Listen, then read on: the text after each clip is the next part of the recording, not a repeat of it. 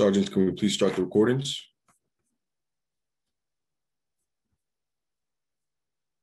PC recording good. Cloud is rolling. Backup is rolling. Sergeant Katowski. Good morning, and welcome to today's remote New York City Council hearing on the Committee on Education.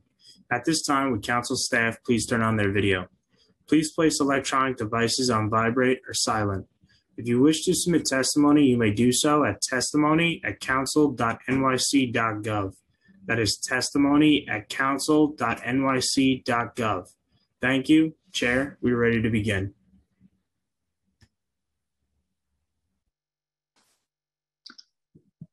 Good morning to all.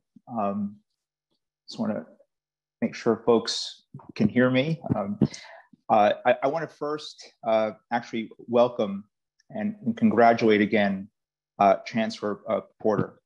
I have to share that it is very much validating to see an educator at the helm of our nation's largest school district.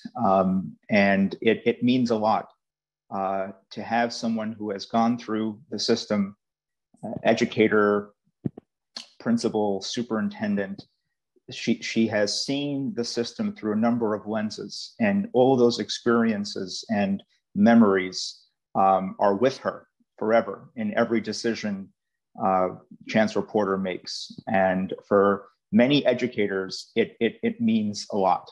And so I just want to congratulate again Chancellor Porter, and we wish her much success during the most trying of circumstances. So, and welcome to your first New York City Council hearing. This is where it's at, Chancellor Porter. So, congratulations to you, and welcome here to the City Council virtual hearing. And I can't wait for us to get back to City Hall. So, good morning, and welcome to the Education Committee's hearing on fiscal year 2022 preliminary budget. First, we will focus on the Department of Education's preliminary expense budget. We will be hearing from Chancellor Nycc Porter and DOE's Chief Financial Officer, Lindsay Oates.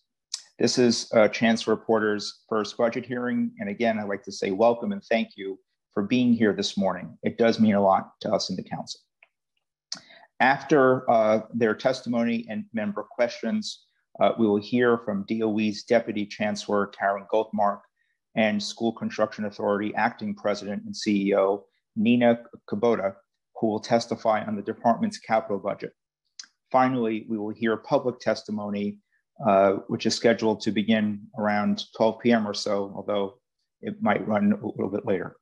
The Department of Education's fiscal year 2022 preliminary budget totals $28.48 billion, excluding pension and debt service, and has grown to represent 31% of the city's total budget.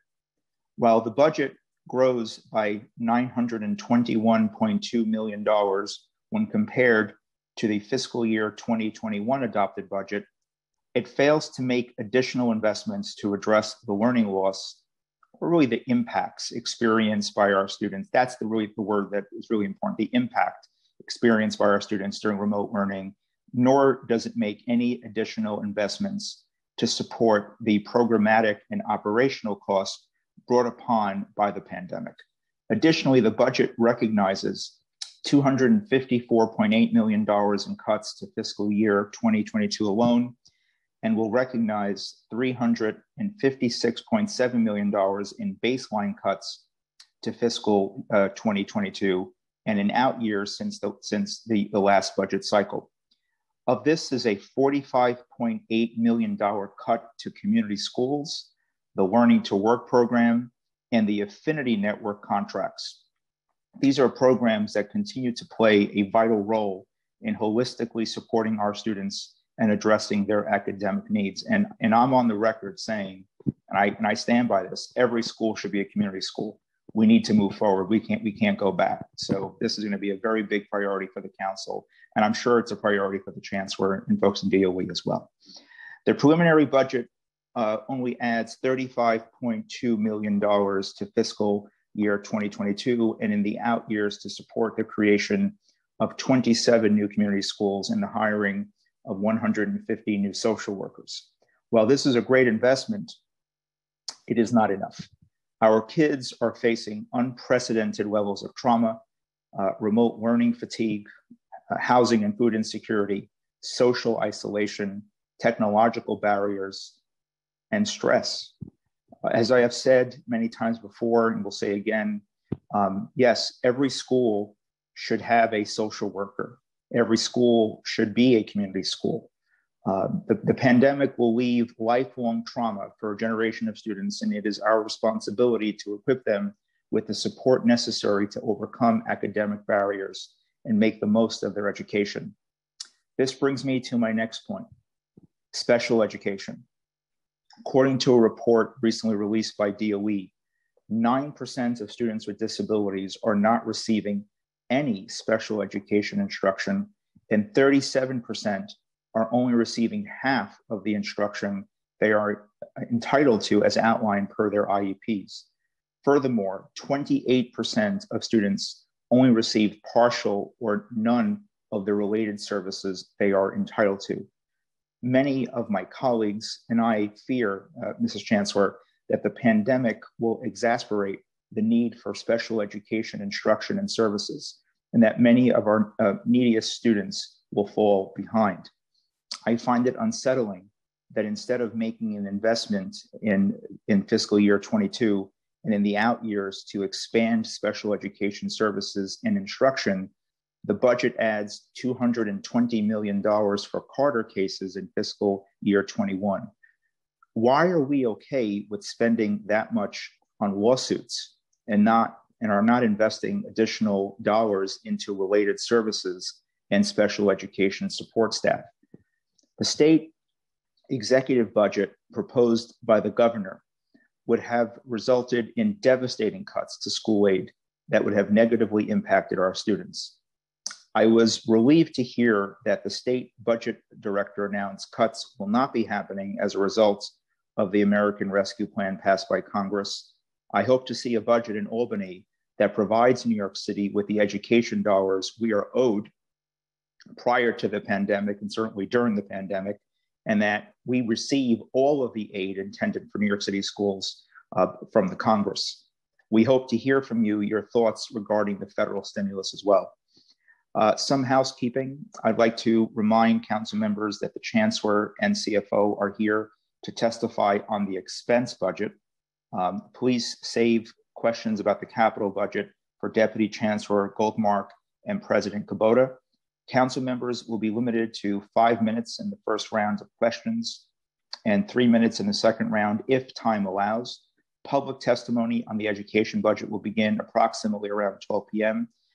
Before I conclude, I want to thank committee staff, Chelsea Badamore, Mrs. Sarkisian, financial analyst, Doheny Sampura, finance unit head, and Malcolm Butterhorn and counsel for the committee, Jen Atwell, and Klima Johnson, senior policy analyst. I also want to thank my staff, Anna Scaife, Vanessa Ogle, Maria Henderson, and Janine Carachetti. I would now like to introduce my colleagues who have joined us for the hearing. And just make sure I have everyone that's present. We have Councilmember Rose, Councilmember Lander, Councilmember Grodenchik, Councilmember Gennaro. Welcome, Councilmember Gennaro. Congratulations. It's great to have you here with an education committee or back to the city council. We have Councilmember Borelli, Councilmember Brennan, Councilmember Lewis, Councilmember Ampry Samuel, Councilmember Kalos, Councilmember Drum, Councilmember Gibson, Councilmember Rosenthal, Councilmember Cornegy, Councilmember Barron, and forgive me if we missed anyone. We'll, I see Councilmember Lander, I think I mentioned. Forgive me if we missed anyone. We'll certainly add additional folks, and with that, we can proceed. Actually, one moment, Chair. Public Advocate Williams was going to give an opening statement, and then we're going to turn, and then I will swear in the chancellor and her backbench. So, yes, and it gives me great honor to welcome and introduce a great partner and friend in government, and truly a champion for public education in New York City. Please welcome Public Advocate Jumaane Williams. Time starts now. Thank you so much, Mr. Chair, and thank you for your partnership and your leadership on so many issues when it comes to our students and their education, and the leadership you've shown in the past year trying to get through this pandemic. Welcoming the Chancellor, and again, congratulations, both my fiance and stepdaughter were brought to tears when you were introduced as they saw themselves in you. And welcome Councilmember Gennaro, who I serve with in person, and now we're on Zoom. So good morning. As mentioned, my name is Jumaane Williams, Public Advocate for the City of New York. I'd like to thank Chair Traeger again for his leadership, continued advocacy around education issues. Earlier this year, the governor presented the state's preliminary budget for fiscal year 2022, which allocates $31.7 billion in funding to school districts through school aid, the school tax relief program, also known as STAR, and federal funds. The budget also allocates $4.3 billion in federal supplemental funds to schools to support ongoing costs related to the pandemic. 2 weeks ago, the Congress passed, President Biden signed the American Rescue Plan Act, $1.9 trillion economic stimulus that will provide $6.1 billion in New York City's budget and $9 billion in K-12 schools across the state. And according to the mayor's financial plan for fiscal year 2022, the city will be allocating $28.5 billion to the Department of Education for this coming school year. Given the fact that we now have additional funding coming into our schools from the federal government, we need the administration to clarify how these funds will affect DOE's budget and our school system. For 2020 to 2021 school year, our Department of Education budget is $34 billion, of which 57% is provided by the city, 36% by the state, and 7% by the federal government and other resources. At a committee hearing back in October, DOE representatives highlighted COVID-19 related expenditures due to the transition to remote learning in their testimony. Money was spent on remote learning devices, CO2 devices, HEPA purifiers, PPE. Given that we now have a growing vaccine distribution, the DOE needs to determine how this last phase of the pandemic will impact its expenses. I'm calling on the DOE to designate sufficient funding so every student has a remote learning device, and every school has enough social workers and counselors.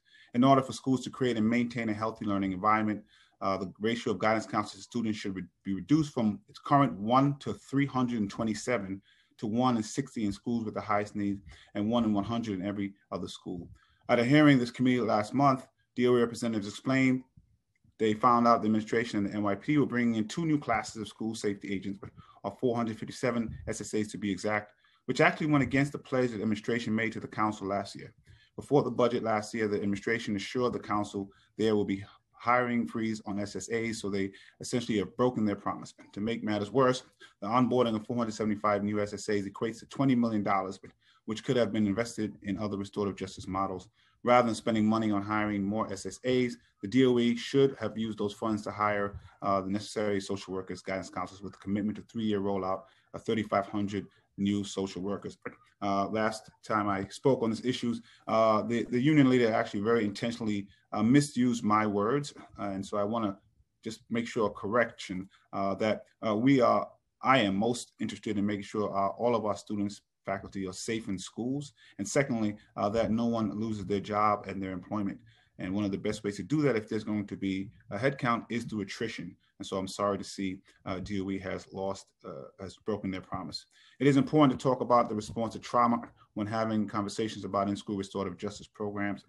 I'm calling on DOE and administration to designate funding for the city's Trauma Responsive Education Program, also known as TREP. The program is currently being funded through a grant from public schools. The training, which is accessible to all city staff citywide, has been extended through June 2021. It will be immensely beneficial to our school administrators and our students if we continue to fund and expand this program in the coming school year.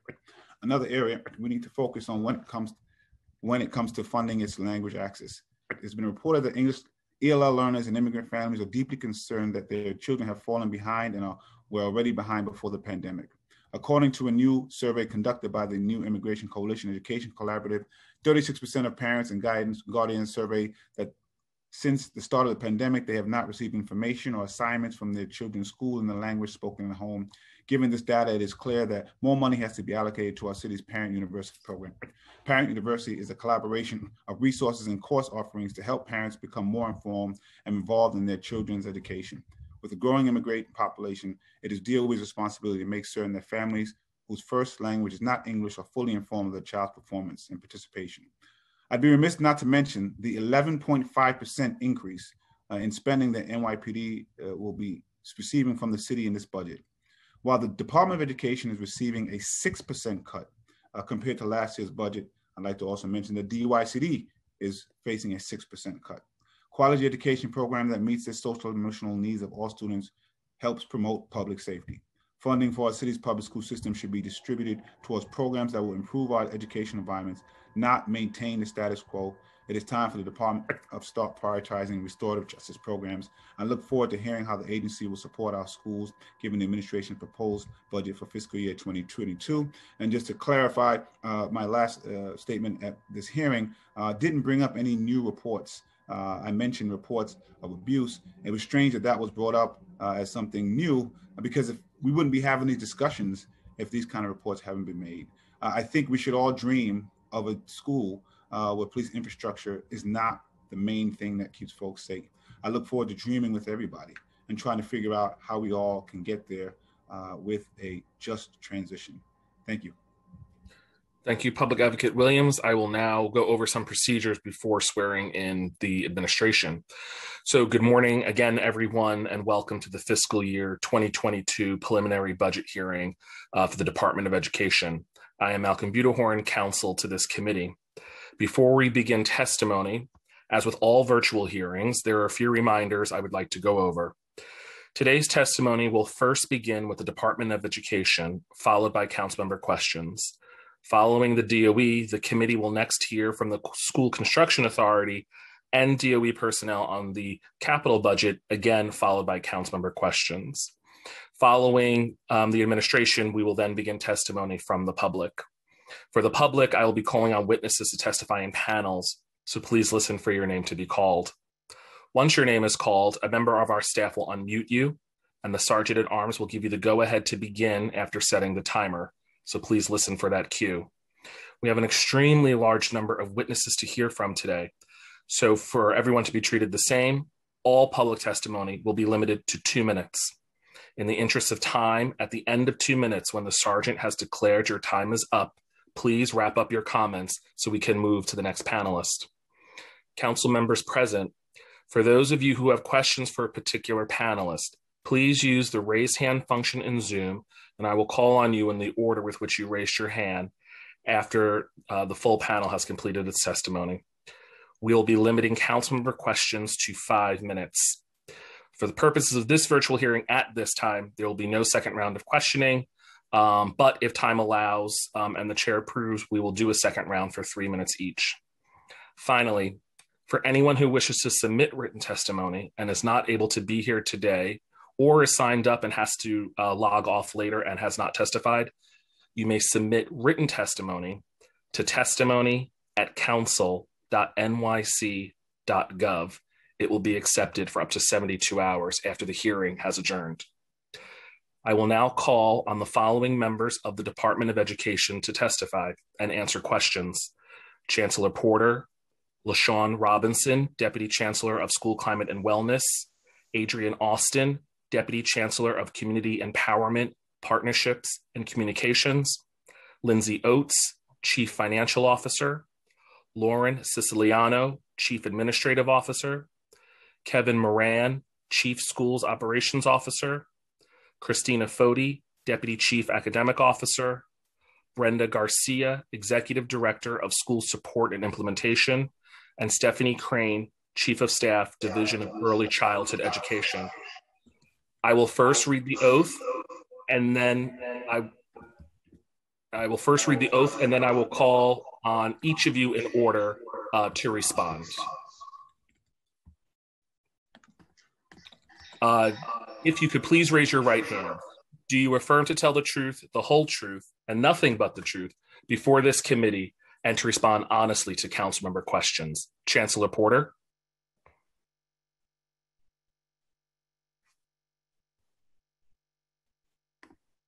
I do. Thank you. Deputy Chancellor Robinson, Yes, I do. Deputy Chancellor Austin, Yes, I do. Lindsay Oates,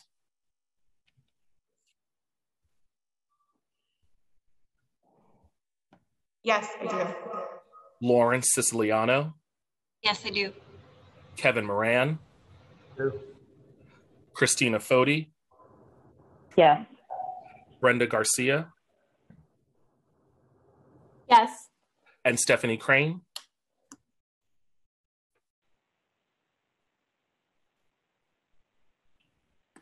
Yes, I do. Thank you. Finally, for question time, due to the large number of administration officials present, anyone that will be answering questions with the Chancellor, if you could please state your name before you speak, it will make it clear in the official transcript who is speaking. Chancellor Porter, whenever you are ready. Thank you and good morning. Good morning, Chair Traeger, and thank you for such a wonderful welcome. Thank you to all the council members for welcoming me into this space, and Public Advocate Williams also. First, I want to apologize for my lateness. The Bronx really tried to keep me this morning, and my council member friends from the Bronx know sometimes the Bronx just keeps you close, but I am here and I'm excited to be here. I also want to just thank and acknowledge all of the council members I've had the privilege of working with in the Bronx, and I look forward to expanding that partnership across the city. So I am Nycc Porter, New York City Schools Chancellor, and joining me today is Deputy Chancellor LaShawn Robinson, Chief Financial Officer Lindsay Oates, Chief Administrative Officer Lauren Siciliano, and Chief School Operations Officer Kevin Moran. I want to thank you for this time to introduce myself and to discuss the Mayor's fiscal year 2022 preliminary budget for New York City schools, as well as the future of the New York City Department of Education at this most unprecedented time. Before I begin, I would like to acknowledge the work of Speaker Johnson, Chair Traeger, and the many individual members of the City Council who have supported our students and schools throughout the years, and of course, particularly this year, this most difficult year that we've all experienced across the city.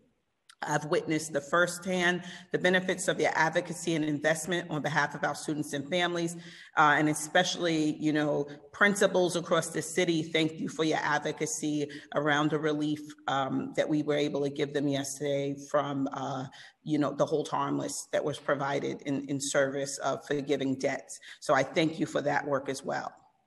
I actually started my first week as chancellor, and today is my 7th day. So I'm like an experienced chancellor now. I started my first week on a 5-borough tour. I visited a school in every borough of the city. I started in Brooklyn, went to Manhattan, had to stop in the Boogie Down Bronx, went to Queens, my borough of birth, but I ended in Staten Island. And I have to tell you that every day and every visit got better and better and better. And it was a joy and a pleasure to see the great work happening in schools and the great work that teachers are doing with students both in person and remote. I also was joined by elected representatives from districts across the city, and together we saw that work firsthand. So I want to thank all of the representatives who took the time to join me. When I think about the ways this pandemic has affected our city, my mind goes to our children first. And that's not just because I've been an educator for more than 20 years. It's because I'm a mother, I'm an auntie, I'm a sister, and I'm a student of this system myself. And it is because of our young people that I carry the responsibility of engineering a significant recovery for all of us in the years to come. In our school right now, the people who are essential workers, they're visionaries and city leaders of the future, our students. We must ground them in opportunities to really move this city forward in a way that we can't even imagine as of yet. It's up to all of us together to give them every tool and resource they need to grow in the next great generation. And I'm proud to be working towards that mission in partnership with all of you.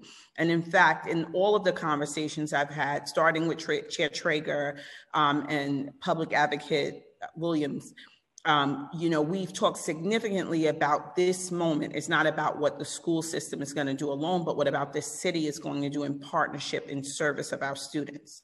So I'm very newly appointed, 7 days, and given that we will be working closely together in the coming weeks and months, I would like to take the opportunity today to introduce myself and to share a little bit about my background and to describe the DOE's goals for all of our schools, students for the coming year.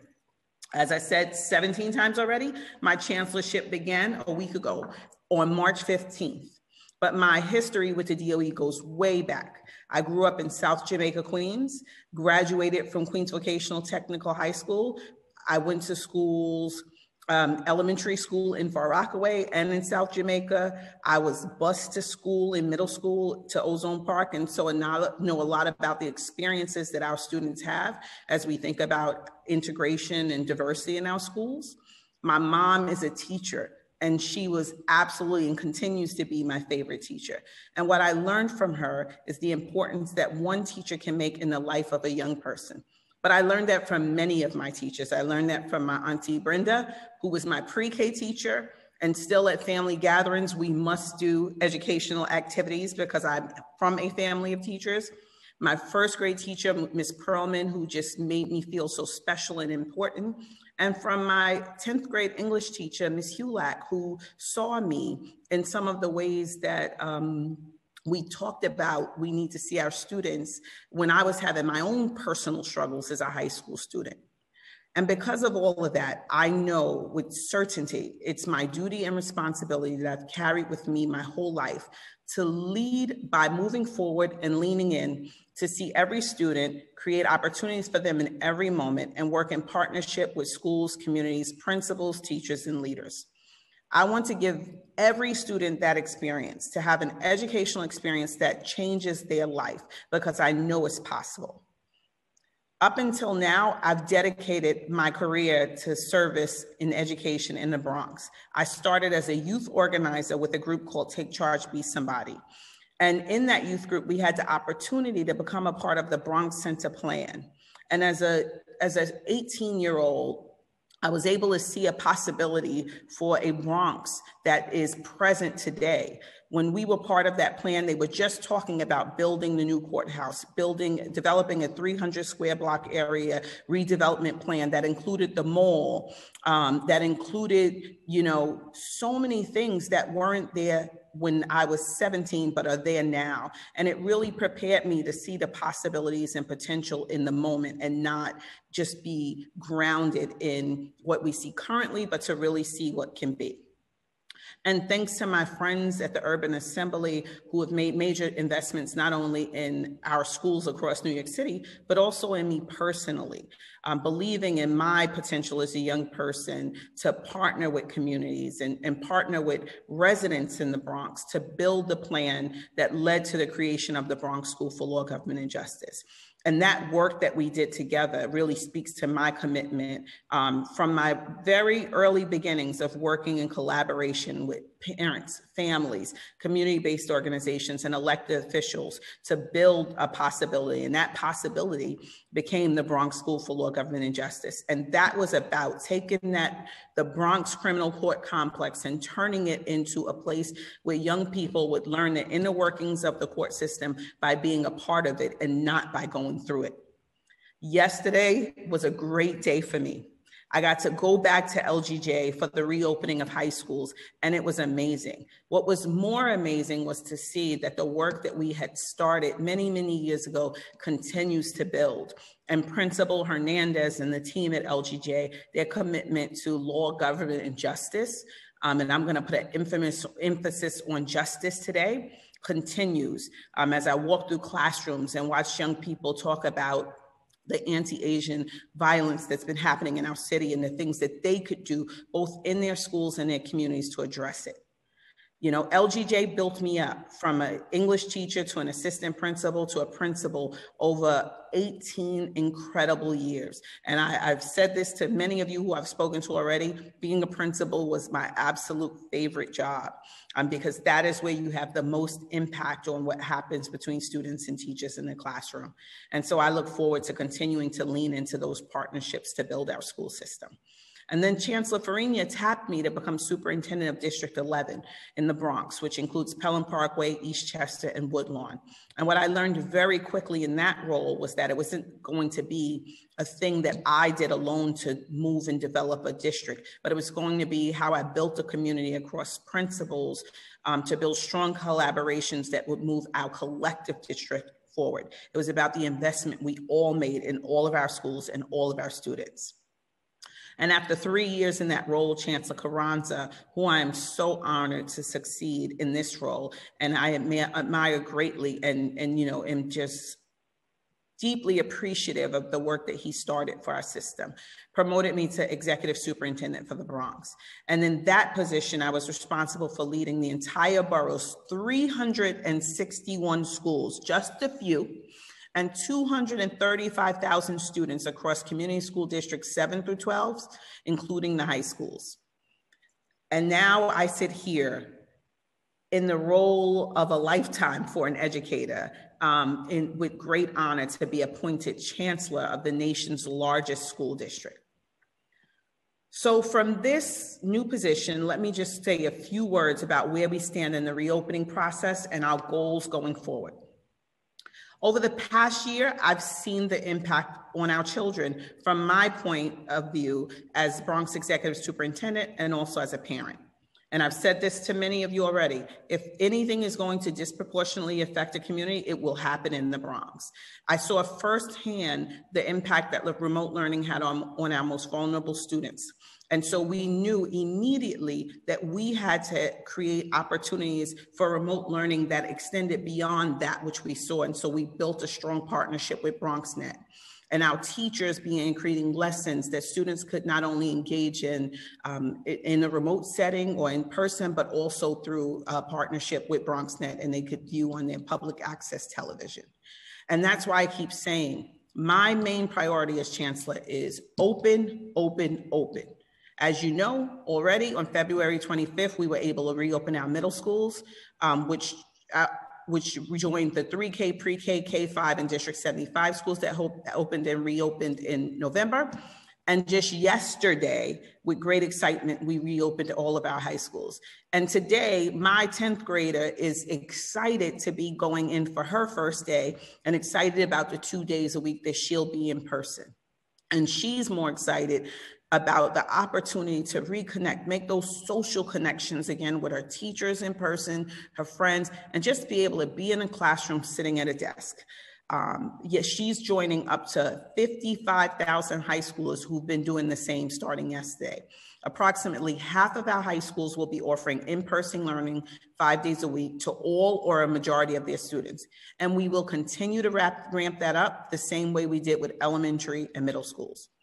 I'm also so pleased that we will be bringing back all sports in April and offering additional PSAL opportunities throughout the summer. This is essential, not only for academics, but for the mental health of our scholars. Sports in particular provide a much needed outlet for our kids, and our children have been without them for nearly a year at this point. By having important offerings and opportunities like sports that are driven by student interest, we can expect to see even more students engaged and excelling in academics. Beginning tomorrow, all families across the city will have another chance to opt into blended learning for the remainder of the school year, thanks to the new guidance from the CDC. This is something I'm very proud to offer because I've heard from so many parents who wanted this opportunity, and I know you have as well. And I can tell you, we're ready to do this. In the Bronx, we saw early on that we could move to 5 days a week, that we could get more students in person, and we started before we asked, because this moment is about what we do for children. It's going to take a Herculean effort on the part of our schools to open, and we're going to help them and guide them through it so that we can serve as many in-children students as in person as possible. And we're going to need to do this together with all of you. Health and safety. As of today, with our high schools back open, we have up to 315,000 children learning in physical classrooms, leading the nation by leaps and bounds. And that number will grow even more in April when we implement the CDC's 3-foot guidance and open our 3K, pre-K, elementary school, and elementary District 75 schools to additional students. And we know that it is safe. In fact, with a 0.57% COVID positivity rate, our schools are the safest places to be, and it's where our children need to be. So we are going to continue with what we know works: weekly in-person testing for our students, educators, staff, and now our student athletes and coaches, 30-day supplies of PPE, nightly cleanings, mandated social distancing and mask wearing, and support and monitoring from our situation room. And I can't talk about this without acknowledging the great work that our custodians, our school food folks, our school safety agents, our crossing guards, and our nurses have done in our schools to make all of this happen. New York City's school reopening plan remains the gold standard, and it's a proven approach to safety. We're proud that many of our measures are now included as national guidance from the CDC as best practices for schools across the nation. None of this would be possible without our school staff and educators, the hardest working group of people out there. I'm also excited about what the summer holds for our students. This summer school will be more important than ever before, given the year we're coming out of. It's absolutely crucial for many students in order for them to be set up for success for the coming year. And right now, we are reimagining what summer school can and will be, because what we know is that this summer will not be like summers past. This summer needs to be the most exciting, most fun, most academically impactful. It needs to address the social and emotional needs of our students and meet them where they are to build that bridge to September. Reopening goals for September. In the weeks ahead, we will be making progress toward our shared commitment to fully reopening all of our schools to all of our students in September 21-22. Our 2021 Student Achievement Plan reflects the realities of this past year of learning and looks ahead to what our students will need next year. It is rooted in healing and a 21st century approach to learning. First and foremost, I want to give every student the option to go back into school buildings 5 days a week starting this fall. I want New Yorkers to know that our buildings are safe and our schools are ready to open. And I hope to see everyone back full-time come September. But we know we are opening schools to a different reality than we closed. We are coming back from the hardest year of our collective lives. So second, I want to make sure that what we teach reflects students' lived experiences, including any trauma related to this past year, and that they see themselves in the curriculum that they experience in their classrooms and in their schools. We will have social emotional supports in place as well, not only for our students, but we also must wrap ourselves around our staffs. We are aware that many people will be returning to schools where they've lost somebody. They may walk past an office that was once occupied by someone else who's no longer there. They may think about a paraprofessional who supported them or a kitchen worker who gave them an extra lunch every day. So we will have a dual-pronged approach addressing both academics and social emotional learning. And we will continue to support our more vulnerable students, including our students with disabilities, students in temporary housing, and multilingual learners as a priority going forward, as we have done throughout this pandemic. Third, I want to take the lessons we've learned during the pandemic into the next school year. As an example, the pandemic forced us to harness technology to create a 21st century learning experience, and we've delivered nearly 500,000 devices into students' hands. At the same time, it showed us that human interaction is critical. Nothing, absolutely nothing, replaces the experience between a student and a teacher in a classroom. So I want to bring these two worlds together using technology to address students' individual needs, both for those learning full-time in classrooms and those who may wish to continue learning remotely. Budget. These are the overarching priorities, needs, and initiatives that underpin our budget for the coming fiscal year. The Department of Education's budget for fiscal year 2022 is approximately $35.1 billion. I'm pleased that the budget includes $35.2 million for fiscal year 2022 and out years for social emotional learning and mental health work, including an expansion of 27 new community schools and 150 new social workers. As you know, we weren't able to count on stimulus funding until very recently, and we were facing a dire financial picture. However, the tide is beginning to turn in terms of both the virus and the budget. The preliminary budget included reductions of approximately $293 million, but as a result of Senator Schumer's advocacy and the Biden administration's commitment to ensure FEMA funding is available to New York City, the mayor has already announced $194 million will be restored, including the savings involved in fair student funding. We are currently reviewing the new federal stimulus legislation that was just signed into law and how it will further impact our schools. We know that the state could supplant this funding like they did with the last federal stimulus. This means they replace regular state funding with federal funding, denying us our full allotment from the state. This would harm our students since we need every dollar we can get from the federal government to ensure our schools come back stronger than ever. So we are eager to continue to working with the council to make sure our schools get the full amount they are owed. We are pleased to see that the Senate and Assembly proposed to pass through to New York City our full stimulus amount. With the full stimulus funding, we can deepen our investments by beginning to tackle the lasting impacts of the pandemic and specifically build on our commitments to address the academic and social emotional needs of all of our students who've gone through incredible challenges over the past year. We are advocating our case in Albany every day. Working closely with the mayor's office and the mayor's executive budget will include our proposals for how to use the stimulus funding passed to us through the state budget process. And we are and continue to be grateful for your advocacy on this front as well. I want to conclude by reiterating the pledges I made to our communities on the day my appointment was announced. To our students, to young people, I'm indebted to you as a leader, as a teacher, as a principal. We'll expand learning opportunities and do more to address trauma and academic needs.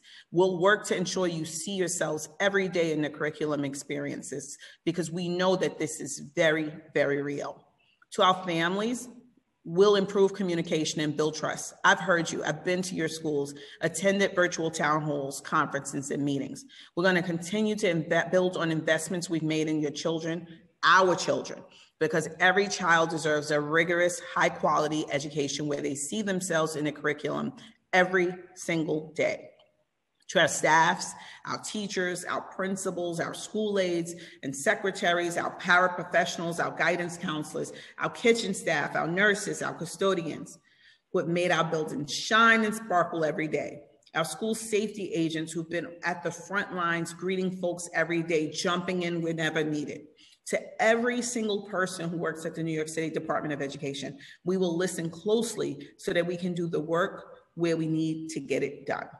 And to all of you on the City Council and to our many advocates and community leaders, this moment is not about what the school system will do alone. It's not about what I will do alone, but it's about what New York City will do together to invest in our children, to make sure our children know we put them first in this city.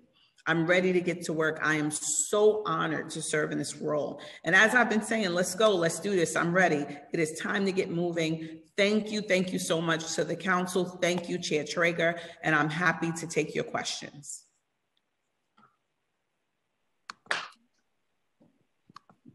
Very awesome welcome introduction, Chancellor Porter. Again, welcome again. And just want to note also, we've been joined by Councilmember Salamanca, Councilmember Riley, Councilmember Miller, and Councilmember Rodriguez. And I also just want to quickly note on the record to publicly acknowledge and thank former Chancellor Richard Carranza as well. He is someone who I spoke from his heart, spoke his truth, educator as well, and was extremely accessible, visible, visited every corner of our city, and followed up on commitments in terms of increasing supports for our kids when I first met him. So I want to just publicly acknowledge that and thank him for his service to the city of New York. And also say that former Chancellor Farina has an expression, which I shared with Chancellor Porter, that the answer is in the room. And the answer to lead our nation's largest school system was in the Bronx.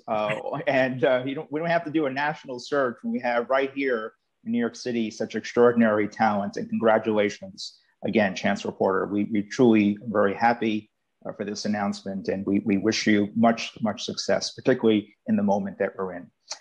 Now we'll get to questions. And I know that we touched upon this in the opening. Just kind of, if there's any further clarity, I'd appreciate. We know that there is still a level of uncertainty from the state with regards to school aid, which is in flux. How much additional education funding do you expect New York City to receive as a result of the American Rescue Plan and the previous stimulus that was passed in December? Is there any rough estimate which the DOE has at this time? Thank you for your question, Chair Traeger. I'm going to ask Lindsay Oates to take that question.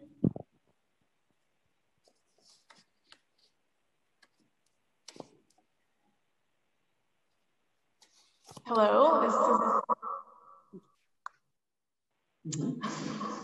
can you hear me? Yes, but there's a lot of feedback. Do you have us on the live stream in addition to the Zoom? No. I'm muted. All right, we'll just give you one moment. Well, this is a real life example of the joys of remote virtual work. So that we certainly appreciate everyone trying to make it work. Lindsay, just acknowledge when you want us to unmute you again. All right, if we can go ahead and unmute Lindsay, we'll try it again. Okay, can you hear me now? Yes. Yes, go ahead. Can you hear me now? Yes, can you hear? Yes, okay, great. Thank you for your patience. Good morning, Chair Traeger. Nice to see you. As always, thank you for the question. I'm thrilled to talk about good news with all of you today. We've all talked about extremely hard cuts and declining resources for the department over the last several years. And those have been hard conversations. And as always, I have very much appreciated, Chair Traeger, your advocacy and that of all council members to ensure that education has what we need during tough fiscal times. So your question, Chair Traeger, was about stimulus funding. We, of course, don't exactly know what the full value of the stimulus funding will be, partly because the state's enacted budget, as you know, has not yet happened, and that very much will influence the outcome of the stimulus dollars that we will get, and then we will see what the city's executive budget will do in terms of our stimulus dollars for fiscal year 22.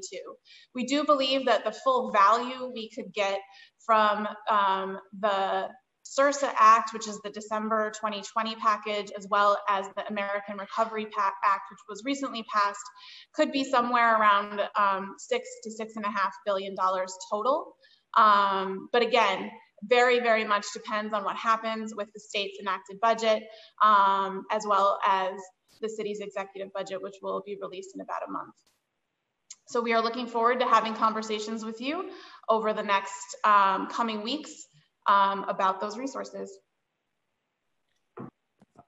Thank you, Lindsay. And just to get a note for my colleagues and those watching, there was a federal bill that was passed last December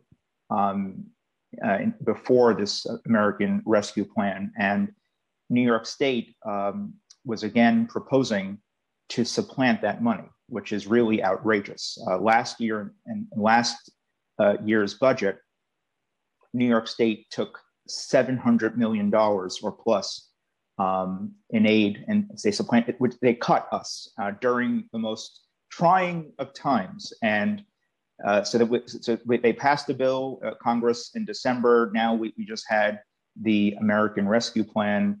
So it's really important to hone in on what exactly is the amount for New York City. And also the state is proposing not just cuts, but also increased mandated costs down to the city, which also is really a cut.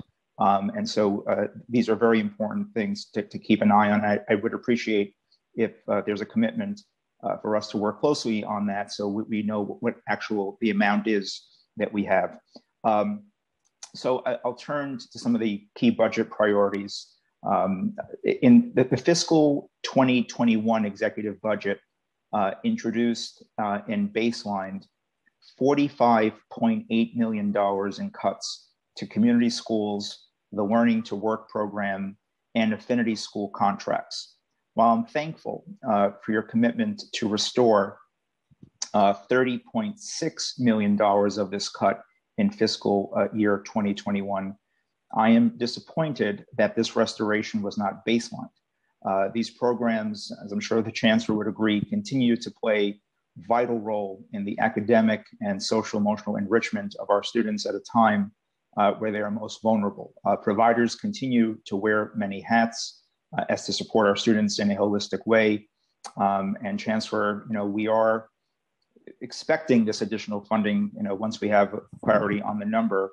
But can you commit, once we know what the number is, can you commit to restore and baseline funding for these programs? And if not at this time, what can you do to help us advocate for the baseline funding to be restored?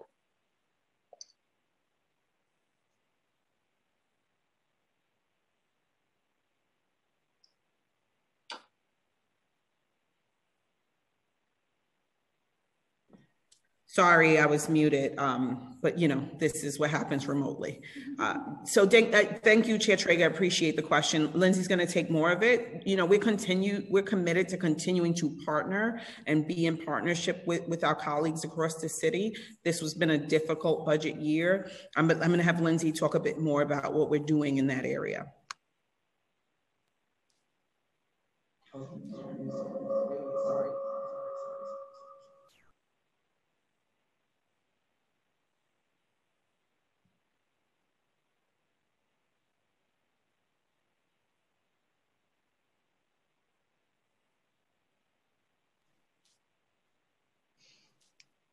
Thanks for the question, Chair Traeger. And we, of course, again, appreciate your advocacy for the restoration that we had for these important programs this past November plan, and particularly for your advocacy fully restoring the community schools reduction.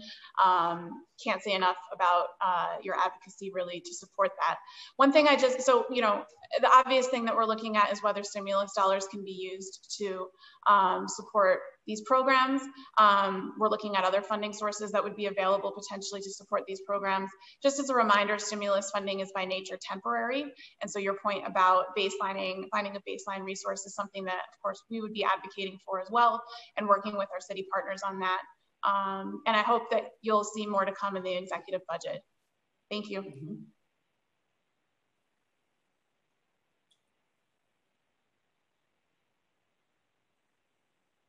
And Lindsay, if I could just quickly follow up on that, and I appreciate the answer. And I think, and I just want to note, I think there is a lot of alignment between the council and folks at DOE on the importance of community schools, LTW.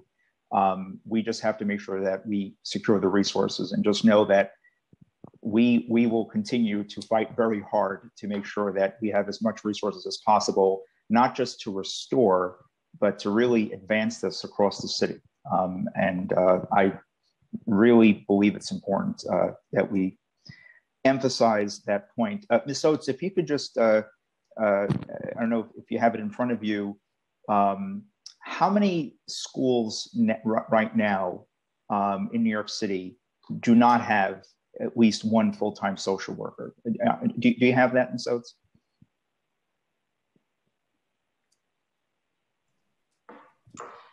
Chair Traeger, I do not currently have that number with me, but I will be happy to work with the team and follow up. Yeah, and also if you could just, when following up on that point, without a social worker, without at least one full-time counselor, to give us a budget estimate of how much would it cost to make sure that every single school had at least one social worker, had at least a counselor. I think it's really important, because to me, it's not about going back to what February looked like last year. It's about making sure that we move forward and that we have adequate supports in every single school, because we need to look forward, and we can't go back. So I definitely would appreciate that. I also want to just mention that the preliminary budget proposes cutting $40 million in fiscal year 22 to school allocation memoranda, known as SAM. Like fair student funding, SAM allocations are essential to individual school buildings and can be used for supplemental programs and hiring of staff. Do you believe that this cut to SAM detrimentally impacts schools' ability to provide a basic and sound education? And of this $40 million, do you believe that a majority should be restored to support our schools?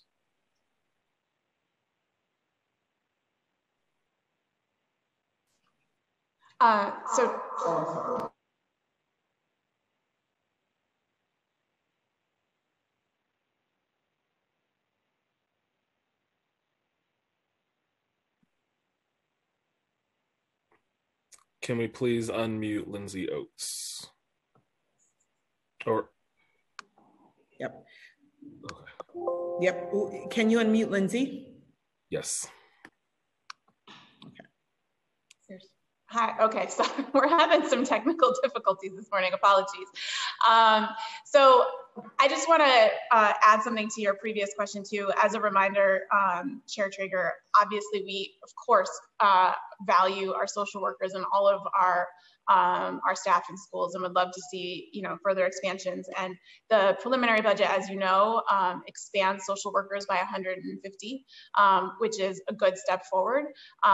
In terms of the school allocation memorandum reduction that was continued in the preliminary budget, that $40 million, we absolutely, and I think that I'm right there with you in advocating for support for school budgets. That is among the top of the list of items that we would look to restore. Absolutely. We do not want to take school budget cuts ever, and particularly not with the opportunity to do otherwise going forward. So we will, it was a different time in January when the preliminary budget came out, and a lot of positive things have happened since then. And we'll be working with you and others to hopefully advocate for that restoration. That allocation impacts school budgets and also some early childhood programs, and we would seek to restore both of those. Thank you, Lindsay. I'm happy to hear that is a priority as well for the DOE. Quick question on technology, because this comes up certainly in my conversation with many principals and school communities. Does the DOE have any information? How many requests for new or replacement devices have you received this fiscal year? And have students received all of their requested technology at this point?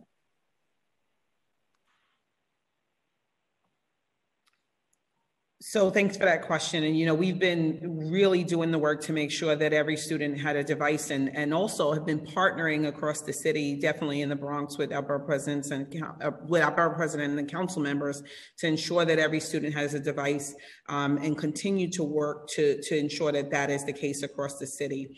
This moment has allowed us to really cross the digital divide in a real way with our students. But to speak specifically, I'm going to ask Lindsay or Lauren to jump in and give you some specifics about where we are with devices. Lauren, right? Yes, Lauren. See, I'm learning what everyone does around here.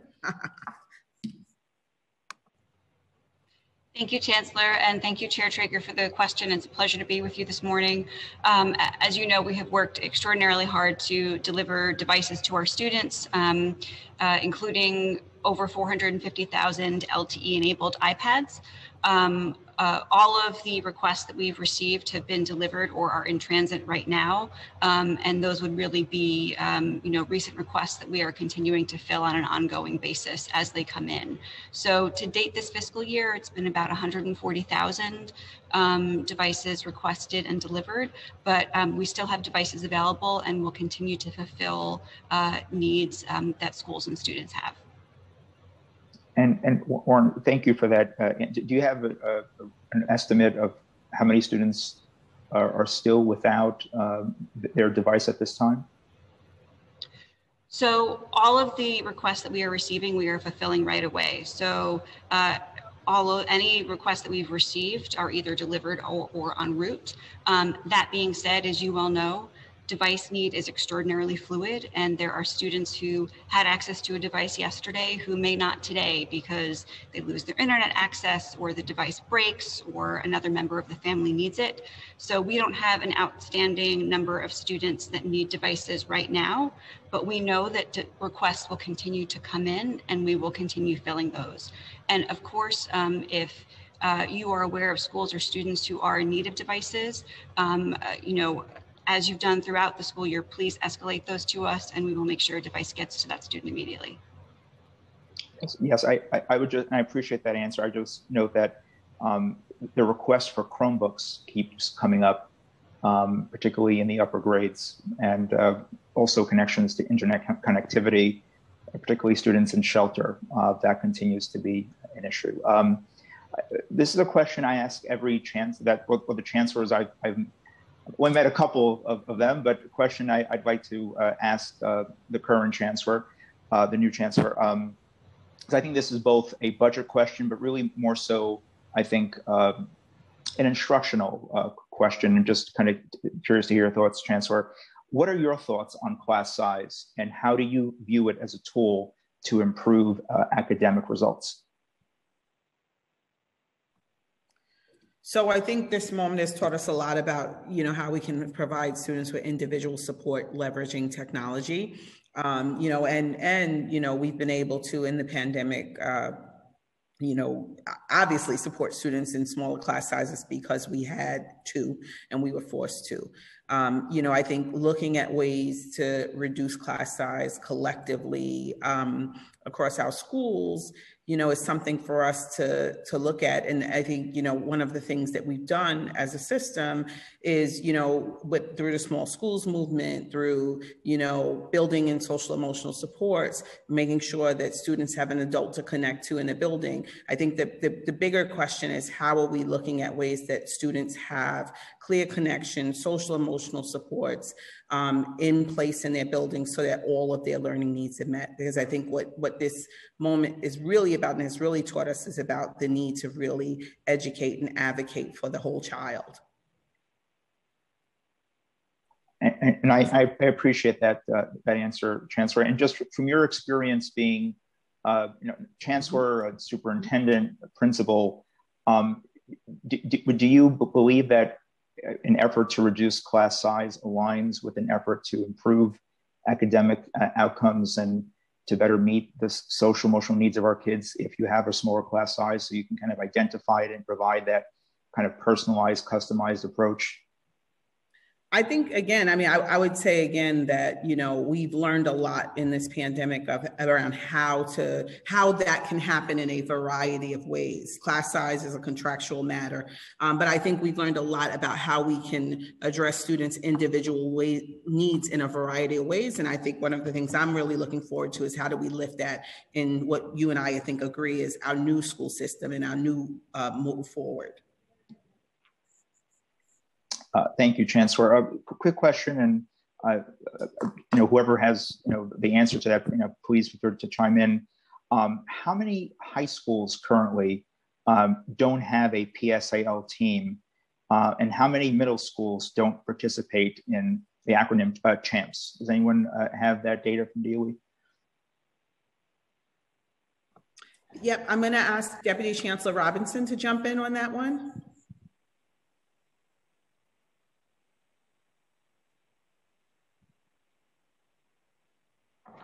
Thank you so much for that question, Chair Traeger, and for your partnership with public schools, athletic leagues. I know that that's important for you as well as for our new Chancellor, Chancellor Porter, who has made this work a priority.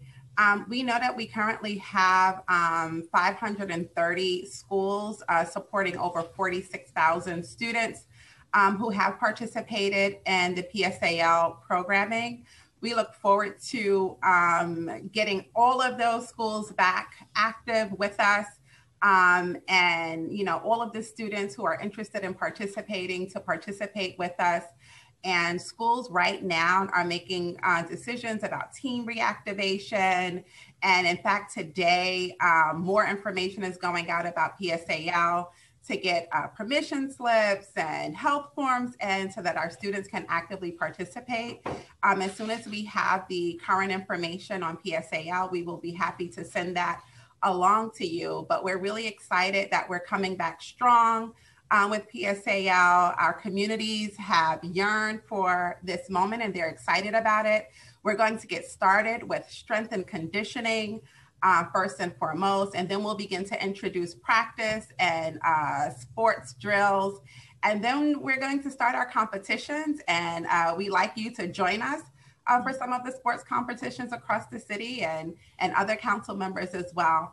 But we know, as our chancellor has said, how important sports are to keep young people connected to their peers and to caring adults, and also for their mental health and wellness. It's a whole child model within our school system, and we're always looking at increasing access to sports programs, but also increasing access in places where we didn't have access previously. That is a priority for us as well. So as soon as we have that information, we'll share that with council. And thank you again for your partnership, and we look forward to continuing to join forces in this journey for access, participation in sports programming. Thank you, Deputy Chancellor Robinson, for your leadership and partnership as well. And I would just note for the record very quickly that, you know, when the mayor talks about reopening PSAL, which, you know, I think is a great thing, and I also want to give some kudos to some of the members of the council. I know Councilmember Borelli, Councilmember Brennan, many of them have been very forceful advocating for PSAL reopening. But one of the things I want to note for the record is that many communities, particularly communities of color, don't have PSAL teams because they don't have adequate resources. And that to me is just not acceptable.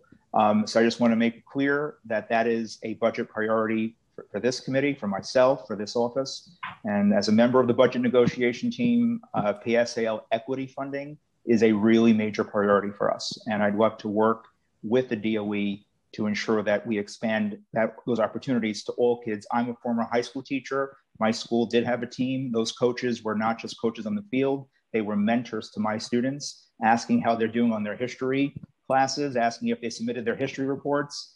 And I appreciated that partnership I had with the coaches and that entire support system. So PSAL is a major priority. Chancellor, I want to just follow up on summer. And I absolutely agree with you. There's a lot of alignment and agreement with regards to reimagining summer. I think we need a universal summer for all children, families who want and need those reconnections. Yeah. You know, can you just elaborate further on what you believe is needed at this time for our children and families? And I know this will require a partnership between DOE, DYCD. It's more than just DOE. If you had an infinite amount of resources, and we're going to work to get you as much as possible, what should summer look like for our children and school communities? So thank you for that, Chair Traeger. And we talked a lot about this, and I can tell you that the partnership has already started with DOE and DYCD. This summer needs to be about, one, building the bridge back to in-person instruction for students, helping families feel safe and welcome into their school community, but also providing an opportunity for every student who wants to be in a summer experience to have that.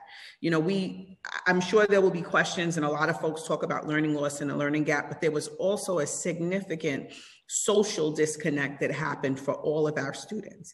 And so this summer needs to be about providing enrichment opportunities, academic support, social emotional supports, real wraparound services for our students, particularly our K-8 students. And then we need to think creatively about our high school students as well. How are we building SYEP opportunities, learn to work opportunities, right? How are we addressing the credit needs they have, the social emotional needs, the financial needs that they may have? And so we're working really closely with DYCD. We also are working with the United Way of New York City and really see this as a moment to build.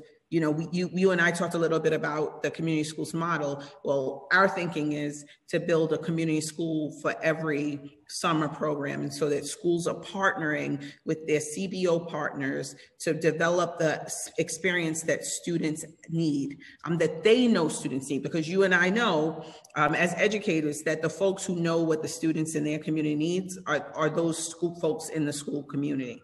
And so that's what this summer is going to be about. We want to make sure social emotional needs addressed, academic needs are addressed. We want to make sure students have fun.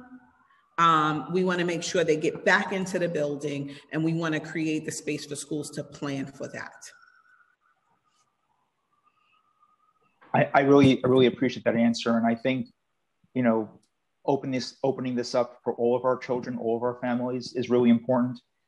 Usually summer school is a time where students who are assigned to summer school, I think, quite frankly, all of our kids could use some reconnections right now. And I use the word connection because schools are not, if there's anything, this pandemic has proven quite a bit, but schools are more than just academic centers. They are the great equalizers for our kids. Regardless of what was happening in the world, that's where they feel safe, supported, loved, secured. And we need to reestablish those connections for them as soon as possible and as meaningfully as possible. So I really would like to work further with you on that. Final question, I'll turn to my colleagues. Special education, which is really, really critical, really important. Again, as I mentioned earlier, according to the February report on special education services, 9% of students with disabilities are not receiving any special education instruction. 37% are only receiving half of the instruction they're entitled to as outlined per their IEPs. 28% of students only receive partial or none of the related services they're entitled to. Despite these stats and the possibility that the pandemic will exacerbate the need for special education instruction, the prelim budget makes no new investments to support additional special education instruction and related services. Why doesn't the budget add any new funding to support special education instruction and related services for our kids? So we will continue to prioritize our students with disabilities. We know that, putting their needs first is, foremost a priority for our students. And we will continue to ensure that the schools have the materials, the staff resources, and supports needed to successfully support and teach our students with disabilities. I'm going to ask both Lindsay and Deputy Chief Academic Officer Fody to speak specifically about the budget part and the special education needs and what systems and structures we've been able to put in place to support our students. Thank you, Chancellor. Sorry. Wait, I can't find the thing. Thank you. Good? No. It went away. Okay. Thank you for your patience. So as we talked about earlier, Chair Traeger, the budget condition at the prelim budget was very different than what we're talking about now.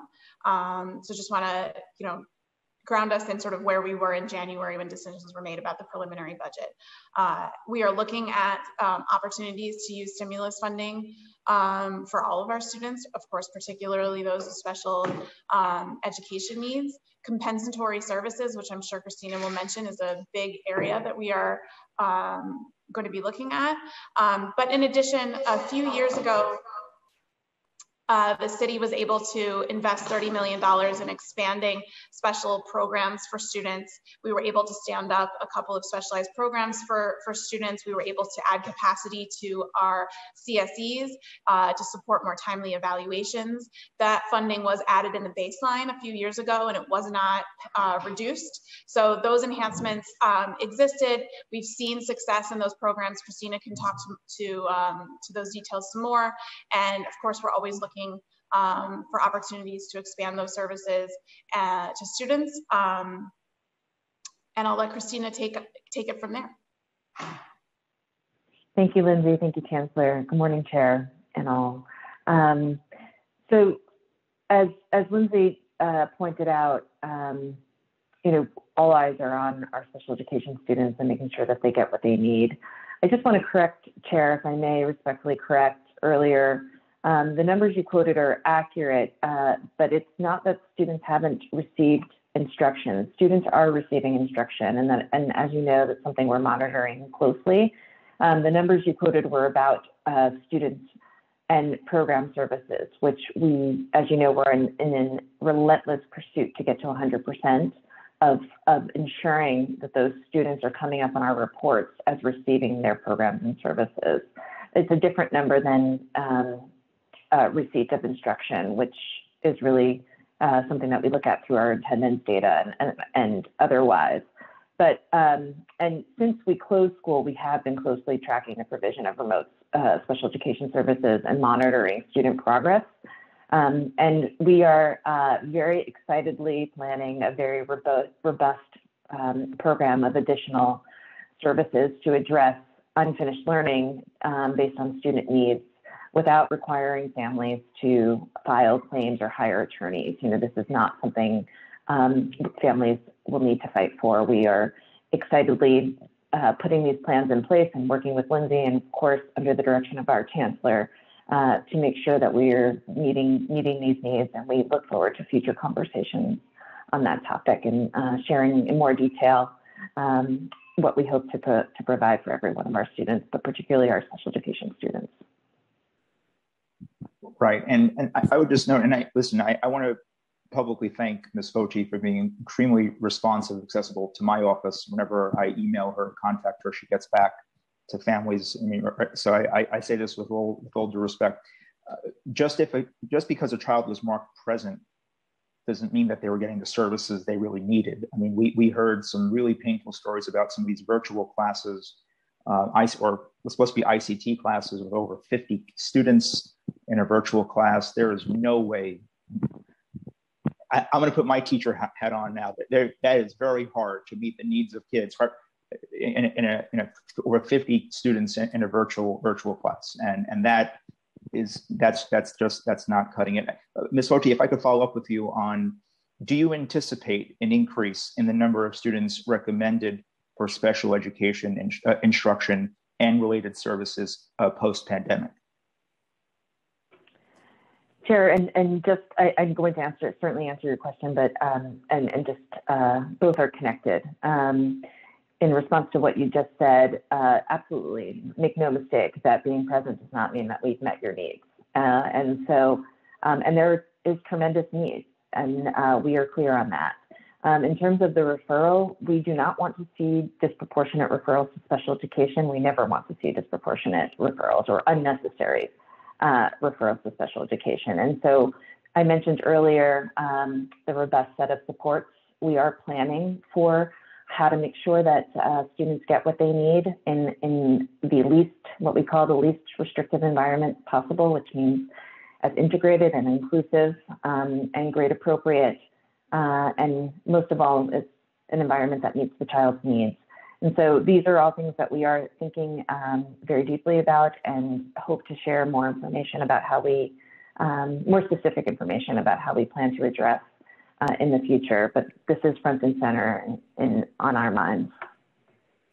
Yeah, and just note, we have over 200,000 students with IEPs in our school system. And at last count, we had, I believe, somewhere in the neighborhood of 500 or so school psychologists. Ms. Foti, do you agree with my view that we need to hire many more school psychologists, particularly also in District 75? I think that our psychologists are an invaluable resource. We have approximately much closer to 1,000, but nonetheless, they play an incredible role in the lives of our students, academically and socially and emotionally. And we are really assessing overall need and how psychologists can best support in the upcoming year ahead. I think more to come on that front. Certainly can't speak to whether or not we're able to increase capacity at this point, but acknowledging the importance of the role that our psychologists play.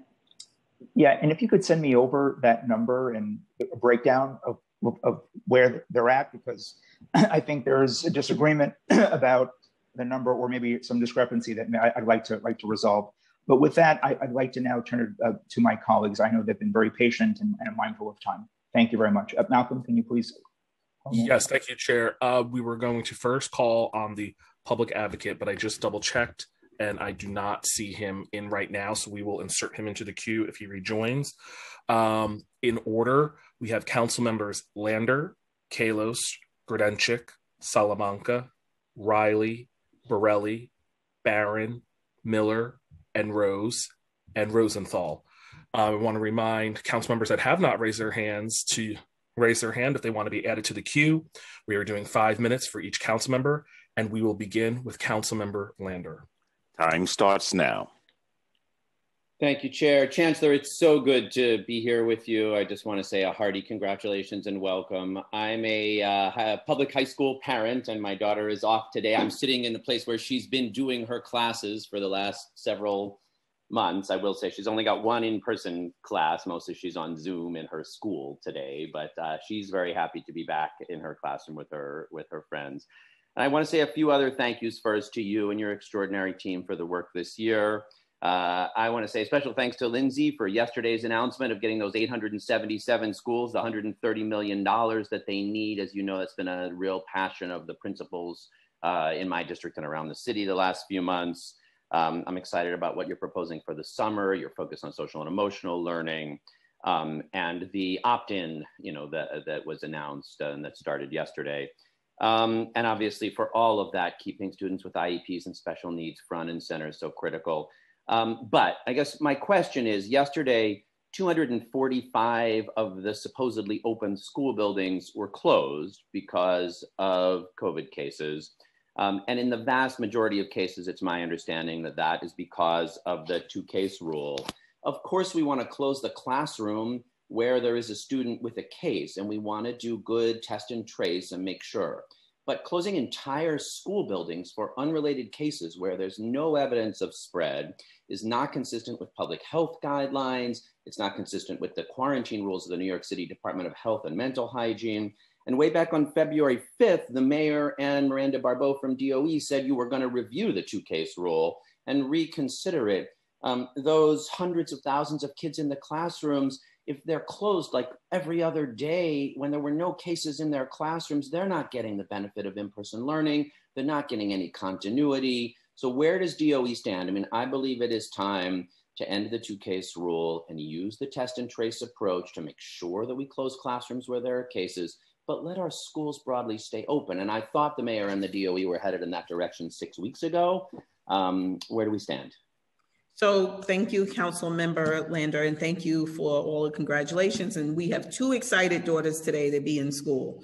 We are definitely, this, because you've been at this place longer than I have been in this seat, we are grounding all decisions in health and safety, but we are really leveraging the new CDC guidance to really look closely at the 2-case rule. And I can tell you every single day that I've been in this seat, all 7 of them, we've been talking about ways that we can address that, remediate that, and look at a classroom differently than we look at a school building. So more to come. Right, that's very encouraging. A classroom different from a school building makes a lot of sense. When parents are just every single day, every minute asking me about this, when can we expect some more clarity from you? Give me a little time. A little time is a week. Not much time. I'm going to ask if Kevin can jump in on this with me. But we are, the new CDC guidance was really promising in this area in particular.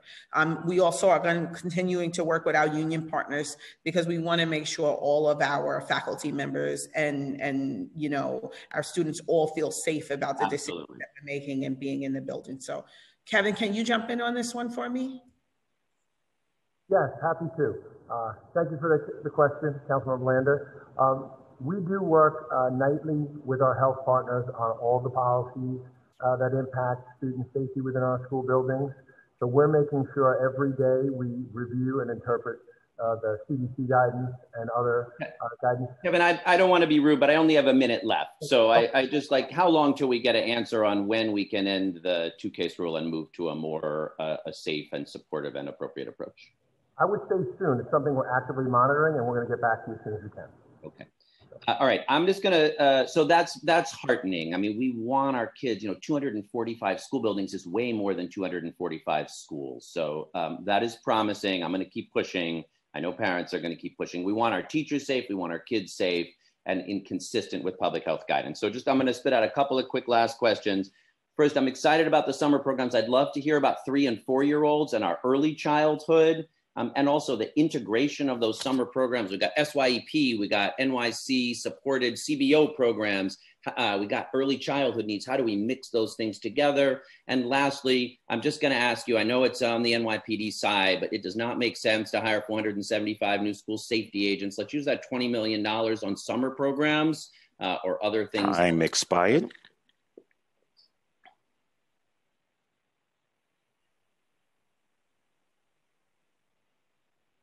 You're unmuted, Chancellor.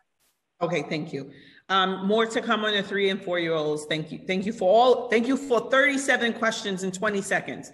More to come on the 3 and 4-year-olds. Definitely working on SYEP expansion, and DYCD is really excited about that, and we're excited to partner on that together. School safety agents, more to come. We're continuing to do that work and move forward. So more to come on that as well. Thank you. Thank you. For the record, we want to also acknowledge that we were joined by Councilmember Levine, and next we are going to turn to Councilmember Kalos, followed by Councilmember Grodenchik. Time starts now.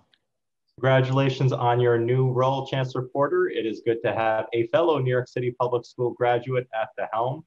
If no one warned you about me, I'm going to ask 3 questions. They're going to be on 3K, school seats, and laptops. And I'm asking you to get the answers within the 5 minutes provided, so pencils out.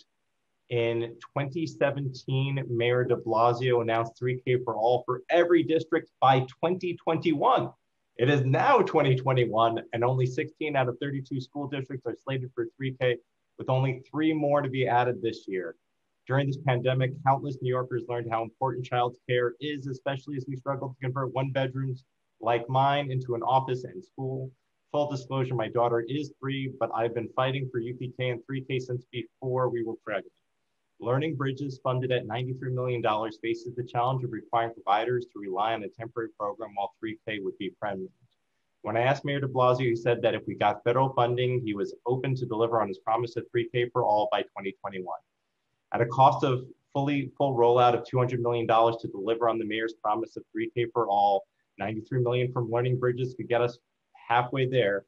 Can we roll it out now instead of leaving a broken promise for the next mayor to fulfill? The second question on school seats, we don't have enough school seats. That's why I wrote Local Law 167 of 2018 to create transparency around school seat need, and we won 824 new seats for my district. These seats are currently funded in the budget at roughly $100 million, and we have found 2 sites to build the school seats we need. Schools in my district are deeply segregated. I'm asking that instead of building 1 school to fulfill a longstanding seat need in the neighborhood that will lack diversity on day 1, will you support building 2 schools for a total of 1,650 integrated school seats? And the last question is that the mayor and your predecessor promised every student who needs one an iPad that was purchased at nearly twice market rate as children struggle to tap out essays without a keyboard. How many children are still waiting on devices? How many never got logged in? And would you support my legislation to give every student who needs one a laptop along with internet and a culturally responsive textbook? All right, I'm gonna thank you, Council Member Kalos, and I'm so glad I have so many friends, former school system members, teachers in this council. So I'm gonna jump right in and pass all of these things around, but excited about partnering around making sure devices and Wi-Fi are in the hand of every New York City public school student. Lauren's gonna jump in on devices, Karen's gonna jump in on buildings, Stephanie's gonna jump in on Learning Bridges, and more to come on 3K and pre-K. But let's start with 3K and Learning Bridges, please. All right, Stephanie. You got 2 minutes. Can you unmute Stephanie Crane? Yep, bear with us as we go about unmuting each person. There we go. Yep. Good afternoon, Council Member. As always, appreciate your support on 3K and Learning Bridges. So as the Chancellor mentioned, We continue to think about ways that we can expand 3K given the new stimulus funding and just the way we have seen childcare support our city as well in the Learning Bridges form and in 3K and pre-K. So short answer is we're going to come back to you soon, but we hear this clearly as a priority and would value your partnership in this work and all the great ways you've contributed so far. So I'll help you find the sites. Be in touch with you soon. Yes, I remember many calls going over all the sites. So more to come, and thanks again for your advocacy.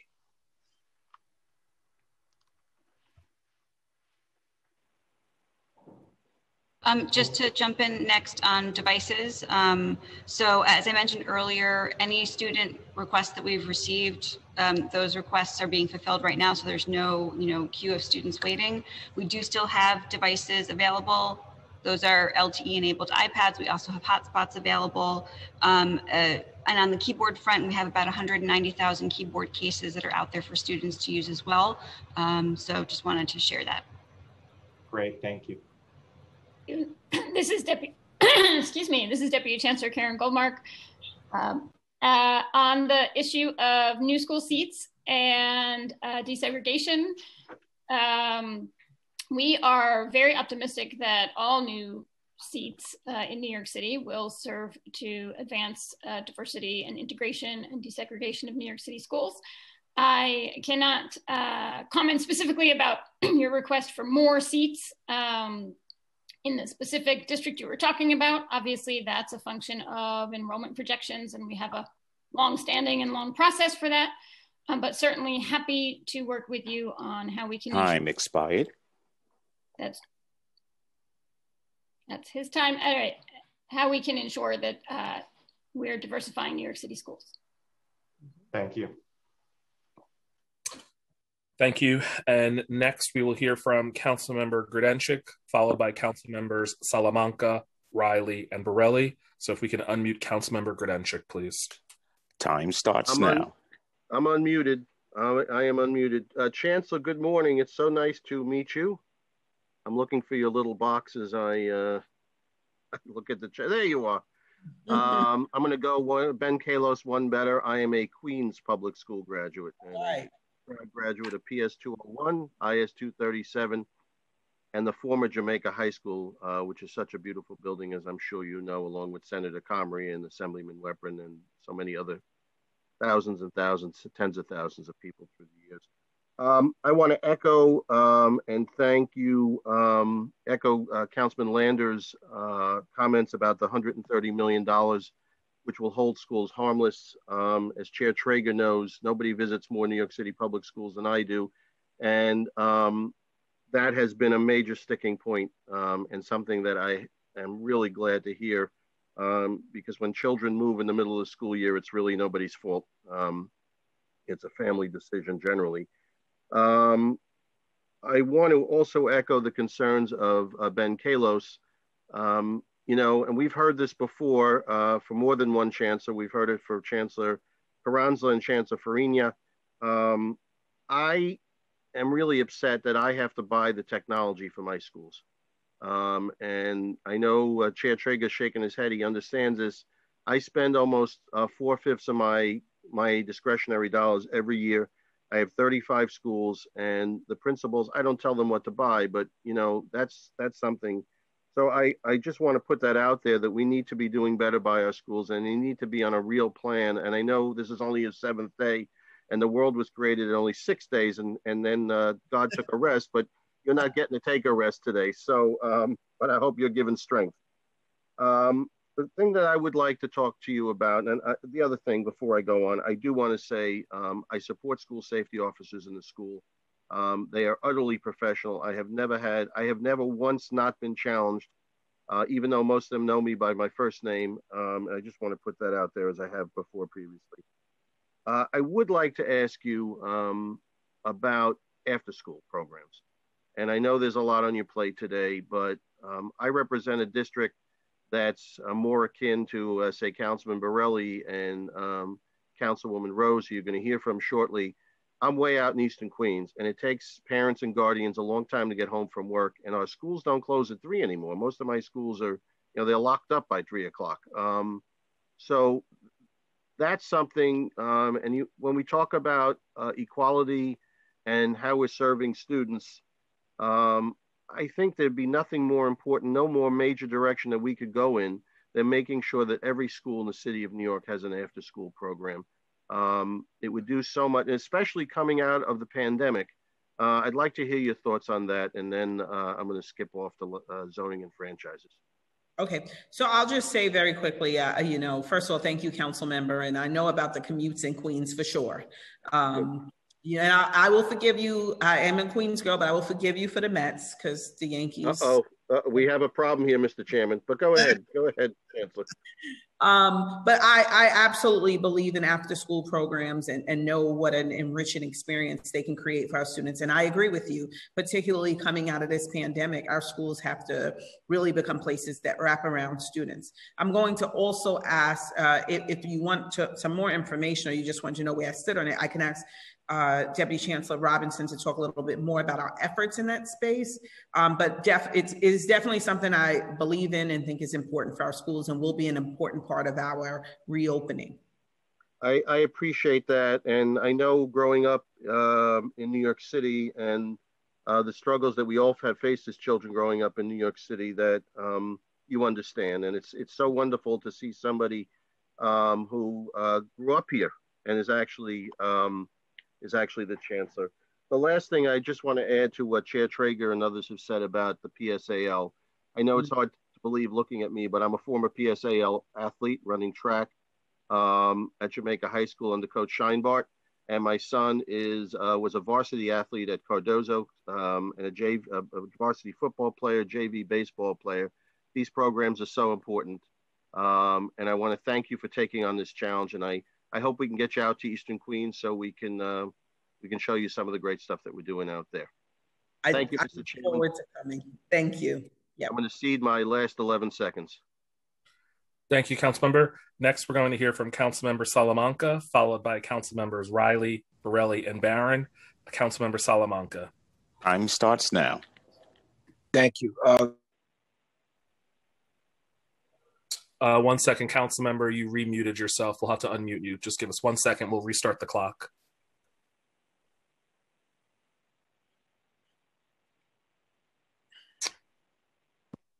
There we go. All right. Am I good? All right. Awesome. Thank you. Good morning, Chancellor. It's great to see you, and it's exciting to see that we have someone who's from the Bronx at this high-level position. So congratulations to you. During when the school year began, I came out forcefully because there were schools in my council district that were not getting its fair share of technology. And I thank you because as in your prior position as the executive superintendent of the Bronx, you reached out and we visited a few schools to go over what some of the challenges are. And so my question is, because this is an ongoing issue that I'm hearing throughout my schools, what is the average ticket time for when to get a ticket resolved for IT issues in terms of technology related to students that take this technology home? Thank you, Councilmember Salamanca, and it has been a pleasure and will continue to be a pleasure to work together. I'm going to ask Lauren to talk about the ticket time on, that DIT takes to respond to device issues for our students. Great. Thank you, Chancellor, and thank you, Councilmember, for the question. And we have really enjoyed partnering with you to make sure that students in your district have the devices and the technology that they need. We're absolutely committed to continuing to do that. We know that our students and families need dedicated help desk support. And so in order to make sure that we could have timely responses, we stood up a separate fully family-facing help desk that was distinct from the staff-facing help desk in order to make sure that we had the capacity to respond. So right now at that help desk, we receive about 3,500 calls per week. An average wait time is 1 minute 47 seconds. Depending on the issue that comes up in terms of resolution, timelines can vary. For example, for students who need a replacement device, all of the devices are covered by AppleCare. So for students who have an iPad that needs to be replaced, we would work with the school to then swap out the device, get it repaired, and get the student a new one. So depending on, I raised that as an example of depending on the type of ticket that would dictate resolution. So a ticket such as that one, what's the turnaround time for a student to get a new device? So the turnaround time, we obviously try and do it as quickly as possible. It's usually about a week or so for the to swap out the old device and get the student a new one. But if you are seeing, if any escalations are stuck, you should absolutely let us know so that we can make sure that those issues get resolved. And that average week is consistent in all 5 boroughs, or are there other boroughs that are getting a quicker response compared to other communities? So the week timeline is driven by the timeline to get the device back. So there's no reason why one particular borough would be worse than the other. But again, it sounds like there are some specific issues that are coming up, and definitely want to troubleshoot those with you if anything is stuck. So the average wait time for a student in the South Bronx that needs a device replaced through Apple Care, they will get their new device within 1 week.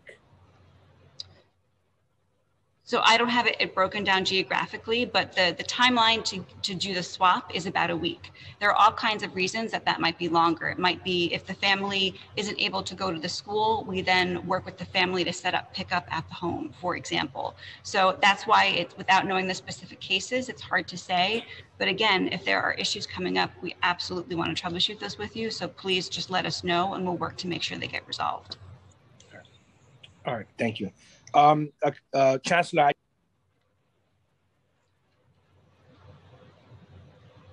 you're muted.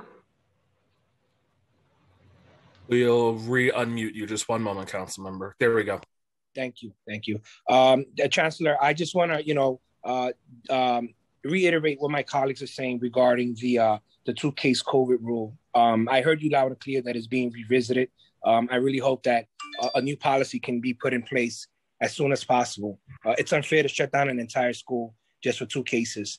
There's quite a few charter and private schools in my council district. There may be some cases. They don't shut down an entire school. They shut down a classroom. They may shut down a floor, but an entire school for 2 cases. I think that's just a little overdoing it. And finally, want to also lend my voice to the $20 million that they're trying to spend on new school officers. Time expired. I believe in keeping our children safe. I truly believe that, and I'm a supporter of school safety officers. But I also feel that every school should have a social worker. And there are many schools in my district that do not have a social worker. So when we're talking about $20 million, reallocating this, I think that funding should go to social workers. Thank you. Thank you. And next we'll hear from Councilmember Riley, followed by Councilmembers Borelli, Barron, Miller, Rose, Rosenthal, and Cornegy. So we will now turn to Councilmember Riley. Time starts now. Thank you, Chair Traeger. And I think I share the same sentiments with saying I am so elated to see our new Chancellor, Misha Ross Porter, who has been so great to us here in the Bronx. I've had the opportunity of working with her for my entire career in public service. So I am so elated to see you here, Chancellor. I just have one quick question, and it's kind of a follow-up question that I mentioned at a previous hearing regarding the Nycc program. Prior to the pandemic, there was a lot of attention on special education, particularly the DOE's capacity in the areas of managing referrals, planning, and delivery of services to special education students. One significant challenge area that we often heard about was Nycc. Previously, the previous testimony from DOE leadership made it clear that the intention was to replace Nycc. So I just wanted to get a status of that effort. Okay, thank you so much, Councilmember Riley. Your whole career, you make me feel really old when you say that.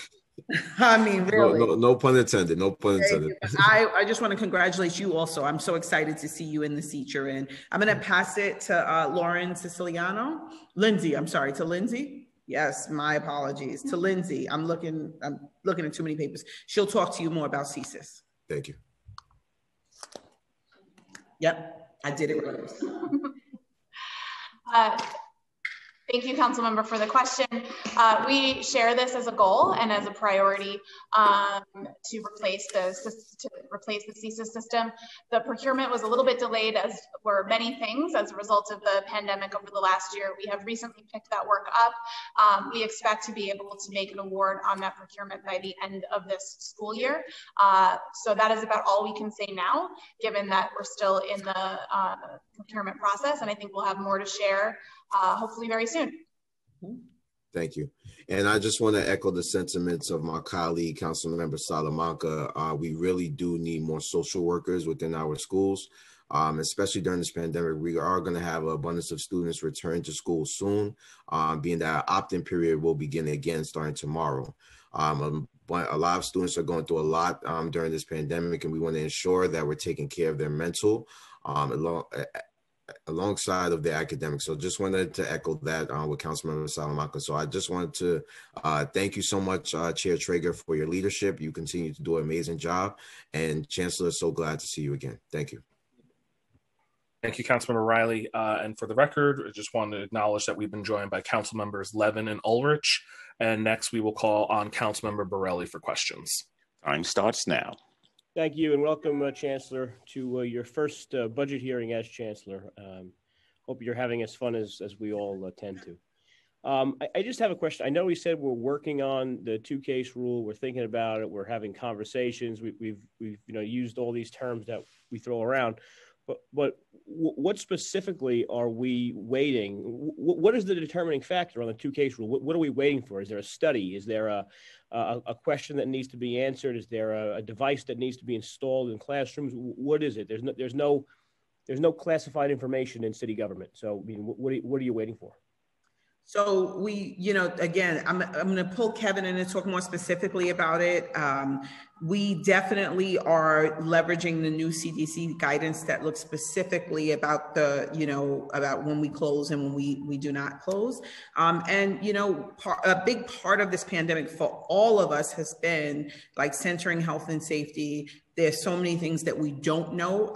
We've learned a lot in the last year, which is why we're looking at the two-case rule and have heard, I'm sure as you have, from many parents about this issue. So Kevin, can you talk some more specifically about what we are waiting for, which is the question of the hour and the day? Yeah. Thank you, Chancellor, and thank you, Councilmember Borelli. For us, we are multitasking, as you can imagine, and working with multi-agencies around all guidance that's released. As you know, we just opened up our high schools, and that was the intense focus. Working with the Situation Room on a nightly basis, looking at cases, working and partnering with the health department, partnering with Test and Trace. I think we're all looking at this issue. I wish I could give you a definitive date or timeline when I could provide you an update. But there's no new study we're waiting for. I mean, we're basically waiting for feelings and how things seem to be and appearances, because there's no specific study that's going to come out between now and the day where this decision is going to be made. So I just don't understand why we're not using the day after spring break, for example, as a good day to end it.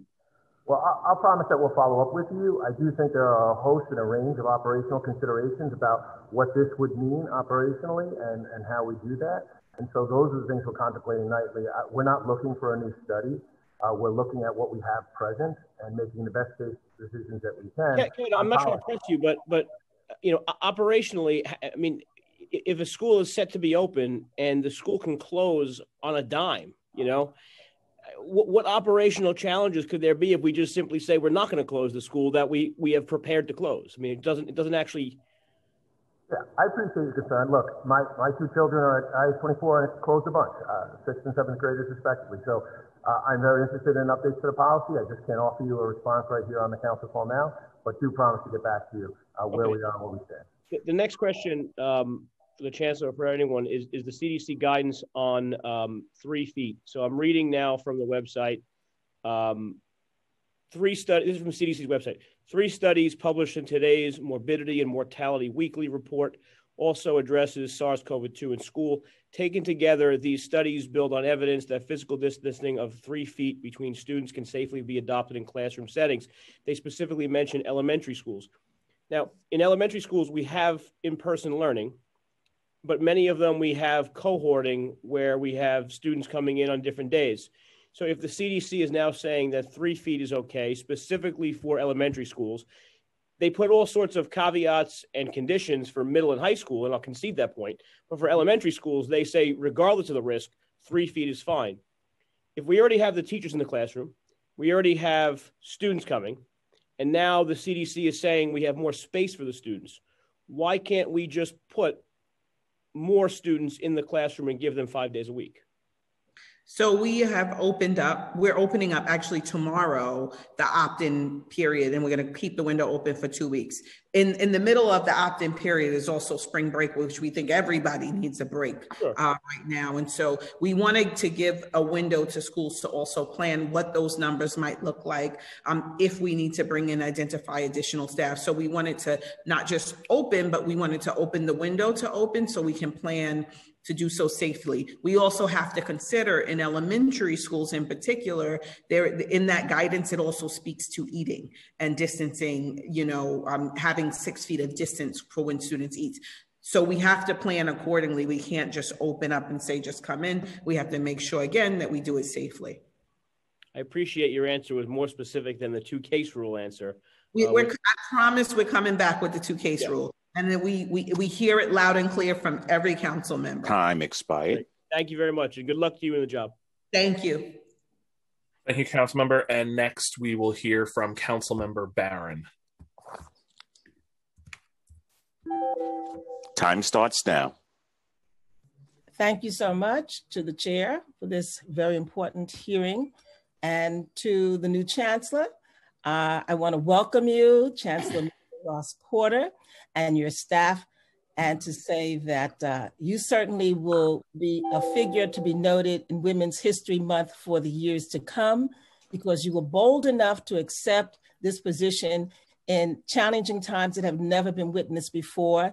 Your reputation precedes you, so I know that there will be a great legacy that you leave whenever that time comes. And in full disclosure, I do want to always remind people that Deputy Chancellor LaShawn Robinson is a relative of mine. We have a common great-great-grandparents in Frederick and Lavinia Robinson.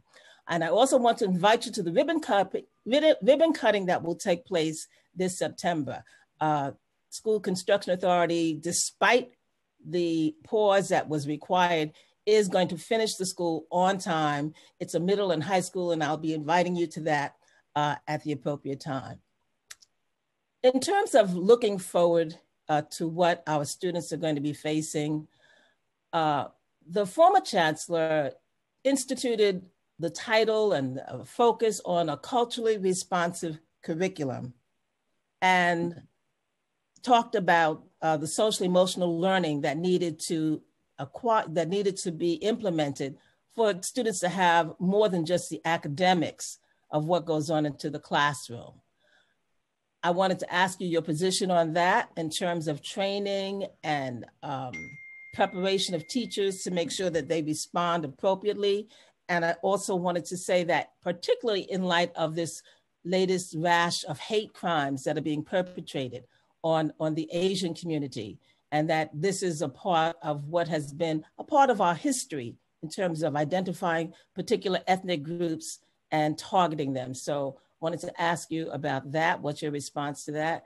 Additionally, your admission criteria. How can we look at the admission criteria specifically for the so-called elite high schools and for the early college high schools? LaGuardia High School came and said that there were some issues that they were facing and that they had concerns about in terms of the disparate representation of Black and Latino students in their school programs.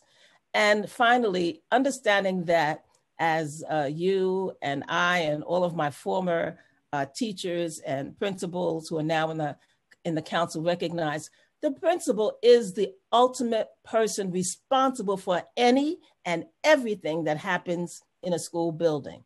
And with that understanding, what is your position about policing in schools where police officers can usurp a principal's authority and insist that a student be arrested for perhaps a minor infraction that a principal or a social worker could have intervened in and had a more appropriate response in having a child arrested?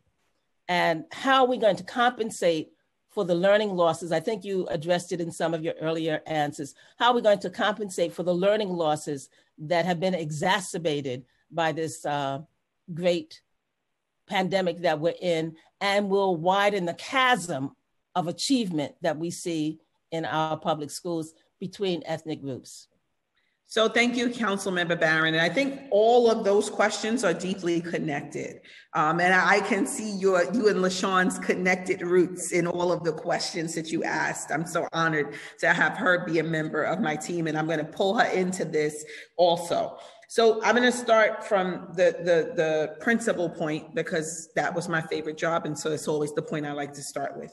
You know, I'm going to say two things. One, I have, as a principal, enjoyed an amazing relationship with my school safety agents and my local police department.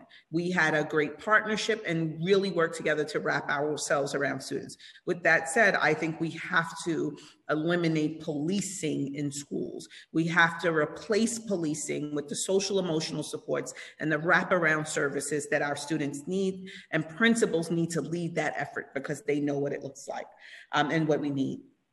I will also say, you know, from I think my first day here, you know, in my onboarding process, one of my first conversations was with Deputy Chancellor Robinson, specifically around how do we build true social emotional learning, academic integration that is grounded in a culturally responsive curriculum. What this recent wave of hate crimes against our Asian American brothers and sisters have shown us in a real way. Time expired. Our diversity and inclusion plan has to also be about what happens in classrooms, how we train our teachers, how the adults show up for our students. And so they are all very deeply connected tissue. And the learning loss is connected also to students being able to really see themselves in the curriculum they experience. Students need to come back into a school that welcomes them, that is inviting to them, that addresses the trauma that they are experiencing and that we all are experiencing, but also, you know, a curriculum that acknowledges the diverse experiences across the city, the diverse culture of this city. If we're learning nothing about this moment that our Asian American brothers and sisters are facing, it is that ensuring that the diversity of our city shows up in our classrooms is critically important in this moment. And, you know, if you want to add something, Deputy Chancellor Robinson, I'd love to pull you in.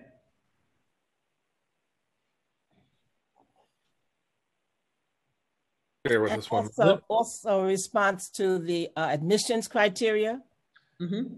So we are looking closely at the admissions criteria. You know, we took a pause on screens this year for our middle schools. That is going to be a continuing conversation. Listen, I'm not going to shy away from the questions about race and diversity in our system and in our school, and segregation. Our schools are deeply segregated. What I'd like the council to join me on is our communities are also deeply segregated.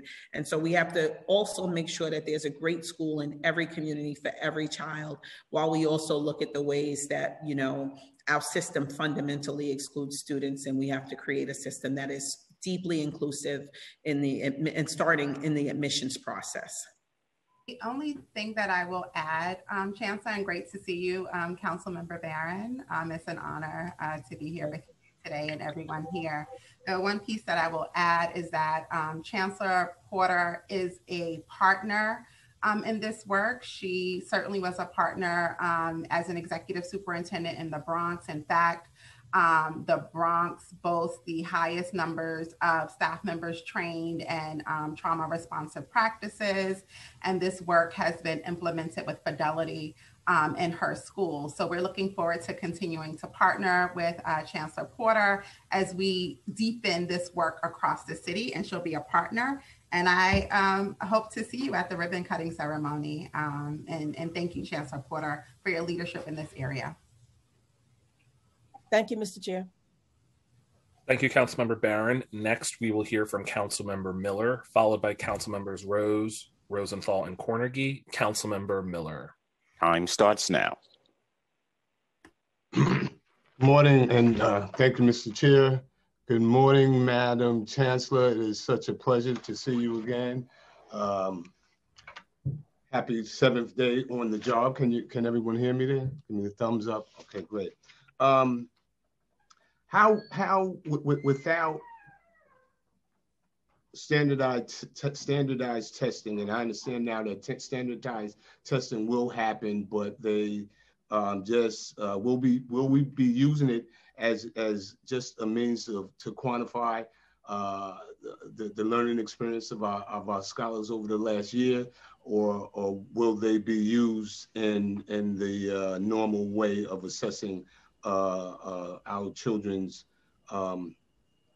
understanding of the work that they've done over the past year?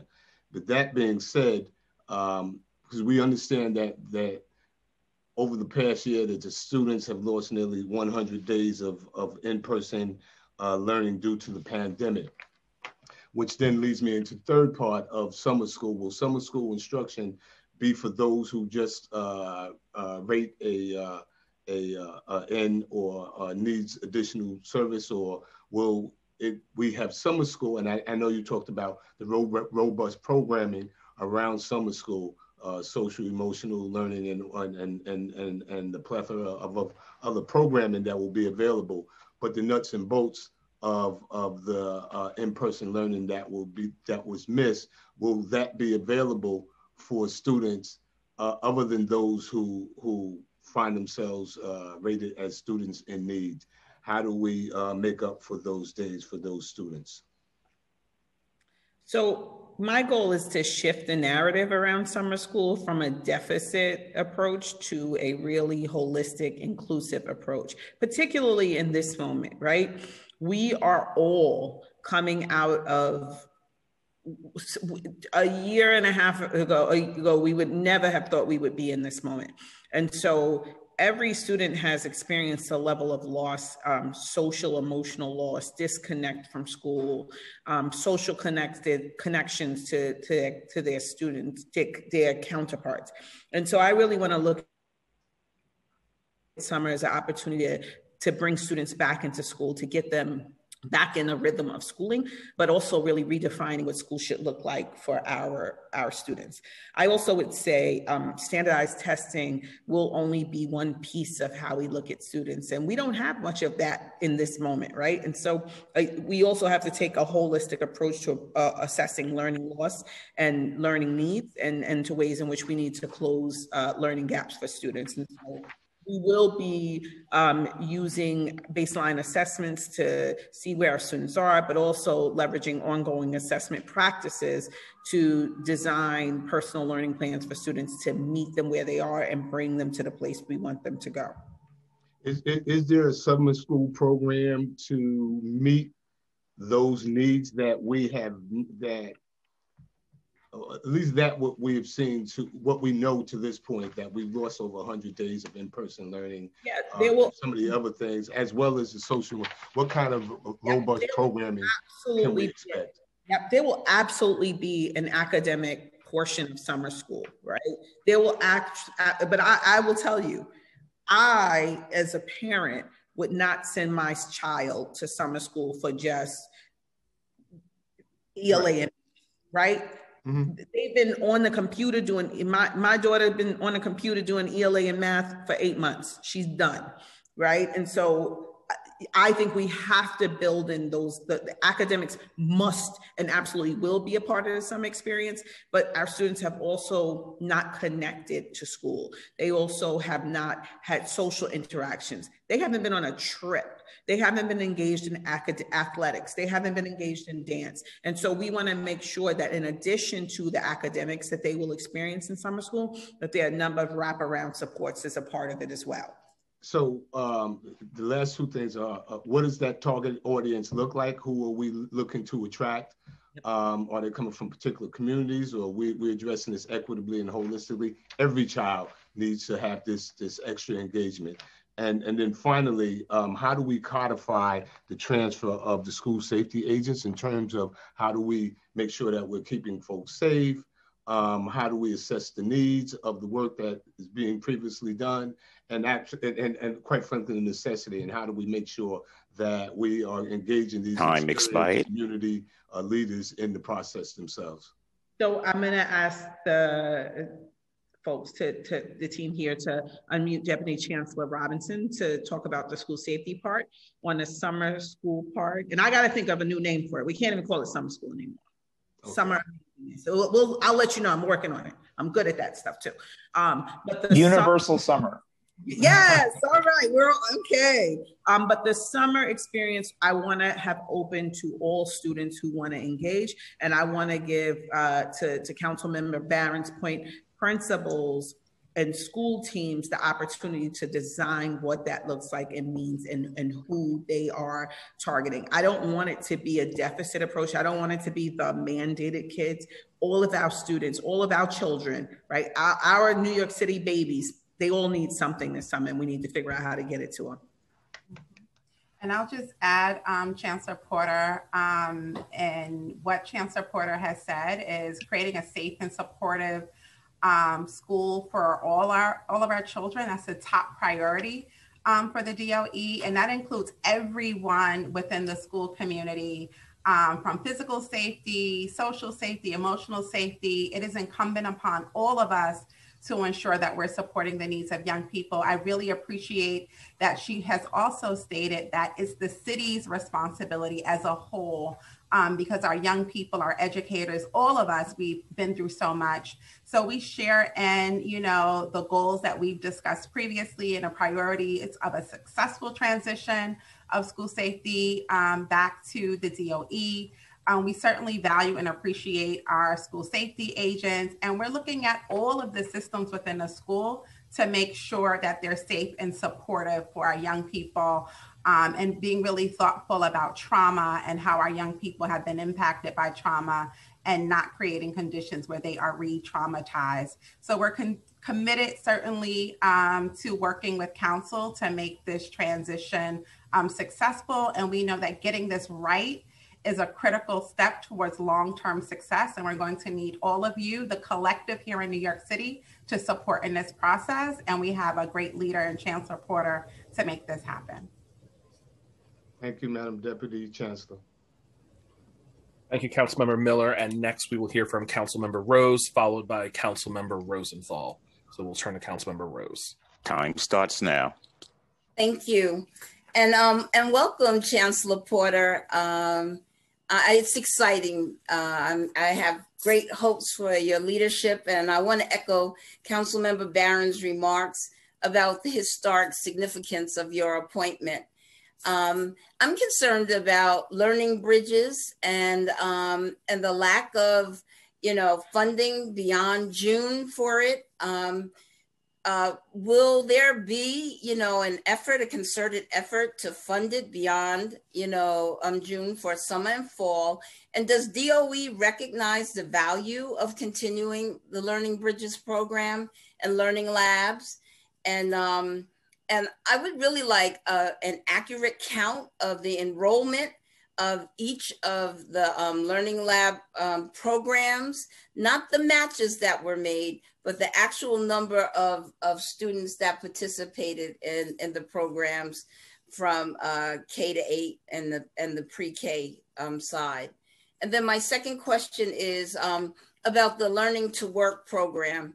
In fiscal year 21, it included a $32 million cut to the program, leaving a total budget of $42 million in FY21. The program currently serves 17,000 students across 46 transfer schools and 20 young adult borough centers.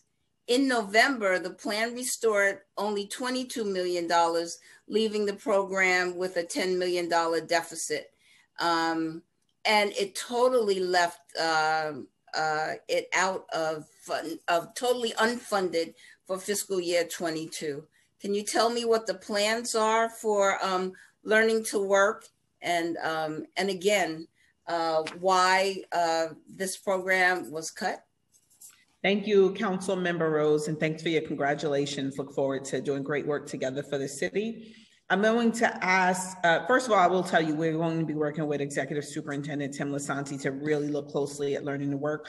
We see it as an important tool to leverage as a part of our summer plan, but I'm going to ask Lindsay to talk a bit about the budget side, and Stephanie, if she wants to pipe in here about learning bridges as well.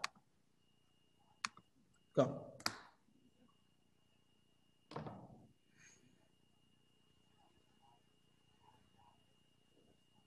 If we can unmute Lindsay Oates.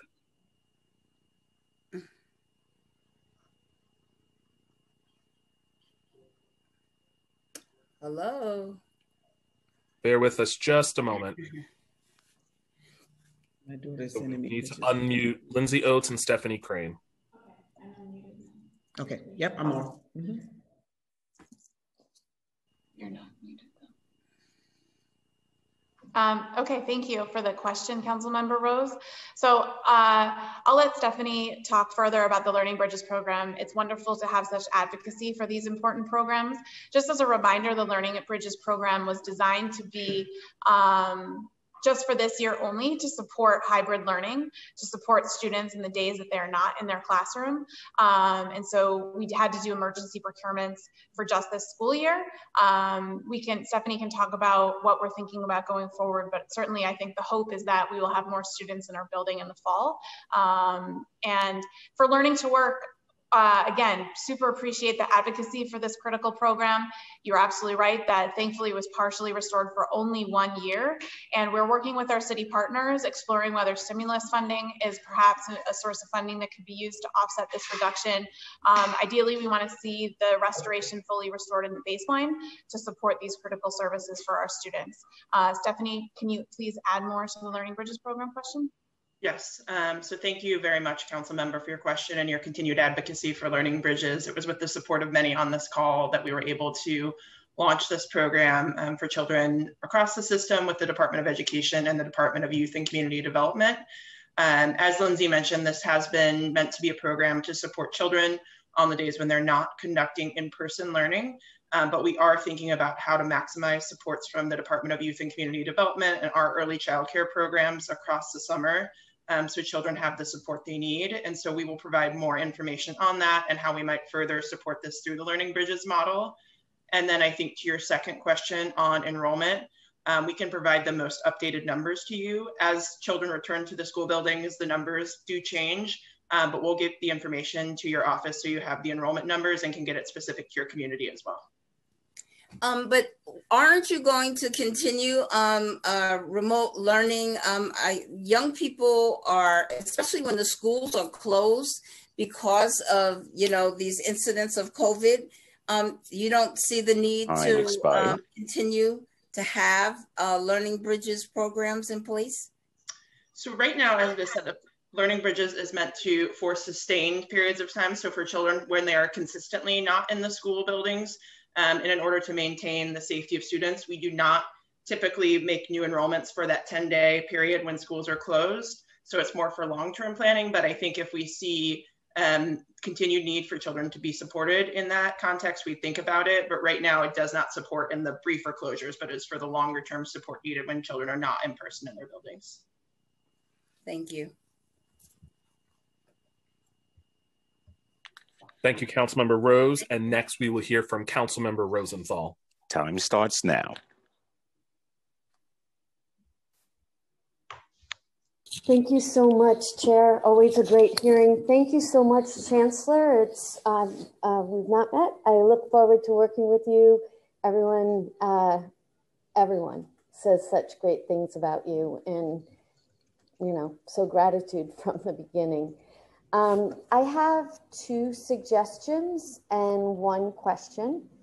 So, and I'm hoping to word this question a little bit differently than how others have, but I know it's the same question you're getting.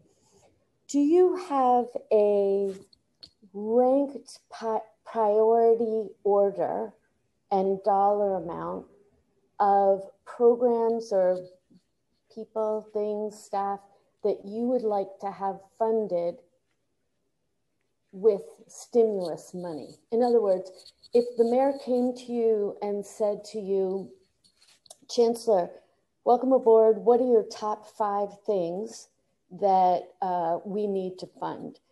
Are you prepared to turn that over to him? We are actually working on that.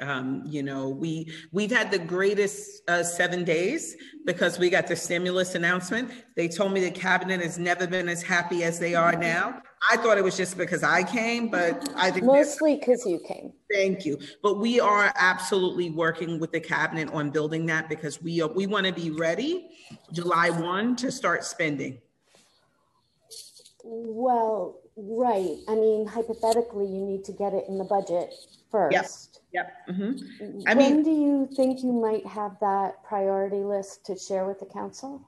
I think we could have a priority list early in about 2 weeks. We're working with the cabinet to prioritize how we want to develop what our priorities are for the stimulus money. Exactly. That's all I'm looking for. Priorities, not like, yes. Thank you. And OMB.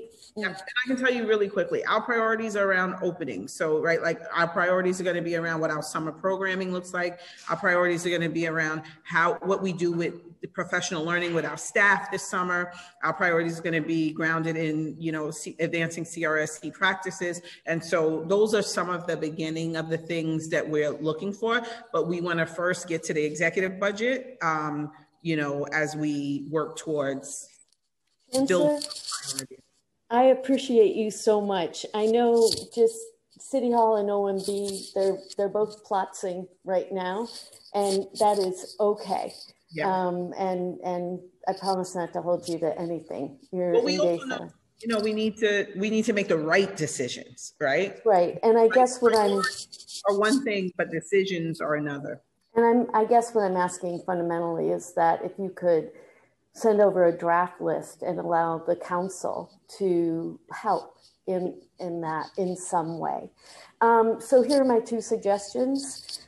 One is, and this came up at another hearing, it has to do with the length of time it takes to get a new iPad to a student when they turn in their broken one.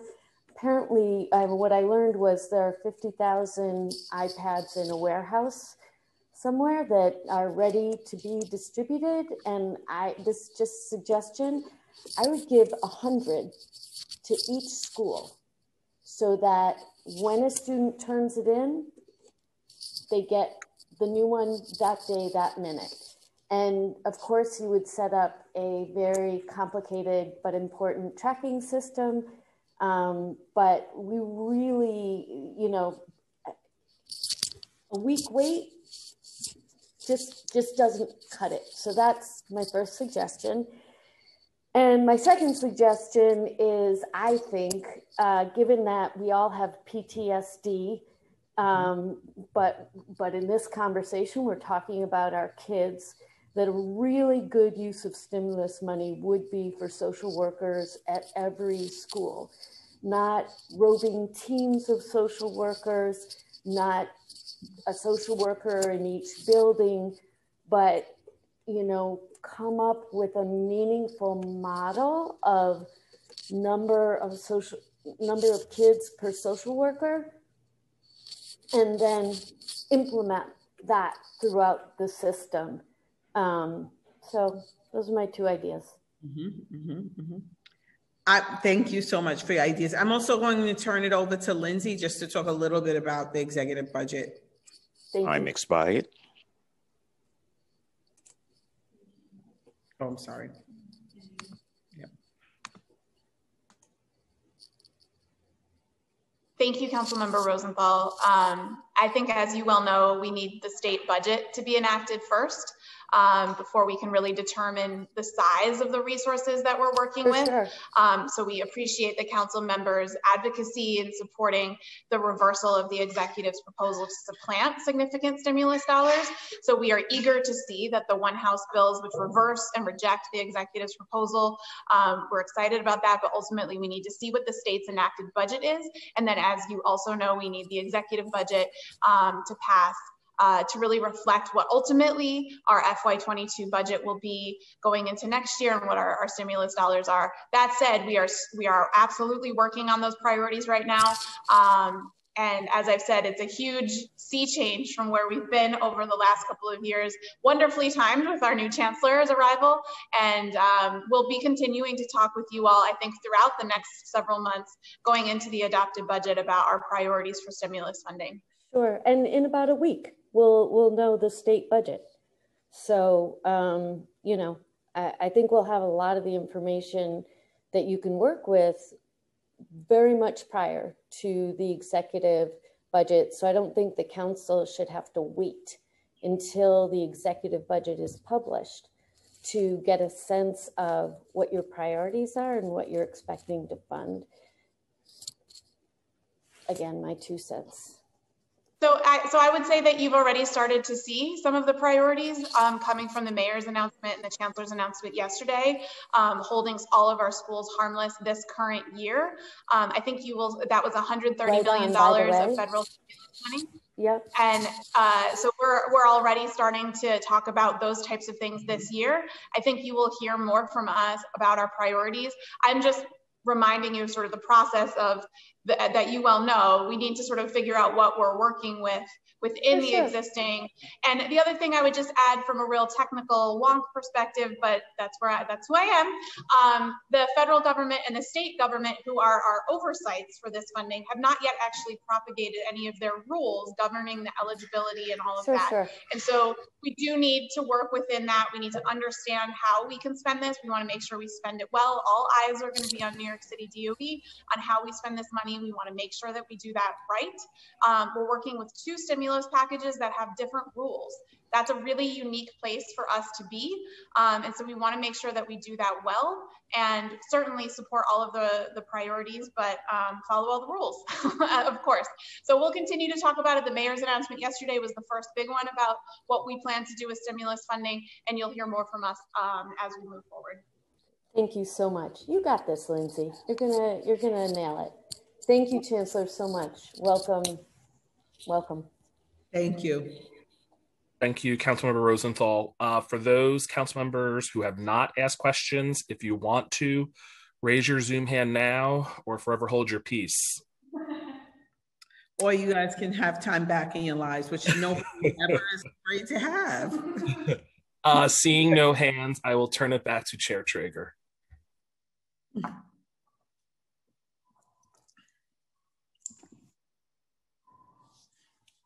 Oh, it looks like you may have dropped off. We'll have to unmute. No, they muted the chair, and now they've unmuted the chair. I do have to say some clarifying things because it's just a couple of things I just want to, and I'm sure the chancellor would agree, and folks at the DOE who I have enormous respect for would agree as well. To look at the priority, the prioritization of the stimulus and resources under an equity lens, because I want to just say this, and I am in full support of what we just announced as far as the mid-year school budget adjustments, making sure that schools are not left harmless.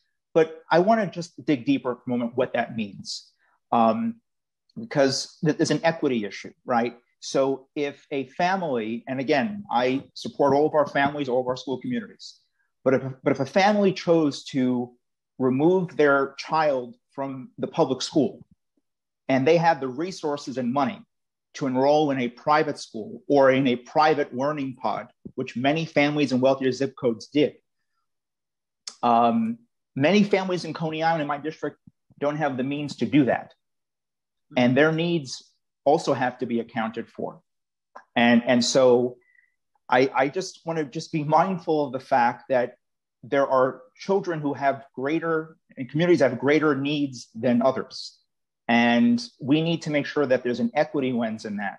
I want to just note for the record that just recently a parent in Coney Island shared with me, her child has an IEP and he has regressed during this time. And she feels that he needs, and quite frankly, he's entitled to more services. She took him to a professionalist or someone who's a professional to do an evaluation. And there's an estimate of a bill, $7,000 that she would have to pay out of pocket, which she doesn't have, to get an official diagnosis or an official evaluation. And she's turning to us for help and support. And the current system right now, again, if we're talking about equity, she would basically have to sue she would have to find money somewhere to hire the professional. She would have to then hire a lawyer to sue the DOE, which is really outrageous that we have parents have to sue to get services which their kids are entitled to.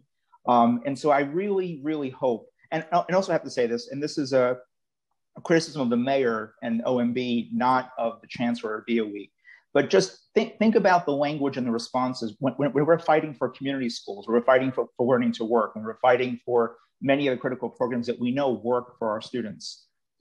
Sometimes the answer from bureaucracy is, well, we have to see what the stimulus money is, we have to see how much we can baseline, we have to see how much, but notice that I didn't really hear that language from City Hall when it came to hiring additional school safety officers in over $20 million in additional agents. I didn't really hear that from them.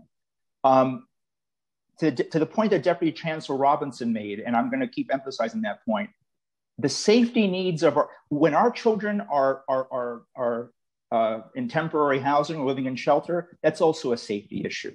When our children share with us that they're hungry, that's also a safety issue. When our children have now become primary caretakers for their families at home, that's a safety issue. When our high school kids are now taking on additional responsibility, helping mom and dad pay rent because mom or dad lost their job, that's also a safety issue.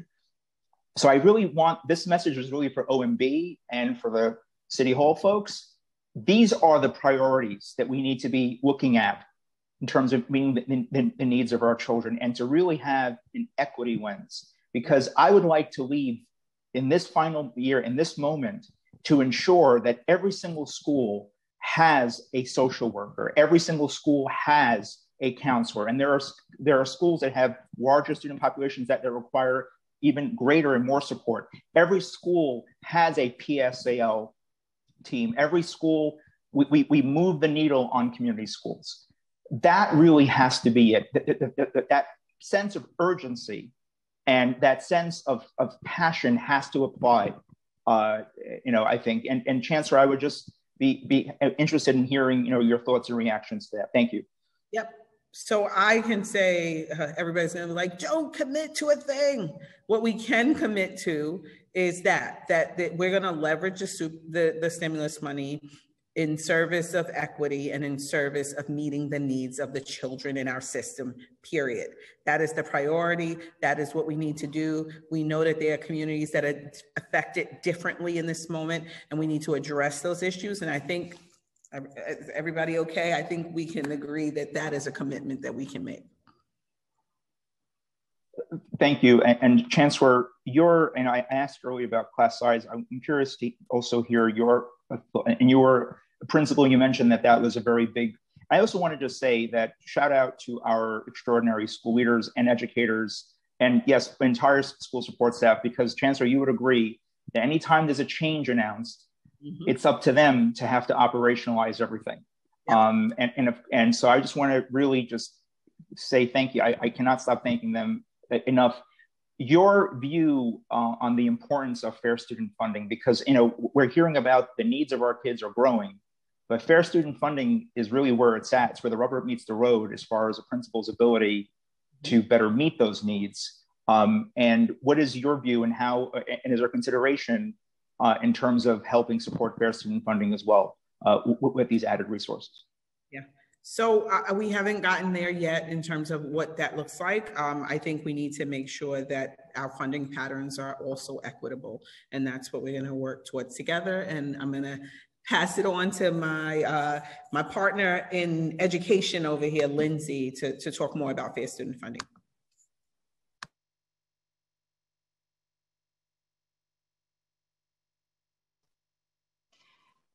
Thank you, Chair Traeger, and thank you, Chancellor, for that question. No one has been a greater advocate for fair student funding than you. I was just talking about the fair student funding hearing that you held several years ago. Seems like a long time ago, different world. So we appreciate your advocacy getting the fair student funding cut last year restored. Obviously, we were thrilled that the mayor did not implement the fair student funding cut that had previously been considered for the preliminary budget. As you well know, but I will say again, one of the biggest issues we need is for the state to step up and continue to support New York City schools so that we can afford to raise the floor. I want to really emphasize that piece along with the stimulus funding. So stimulus funding is designed to be supplemental, and we really need the state to continue to support all localities throughout the state, but particularly New York City, in increasing state aid. As you know, they are far below their commitment per the Campaign for Fiscal Equity lawsuit. We need them to continue to reflect increases in state aid so that we can afford to make these permanent investments in the fair student funding formula. And I appreciate, as always, your advocacy as we work towards that goal in this enacted state budget to be released soon. I appreciate the answer, Lindsay, and I would just say that, you know, I'm tired of the city playing defense on this. We need to play offense. We're in a moment where we cannot go back, and I think that, and to all of our colleagues up in Albany, to everyone who's watching, also colleagues in the city council, we can't play defense anymore. We cannot go, the mindset cannot be, let's go back to what February was before this started. No, that's destructive to our kids, because there were pre-existing conditions plaguing our school system that got us here in the first place. And I also have to say that, you know, I know that there's a lot of concern, quite frankly, about the reopening and closing. And I just want to make sure that public health experts are driving that conversation, because, you know, we lost about 80 or so DOE employees. That was as of June of last year. The number could have grown even larger, so I'm not up to date on the count. But, you know, folks, we lost school family due to this pandemic. So those health and safety protocols came out, I think, out of an abundance of caution to make sure that we do protect. We lost principals, we lost teachers, we lost school safety, school support staff. And we still also sometimes have staff under quarantine, which is also CDC and health guidance. And for the record, New York State released their reopening guidance for schools pretty late into the summer. And usually principals, I think Chancellor Porter would agree, start planning for September, not by July or August, that they start planning January, February, you know, much sooner. So in fairness to our school communities, you know, please don't assign blame to our principals, to our schools. They can only deal with what they have and information that they have, resources which they have. But, you know, because sometimes the blame gets assigned really to the wrong folks. There are politicians and bureaucrats, you know, way above us that, quite frankly, bear a lot of responsibility. So I see that we've been joined also, Councilmember Gibson, from the great borough of the Bronx. So I think you know who Chancellor Porter is, and you've been a big fan, and you've been raving about Chancellor Porter even before she became Chancellor. So I'd like to invite Councilmember Gibson, who's been a big champion supporter also of fair student funding and also accessibility in our schools. So please say a few words. Time starts now. Thank you, Chair Traeger, and good morning to all of my colleagues. Good morning, Madam Chancellor Porter and your team. Thank you so much to everyone at the Department of Ed.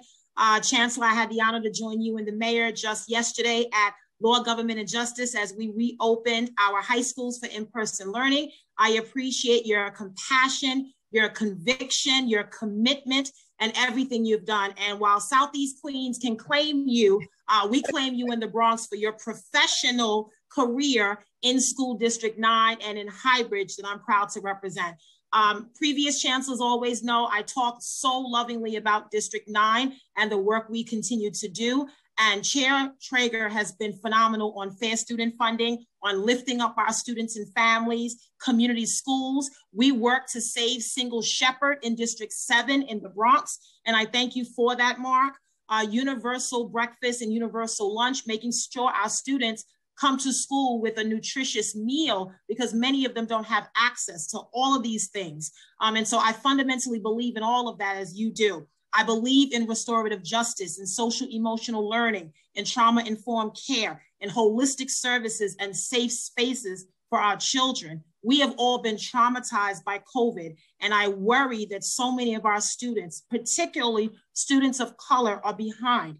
Our District 75 kids, students with IEPs, and you all know I represent a lot of students in temporary housing. So I just have a few questions in terms of your partnerships with some of the other agencies. Number one, the partnership with DHS. As we see the eviction moratorium in place, holding a lot of pending evictions, we know these are families of color and working families that have lost their jobs. I worry about students in temporary housing and the numbers going up when the moratorium is lifted. So I wonder what the DOE can do to help those students to make sure that we don't get more students in temporary housing into our school system, number one. Number two, I'm sure Chair Debbie Rose talked extensively about summer youth, and the partnership with DYCD is important. So I'm wondering, are you working with them on what the summer season looks like? And in addition to DYCD, I want to add NYPD and the New York City Football Club. They have a program called Saturday Night Lights. And it's a program that we started pre-pandemic where we look at some of our DOE campuses that have gymnasiums and spaces that are normally closed on the weekend. And Friday, Saturday night from 6 p.m. to 11 p.m., we open up the schools for basketball, for soccer, and programs. We know that a lot of families do not feel safe having their children in the local park at night during the summer. So can we have these conversations about a Saturday Night Lights program using some of our DOE spaces on the weekend, specifically Friday and Saturday? And then the final question I have is I want to understand with some of the social emotional learning and a lot of that curriculum, the school-based health centers, the partnerships with them. Are we doing anything different now with in-person learning, recognizing all that our children have endured, as well as our educators and teachers, right? I recognize the incredible value of the work. I visit my schools. I've seen the school aides, the cafeteria staff. You know, they are holding it down in the best way they can. And we have to do more to assure them that we support them, that we are there. And this budget, this blueprint, which is a reflection of our values, is really going to make investments. So the final thing I'll say as my time runs out is thank you for your announcement this week in recognizing that schools should not be penalized because of a reduction in enrollment. When enrollment goes down, they lose money per student. Thank you for recognizing for a lot of our schools, particularly in neighborhoods like ours in the Bronx, you know, those schools need that money. So I thank you for restoring that. And I hope that is a commitment that will continue, even if we do see a reduction in enrollment. So thank you so much. And thank you, Chair Traeger, for everything that you do on behalf of our kids. I appreciate and love your passion. Thank you, Councilmember Gibson, for your just continued partnership with around our school, especially yesterday in the Boogie Down Bronx at LGJ. It felt like old times there together. I'm going to ask if we could unmute Deputy Chancellor Robinson to talk some more about some of these pieces. But I will say we are working closely with DYCD on SYEP expansion and how they become a real part of our summer program. You know, we're one of my goals is to do more partnering. We're going to be, LaShawn's already been talking. Time expired. Parks Department around how do we partner now around PSAL. And so we think this idea that the city needs to wrap itself around our children is a very, very clear one. And that includes all of the agencies that we work with.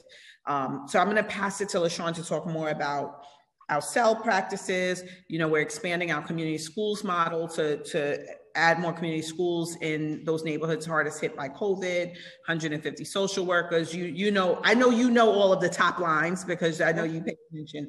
But LaShawn, if you could come in and talk some more about the partnerships around sports, NYPD, DHS, and our students in temporary housing.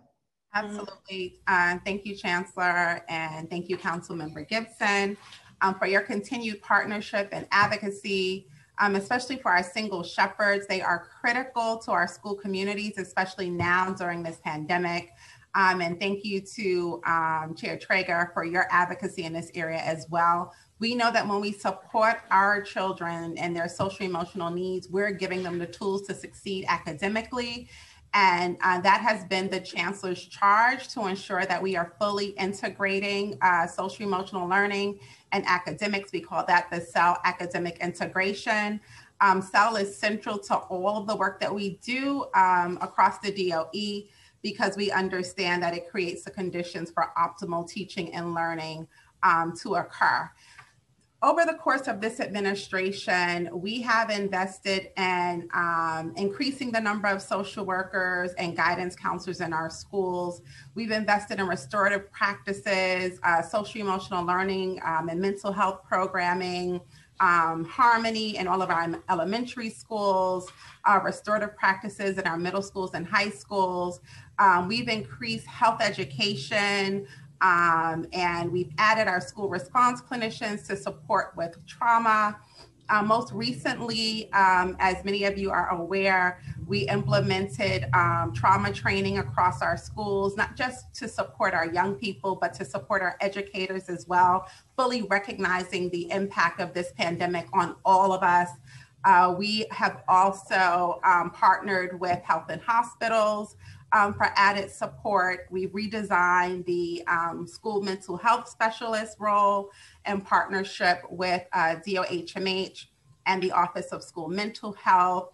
And as the Chancellor has shared, we are so excited to be able to add to our community schools. We truly believe in the value of community schools. We'll be adding 27 new community school partnerships, and as the Chancellor shared, 150 social workers, and then also investing in CEL screeners to really understand where our children are in a targeted way. How do we support them? So making sure that, you know, our young people and educators who need more receive more, but really engaging in transformative work in the power of partnership. We're working closely with HRA and DHS to support our young people and temporary housing. So really thinking in really deep ways about, you know, how we partner for support.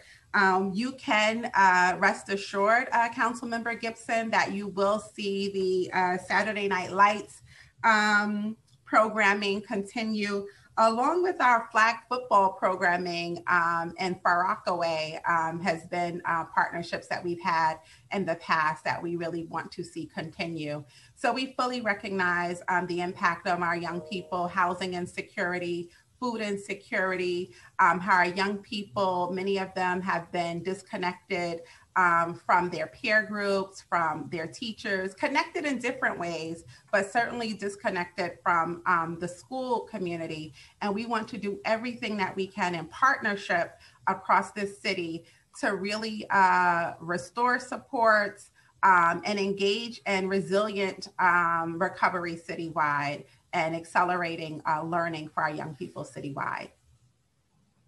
Okay, thank you so much. I look forward to working with you. There is a lot more work to be done over the next several weeks. And I just, again, encourage all of you to work with all stakeholders. As much as we invest in our students, we have to invest in our educators, teachers, administrators, principals, support staff, paras, parents, leaders, faith, clergy, after school, community groups, community partners.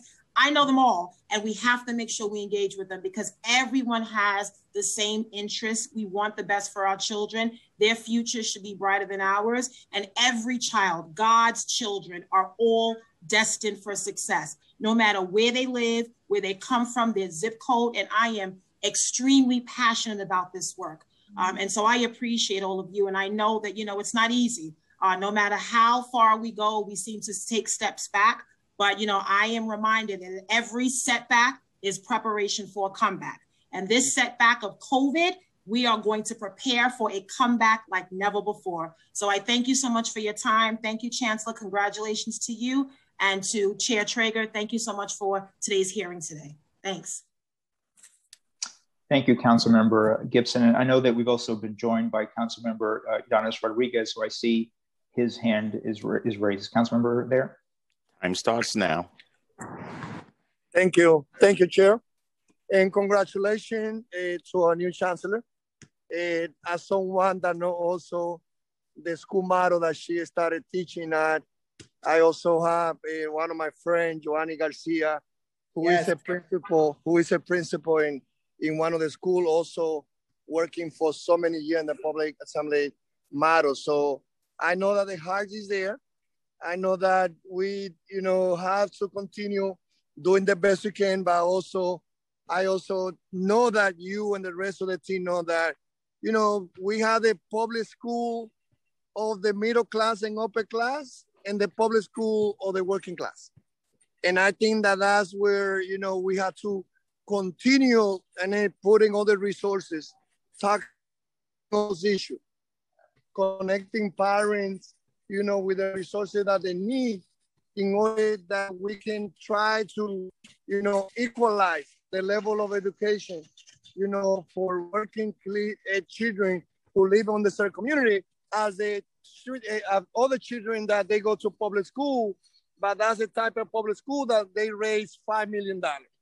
So one of the challenges, and again, one of my questions to you is like, what is the legacy that you want to leave in the time that you will be serving as a chancellor, to close that level of access to real quality education to those kids who live in the certain community, as close as those kids that they go to working class,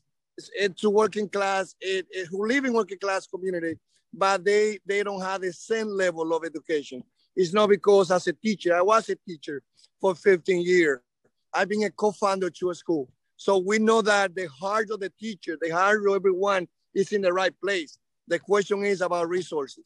So one is, what is the legacy that you are working to leave? The second thing is everything is local. 38% of the students in New York City, they're Latino. And they are English language learners. They deserve the same opportunity.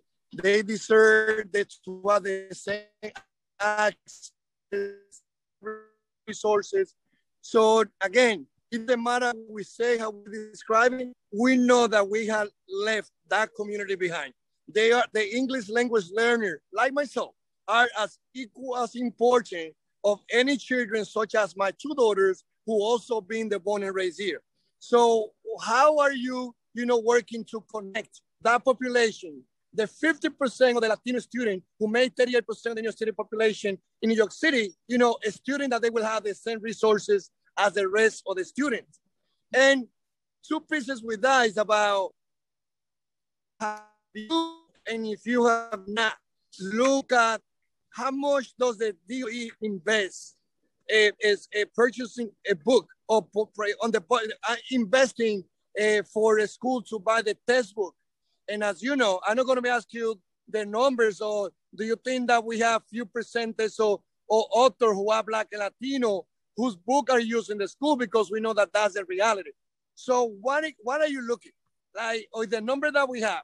And if you have what percentage of author that write book, those books that are used in New York City public school are Black and Latino and Asian, and what is your goal to close it, to provide most opportunity for those Black, Latino, and Asian authors who have not been getting the opportunity to get the books in the classroom, because the publisher working with DOE, they've been there for years and years, and it is very easy for them to justify why they had to continue having the low percentage of Black, Latino, and Asian having book used in the DOE. And the other piece is about parental engagement. One of the things that my wife, Christina Melendez, said, and I say a lot of things education based on things that we talk, is that until DOE look at parents as equal partners to fix the problem that we face on education, we will not move from where we are. So that's my last piece. What is your goal? What are you looking to do with parents to give them the respect, to look at them as equal partners in our New York City public school? So I'll just open and say, what has always been important to me as an educator, but really time expired, is that the school that I lead, the classroom that I teach in, and now the system that I lead has to be full of schools that I would send my own children to. period, point blank. And so, you know, you asked me about what I want my legacy to be, and I would say that would be my legacy, to ensure that we have classrooms, that we have quality schools in every single community. You know, I led an amazing school for 11 years as principal, but spent 18 years building that school. And, you know, we had AP classes. Our students went to high-level colleges and universities. We never saw a deficit in any of the students in the South Bronx that came to the Bronx School for Law, Government, and Justice. We were a 6 through 12 school. Our middle schoolers entered high school with Regents credits. You know, we knew that the priority in closing the gap for them outside of our school was about creating a bridge to college for them. And so that's my legacy. My legacy is I want every school leader, every teacher to see what I saw at my school, and what potential and possibilities existed there. As far as parents, when I talk about this city is responsible to wrap around our students, I'm talking about all of our students. I'm talking about our English language learners. I'm talking about you know, ensuring, but I'm also talking about who our partnerships are with, and parents. And, you know, there are many of us on this call that are parents of New York City public school students. And so we are the most important partners. We are the first teacher. You know, Deputy Chancellor Adrienne Austin has done an amazing job of building out Parent University. Our CEC elections are coming up. We need you all to help us get the word out. This is an opportunity to really build parent voice in a real way through our publicly elected process. In the Bronx, I saw that as a huge equity issue. I was pushing superintendents every day to say, no, we're not going to let the Bronx be left out of this moment. We're not going to allow the Bronx to not have voice at the table for parents. And so those are all of the things that you said are connected to that which I want my legacy to be. I want students to walk into classrooms and see themselves in the curriculum, in the textbooks they experience, in the lessons, in the heroes we celebrate, in the holidays we celebrate. I said to folks at a meeting, we were talking about how they celebrate culture in our schools, and they talked about all the food and the celebrations they have, and those are important. You know, because we had a lot of celebrations that were rich with food. I was always responsible for the macaroni and cheese and banana pudding at a celebration at LGJ. They still expect me to bring it every Thanksgiving. I only got out of it because of the pandemic for last year. But what I will say is there's more to celebrating culture than food and dance. It is celebrating the heroes, lifting up the legacy, lifting up the impact that our cultures, the varying cultures and communities have had in our city, in our state, and in our country. And so if I do nothing, it is that students see themselves in the curriculum, that we level the playing field for parents, and that their city really wraps itself around New York City public schools.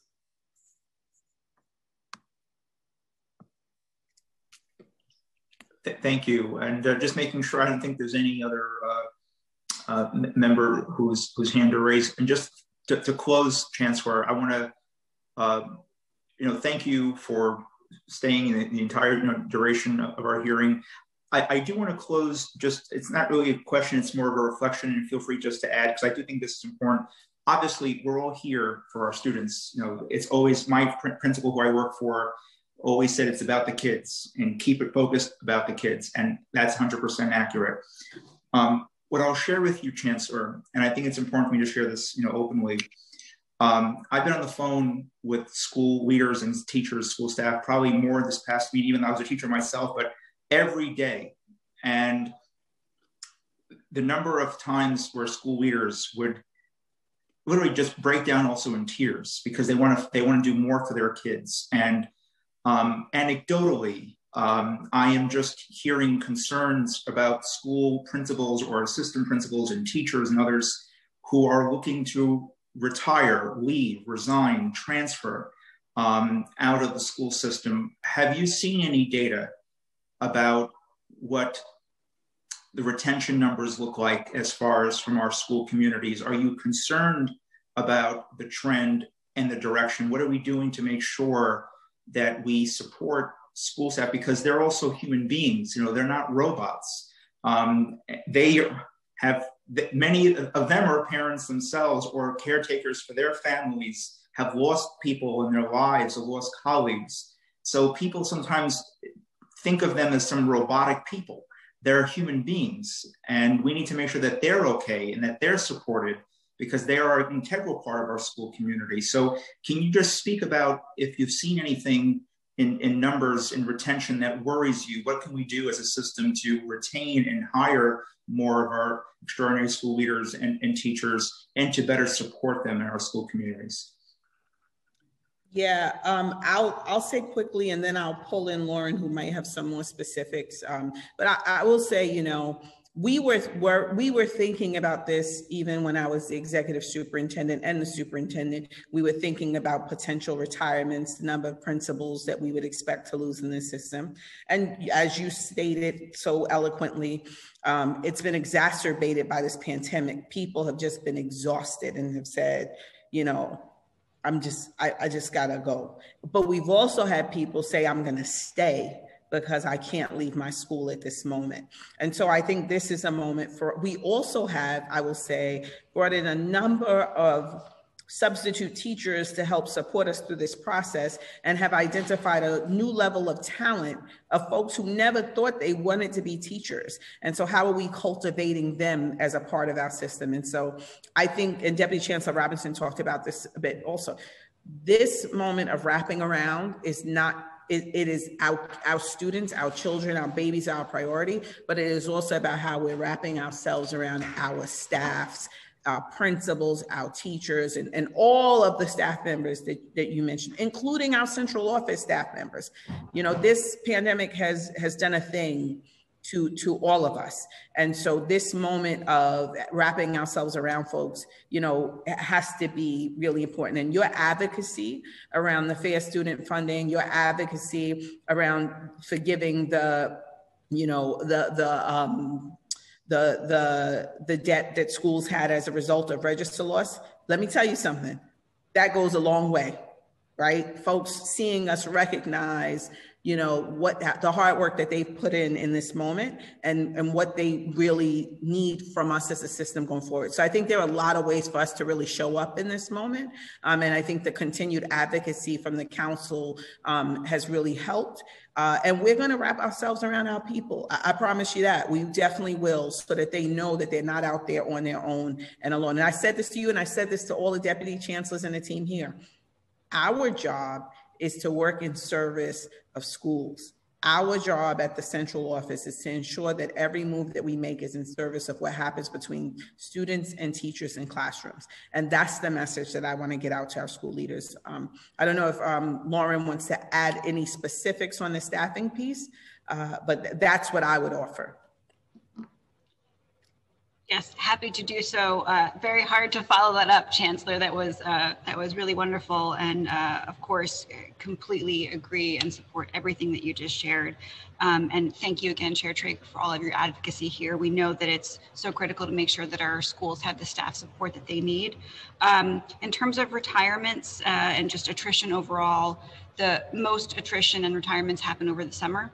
And so as we, for this year, from this past summer leading into this school year, attrition was actually down compared to prior years, both for principals and for teachers. We will, of course, continue to monitor this over the course of this summer to make sure that we are preparing for to backfill anyone who is leaving. But as the Chancellor said, there were some folks who left the system, but there were also many folks who decided to stay, and we will continue to keep a close eye on this.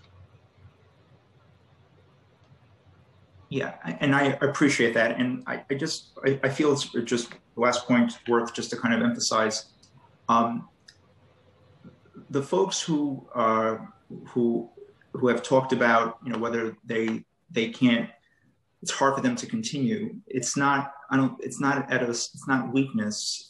It's, you know, as a teacher, and I did this every start of every new semester, every new school year. You know, before you go into open up your notebooks, let's get to work. you have to make sure you're establishing a trust and a certain level of trust and relationships in a classroom. And there's a critical moment in a school year, in the new school year, when students look you in the eye and you look them in the eye, and they have to be able to trust you and to know that you speak from the heart and you care about them. And for a lot of our school staff, it's been hard to face people in the eye, or whether virtually or in person, and to say everything is okay when a lot has not been okay. And many times during the course, and this predates your tenure, Chancellor, and quite frankly, I'm not even faulting the previous Chancellor. It wasn't his fault either. But a lot of announcements, a lot of decisions were not always made in the greatest consultation with folks at the school level. And quite frankly, I'm sure the DOE itself has been blindsided by some big decisions above them too. But at the end of the day, folks on the ground have to operationalize everything. And it's hard. And sometimes it's okay to admit that you're not okay. Mm-hmm. And a lot of, it's hard to look folks in the eye, your staff in the eye, students in the eye, parents in the eye, and to give them answers. They want answers, but they don't have all the answers themselves. And again, when the mayor makes a decision about schools, parents and community members, they don't call the mayor because it's hard. They can call 311. They call principals. They call the school secretary. Shout out to school secretaries. Yes. And all they are the front lines who answer the phone. Yep. And so I just want to tell them that we see them, we hear them, we have their back. And whatever we can do to better support our educators, our frontline staff. And also, again, I know, Chancellor, you have said this and it's worth repeating, school buildings physically have been open in many cases. School food workers, our school safety, the school crossing guard, school safety, they were serving our families for grab and go sites, for meals, being a critical lifeline. We see them and we must have their back, not just in words, but in action. So in closing, Chancellor, thank you for staying here from beginning to end, and for your entire team. Lindsay, there are some follow-up questions that we need some, I guess, some homework assignments, Lindsay, in terms of the supports, because social workers in every school, counselor, nurses, which we're in a pandemic. I think shouldn't have taken a pandemic to realize every school needs a nurse as well. But again, thank you for your time, Chancellor, and again, congratulations in your new role. Thank you. Thank you so much. Thank you, Chair. And now we will begin the capital portion of this hearing. Lauren Siciliano will be staying on for this, so I'm not going to swear her in, but I will call the following members of the School Construction Authority and DOE for this capital portion of this hearing to testify. So from the SCA, we will have Acting President and CEO Nina Kubota. From the DOE, we will have the following: Karen Goldmark, Deputy Chancellor of School Planning and Development; Anurag Sharma, Chief Information Officer; John Shea, Chief Executive Officer, Division of School Facilities; Thomas Taratko, Chief Executive Officer, Office of Space Management; Ling Tan, Senior Executive Director, Division of Capital and Reimbursable Finance; Rebecca Rawlins, Chief Executive, Office of District Planning; and Elizabeth Williams, Director of Data Analytics, Division of Early Childhood Education. I will first read the oath, and then I will call on each of you individually to respond. If you could please raise your right hands. Do you affirm to tell the truth, the whole truth, and nothing but the truth before this committee, and to respond honestly to council member questions? President Kubota? I do. Deputy Chancellor Goldmark? I do. Anurag Sharma? I do. John Shea? I do. Thomas Taratko? I do. Ling Tan? I do. Rebecca Rawlins? I do. And Elizabeth Williams.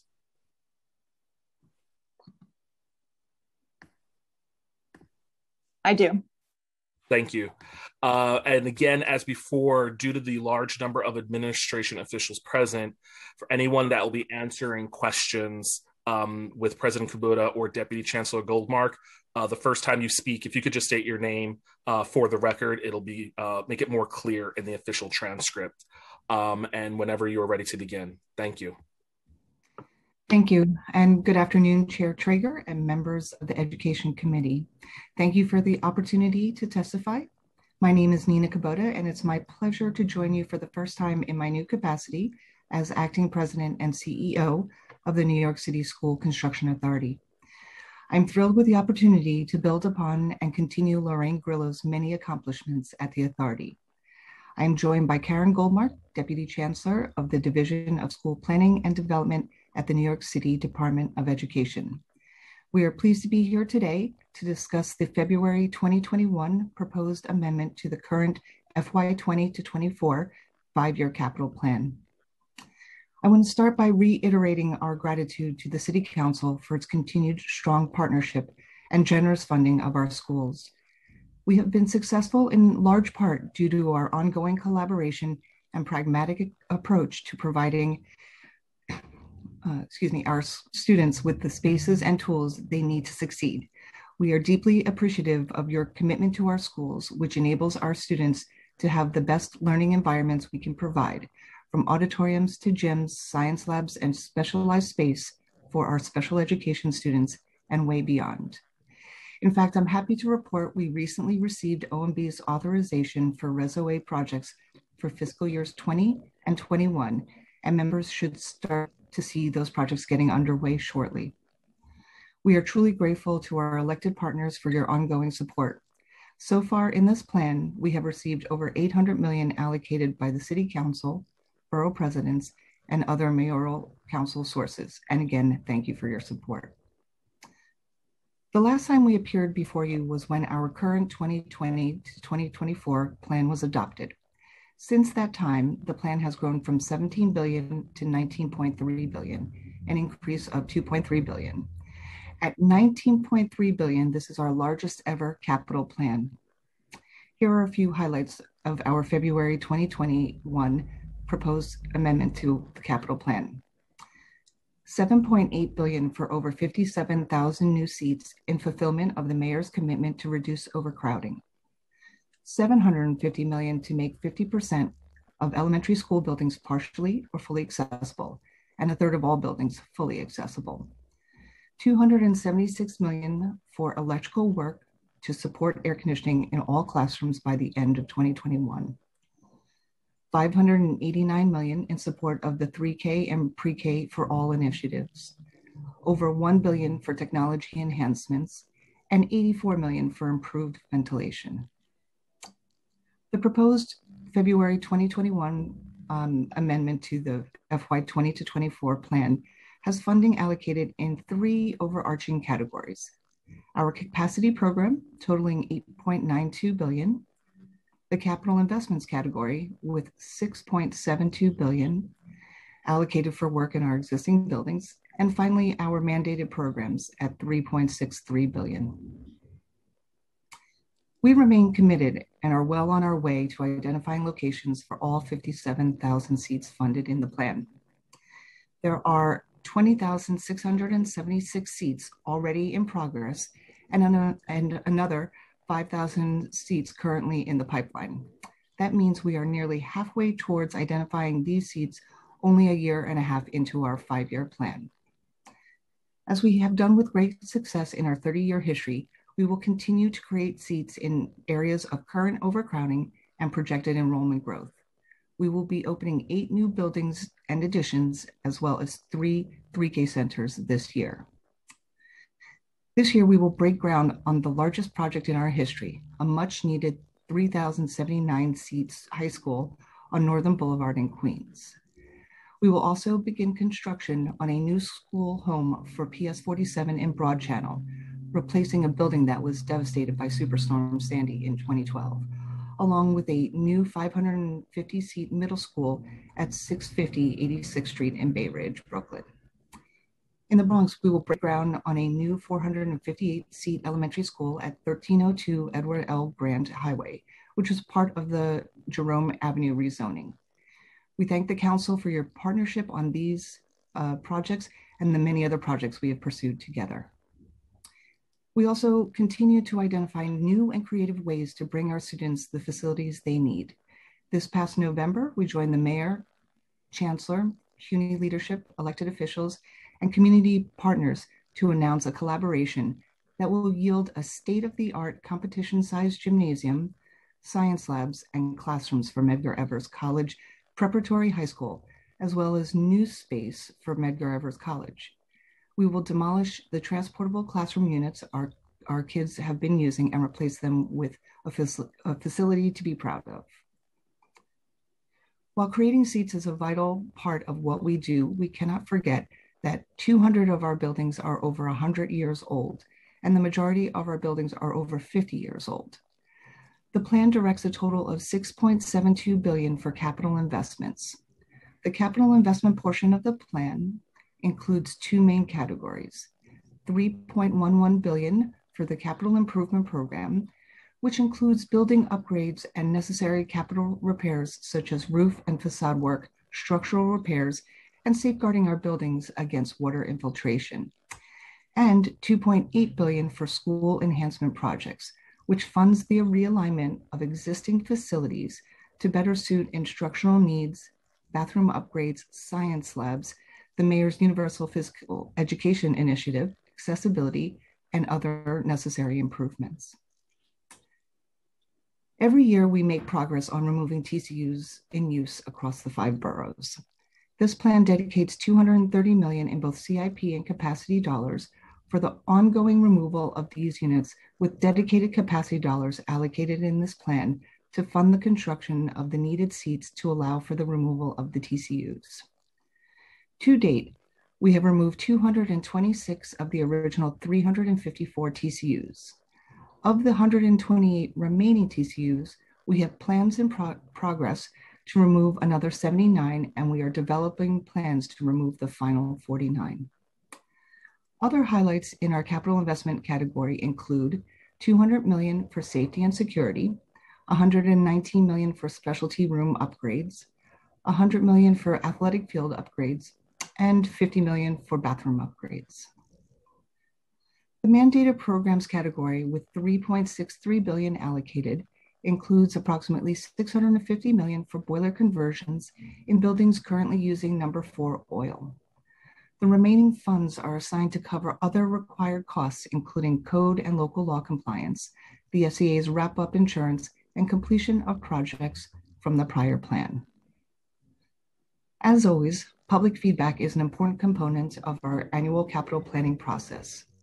Every year, we undertake a public review process with community education councils, the city council, other elected officials, and community groups. We offer every CEC in the city the opportunity to conduct a public hearing on the plan. As you know, we also partner with individual council members and CEC to identify local needs. We also regularly attend community board meetings and are always willing to meet with parents and other stakeholders. Many factors contribute to the successes we have experienced in implementing our capital plans, but one of our strongest core values is our commitment to our MWBE contractors. Continually developing a larger and more diverse group of contractors who can bid on our work and complete large and complicated jobs helps us to deliver better projects more efficiently.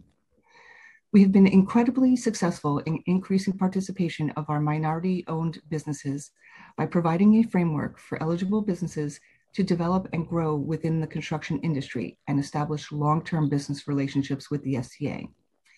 So far in this plan, the SCA has obligated $221 million to MWBE in prime construction contract awards, and we intend to award $70 million more in our mentor program to small contractors before the end of the current fiscal year. Under this administration, the SCA has obligated $3.1 billion to MWBE firms in prime construction contract awards, representing 24% of our prime construction contracts. In addition, the SCA has awarded 29% of subcontractor work to MWBE firms, totaling over $2 billion.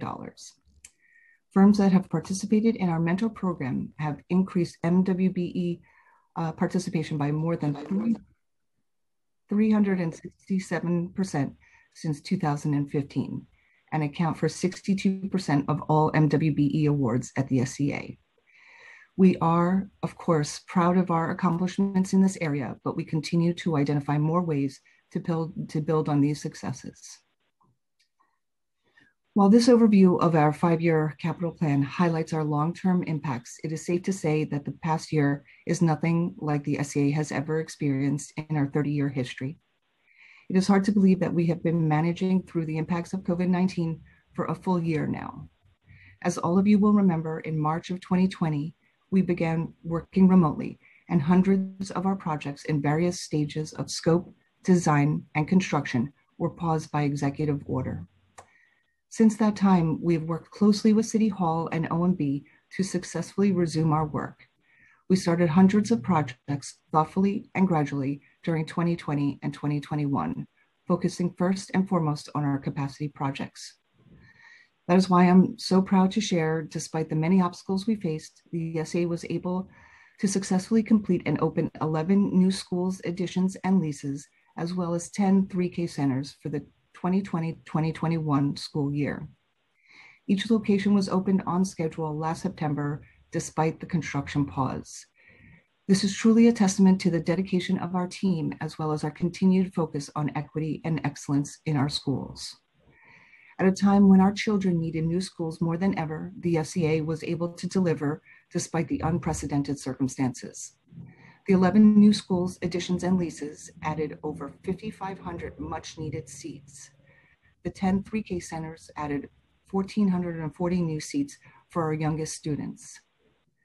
Under this administration, the SEA has created 51,540 new seats in fulfillment of the mayor's commitment to reduce overcrowding and increase diversity, including 10,973 seats as part of the mayor's pre-K and 3K for all initiatives. We were extremely deliberate about how we prioritized the resumption of work following the pause. We wanted to maximize every inch of space within a school's footprint, both indoor and outdoor, to facilitate adherence to rigorous safety and social distancing protocols. This means we have waited to start many new projects that would require us to take spaces offline during construction, such as auditorium upgrades and playground renovations. We also prioritized the resumption of work in neighborhoods that were hardest hit by COVID. And as always, we have worked closely with our school communities to minimize construction impact as much as possible on school operations and will continue to do so. And we work tirelessly with our partners to get construction crews back to work with rigorous protocols to keep our school communities, our staff, our contractor community safe. Early in the pandemic, restarting our mentor contracts became an urgent priority for us and the many MWBE contractors who depend on SEA's mentor program to provide them much needed construction work.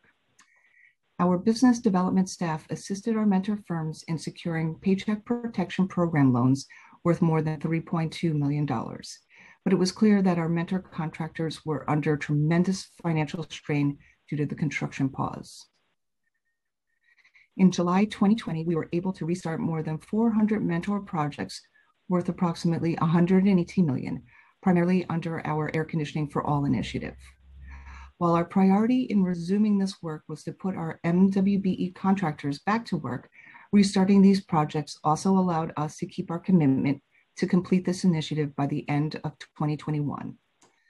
Upon the completion of the AC initiative, roughly 15,000 air conditioning units will have been installed in classrooms along with supporting electrical work in 700 school buildings throughout New York City.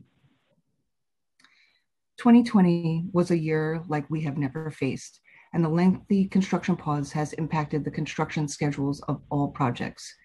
We have reassessed the construction schedules for hundreds of projects and will continue to do so as we work our way back to normal operations. We recognize how important these projects are to the school community, and we look forward to completing all of these projects. But given the enormity of the challenges we faced, I am so proud of the dedication of the SEA team and all that we have been able to accomplish. Thank you again for your ongoing partnership. I will now turn it over to Deputy Chancellor Goldmark, who will discuss additional aspects of the plan. Thank you. Thank you so much, SEA President Kubota. Good morning, Chair Traeger and members of the Education Committee. My name is Karen Goldmark, for those of you who don't know me, and I'm the Deputy Chancellor of the Division of School Planning and Development at the New York City Department of Education. Before I begin, I would first like to thank Speaker Johnson, Chair Traeger, and the City Council for your continued leadership throughout this pandemic and for all that you have done on behalf of New York City during this time. You remain fierce advocates for equity in our school communities, and we are so grateful to have you working with the DOE and on how best to serve all students of New York City during this time. Your insights and support have been crucial in the midst of this crisis as we pivoted to remote learning in our 1,600 school communities across the city last spring, and then opened school buildings this school year. Having seen firsthand the incredible resilience and commitment of our DOE staff, and I should say SCA staff, because the partnership has been really even better than usual this year. So thank you for that, President Kubota. So as I've seen firsthand the incredible resilience and commitment of our DOE staff, SCA staff, students and families, as well as New Yorkers generally, I know that we will continue to respond in extraordinary ways to these extraordinary times. The proposed February 2021 plan continues to demonstrate the administration's commitment to creating a safe and positive learning environment for all students and staff. We're proud to say that we're closing the digital divide, making critical investments in technology, and improving ventilation and accessibility in our school buildings. The pandemic exposed existing inequities in our nation and in our city. And we know these resources and upgrades are central to moving our school communities forward and to advancing our equity and excellence for all agenda. In the area of technology, the proposed amendment allocates $1.02 billion for technology, which includes funding for emergency remote learning student devices, increasing bandwidth in school buildings, and upgrades to classroom connectivity. Since the start of the pandemic, just over a year ago, ensuring that all students have access to remote learning devices has been a priority. And we've purchased over 500,000 LTE-enabled iPads to support students in need. Prioritizing equity, we started distributing centrally purchased internet-enabled devices to our most underserved students. We continue to fill device requests as we receive them from schools to ensure families have what they need to participate in remote learning. We're grateful that the Council's longstanding and continuous investment in technology for our schools made it possible for the DOE to distribute devices to students since the onset of this crisis. Another anchor of the plan is the $750 million allocation towards improving school-based technology.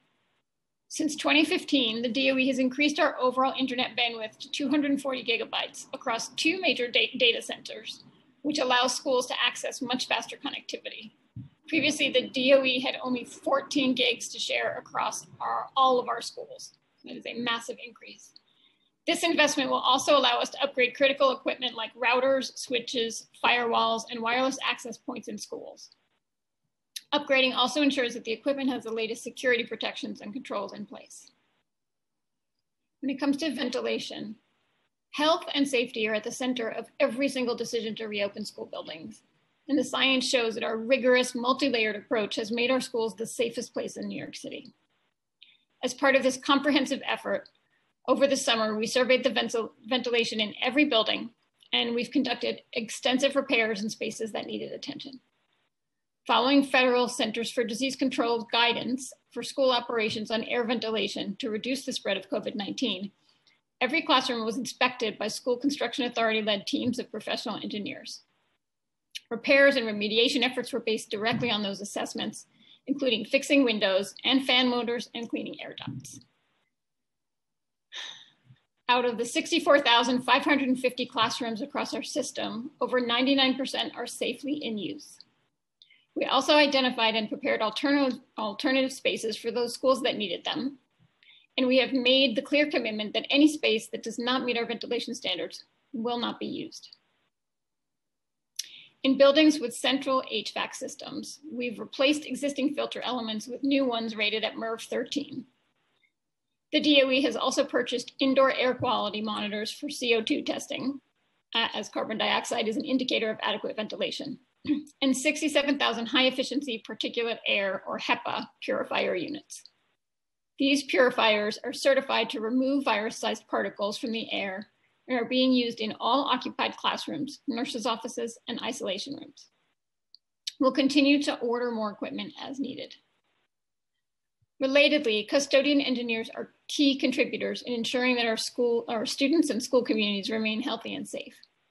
DOE's Division of School Facilities reallocated building cleaning staff to ensure continuous daily touch points and whole building overnight disinfection of all occupied school buildings. All buildings were provided with electrostatic sprayers to increase the efficiency of disinfecting labor tasks. In addition, all schools have sufficient PPE and supplies to ensure safe operation for full in-person learning, which our custodial engineers manage for the entire building. If the past year has taught us anything, it's that teaching and learning can blossom even in non-traditional spaces and even under the most adverse conditions. As part of this proposed amendment, we're excited to launch the IDEAS initiative, which stands for Innovative, Diverse, Equitable, Accessible Spaces. This new IDEAS undertaking will foster the creation of dynamic and innovative learning spaces in ways that empower communities, respond to students' voices, encourage new partnerships, and advance diversity, integration, and inclusion. These efforts will further support the DOE's work to promote equity and excellence by providing access to 21st century learning opportunities to more students across New York City. The proposed February amendment continues to recognize the importance of ensuring access for all students and has emphasized accessibility as a major priority.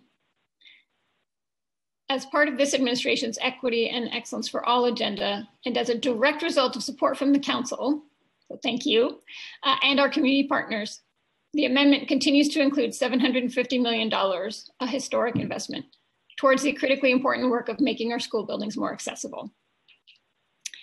We greatly appreciate the Council's support in this area, and I want to stress that we greatly appreciate the Council's support. It has been essential. Our team has been meeting with students, families, and community partners to ensure that we truly understand the needs of students and families and that we can make the necessary changes as quickly as possible.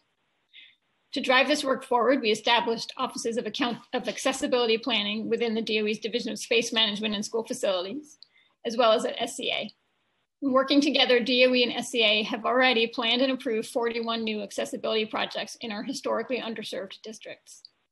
We're committed to making a third of the buildings in every district fully accessible by 2024, and at least 50% of our buildings housing elementary school grades fully or partially accessible by 2024.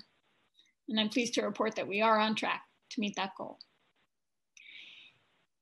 In a system this big, there will always be more work to be done. We will continue to update our capital plan in response to changing conditions and needs from our school communities, and we will seek your input in that process. We are thankful again for your collaboration and generous support of capital projects now more than ever. We're really thankful for the partnership between SCA and DOE. Our students have been able to expand and improve their educational experiences because of these efforts, and we look forward to seeing our future students benefit as well. We're proud that we were the only large school district in the country to safely reopen. We wish everyone else had been able to do it, but we're proud that we did it. To safely reopen school buildings in the fall for in-person instruction, and we look forward to welcoming all families back this coming school year. The pandemic has posed unprecedented challenges to all of us, but together we've stepped up and responded in extraordinary ways on behalf of our students and families, and of that we can be very proud. Thank you again for allowing us to testify today, and we would be happy to answer any questions you may have. Thank you very much, Deputy Chancellor Goldmark. And I also want to just publicly, thank you and folks from your team. This has been trying for a lot of folks, but I know how diligent and how many late nights you've also personally experienced to try to give our school communities the very best in terms of guidance and you search the world for best practices to implement here in the city. So we thank you for your service. And to President Kubota, a big part of leadership is preparing the next generation of leadership. And so the first budget hearing without Lorraine Grillo, who is a legend in New York, and we wish her continued success in her new role. But the mark of a leader is preparing the next leader. And we really appreciate you. We've seen you, I've seen you in numerous meetings and hearings, and we're very fortunate to have you take on this role. It's a big task, it's a big job at a very critical time. And thank you for agreeing to take on this responsibility. We are in good hands. And I'll just say for the public that's watching, look, as Deputy Chancellor mentioned, the SCA has room to grow, and the council is not shy to point out those areas of growth. But in New York City, it takes that the SCA can build an entire new school in about between 2 or 3 years, 3 years or so on average. It takes the Parks Department over 10 years to build a bathroom in a park. So the SCA, quite frankly, is on another level in terms of getting things done in New York. So I want to just thank you to President Kubota and your team, your staff, that's been incredibly responsive and accessible to, to my staff and folks. So I just want to begin by acknowledging that. I'd like to, and I think some of these questions I have, some things have already kind of been touched upon, but if further elaboration would be appreciated. If you could describe the ventilation work in our schools. This was an issue before the pandemic, certainly got highlighted big time during the pandemic. How many systems were upgrades? How many systems were repaired? How many were completely replaced? Does anyone have that breakdown? So I think I will start, and then President Kubota, please jump in, and I will also invite in Kevin Moran and or John Shea from Operations in the Division of School Facilities. This was an example of the remarkable partnership between DOE and SCA. There was we just sat down and said, what does it take to get the work done? So in terms of ventilation, we knew last spring this was something that we were going to need to work on as we work towards school buildings reopening. So we sat down with SCA, or I guess we Zoomed with SCA and DOE, and we identified a process to start the survey process, to just start figuring out what the status was of each school. Even before we did the official inspections, we started working, for example, fixing windows that had been bolted shut. So we did a bunch of repairs. We then had inspections done through the SCA, and we did further repairs as we found issues. So I'm going to try to get to your specific question. I'm not trying to duck the data question. When we approached September, we were very pleased to be in a place where there was only one school of all the buildings in New York City where the ventilation system needed further work. Every other system was actually functioning as designed, and we had all of the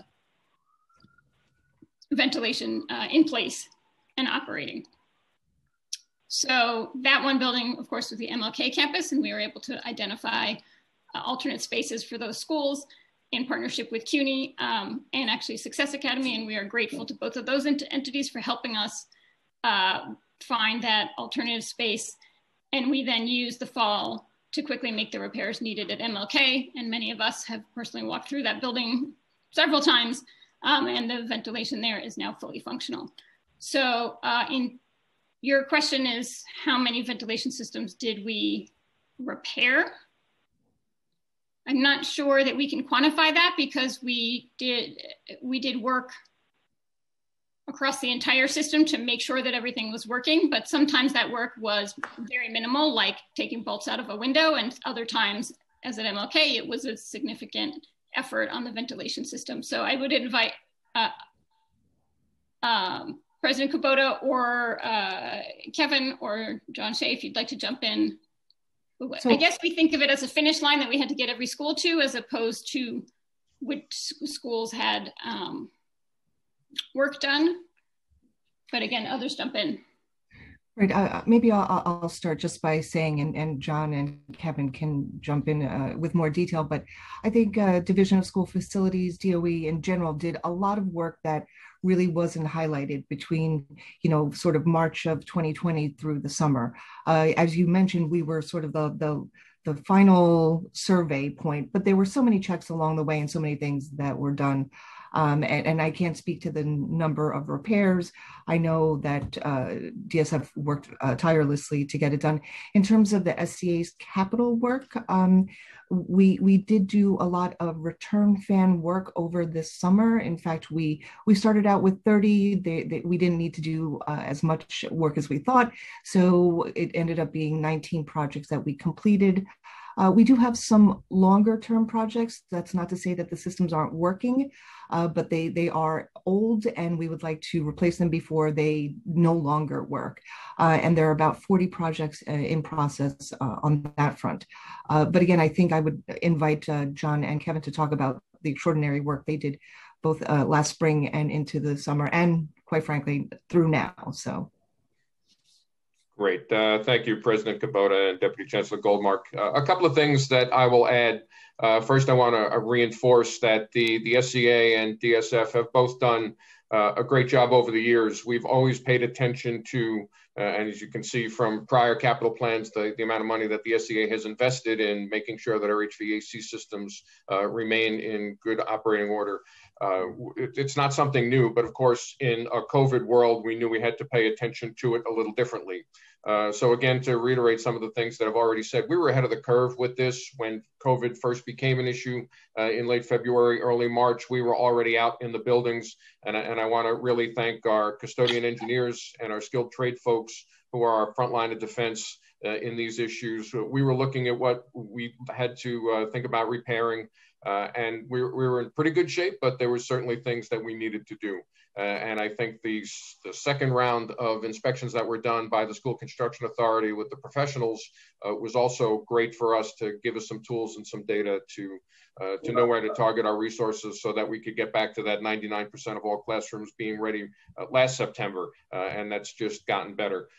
Again, want to make sure everybody understands that our commitment has always been that if a building, if a space was not meeting our ventilation standards, we were not going to use it. And with the enrollment that we've seen, we've had more than enough space. The multi-level approach that we've taken with ventilation, depending on the systems, whether they were a central HVAC system where we were able to put in MERV 13 filters, or whether it was an older building that just had windows and exhaust fans for ventilation, we were able to supplement that with the air purifiers. We equipped all of our custodian engineers with the indoor air quality monitors so that they could look in each one of the buildings, each one of the spaces within the building if there were any concerns about ventilation, and train them on the use of that. And also we now have anemometers so that we can take ventilation airflow readings where we need to. So continuing to work with the custodians with the changing CDC guidance and in working with the Department of Health, making sure that we stay current on those things. As we've been sitting here in this hearing, things have continued to break across the system. It's a large system, that's just what happens, but we're remaining out in front of it and continuing to make sure that we make the repairs as we go along. And when summer comes and we have all of our buildings open for everyone, that we'll be able to accommodate everybody on the ventilation side. I'd like to just take one moment to give a shout out to John Shea, because I really don't know when else I'm going to get the opportunity to do this quite so publicly. So there were many, many moments, many, as you said, long nights, early mornings, and I can't remember exactly when it was because that's how the last year has been, but there was a point quite early on where John Shea, quite casually as his style, sort of mellowly, he said, "I've already ordered the MERV 13 filters." He had ordered tens of thousands of MERV 13 filters before anybody had really gotten to the point of saying, "Hey, John, we need to order these."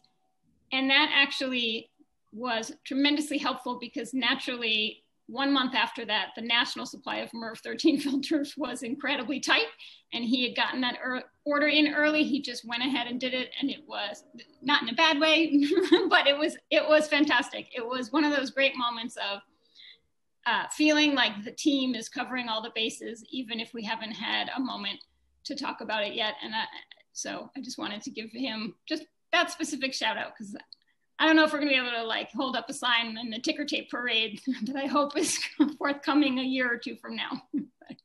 Well, thank you, Karen. That's very kind, but it does speak to the team that we were allowed to make that decision in a group and move forward under the leadership of the Chancellor and you and everybody else. So thank you for saying so. And Ursulina Ramirez, who has since left.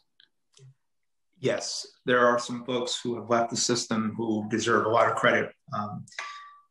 You know, there's a lot of behind the scenes work. Ursulina certainly is, we appreciate her very much so, but I do want to certainly recognize that custodians, school cleaners, they've been frontline essential workers even before the pandemic. Certainly, I would argue that if we should always be giving them resources to properly maintain buildings, shouldn't have taken a pandemic to really highlight that work. But I do need to kind of follow up on this point because, you know, I think it's not a secret that I took a lot of interest in the MLK Campus Junior for a number of reasons. But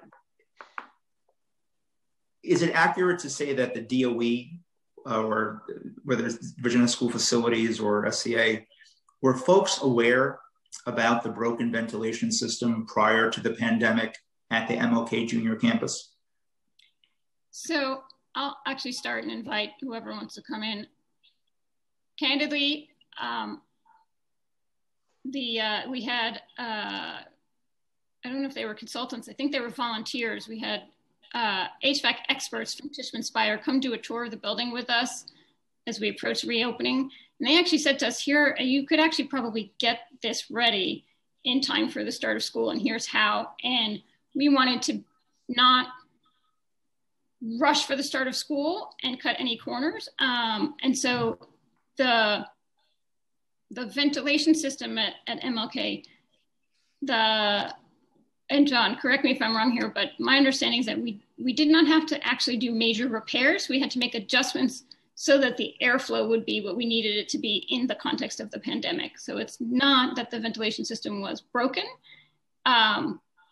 It's that with adjustments, we could get the airflow that we needed in the current context, which is different from prior.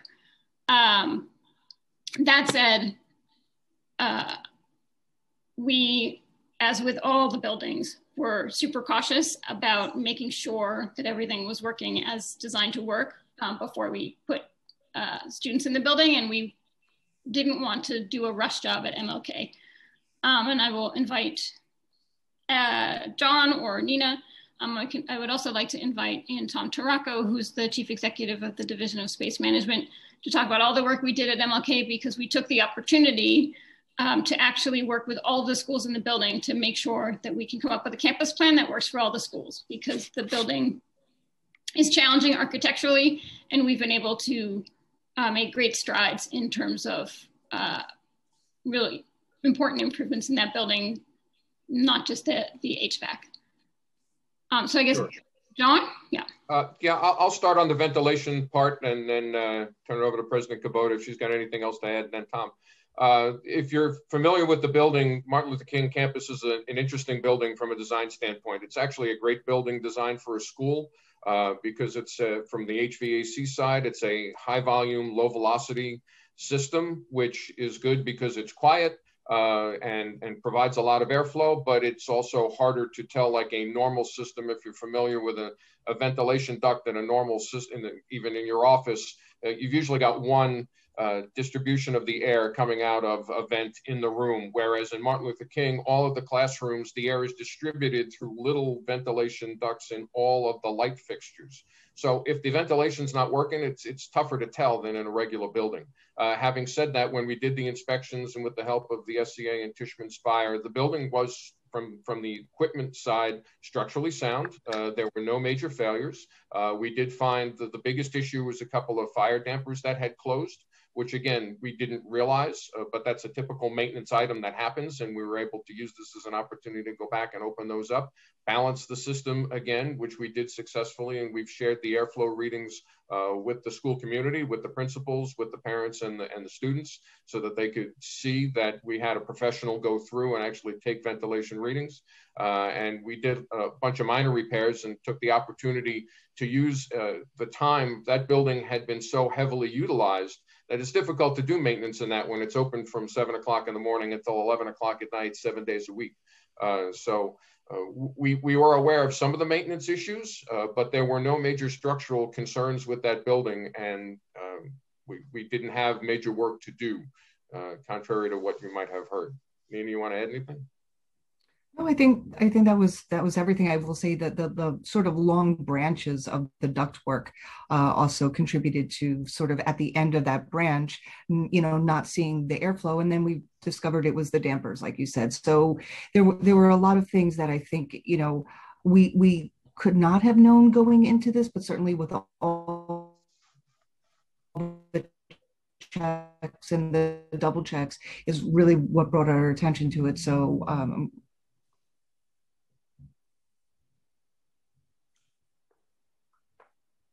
I'm not sure if we lost President Kubota, but what I'll add is that the photographs of the school that folks sent me, I don't see windows in the classes, and I'm not used to that as a teacher. I'm used to seeing windows in my class, and that certainly made it that much more important to have a functioning ventilation system. And I just wanted to make sure that that we make the investments in this critical infrastructure work always, and not wait for a pandemic to kind of get the work done. And also, Deputy Chancellor, whoever consultant try to push us to cut corners, I hope they're not working with us anymore. Oh, no. Because I'm glad to hear that, because that is not what we need.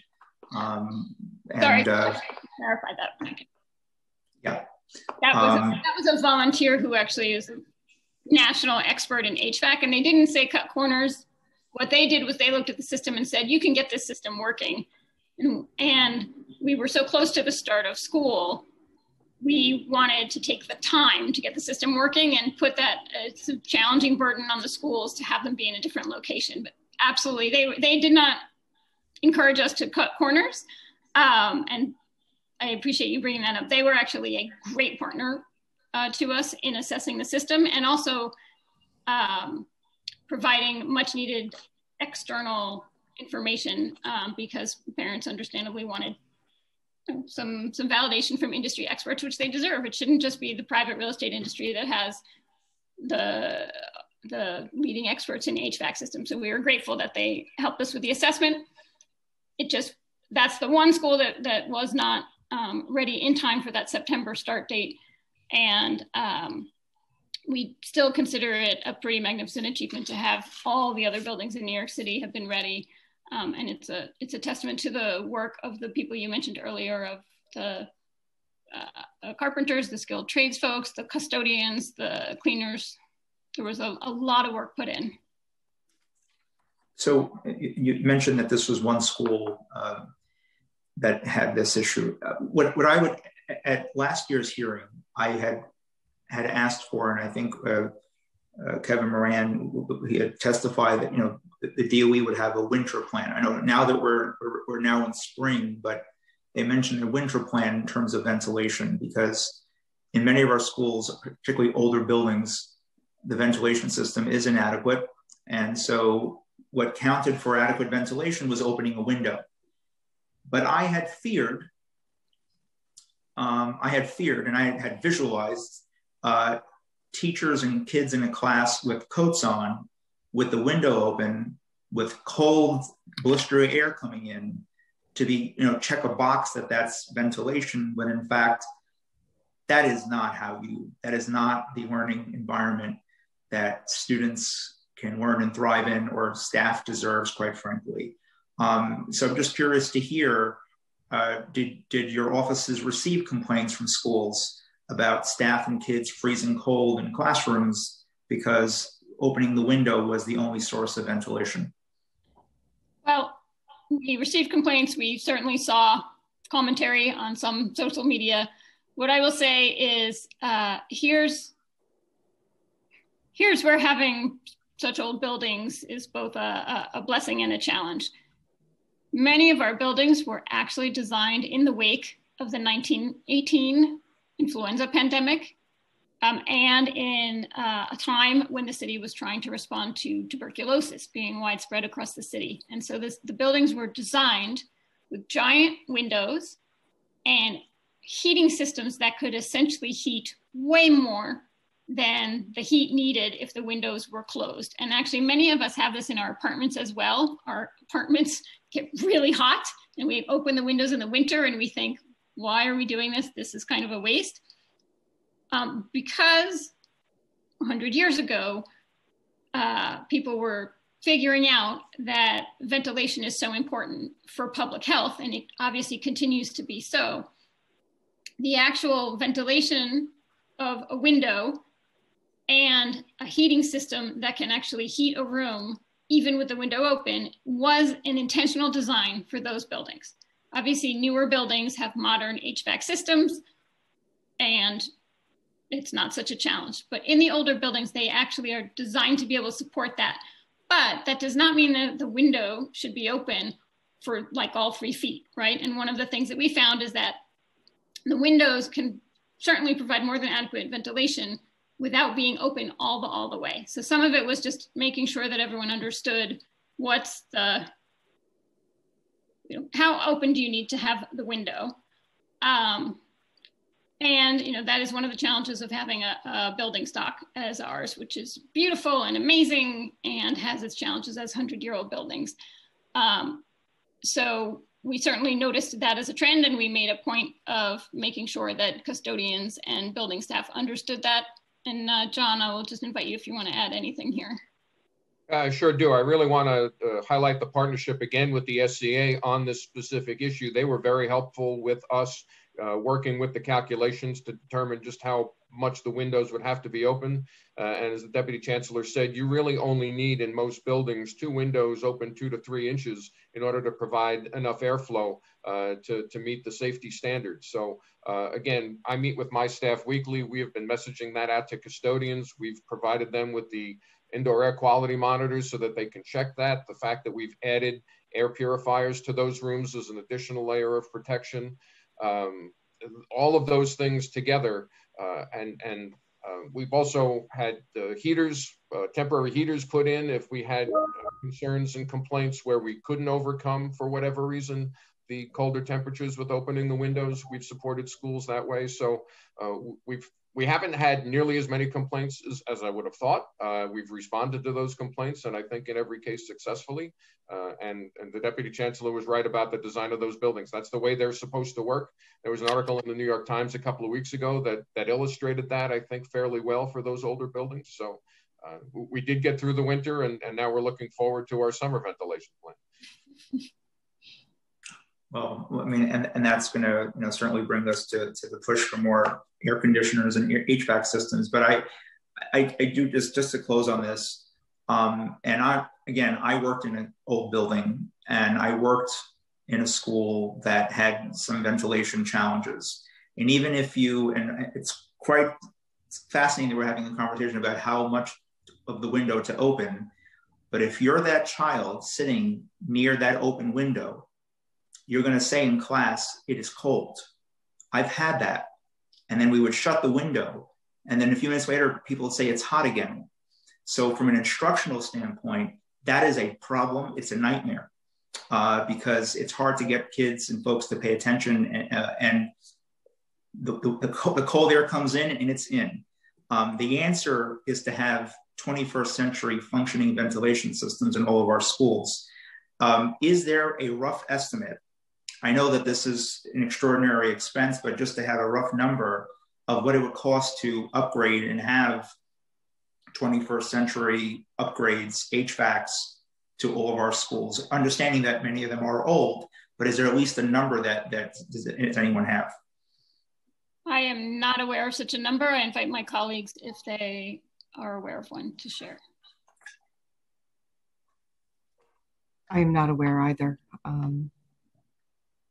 If folks can get back to me on that, I would appreciate that. You know, we are in a moment where I think Congress is now negotiating or discussing an infrastructure bill, and infrastructure is also about schools and communities. And so I think now is the time to certainly. Yes. I will say that I don't think we would need to spend the entire federal $100 billion that may be proposed, but we might take a big chunk if it were every building in New York City. We will absolutely look into that. And yes, the prospect of federal support for school infrastructure is eagerly awaited by those before you here from SCA and DOE.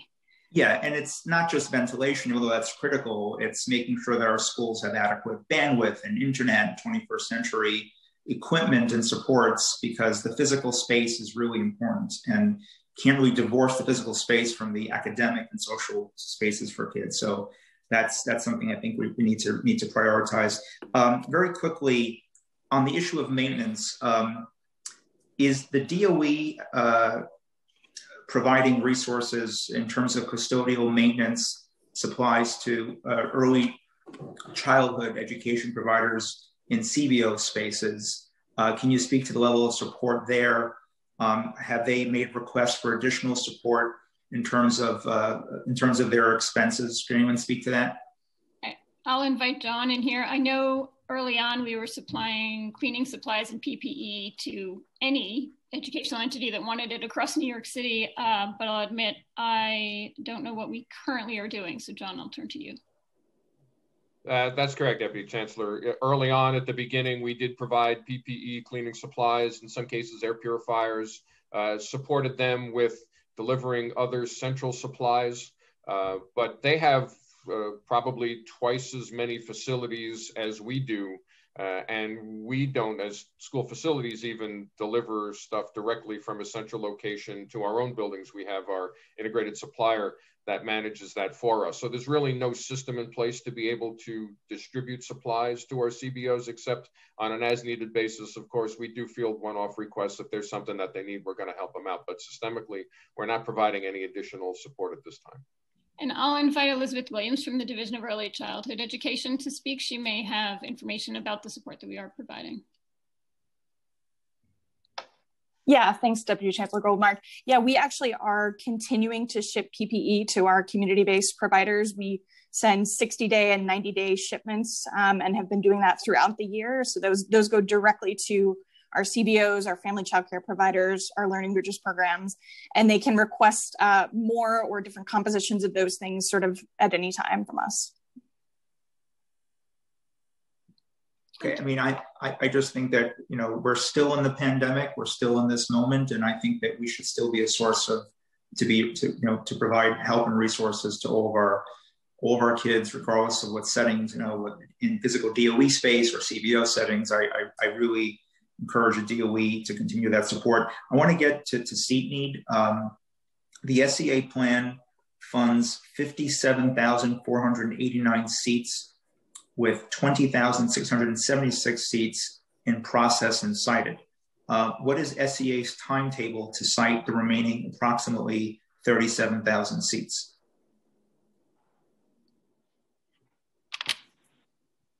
So I think I mentioned in my testimony that we actually have over 5,000 seats in process, meaning we're negotiating with landlords or with landowners. So we can't cite that until that negotiation is complete, but there's another 5,000. So, and we have several other leads. As you know, we have our real estate firms out there looking in all districts where there is a funded need. And while some real estate markets are tighter than others, we have been quite successful. I do think that almost 50% cited or 46% cited with about a year and 8 months into the capital plan is good progress. We won't stop. We'll keep looking for sites. And of course, you know, with council members' suggestions, we always welcome them. We've been successful a few times in your suggestions, and we would encourage that for council members or anybody to email us at sites at nycsca.org anytime. So we appreciate that. Yes, and I think President Kubota, you and I and Deputy Chancellor Goldmark have discussed a site in my district, which I cannot wait for us to move forward on in advance to better meet the needs of our kids. And we'll follow up on that conversation after the hearing. But I'm mindful of time, and I'll now turn over to my colleagues who have questions. Malcolm. Thank you, Council Member. I just want to remind committee members that if you have questions for DOE or the SCA on the capital portion of this hearing, to use the Zoom raise hand function, and I will call on you in the order that you raised them. There will be 5 minutes for each council member for question and answers. I do just want to put out there now, though, it is 1:16. We have 2 public witnesses that need translation services, and the interpreter is only available until 2 p.m. So as we get closer to 2, if I have to come in and moderate, I will. We want to make sure that those people have that opportunity to testify. So we will first turn to Councilmember Kalos, followed by Council Members Barron, Gibson, and Rosenthal. Councilmember Kalos. Time starts now. Deputy Chancellor Karen Goldmark, first I want to start with a thank you. I saw a letter you sent to Life Sciences High School in my district. This school is 99% students of color, with I believe 0 students from my district, but I fight for them nonetheless, and perhaps even harder. And you've given quite a lot of capital commitments. So I want to thank you, and just we can be sure all the repairs will be made before September when school opens again. All Perfect. of the letters in the commitment, all the commitments in the letter will be met, yes. Great.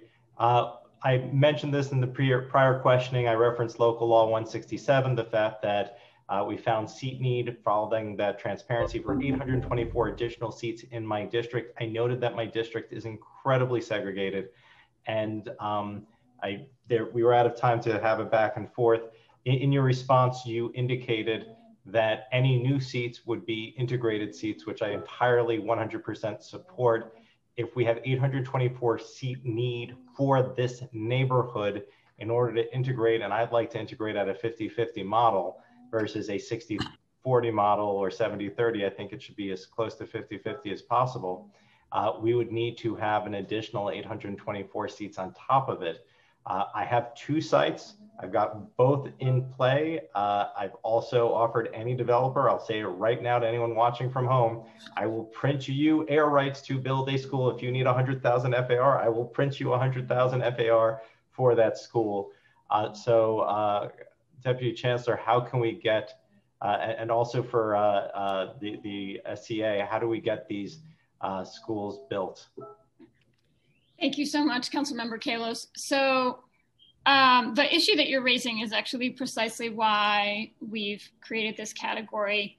That is, let me back up a moment. In the capital plan, as we've traditionally structured it, there really are 2 main categories: new capacity and existing capital improvement projects, where we're making needed building system upgrades like a new roof or a parapet in capital improvement projects. And then in new capacity, of course, it's new seats in new buildings. And one of the things we've realized is that there is a lot of hunger in the community for different types of educational models. So one great example of this is the Brooklyn STEAM Center, which is a consortium of 8 high schools that send students to the Brooklyn Navy Yard, where the students pursue post-secondary credentials, they pursue CTE certification, and they also have work-based learning experiences with employers on the Navy Yard, where they're learning state-of-the-art light manufacturing and tech-based work skills that correspond to jobs that people actually have in the Navy Yard. And so the Brooklyn STEAM Center is a model that's not a new seat, and it's not a building improvement project. So this was why we created this category for innovative programs. And that's, I'm not committing that to this effort. What I'm saying is we've recognized the need that communities have brought to us for new educational models and new ways of addressing some of the educational innovation and inclusion and access and diversity challenges that the system faces. Would you agree that if we don't use an innovation model or something else, and all we do is just build the 824 seats, that would not go towards the integration that you and I are both looking for? I can't really agree with what you just said, because I'm not, the way I would characterize it, and certainly I've done a lot of diversity and integration work in Brooklyn on the Upper West Side, is that the way that we do it on the Upper East Side. Well, the way that it has worked, and also in District 13, the way that it has worked is to really have committed community engagement and community planning. So the participatory action research efforts, the efforts to really take time and have dialogue where all parties are at the table. We'd be happy to do that on the Upper East Side as well. But that's what leads to the real way you build equity and integration. And along the same lines, whether we get 3K in 2021 as the mayor promised, or in 2022 or 2023 or 2024, construction is happening now. Manhattan is a largely built environment. Can we work with SCA to start locating the sites, retrofitting them, and getting them in place so that when we are ready to roll out and keep the mayor's promise that we have the seats ready, so we don't have to do what we did in my district of going from 100 seats up to 1,000. Time expired. I won't speak for President Kubota. I will just say my experience working so closely with President Kubota over the past several years, and of course with Lorraine Grillo before her.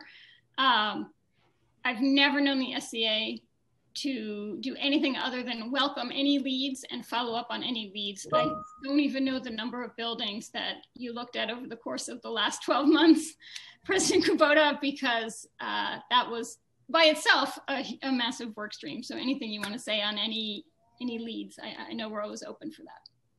Absolutely, and you know, Councilmember Kalos, you've been a really good partner to us, and you have put forth many sites, and we appreciate them, and we know very well the two sites you're talking about, and we are looking at both of them.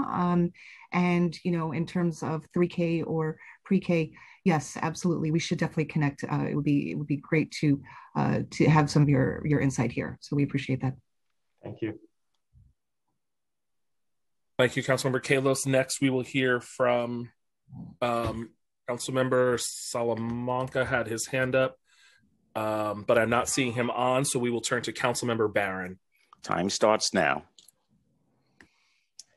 Thank you, Mr. Chair, and thank you, Deputy Chancellor Goldmark, and to Ms. Kubota from the School Construction Authority. My first question regards a new facility that's going to be opening here in September 2021.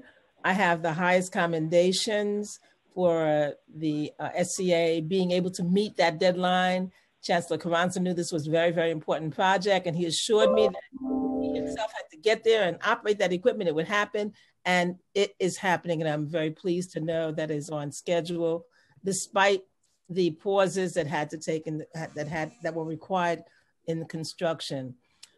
I wanted to know what adjustments needed to be made, if any, during the time of this pandemic, and knowing now that there might be other kinds of considerations. Were there any particular adjustments that needed to be made to that particular building that you know of, based on the fact of what the requirements are that we know based on the pandemic? So that East New York Family Academy is near and dear to all of us. I've been around for a while, so I know how important it is to you also, Councilmember Barron. But yeah, and I have to say, in terms of any sort of design or any adjustments, none of them had to be made. We are using MERV 13 or better, 14, 15, in all of our HVAC systems. So nothing in the design needed to be done. I will say because of the pause, you may remember that we really wanted to get this open earlier. So what we're doing is we have sort of 2 TCOs in place. One is for the main building, and then the pool is separate. So we'll actually be able to obtain the TCO late April, early May for the main building, and we won't get the TCO till probably about end of July for the pool portion. But that's just to say that was the adjustment. We needed to sort of segregate the 2 and have them phased, but both will open before school opening. But that was the adjustment we had to make in terms of schedule. Thank you. If I can just jump in here, because very early on in my time in this role, I got to attend the groundbreaking for East New York Family Academy. Yes. I cannot tell you how much I'm looking forward to attending the ribbon cutting. To be able to see it end to end is so exciting. And you're right, Mr. Carranza was so deeply committed to this project. Yes. To be able to get him to come to the party, and Chancellor Porter as well. It is really, it's a tremendous project, and you've been such a driver of it. So thank you. Really, thank you. Thank you for that. And yes, President Kubota has done an amazing job, the entire SCA. Yes. It's really an unprecedented thing to have such a long construction pause, and they've been very careful about sort of what they're promising, et cetera, but really to see the speed and to see how they've come back has been really inspiring. I'm so pleased. I'm really so pleased. Thank you so much. And then my other question is related. As you may remember, there were, I believe, 8 portables in that little schoolyard. So what is the status of those TCU removals? Have we removed all of them throughout the city, or are there still some that need to be removed, and what's your timetable for that? President Kubota, would you like to take it, or would you like me to? We have both been told to memorize these numbers, so either one of us can do it. Okay. You want to take it? So, yes, thank you for that question. So we can tout a little bit of our hard work. Out of the 354 original TCUs that existed in the city, 226 have been removed. And so we now have 79 in process. And so the remaining 49 we're developing plans for. So we're well underway. We intend on removing all of them. And what's great about this plan versus the last plan is, if you remember, 2 plans ago, we didn't have any money to remove any of the TCUs. Last plan, we were able to add some money. This time, we've actually been able to add capacity funding. So there are instances where we've needed to build an addition in order to get rid of the TCUs. Mm-hmm. And so in this plan, we've dedicated $180 million towards capacity where we can't remove the TCOs without adding that capacity. So that's what's different about this plan. And so we are well underway. Time expired. Okay, and that's that.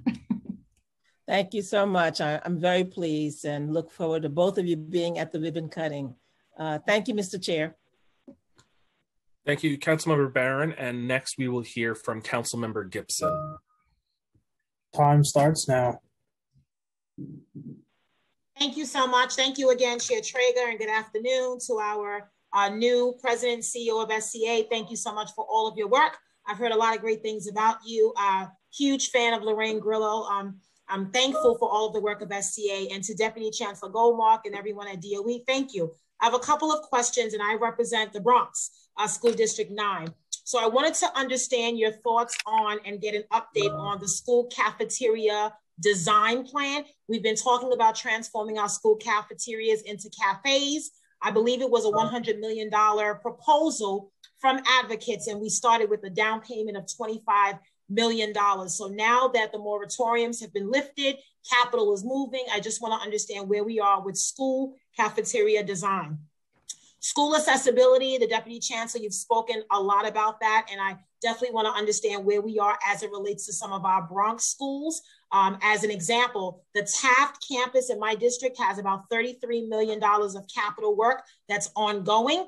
And I remind all of you at SCA and DOE, Morris High School at 1100 Boston Road has had a scaffolding up for 20 years, and no one has ever explained to me why the scaffolding remains up. and it's been a sight for sore eyes. We've been doing amazing work at Morris with the 5 schools there, but the scaffolding refuses to come down. So I just want to understand what we're doing specifically at the Morris High School campus. Brand new school buildings. I wonder where we are. When I last talked to President Grillo, I know there was a delay in some of our new school projects. So I want to bring up the new school in District 9 at 1302 Edward L. Grant Highway. This was a part of the Jerome neighborhood redesign and rezoning back in 2017. And I understand that there could be a delay on that. And then the last thing I want to bring up are capital projects. Every year we work closely with the SCA on Reso A funding. We work with our borough presidents. We join jointly on projects. A lot of it is related to school technology. I've been doing a lot around the digital divide, giving our schools money for technology, for the PA system, the cafeteria, the auditorium, the library, the science lab, the art studio. I mean, I think I funded almost everything because I realized our schools in the Bronx need it. But now with, the moratorium lifted, I wonder how these projects are going to move forward. And I worry about any projects that we've already fully funded now being underfunded because of the delay due to the pandemic. So is there any way that you guys could just let us know broadly how we move forward on capital discretionary for each of our districts, and then collectively what we can do to help you push these projects along this budget year and moving forward? Thank you so much. Wow, that was a lot. That was a mouthful, right? Write it down. Thank you so much, Councilmember Gibson. You are always such a great advocate for the Bronx and for District 9. President Kubota, shall I start on accessibility? You mentioned new buildings. In testimony, there's Reso A, Morris, and Taft High Schools. That's what I got. Yes, and cafeteria. Cafeterias, oh, sorry, I skipped a line there. Yes, so the cafeteria redesigning continues. And I'm going to actually invite Tom Taracco in to talk about some of the work we've done with cafeterias and accessibility. In some cases, we are combining those projects in the same building. So we're making a building accessible and we're upgrading the cafeteria. And it gives a whole overall better feel to the whole building. The cafeteria work has been really successful in terms of student appeal and also food consumption. It's actually the students are eating more of the food when it's presented in an attractive way, like a cafe. So we are back at that work quite a lot. On accessibility, we are on track to meet the goals, and we've done projects across 41 buildings. I will ask Tom Taracco to just jump in if he wants to talk about some specific Bronx projects. Okay. Hi, Councilmember Gibson. Hi, Tom. Good to see you. Good to see you. So in District 9 specifically, we have 2 projects approved moving forward, and that's X073 and X110. But overall in the Bronx, we had a few historically underserved districts up there, and I'm very happy to tell this committee that there are 9 current projects, whether it be they're approved at the subcommittee level. They've been sent over to the SCA. They have LLW numbers, and they're moving forward through scope design, and then it would be, construction bid and award. So a lot of good things happening up in the Bronx, and we're very, very excited about it. So good seeing you. Okay. In terms of Taft, Tom, you want to talk about Taft, Tom? Because you and I have been talking about that recently. Yeah, it's been a few months since I've been up there, but we did a lot of work up there, and I would have to circle back to get more details of that work. So I haven't been there in a while. We've been kind of busy over here with other items, but we will definitely circle back because I would like to see where we are there and what we can do moving forward, especially now working with Chris Tricarico from School Food on his piece with the cafeterias as well. We'll have some sway in projects that'll get done and help. Okay, we can talk offline because we added a D75 school into the Taft campus as well. So I want to make sure that work is ongoing. Yeah, I'd love to visit the place with you. That'd be great. Okay. Yeah, we'll get up there soon. And just in general, one of the things that Tom Taracco has been working on closely with DSF and other offices is this notion of a campus-wide plan. So not just doing a project in a building, but taking the opportunity to actually look at the entire campus and help the entire campus make sense. And that worked really well at the MLK campus, and we've been talking about that for Taft. Nina, did you want to say something? Yeah, I turned off my video in hopes that my connection is a little bit better. I will say for Taft, we did have we did have to bring in a new contractor, which has delayed the project, the exterior project. And that is due to complete by the end of this calendar year. So we do have that. We recognize that it's been up for a long time. Sorry, that was for Morris, my mistake. And then the other thing about the cafeteria upgrades, yes, the 25 million has been allocated. We have been working with our school foods folks, and we've recently identified, or they have identified 39 projects that they want to proceed with, 10 of which are in the Bronx, and we're happy to send that information over to you. And then finally, yes, we have had some of our delays with our FY20 and FY21 RESO-A project, some of which also was a result of, remember, not wanting to take any interior spaces or playgrounds, for that matter, out of service while we were identifying as much space within a pool as possible. But we are now working through those, and so those should be, underway very shortly. So again, happy to discuss offline some of the specific projects in your district. And I do finally think that 1302 Edward L. Grant. Right. So that two things about that: because of the extensive delays the pause caused, we do believe that will open in September 2024, which I believe is a year later than originally thought. It is. And also just to point out that is currently being used as a testing center.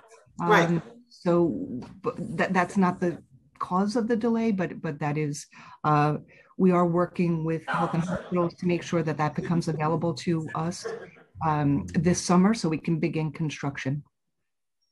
Okay, and I'll talk to you guys offline about the Morris campus, but I do understand with the PAWS Act, but I am not happy that site is delayed by a full year. That's not acceptable. Yes, it's being used as a COVID testing site, which I'm grateful for. We're using the land, but a year later to have to tell my local parents and CEC, to me is not acceptable. So I want to find a way where we can expedite that. Whatever hitches are in the system, we need to identify them, because a full year to me is a problem. I fought tooth and nail for that school to make sure that project would be a reality. And I don't want to tell my parents that they have to wait until 2024 when it was supposed to be 2023. So I'd love to talk offline about it, as well as the Morris campus and the capital work that's there. That scaffolding, 20 years. In my lifetime, if I can get that scaffolding down, I think I'll be successful. I want to do that before I leave this earth, to get that scaffolding down from Morris campus. And you guys are going to help me. We will. On the construction delay, I understand it's so challenging. I'll just note that we had an 8-month construction delay. So the challenge, of course, with 8 months is that school years run in school years. So even if we don't lose any time beyond the 8 months, it puts us out of fall 2023. And do we really want to move a building in March 2024? And so it's very challenging. We'll certainly discuss it further. I just need us all to remember that there was an 8-month construction delay, and that it was really very long. And so it's not any fault of the SCA. It's not any slowdown in the process. It's simply the freeze we were all under, and how school year calendars work. And then it sort of doesn't make sense to move into a building in May. Okay. But let's keep talking about it, because you've pushed us and gotten us to do lots of things before. So I recognize you're not going to let it go. Okay. Thank you, everyone. Thank you, Chair Traeger. I appreciate the additional time. Thanks so much. Thank you, Councilmember Gibson. I'm just going to ask for the indulgence of Deputy Chancellor Goldmark and President Kubota, just so we can hear from the two witnesses, because we are time limited on the translation services. So we are, and all public testimony is limited to 2 minutes. So we're first going to hear from Milagros Cancel, and then Jimena Vargas will provide the translation. Then we will hear from Bibiana Hoyos, and then Jimena will then again translate for Bibiana. So we'll first start with Milagros. Time starts now. Good afternoon, everyone. This is Jimena Vargas. Señora Milagros, usted puede comenzar a hablar en este momento. Yo le voy a hacer su traducción. Miss Milagros, you may start speaking now. I will translate for you. Señora Milagros Cancel, ¿está usted ahí? Are you there? Señora Milagros? Le habla la intérprete. This is Jimena, the interpreter. We can come back. So let's unmute Bibiana, and then we'll come back to Milagros. Shall do. Time starts now. Señora Viviana Hoyos, le habla la intérprete. ¿Está usted ahí? Tiene usted 2 minutos para hablar y yo lo voy a interpretar. Miss Hoyos, this is Jimena, the interpreter. Are you there? You have 2 minutes to speak.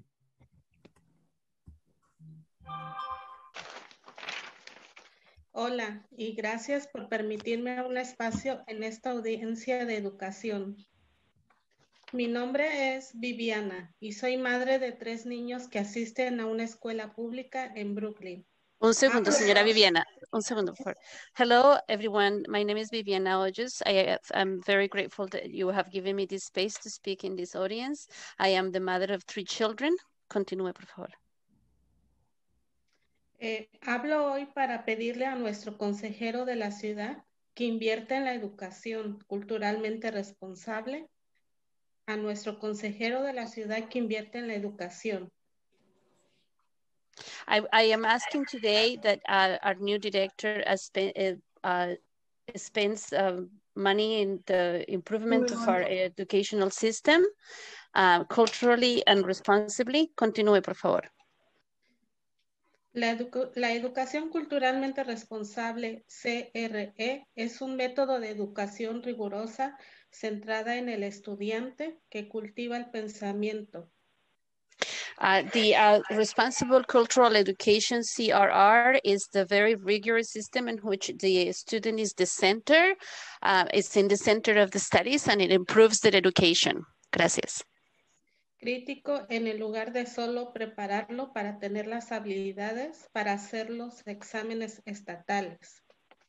It is very critical that they are prepared to help them to be helped in their skills to do their state exams. Continúe, por favor. Relaciona el estudio académico con los problemas contemporáneos y las experiencias de los estudiantes. It ties together the academics as well as the students' personal experience in the contemporary context. Fomenta las entidades académicas, raciales y culturales positivas. And it improves the academic, racial, and cultural abilities. Continúe, por favor. Desarrolla la capacidad de los estudiantes para conectarse a través de las culturas. And it helps students develop their ability to communicate better and to interact better culturally. Gracias. Empodera a los estudiantes como agentes de cambio social. It empowers the students as people who might make social changes. E inspira a los estudiantes a enamorarse del aprendizaje. And it inspires students to fall in love with learning. Las investigaciones demuestran que tanto en el caso de los estudiantes, studies have shown that in the case of students as well as de los estudiantes de color como en el de los estudiantes blancos, that it helps students of color as well as students as white students. El CRE disminuye las tasas de abandono y las suspensiones. CRR diminishes the suspensions and the absences. Y aumenta la participación, la confianza, el rendimiento académico. And it allows for more participation, better academic development. Y las tasas de graduación de los estudiantes. And the number of, and it increases the number of graduates for the graduations for the students. Es fundamental que el Departamento de Educación de la Ciudad de Nueva York se convierta en un modelo nacional. It is important that the education skills of New York turn into an academic national model for everybody. De equidad al adoptar la educación culturalmente responsable para erradicar las brechas raciales. It is important to be able to embrace all the cultural differences and embrace CRR so that we can erase the inequalities, the racial inequalities and social inequalities. En la educación pública. In public education. En 2021 es completamente injusto que a nuestros niños se les enseñe un plan de estudios. It is incredibly unjust that in 2021 our students have a model of studies que no refleja la realidad del mundo en el que viven. That is not reflecting the world in which they live in. Y tampoco el de la gente que los rodea. And neither the people who surround them or who are around them. La ciudad de Nueva York es uno de los lugares más diversos del mundo. New York City is one of the most diverse places in the world. Y nuestras escuelas son un reflejo de ello con más de 180 idiomas hablados. And our schools are a reflection of that with over 180 languages that are spoken. Por nuestros estudiantes. By our students. Sin embargo, esta diversidad no refleja en nuestras tasas de graduación. And sadly, this diversity is not reflected in the numbers of graduations. En 2016, solo el 67% de los estudiantes afroamericanos y latinos. In 2016, only 60% of Afro-American and Latino students. Y el 31% de los estudiantes que tenían inglés como segundo idioma. And 31% of students who had English as a second language. Lograron graduarse de la escuela secundaria en 4 años. Managed to graduate from a secondary school in 4 years. En comparación con el 82% de los estudiantes blancos. In comparison to 82% of white students. Jimena, this is Malcolm. Time was called. If you could just ask Viviana if she could wrap up her final thoughts, and then we'll go to Milagros. Señora Hoyos, le ruego que me disculpe, pero me han avisado que usted al tiempo se le ha terminado. Si usted quiere simplemente resumir en 1 minuto, luego tenemos que pasar a la señora Milagros. Ok. Estamos pidiendo que las escuelas de Nueva York inviertan en la educación y tengan todos los niños de color, blancos, latinos, que todos tengan el derecho a una misma educación y respeto. We're asking the Board of Ed to improve the education for our children and that all the children, Afro-American, Latino, white, have the same opportunities to get education in the public schools.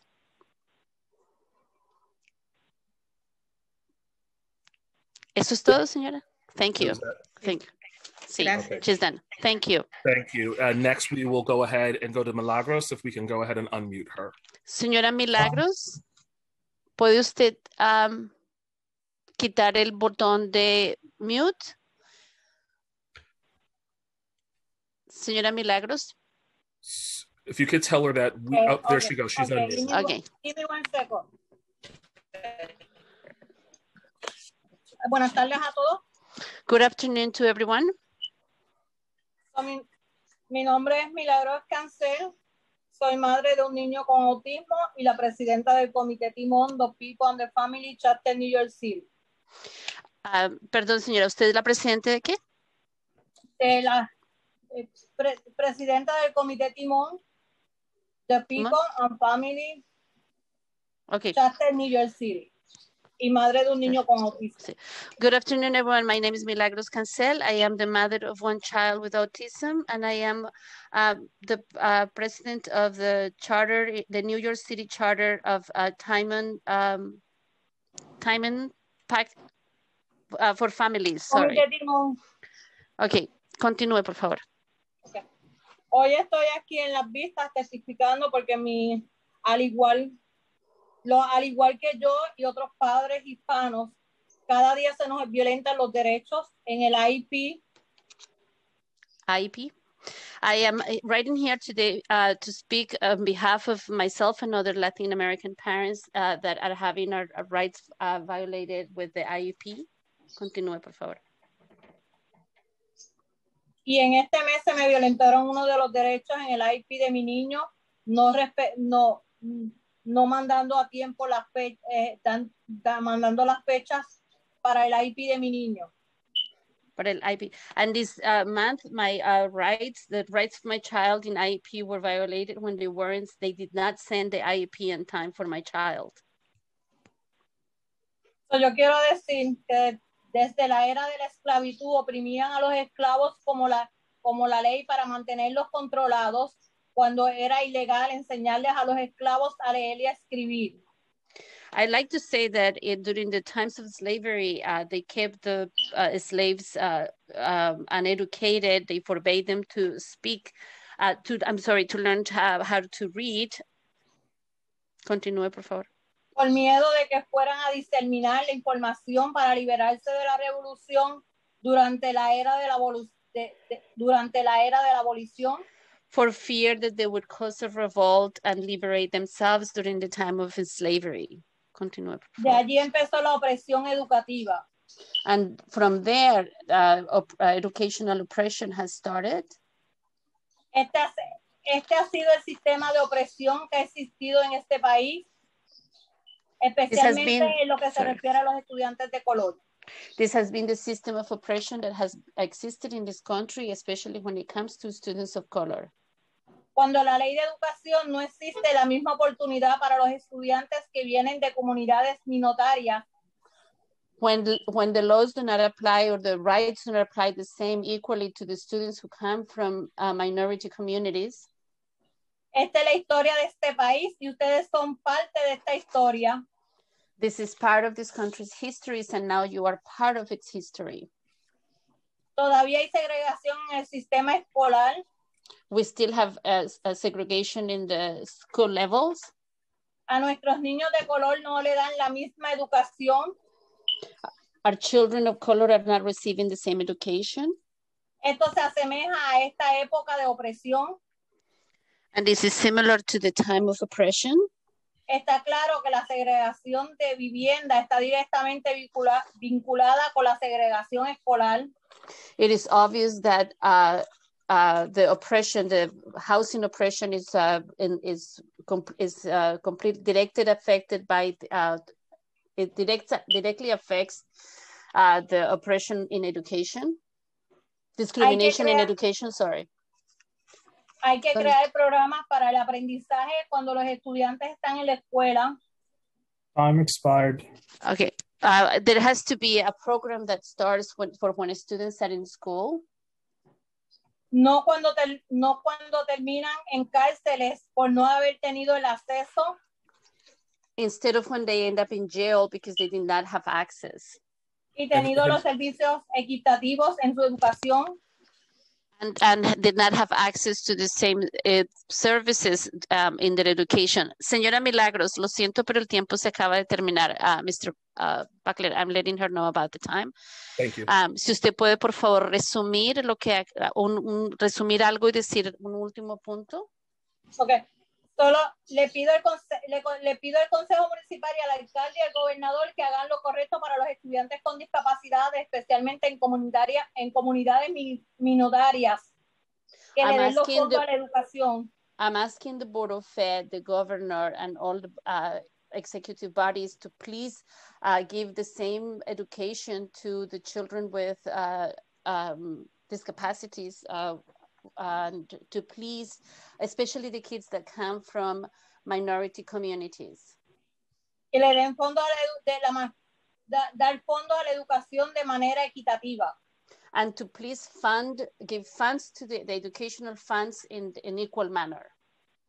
Le pido a los legisladores que apoyen el uso de fondos de ayuda federal para complementar los fondos de educación estatales ya asignados.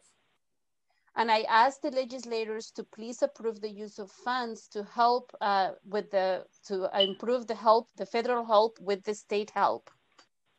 Los fondos de ayuda federal no deben usarse para reemplazar los fondos estatales existentes, sino que deben proporcionar como una línea de financiamiento adicional necesaria. Gracias por su atención. The federal economic help that we're getting should not be used to replace the existing state funds, but it should use to improve it. Thank you so much for your attention. Thank you, Milagros. Thank you, Jimena. Gracias, señora Milagros. My pleasure. Thank you, everybody. Deputy Chancellor Goldmark and President Caboto, thank you for that. The chair had just texted me. I just need to ask your indulgence for one more time. It's just going to be a quick 2 minutes. CSA President Mark Canizaro has to get off the Zoom in 4 minutes. So if we could, if the master muter could please unmute the CSA President.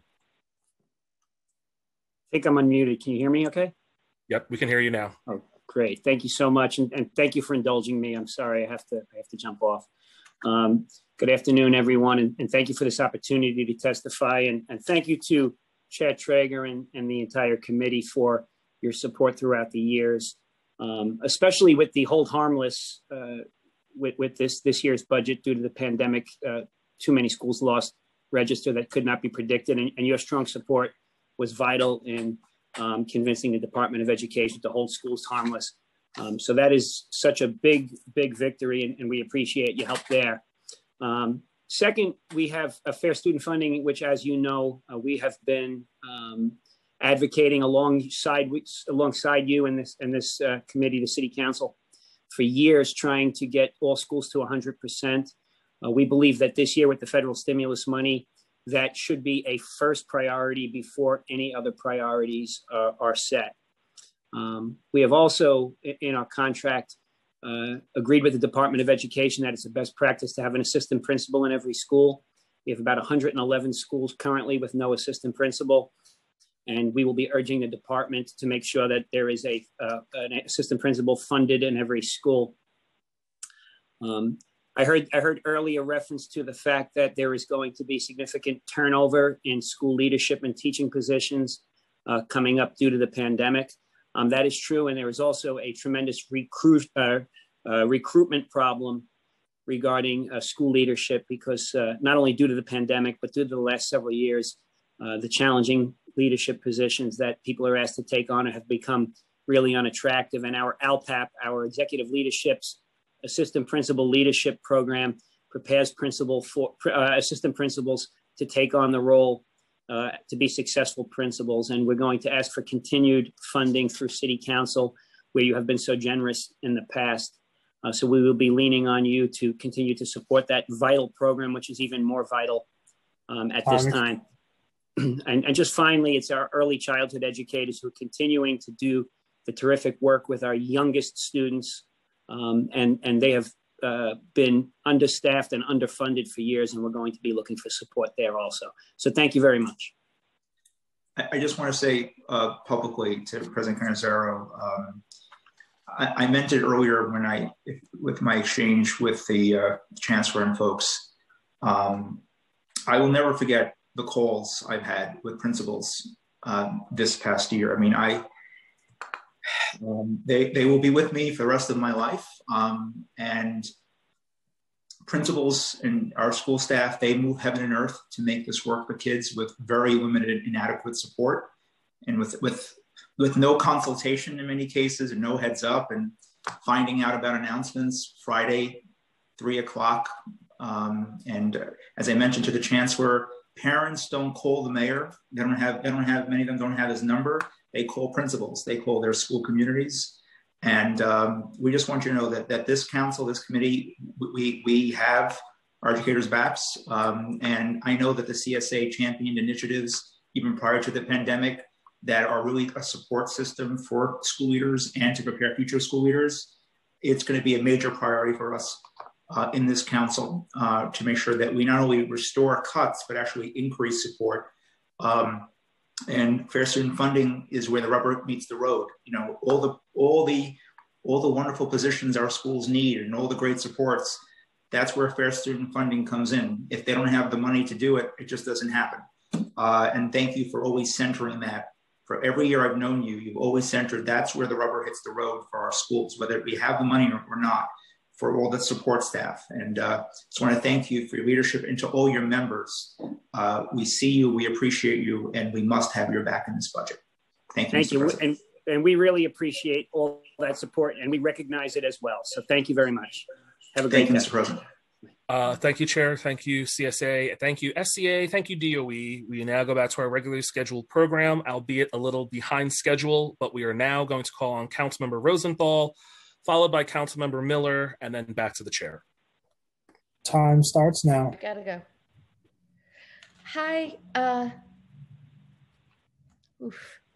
Thank you so much. Thank you, Chair. You know, to all the DOE representatives, thank you for all the hard work you do. It's a pleasure working with you.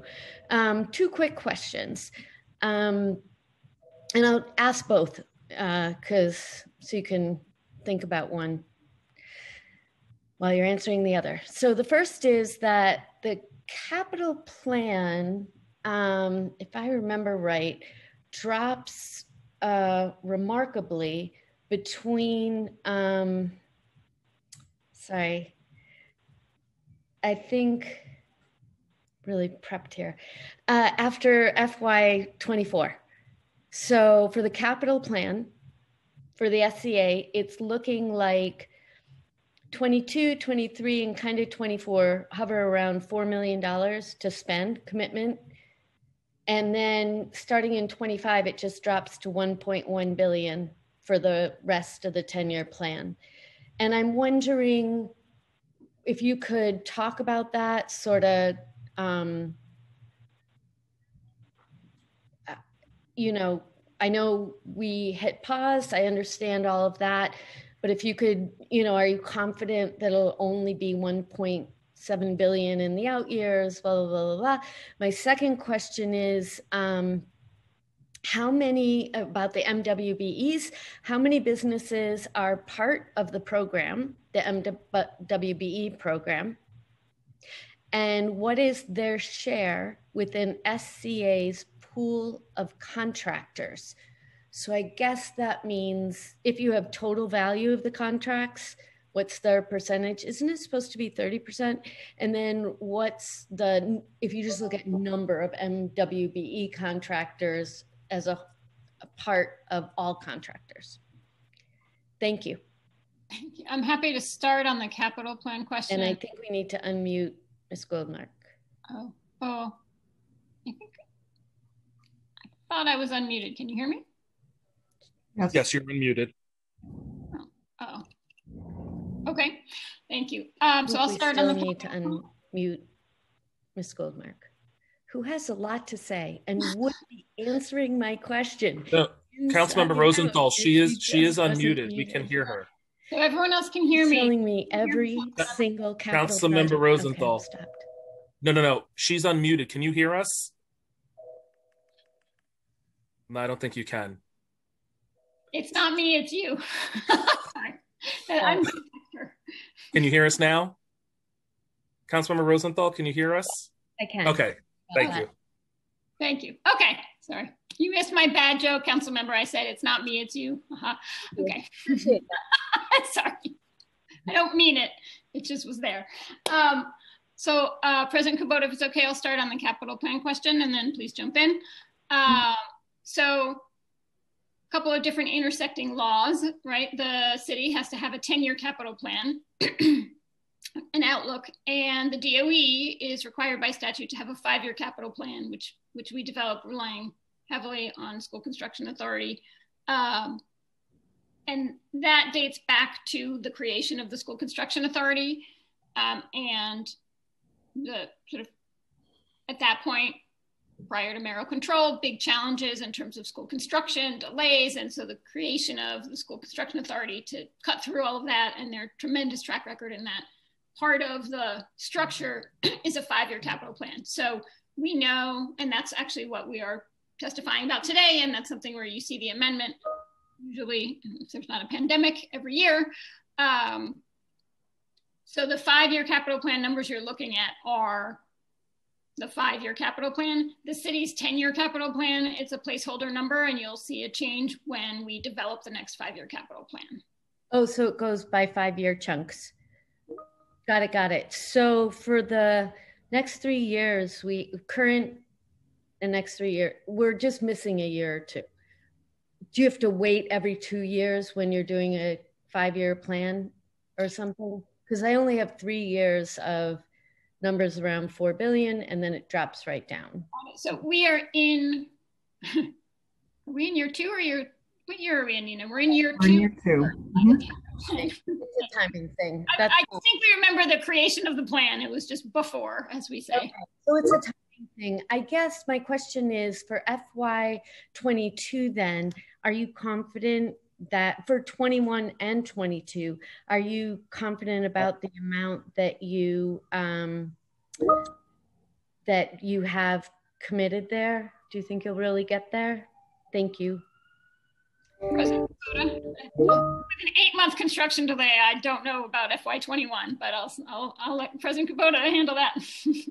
Yes, sure. Thank you. I think the difference, just to reiterate what you were saying, is that we are at a fixed 5-year capital plan, so FY20 to 24 versus the city's rolling 10-year plan. And I think that's sort of the gap between the two. So it's not that we just need to look ahead past the 2 years, it's that fixed period. So, so as Karen mentioned, we do work with OMB and obviously City Hall as the next 5-year capital plan cycle approaches us, which we'll start that in FY23.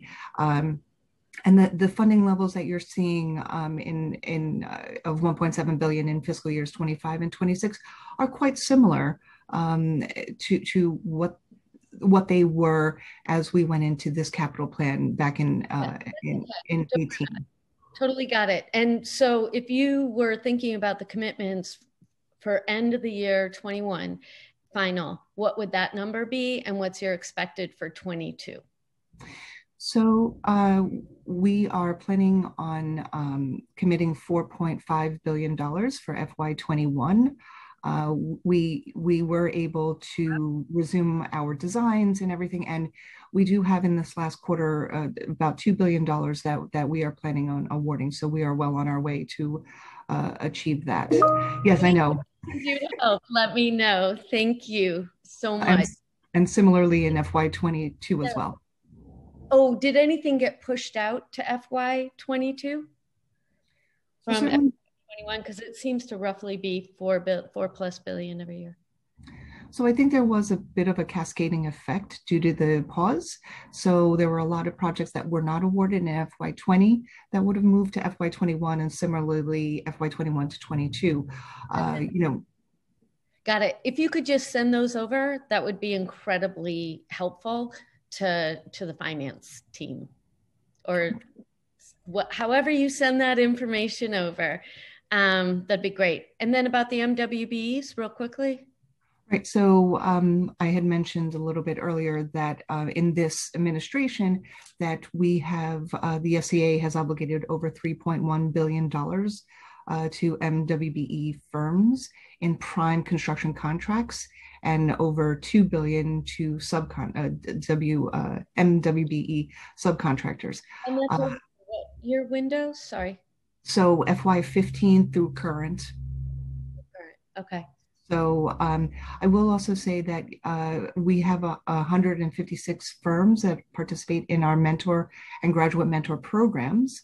And we have 1,968 qualified firms, of which 962 are MWBE firms. So we 90% of the firms you contract with are MWBEs? So about 50% of the contractors that are of 1,000, sorry. 1,900, sorry, 1,968. 900. Right, right. Okay, about half. Yes, about half. That is correct. Okay. President Cabuto, thank you so much for all of your help. You've been amazing, and I know you're really helping my district as well, and we really appreciate that. And Deputy Chancellor Goldmark, it's great to have you back. Thank you very much. Thank you, Councilmember Rosenthal. And finally, we will hear from Councilmember Miller. Time starts now. Saving the best for last. So, good afternoon, Mr. Chair, Madam President. It's a pleasure to see you in that seat. And obviously, we've worked together over the years for quite a while, and which is probably the nexus of what I want to talk about is some of the projects that we've talked about over the past 6 or 7 years that are in queue. I want to talk about the scheduling and the impact that the moratorium has had, if in fact that we are going to resume a normal schedule. Have we prioritized it? Is there some work that we can do as other agencies have done where there is minimal disruption to the functions of the building? What exactly does it look like? What projects can we expect to see moving forward citywide, and then we can localize it just a little bit? President, would you like to start, or? If you'd like to, that's fine. I was going to talk specifically about some of the projects in Councilmember's district, in particular the so citywide. Just let's just take a step back, right? We definitely prioritize the restart of our capacity projects, making sure that our September 2021 schools would open on time, which we did.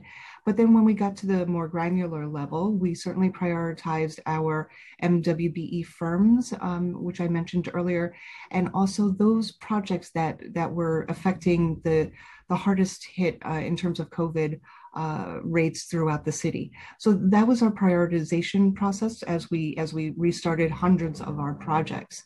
And we try to do it as equitably across the entire city. That said, some of the things happening in your specific district is that we've just authorized a new 800-seat high school. We've begun the secret process and working with the community board to start that public review. I think Campus Magnet is something close to you as well. And so we anticipate that to be going out to bid and starting construction this summer with completion of fall of 2022. So we're really happy that we've restarted. And the gymnasium portion? Sorry, say that again? That's the gymnasium portion, because there was a number of jobs in Campus Magnet. I think we were specifically talking about both the gym and the athletic field. Okay. I'm super disappointed, but if we get started, that's okay. Those were participatory budgeting, and we really wanted to see, in order to encourage people to participate in that process, they need to see the projects, and that one's probably 5 years in the running, but glad that they're happening. In terms of full broadband and access and wiring, can you say that all of our schools have been equitably wired and that they're able to receive in-person instruction without any disruption due to lack of broadband? I'm happy to speak about that, and to also invite in Anurag Sharma and anyone else from the DOE who'd like to speak about this. Our CIO, Anurag Sharma, is also here. In terms of broadband, we've made a significant additional investment. The capital plan, this 5-year capital plan, already had $750 million funding it, and we've increased that. So we're now at $1.02 billion, and we've been able to increase the capacity across the entire system from 14 gigabytes to 240 gigabytes, so more than 10 times the amount. In addition to that, we have now a 5-year tech refresh cycle. So every school has equipment. We go through and we keep refreshing as we go. So 20% of the schools get the upgrade in any given year. And that's because of that large investment. And it's because of the attention that council members such as you and your colleagues on the committee have been bringing to the technology issues for years. So we're very grateful for that support. And so the good news is that at this point, the schools have more capacity across the entire DOE system, significantly more.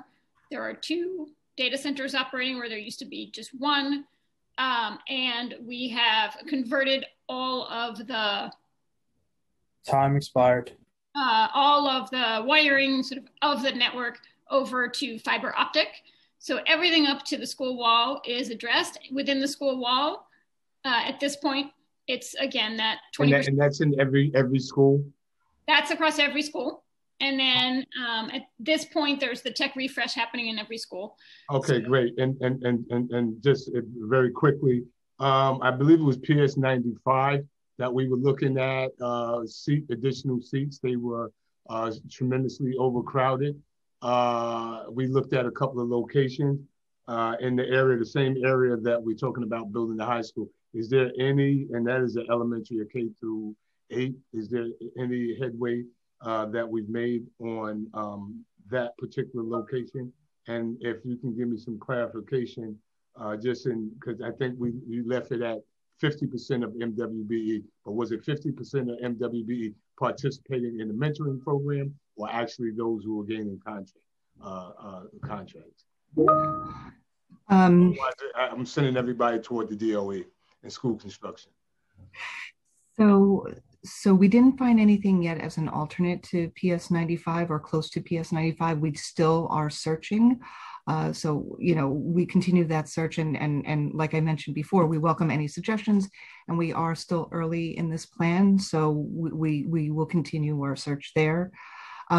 What I was saying about those are pre-qualified firms that make up 50% of our pool of contractors and vendors. I will say though that that our mentor program has been fabulous. It was established in '93, and it's what we do is provide that technical assistance and access to capital and bonding. And mentoring is part of that program. And I don't know if you're aware, but we have increased the value of the mentor program. It was previously 1 million for each project. It's now to 1.5. Beginning in July, it'll be 2, and next July, it'll be 3. So the access to the number of potential projects that a mentor firm can bid on is tremendous. And I will say that about 60% of all contract awards go to Black and Hispanic firms. Okay, that is good to know, and we have to figure out a way to ensure that we're reaching our target audience and enrolling more folks into the mentor program. Thank you so much for your time, Madam President. Thank you, Mr. Chair. And I guess everybody gets to go home now. I have to jump on transportation. Thank you, guys. Thank you. That's it for council member questions, Chair. Thank you. Thank you all. Thanks to the administration. And again, I certainly, we all agree that we have a lot more work to do, but I do appreciate and acknowledge that a lot of folks here have been working long days and nights and more to do and more resources to secure for our schools. So thank you all for your service. Thank you. Thank you. Thank you. Thank you, everyone. And that concludes testimony from the administration. I am just going to go over once again procedures for the public portion of this hearing. We're sorry that it's behind schedule, but this is an important budget and an important year. And there were lots of council member questions from the Education Committee. So for public testimony, again, the public clock is for 2 minutes. Please wait after I call your name for the Sergeant at Arms to give you the cue that you may begin, and a member of our staff will unmute you. After the 2 minutes, when the Sergeant calls time, we ask that people please wrap up their final thoughts. So we will first hear from, we were going to first hear from the UFT, but I believe Michael Mulgrew is currently on another Zoom. So we will go to our next panel and then we will go back to him. So for the first panel, we're going to call, and I apologize if I am mispronouncing anyone's names, Liana Garcia, Stephanie Pacheco, Rashida Harris, Anna Jean Lewis, and Jenny Metheny. And we will first start with Liana Garcia. Time starts now. Hello. Hello?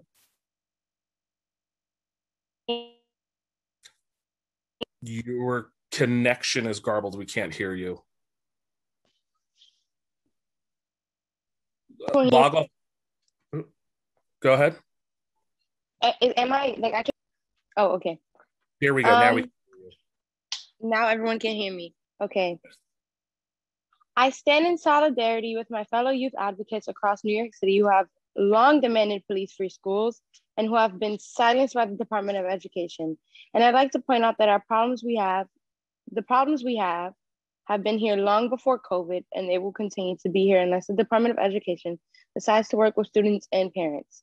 As a student, I demand that I see more people of color in our curriculum. I demand New York City schools be centered around healing and helping low-income, homeless, Black and brown children like myself be able to get the best educational experience they can get in school. I like to use the rest of my time to sit in silence,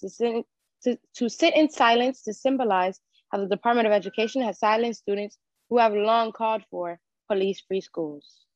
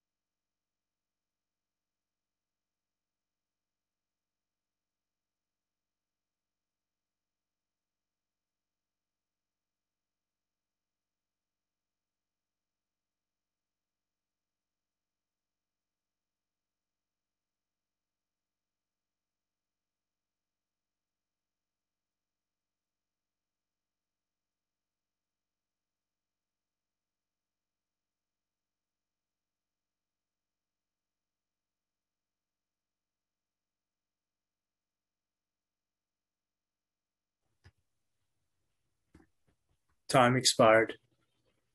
Thank you. And next we will hear from Stephanie Pacheco. Time starts now. Hello. I would like to second the thoughts shared by Liana. I also stand in solidarity with all of the youth across New York City that have been demanding to have police removed from all of our schools and demanding a fully funded and just education for all Black and brown low-income students. I will also be using my time to stand in solidarity with these people who have been consistently silenced by people in this very call. And I stand in complete solidarity with their fight and with our fight for fully funded, police-free, healing-centered schools. Thank you.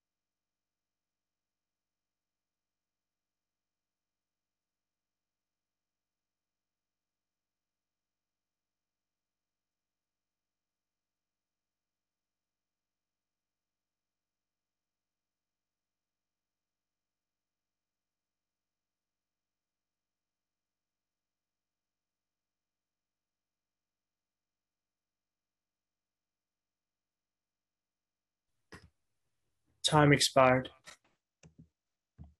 Thank you. And next we will hear from Rashida Harris. Time starts now. Hi, good afternoon. My name is Rashida Harris, and I'm providing testimony on behalf of the Healing Center Schools Working Group today. I stand in solidarity with the youth advocates across NYC who have long demanded police-free schools, but have been silenced in the real discussions surrounding this transformation. But I am here today to talk about how much money the city currently spends to criminalize and harm students, and how that money can be invested in healing. I have 4 points and 1 question. All the next points I'm about to mention comes directly from Girls for Gender Equity, GGE. A redistribution of NYPD's $450 million annual school policing budget across all 1,600 public schools would give every school budget an additional $282,000 each year. If School Safety Division was a standalone police department, it would be the 5th largest in the country. The 188 officer uniform task force, which are actual uniformed NYPD police, not SSAs, in our schools, cost a whole whopping $24 million. The mayor's budget, that's just our reality, the current budget reality that we talk about when we talk about funding our schools, right? The mayor's budget offers the following. We pay for every 1,000 students. The numbers I'm about to quote are for every 1,000 students. So please keep that in mind. So we pay for every 1,000 students, we pay for 5 SSAs, 2.6 school counselors, 1.3 school social workers, 0.9 school psychologists, and 0.6 school nurses. I don't need to remind y'all that a budget is a moral document, and we need to prioritize healing-centered and restorative practices through an anti-racist, anti-biased, culturally responsive lens. Question, Chair Traeger, are they still planning to hire 475 new school safety agents at a cost of $20 million from the DOE's budget? I implore you to block that, please. It's not prioritizing healing-centered schools. We need culturally responsive, sustaining education, smaller class sizes, and we must include students and parents and community members in these planning meetings. Our Healing Center Schools Roadmap provides the framework for making this happen. We all need healing. Thank you so much. Thank you for your time, and peace. Thank you. And that concludes this panel for those that are present. We will move on to our next panel, who's rejoining us, Michael Mulger from the UFT. Good afternoon. Thank you. Good afternoon, and I want to thank the City Council for having this hearing. I want to thank Chair Traeger for all his great work and all the other City Council folks who are here. Look, I want to be really quick here. We're facing phenomenal challenges at this point in time. The amount of damage that has been done because of COVID and what we're looking at is going to take an immense amount of work and funding. Thankfully, with a lot of effort, we were able to get a president in the United States who actually believes in investing in actual people and not corporations and banks. And now we have this funding. But the question for us as a city is, are we going to spend it wisely? This is a once-in-a-lifetime opportunity to do a lot of good, or is it going to become political footballs and a waste of time and funding? And I'm imploring folks here, we have a 5-point plan. It's in my testimony. We need an intervention team for every 200 students for academic intervention, as well as an emotional and social assessment. We want to make sure that we're doing everything in our power right now to spend our money wisely, okay? We want to make sure we have a real intense summer school experience right now, not what's been in the past. And we want people to be brought together safely. And these are the challenges that we have. But we want to take these challenges on, but we really need partners. And that's what City Council has been, our partners. And this is really, as we go through the rest of this school year, making sure all of our graduating seniors get the support and information that they need so that they're making really good choices about their college or careers or whatever path they're choosing to do. All of these things are imperative right now. So we are asking City Council to be there and work with us on behalf of the children of New York City. Lots of stuff is tough. We understand it. And as to the last speaker, I do not agree with hiring 475 more school safety officers. I'm just telling you that right now. No reason to be doing anything like that at this moment. So again, I want to thank Chair Traeger and everyone else in City Council support for all the things you've done with us in the past. But now some of our greatest challenges ever are before us.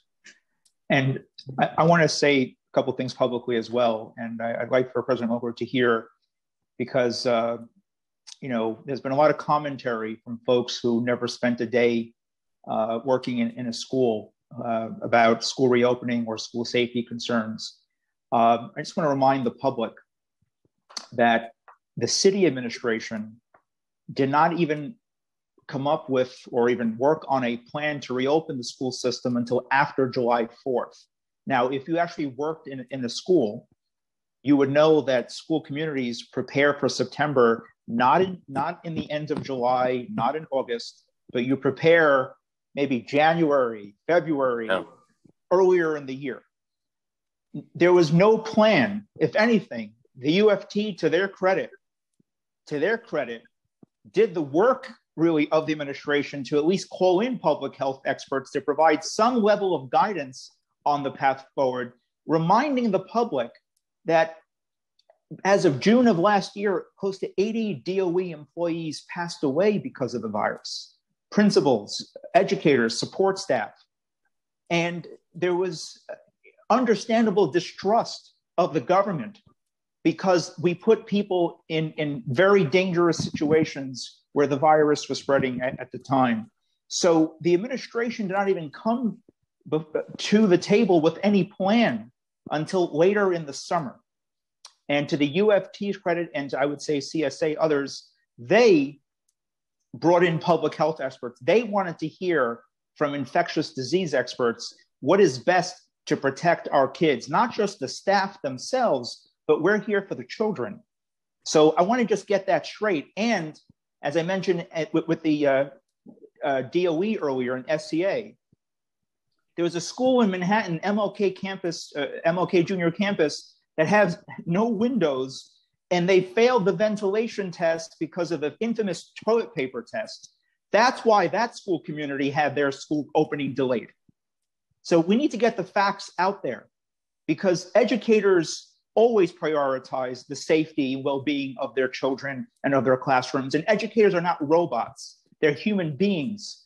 And we publicly should acknowledge and thank a workforce that literally transformed the largest school district in the nation from in-person to remote, moving heaven and earth with inadequate support, even while facing challenges in their own personal lives, losing loved ones, being primary caretakers.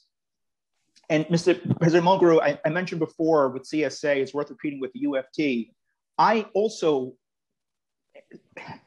empathize with teachers who go above and beyond teaching virtual and recording the lesson to do in person, vice versa. They're going above and beyond what the requirements are, not even being compensated, but just going above and beyond, doing wellness calls. Because teachers are de facto counselors, social workers, because of the inadequate amount of social workers and counselors we have in our school system. So to our educators, to our support staff, to our nurses, everyone, thank you, and we see you, and we're always going to have your back.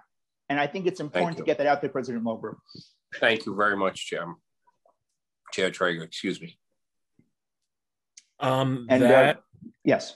Oh, no, I was going to say, I don't see any questions from other council members at this time. And Mr. Mulgrew was by himself on this panel. Thank you. Thank you, President Mulgrew. Sure. Thank you. Thank you. The next panel that we will be calling is Jonathan Rampagoa, Jade Entian, Akira Adams, Brielka Rodriguez, and Smita Varghese. We will start with Jonathan. Time starts now. Good afternoon, City Council Education Committee. My name is Jonathan Eastern Pagoa, and my pronouns are he and his. I'm an Elmhurst, Queens local. I attend Bard High School at College, Queens. I'm also a member of the New York Civil Liberties Unity and Activist Project. Today, I'm calling on this body to allocate additional funding for ventilation and PPE for public schools This is especially essential for the current school year and for the next academic year of 2021 to 2022. Yesterday, based on the Mayor de Blasio's decision, NYC high schools reopened for in-person learning. It is imperative that students who transition back to full in-person learning have a healthy and spaced environment that adheres to the CDC guidelines. There are a number of health concerns with regard to the ventilation in our schools. According to the NYC DOE, of the 96% of classrooms that have functioning ventilation systems, there are still another 2,882 in need of repairs. Additionally, Ventilation Action Team inspectors say 21 schools housed in 10 buildings throughout the city are unfit for teachers to return to due to poor ventilation. We demand that there be full accessibility and a complete installation of ventilation systems in all our schools in our city. This would lower the risk of contracting COVID-19 amongst faculty and students alike, and also decrease the chances of transmission throughout the city. There are still questions remaining to how students will get the vaccine. So until we all have access to this vaccine, we must receive proper ventilation and sufficient PPE for our schools, and it must be mandated citywide. I'm also calling on the body to increase funding for enrichment and extracurricular programs for our public schools, especially districts who are suffering and struggling with underfunding during this pandemic. All children deserve to be given opportunities to thrive in their academic and after-school activities, and this includes the opportunity to participate in a wide variety of educational and artist programming. To reiterate, here are my two demands. Number one, allocate funding for ventilation systems and PPE for our public schools. And number two, increase the budget for extracurricular and enrichment programs for all public schools so that all children have a chance to have the holistic approach. Time expired. Thank you. Thank you. And next we will hear from Jade. Time starts now. Great. I'm going to be reading on behalf of Jade. Good afternoon, everyone. My name is Jade, and I'm a junior at Dreamyard Preparatory High School and a youth leader and board member at Sisters and Brothers United and a youth leader at Urban Youth Collaborative. As a young person, fighting for police-free schools means fighting for my liberation. When I see police in the schools, I can't help but feel uncomfortable, scared, threatened, inferior, and like a target. So why put them in our schools? These are real feelings from students in New York City. With police in schools, our freedom is not only limited, it is taken away. How can we feel safe in our learning environment knowing that there are people there trained to hurt us when we need help the most? In New York City, with predominantly students of color, there are more police officers than student counselors. We've also seen in the past more than 90% of students handcuffed during child and crisis issues be students of color. Children as young as 5 years old have been handcuffed during a mental health crisis. With data like this, who am I supposed to turn to when I need help the most? If I don't feel okay, if I'm scared, if I'm about to have a mental breakdown, who is going to help me? The same people trained to mace me if I scream in fear, the same people who will pin me down if I need space, the same people trained to hit me if I feel uncomfortable being held. Our schools continue to feel more like prisons than actual schools, and the police wants us behind bars. That is much clear. What makes the school to prison pipeline in New York more painful and complex is that our people who look like me, are the ones that are tasked to police us in schools and communities. It is time to reimagine safety, but when we say we keep us safe, we don't mean we want. Time expired. Education is the starting line to my future, to all of our futures, and to get there, we cannot continue to utilize the same oppressive practices. We need real investment and support, and it starts with police-free schools. I ask the council today to fight for a budget that does not hire new cops in our schools, but instead invest in the money in counselors, social workers, and restorative justice practices. Thank you. Thank you. And next we will hear from Akiria Adams. Time starts now. Hi, my name is Akiria Adams. I'm a youth leader at the Urban Youth Collaborative, and I'm a high school junior in Queens. As a student that attends an over-policed public school with mostly students of color, I have witnessed and experienced the impacts of spending so much money on school cops. Our schools need more guidance counselors and mental health resources, especially during this time. I recently had an issue that only my guidance counselor can handle. It took 2 months for me to reach her. My peers at school are going through even worse situations than I was and can't get any help. Schools cops can't solve issues that students have, yet we spend $450 million on them each year and are even paying them right now to patrol empty schools. School police are known to escalate situations and harm students. I have seen school police in my school use excessive force and hurt students until they are bruised. I have seen them arrest students and yell at them during metal detector searches. I once had a fork in my bag for lunch, and they told me I couldn't go to class unless I threw it away, making me late to class. I've been taken to the side nearly every other week to be scanned by a wand because of items like a hole puncher, jewelry, or any other harmless items. Why do city budgets prioritize policing instead of resources to help students? It is unfair that there is a hiring freeze on other educational staff, yet there is a negotiation to hire more school police when they don't benefit students. It's also unfair that the city wants to transfer school cops from the NYPD to the DOE, which does nothing to remove them. Stop neglecting our needs and give us police-free schools and resources that help us. Thank you. Thank you. And next we'll hear from Brielka. Hi, my name is Wilka Rodriguez. I live in Staten Island. I am in 9th grade, and I am a youth leader at Make the Road New York and an urban youth collaborative. I'm here today testifying because after years of young people campaigning for police-free schools, it's a slap in the face to learn that the city is planning to spend $20 million to hire 475 new school cops, all while the mayor already cut $700 million from the year's education budget. New York City already spent $450 million on schools cops. We need funding to make our school more equitable and compassionate, compromise space to learn. I was excited to be in high school, but my freshman year was not how I imagined it to be. When the pandemic hit, it made me realize that my school and other schools across New York City were not equipped to deal with the situation like this one. My first day of high school was disorganized, stressful because I was not informed by any of staff about my school schedule, nor emotional support that was available to deal with my anxiety from the pandemic.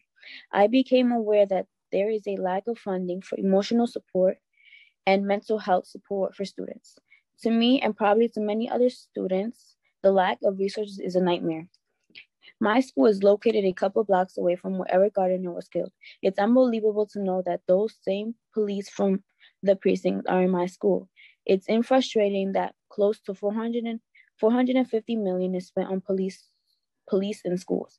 Even more so that they are doing is now policing empty buildings. My school is a community school. This is important to me because community schools are more important than ever in providing the support students and families need as we return. However, community schools could be facing cuts in the upcoming year. We need to say, what does that mean to me and other students about where the city is choosing to invest their money, policing me or supporting me to be successful. We have to stop spending money on policing in schools. Hiring new school safety agents is not what young people like myself want. For years, we have been extremely vocal about removing police out of schools. We have been demanding to reallocate the funding from police to students' social, emotional, and mental health support. There are more school safety agents across New York City schools than social workers, guidance counselors, and school nurses available for 1 million students. Every time students of color like myself walk inside a school building, we have to go through metal detectors. We get treated like as a problem, but we aren't the problem. Racist police are the problem. We can't hire new school safety agents and can't transfer them to the Department of Education. It will not erase the harm NYPD has inflicted Black and brown young people like myself. This transfer will not undo the trauma that many have experienced. I have a little sister who is 9 years old and is in elementary school. And because of her, I'm committed to keep fighting so she does not have to go or ever experience police in schools. Numerous cities have already completed removing police from schools, including Oakland, Seattle, Portland, Manchester, Denver, and a couple of weeks ago, Oregon, announced that they will not renew the contract with police departments. While other cities are cutting ties with the police department, New York City is increasing its fundings for schools police and moving them into the DOE, making it fall even more behind in the national movement and racism institutions. Now more than ever, we need everyone to listen and stand by us. We need guidance counselors that can make us be on track. We need student success centers that can make the process easy, less stressful, and less scary. We need staff on our side that will make us feel safe and supported. I want to go into a school building that prioritizes students' needs and well-being, not that criminalizes just because of their skin color. Thank you. Thank you. And next, and finally, from this panel, we will hear from Smita. Time starts now. Good afternoon. My name is Smitha Varghese. I'm the New York City campaign coordinator for the Alliance for Quality Education, which is also a member of Dignity in Schools Coalition. And DFC's main mission is to dismantle the school to prison pipeline.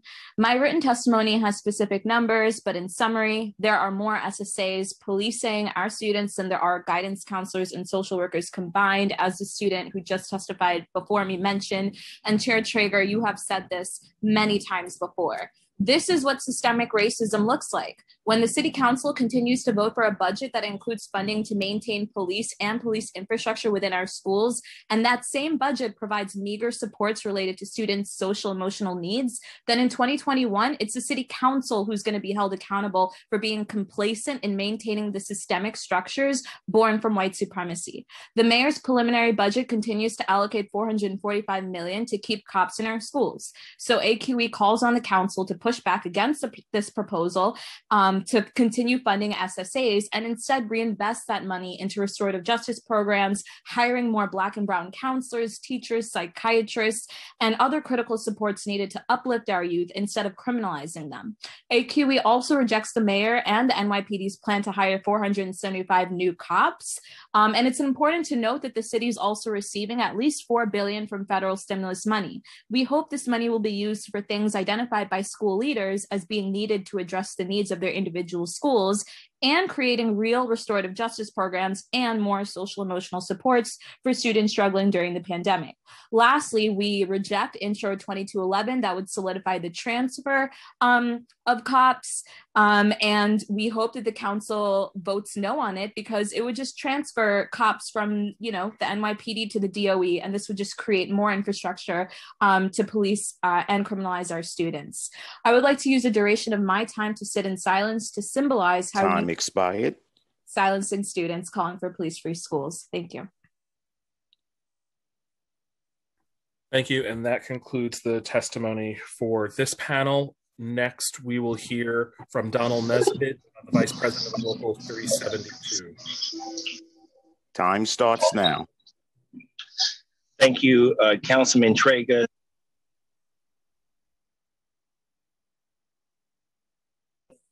Local 372 New York City Board of Ed employees. I'm here today to testify on the mayor's proposed budget for education. And I'm here on behalf of the 24,000 members of Local 372 and under the leadership of President Sean D. Francois I. Thousands of workers that Local 372 represents perform essential support services to help the 1.2 million public school children of New York City to be learning ready.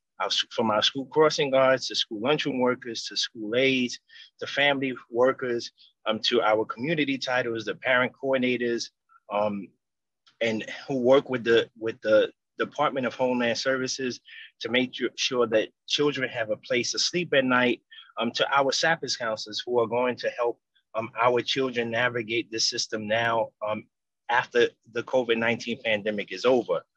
Throughout the pandemic, we have examples of the school crossing guards and school lunchroom employees who have fed communities, who have fed families, and who have made sure that they were safe going to and from the school communities. We have our parent coordinators and community titles who have communicated with parents and have been a liaison between families and schools to remote learning and teachers and the administration.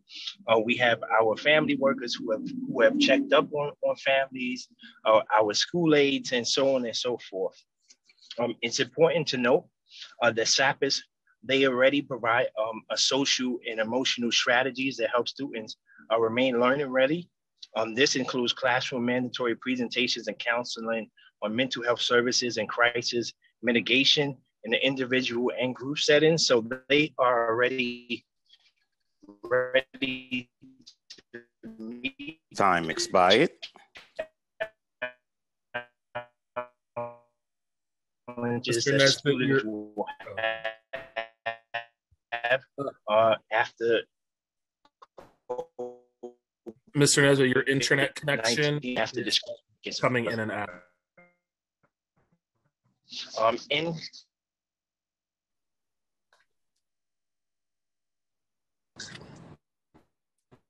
Are you there? Yes. Is it better now? A little bit. Yes. Try is it better now? There we go. Okay, I just want to say two things. We have members who are in the public schools and the charter school system. And at this time, the city and the state have acknowledged that the Renaissance Charter School, the members there have acknowledged that the funding gaps that that charter school faces have provided problems with them being able to hold up their financial assistance to the workers that are there. We ask that the city council support them in whatever funding that is needed at Renaissance Charter School in District 30. In closing, Local 372 just extends their gratitude to the city council for their support for our titles. We recognize that they are tough decisions that will have to be made, and there's not enough money that may be able to go for every worthy issue or service throughout the city. But we thank you for everything that you have done in the past, and we just ask that you assist and make sure that the students are supported by our support staff. One last thing I just want to include that I forgot, the school lunchroom workers, if we can fit into the capital plan, something with ventilation in school cafeterias.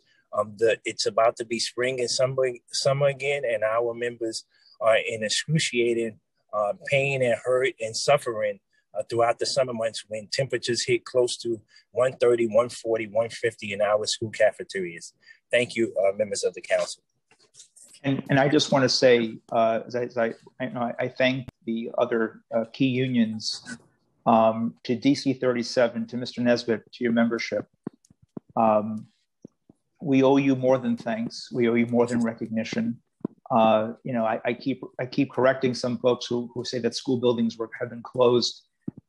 Many of them in my district across the city have been open, staffed by school food workers, cafeteria workers, and our school cleaners, who put their own life on the line, got sick themselves, going through challenges in their own personal lives, feeding our families all day, serving them, not just with food, by the way, with information, because schools are a point of information and resources for folks. And I went around my district thanking our schools, and I saw the number of families interacting, speaking, getting information, and in addition to a meal, having someone to talk to, being a support network for each other.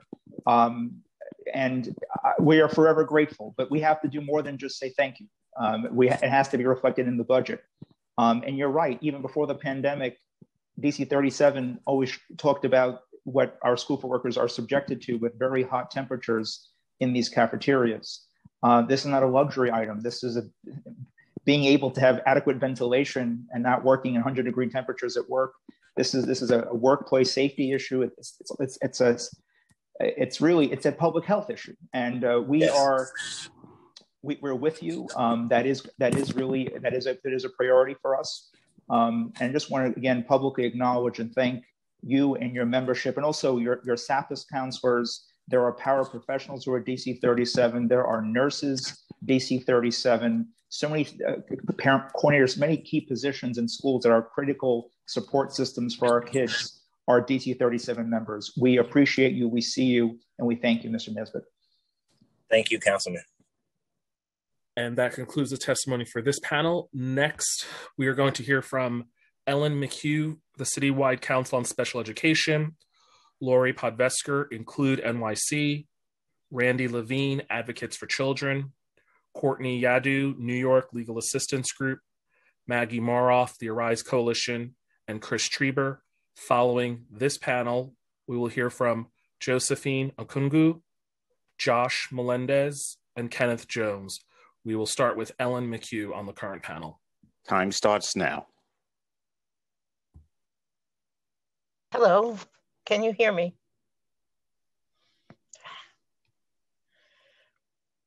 Yes, we can. Thank you very much for the opportunity to speak. This has been a long and interesting morning and half of an afternoon. I hope that some of the recommendations and comments will be taken to heart.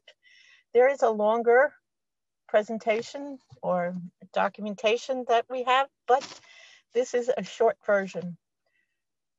For those of us who have children with special needs, we are fairly tired of glib statements on holistic and inclusionary education when our children continue to be isolated, separated, and apart from the general population. We are requesting that when we use the words inclusionary and holistic, we also include the fact that there is no one at leadership at the DOE that we know of who has an identified disability, who uses a wheelchair, who's deaf, who has other issues that might impede his or her mobility. As our kids want to see someone like them in leadership positions, we would hope that the DOE would spend some time recruiting individuals with special needs to be on leadership teams. We are coming up to an if only budget. If only we had 100 social workers, if only we had 100 psychologists, if only we had more room, if only we had fewer children. We do have fewer children, 30,000 students left this system. With that in mind, it would benefit us all to lower class sizes because it works for children of all types and all persuasions. We would also like to see Time expired. The iPads and other equipment that have been distributed to individuals be made accessible to those with disabilities and also include English language learners who have been denied in some ways full access to these devices. Thank you very much for your time and effort on behalf of the children, and I appreciate the opportunity to speak today. Thank you, Ellen. And next we'll hear from Lori. Time starts now. Hi, everybody. We would like to thank the Council's Committee on Education and Chairman Traeger for holding this important oversight hearing on the FY22 preliminary budget. My name is Lori Podvesker, and I am the Director of Policy at Include NYC. For the last 38 years, Include NYC, formerly Resources for Children with Special Needs, has helped hundreds of thousands of New York City families navigate the complex special education service and support systems. With much gratitude, we commend the Department of Education and all staff at 1,600 plus schools for their unwavering commitment to our children and their families during this very challenging year. We testify today to urge the city to prioritize meeting the needs of the near 300,000 students with disabilities in this year's budget. For too many years, our city chose not to allocate adequate funding to support the system with reducing the achievement gap between general education students and students receiving special education services. With help from the federal government on its way, the city can no longer say it does not have the resources to do so. The city must use these targeted funds appropriately to help students with disabilities begin to recover their academic losses, strengthen their literacy skills, and make educational progress. An investment like this now will allow a historically underserved group, mostly Black, Indigenous, and people of color, to gain access in the near future to more opportunities, higher education, and employment. It will also support better integration into our communities. As a result, we recommend City Council ensures there is adequate funding in the budget for the Department of Education to do the following. Develop a citywide plan to adequately address compensatory services by June 30th, 2021, to reevaluate every student with an IEP in fiscal year 22, immediately lift hiring freeze and hire additional licensed special education teachers, school psychologists, and related service providers. Create Time expired. Centers this summer for on-site evaluations and related services. Disseminate guidance documents for schools on the implementation of the citywide compensatory plan by August 30th, 2021. Provide compensatory services to all students who did not receive mandated special ed services and specialized instruction as part of their IEP since March 16th, 2020. and provide parents with more support and training on specially designed instruction in online learning, behavioral supports, digital literacy, and their educational rights. Thank you so much. Thank you. And next we'll hear from Randy Levine. Time starts now. Thank you for this opportunity. My name is Randy Levine. I'm the Policy Director of Advocates for Children of New York. With the federal government having approved the largest one-time investment in education in our nation's history, the city needs an ambitious education initiative to pave the way to hope and opportunity for our students. We have submitted detailed recommendations, including the need for a core of professionals to focus on academic support, social emotional support, and outreach, an expanded summer program, one-on-one or small group tutoring, evidence-based literacy instruction and intervention, compensatory services for students with disabilities, make-up language instruction for English language learners, and targeted support for student populations such as students in the juvenile justice system, significant mental health support, intensive outreach efforts, and extended school eligibility for 21-year-old students who would otherwise age out this year but need more time. I want to highlight a few issues that predate the pandemic and where action is needed even more urgently now. First, while the preliminary budget would expand 3K to 4 additional districts, it includes no additional support for preschool special education. Data released last week confirm what we've seen on the ground. The city still has a shortfall of hundreds of preschool special education class seats. The city cannot claim to provide pre-K for all while continuing to leave children with the most significant needs out in the cold. This year's budget must include sufficient funding for these legally mandated classes and provide salary parity for teachers of preschool special education classes at CBOs. Second, especially given the impact of the pandemic, funding, including NYPD school safety funding, should be allocated to staff to help support students' social emotional needs.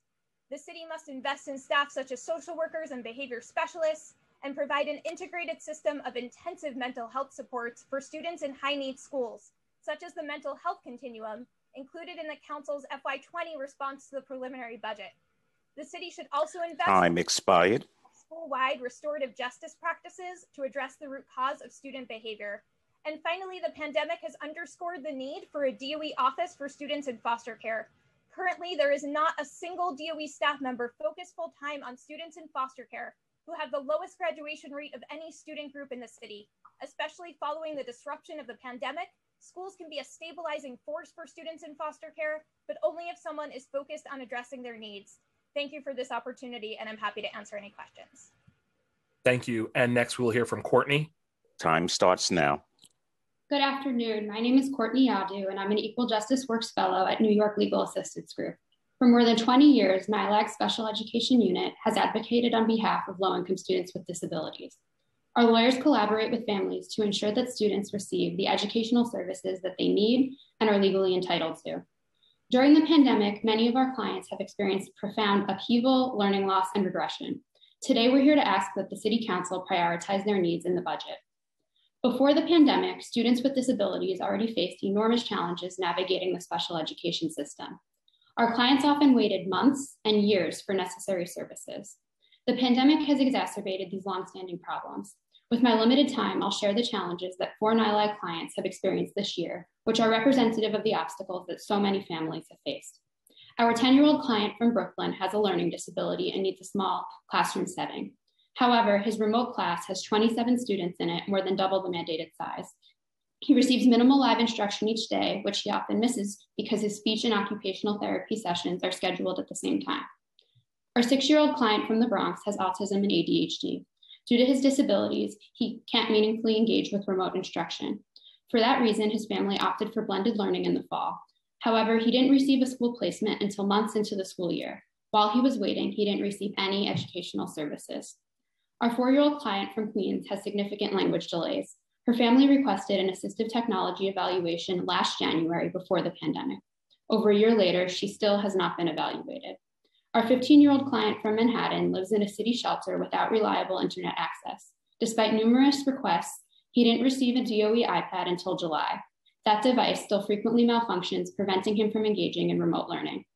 These are just a few of the challenges that our clients have faced. After this year of educational loss, the city must address the needs of students with disabilities. We ask that the council prioritize their needs in the budget. Thank you for the opportunity to testify today. Thank you. And next we will hear from Maggie Maroff. Time starts now. Oh, one moment, Maggie. You should see a prompt looking to accept the unmute. There we go. Malcolm, thank you. Good afternoon. My name is Maggie Moroff, and I'm here today representing the Arise Coalition. I'll send in my full written testimony later, and we'll be attaching to it 10 recommendations from Arise that we believe necessary to address the needs of students with disabilities after this year of serious educational disruption.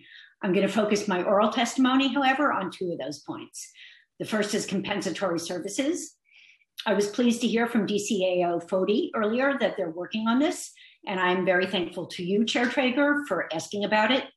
We're looking forward to more details from the DOE.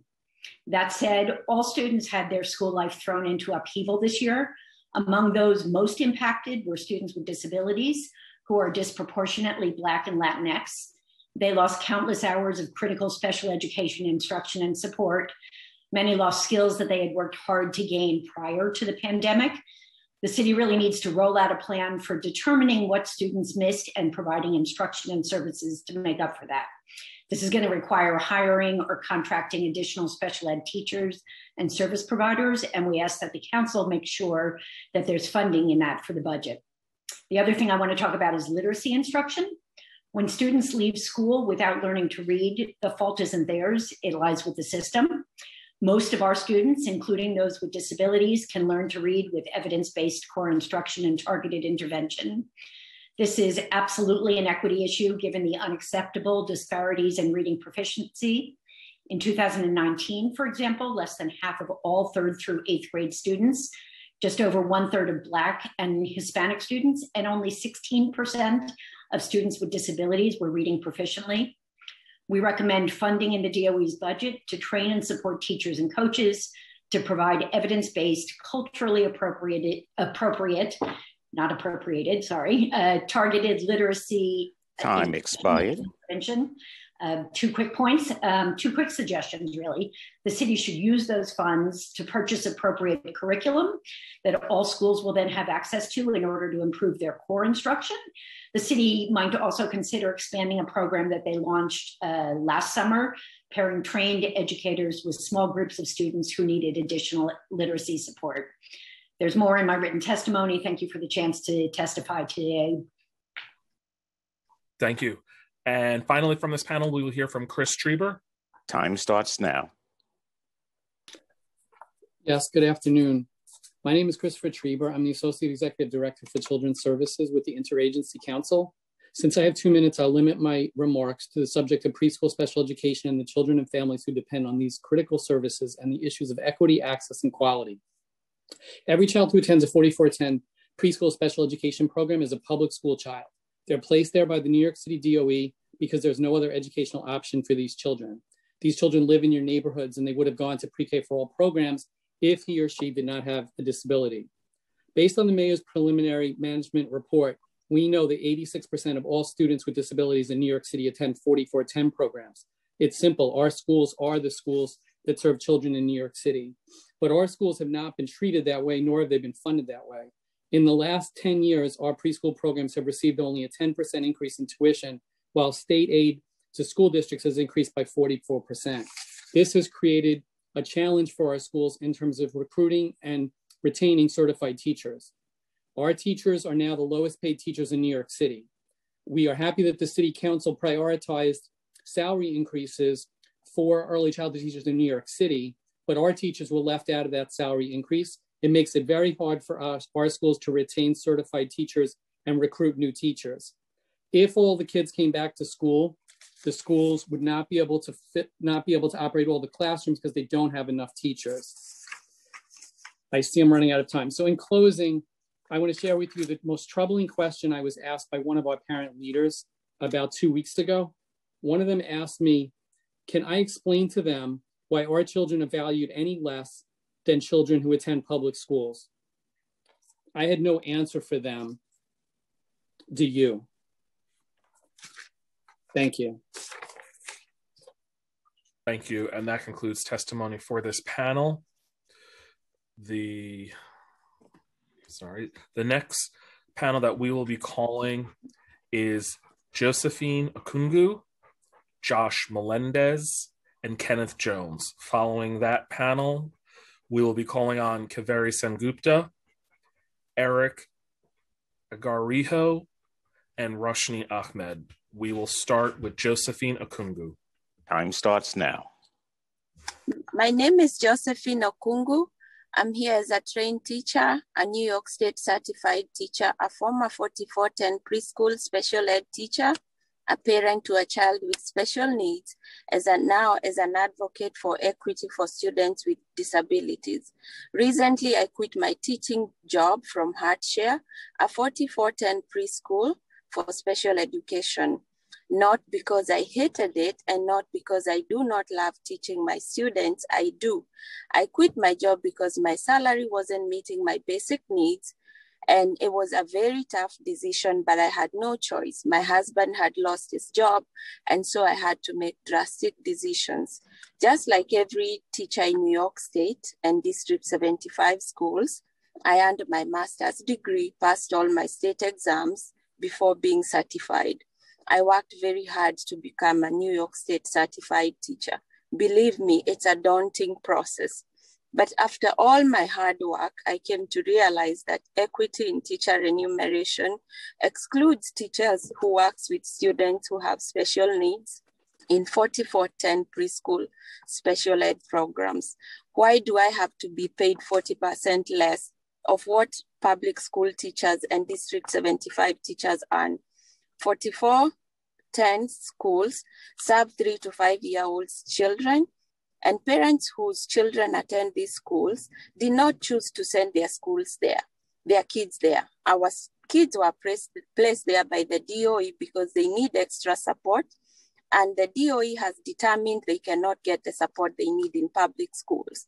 These kids do not have the luxury of attending their neighborhood public schools. Now that you have all this information, why did the city reach a salary parity agreement and agree to pay 3K and pre-K teachers at the same salary Time as expired. public school teachers, but excluded teachers of 4410s? Please explain to me why this year's budget proposal does not fix this discriminatory policy, which will likely lead to more teachers like me leaving special ed classes and leaving preschoolers with disabilities without the teachers they need. This year, we are asking the City Council to demand that the budget help our preschoolers with disabilities. We are asking the city to have faith in preschoolers with disabilities and show that you believe in them by investing in them. The city must make sure there is a seat for every preschooler with IEP, and the city must change course this year and include 4410 preschool special ed teachers in this salary agreement. And also, I've listened to many of you speak about and testify about spending millions and billions, yet none of you spoke about funding special ed preschools. Do you know they exist? Do you know that every year more kids get diagnoses and have some kind of disability? Well, I'm here because special ed preschools exist and we need funding. Thank you. Thank you. And next we will hear from Josh Melendez. Time starts now. Hello, everyone. My name is Matthew, and I'm a youth leader at Citizen Brothers Unite. I live in Council District 8, and I'm in 7th grade, and I attend James Kiernan High School, Junior High School. After hearing the mayor's plan of 475 police officers, I strongly demand that the City Council make it a priority to block this, as the money used to employ these cops in our schools will be better spent on social workers, guidance counselors, and health workers in our school. I'm excited to go back to school to learn alongside my peers, but I still don't feel safe knowing that cops are going to be at my school. Cops don't make me feel secure and safe in my school or in my neighborhood, because I've seen from personal experience how they treat me and my friends on my way to school, and in front of my school, in the entrance, and also in the hallways. As a student in a music class, I have to bring a guitar home to practice.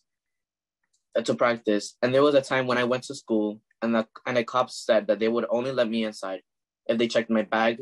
They checked my bag and my guitar in case for a gun. I got scared and I felt nervous. I wanted to cry as they accused me of having a gun. Me, an 11-year-old at the time, being harshly judged at the door and being treated like a criminal. Seeing them all over my school just reminds me when I used to have to visit my family member at Rikers. The constant surveillance, the pat downs at the door, the bag searches, it felt exactly the same as going to school. I strongly oppose the idea of transferring the cops from NYPD to the DOE or Intro 2211, as there was no point for them being in my school unless what you want them there is to continue to harass me and intimidate us. Students need to feel like they belong in a safe and a supportive school, and not a school where the system is built to put us in jail. I want to go to a school where I don't feel like I'm the target of a school cop. But in order for this to be, we need money to be divested from school policing and put the money into development of school-like social workers, guidance counselors, medical professionals, and in general, more resources in all public schools, but specifically in the Bronx and Brooklyn. Thank you. Thank you. And next we'll hear from Kenneth Jones. Time starts now. Thank you for the opportunity to talk with you today. One of the things that I want to talk to you about is a resource that's available to the DOE. Running the DOE, even before COVID was an incredible task, and it's Herculean now with the reopening. But you have a lot of nonprofits in the city, many of whom are vendors with the DOE, who are there to help you. They are subject matter experts in the fields that they specialize in. They develop curricula specific to the subject matters, and they can help, especially in schools that were hit hardest by COVID and economically disadvantaged communities, help classroom teachers go deeper in subjects. Not every elementary school teacher has the bandwidth to be a subject matter expert in every subject. So some nonprofits focus on a specific area. The Salvadori Center, where I'm the executive director, focuses on STEAM, science, technology, engineering, arts, and math. And just like the Deputy Commissioner Goldmark mentioned about the New York Times article about ventilation, that's how we teach kids math, science, and the arts. We use the built environment right around them to show them how what they're learning in their grade is relevant to their immediate life. But more importantly, what we do is we actually do it in a way that's accessible for all learners. Visual instruction so that elves can participate. Project-based materials that are hands-on and common so that kids don't need a computer if they don't have one or if their family can't afford broadband, that they can still access the creative, STEM-based, design-based curriculum that truly brings what they're learning in school to life and making it relevant. So my question for you, not a really question, my last statement is to take advantage as you're going through the Herculean task of reopening schools of the nonprofits who are your partners and are willing to work hard side by side with you for student success. Thank you for the time. Thank you, and that concludes the testimony for this panel.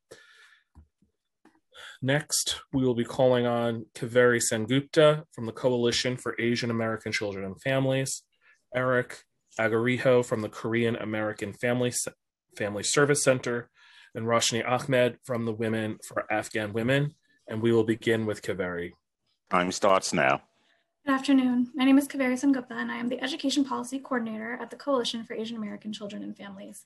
Thank you to Chair Traeger and the members of the Committee on Education for giving us this opportunity to testify. Founded in 1986, CACF is the nation's only Pan-Asian children and families advocacy organization, leading the fight for improved and equitable policies, systems, funding, and services. Asian American students comprise 16.2% of the New York City student population. They attend over 95% of our public schools, make up almost 1 in 4 Ls, and over 15,000 have an IEP. I want to highlight that a critical way that elected officials and DOE can address the rising levels of violence against Asian Americans and help to dismantle the model minority myth is by enacting policies and a budget that are truly supportive of our students. Show them that you see, acknowledge, and care about them. In that vein, CACF leads the 15% and Growing campaign, which is a group of over 45 Asian-led and serving organizations that work together to fight for a fair, inclusive, and equitable New York City budget, protecting the most vulnerable APA New Yorkers. So I want to talk a little bit about Schedule C. So in fiscal year 2021, Asian-led and serving organizations received only 4.65% of City Council discretionary dollars and less than 1.5% of social service contract dollars, when we're 15% and growing of the population. Although Asian American students have a high school graduation rate of 80%, the percentage of college and career-ready students is significantly lower at over 50%. To that end, City Council must expand funding for the College and Career Readiness Citywide Initiative to ensure that more APA-led and serving groups are adequately funded to support those with the highest need. Many of our organizations are already providing these resources without funding.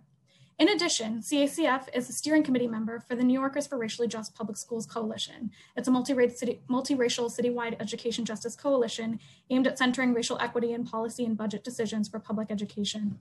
As part of our JPS, we are demanding that the city make significant investments in culturally responsive and sustaining education as means of educating and honoring all communities, especially the contributions of Asian Americans who have been overwhelmingly invisible in our curriculum. Time expired. This must include at least $500 million of the federal stimulus funds to include a new culturally responsive curriculum for pre-K to 12 ELA. As DOE, as DOE continues to expand the community schools model, we reiterate the need to do so in harder to reach Asian communities and emphasize how imperative it is to expand partnerships with Asian-led and serving CBOs beyond the current organizational partners, which are unable to cover all of the need. We need more counselors and social workers, not more school safety agents, and we need them to be culturally responsive. Like all students, APA students need schools to invest in them as whole children, and their worries and struggles must be acknowledged in and out of the classroom at all levels, from school level staff to DOE leadership. Thank you. Thank you. And next we'll hear from Eric. Time starts now. Thank you, members of the Committees on Education, for giving us the opportunity to testify today. Once again, my name is Eric Agarijo, Community Outreach and Communications Coordinator for the Korean American Family Service Center. KFSC, a little about our nonprofit organization is that we provide social services to Korean and Asian immigrant survivors and their children who are affected by domestic violence, sexual assault, and child abuse for the past 32 years. All of our programs and services are offered in culturally and linguistically appropriate setting. 98% of our clients are immigrants, 100% of our staff members are immigrants themselves or children of immigrant parents, and over 95% of our clients' first language is not English and come from low-income backgrounds, including myself. So KFSC is at the front line serving our community and the constituents to fill the gap during this unprecedented trauma. The pathway to the recovery is long and hard, and we respectfully ask for the restoration or expansion of the budget for FY 2020-2022 in education. KFC's programs like the Hodori program, which I would love to highlight, was established in 1994. It was designed to help children ages 5 to 13, all from low-income, immigrant, and working families, to ensure that we build self-esteem and improve communications and social skills by engaging therapeutic, creative, and academic activities that are culturally relevant and developmentally appropriate in a safe and healthy environment. As of May 2020, KFC immediately pivoted our Hodori after-school program to virtual classrooms. As an after-school program that serves 100% immigrant or children or immigrant parents who live under the poverty line, the support for KFC's Hodori program provides is critical. Many of our families are digitally illiterate and limited English proficient. Thus, our teachers and program coordinators work additional hours to provide technical support for remote learning in a linguistically appropriate way. Challenges due to limited English proficiency are already existing issues due to family violence at home, poverty, and cultural differences. Particularly the COVID-19 pandemic and subsequent closings of schools and businesses highlighted these gaps even further. We're also concurrently providing a greater number of parent counseling sessions to support our parents who are navigating unexpected needs around health, safety, financial distress, virtual school requirements, food and housing insecurities, and more. So initiatives and other support will be critical for the sustainability of the organization as we provide culturally and linguistically services in educational programs to serve our immigrant families and their children. Thank you very much for today. Thank you. And next we'll hear from Roshni.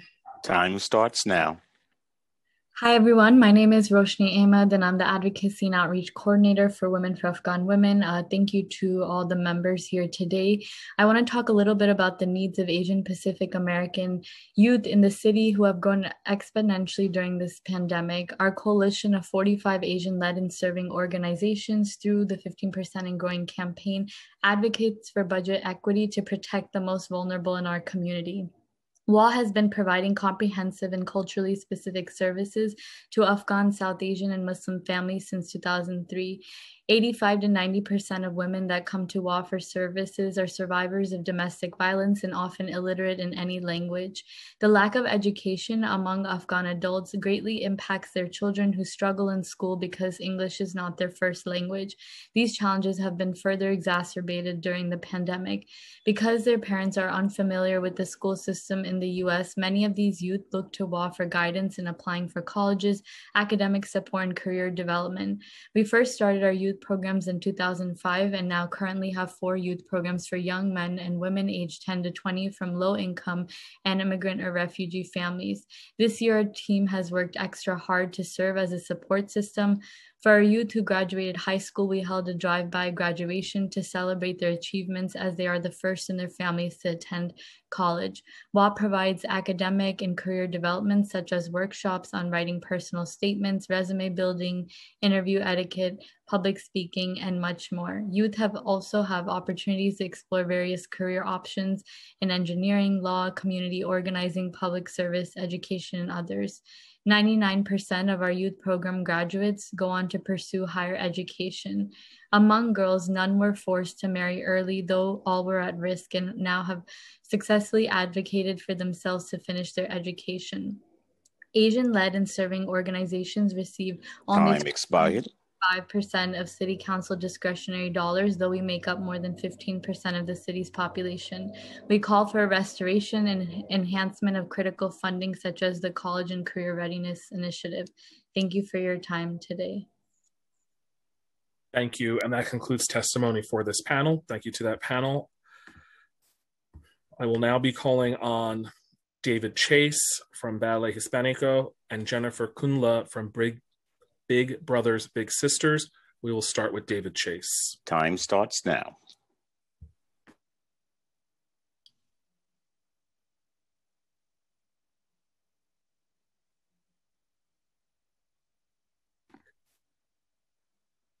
If we can go ahead and unmute David Chase.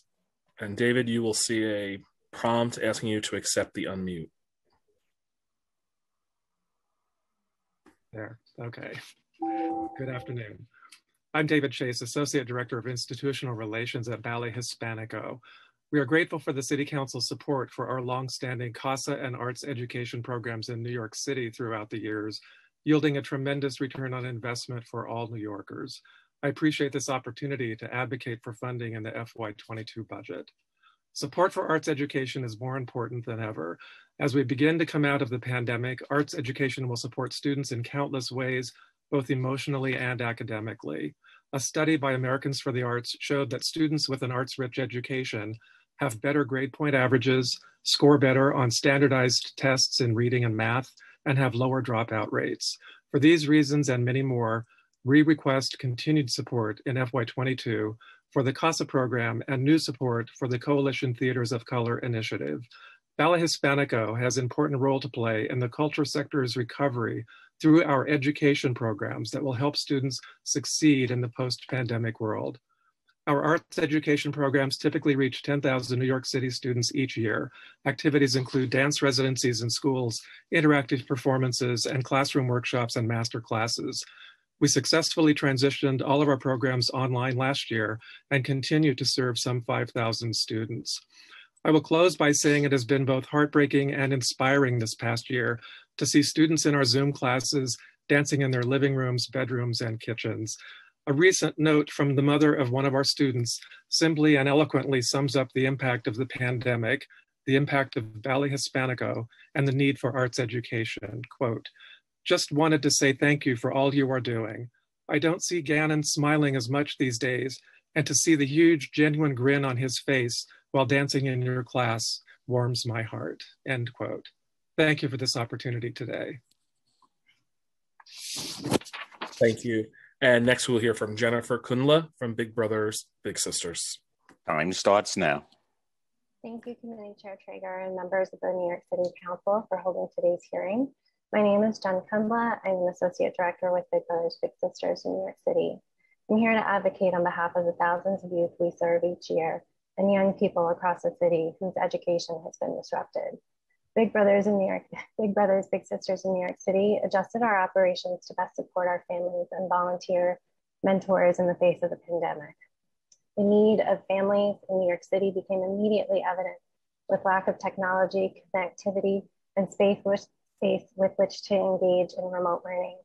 Absence of supports and services previously received in schools, among many others, all which impact the education of our youth. The achievement gap that existed pre-pandemic has only widened in the face of COVID-19. 1 in 4 youth we serve live in neighborhoods hardest hit. Our organization supported program youth by providing laptops, helped to navigate remote learning environment, and continues to support through mentoring. The disruptions in schooling, lack of supports, along with lingering uncertainty, has added stress within families, increasing potential for safety concerns within the home, further jeopardizing a child's access to learning.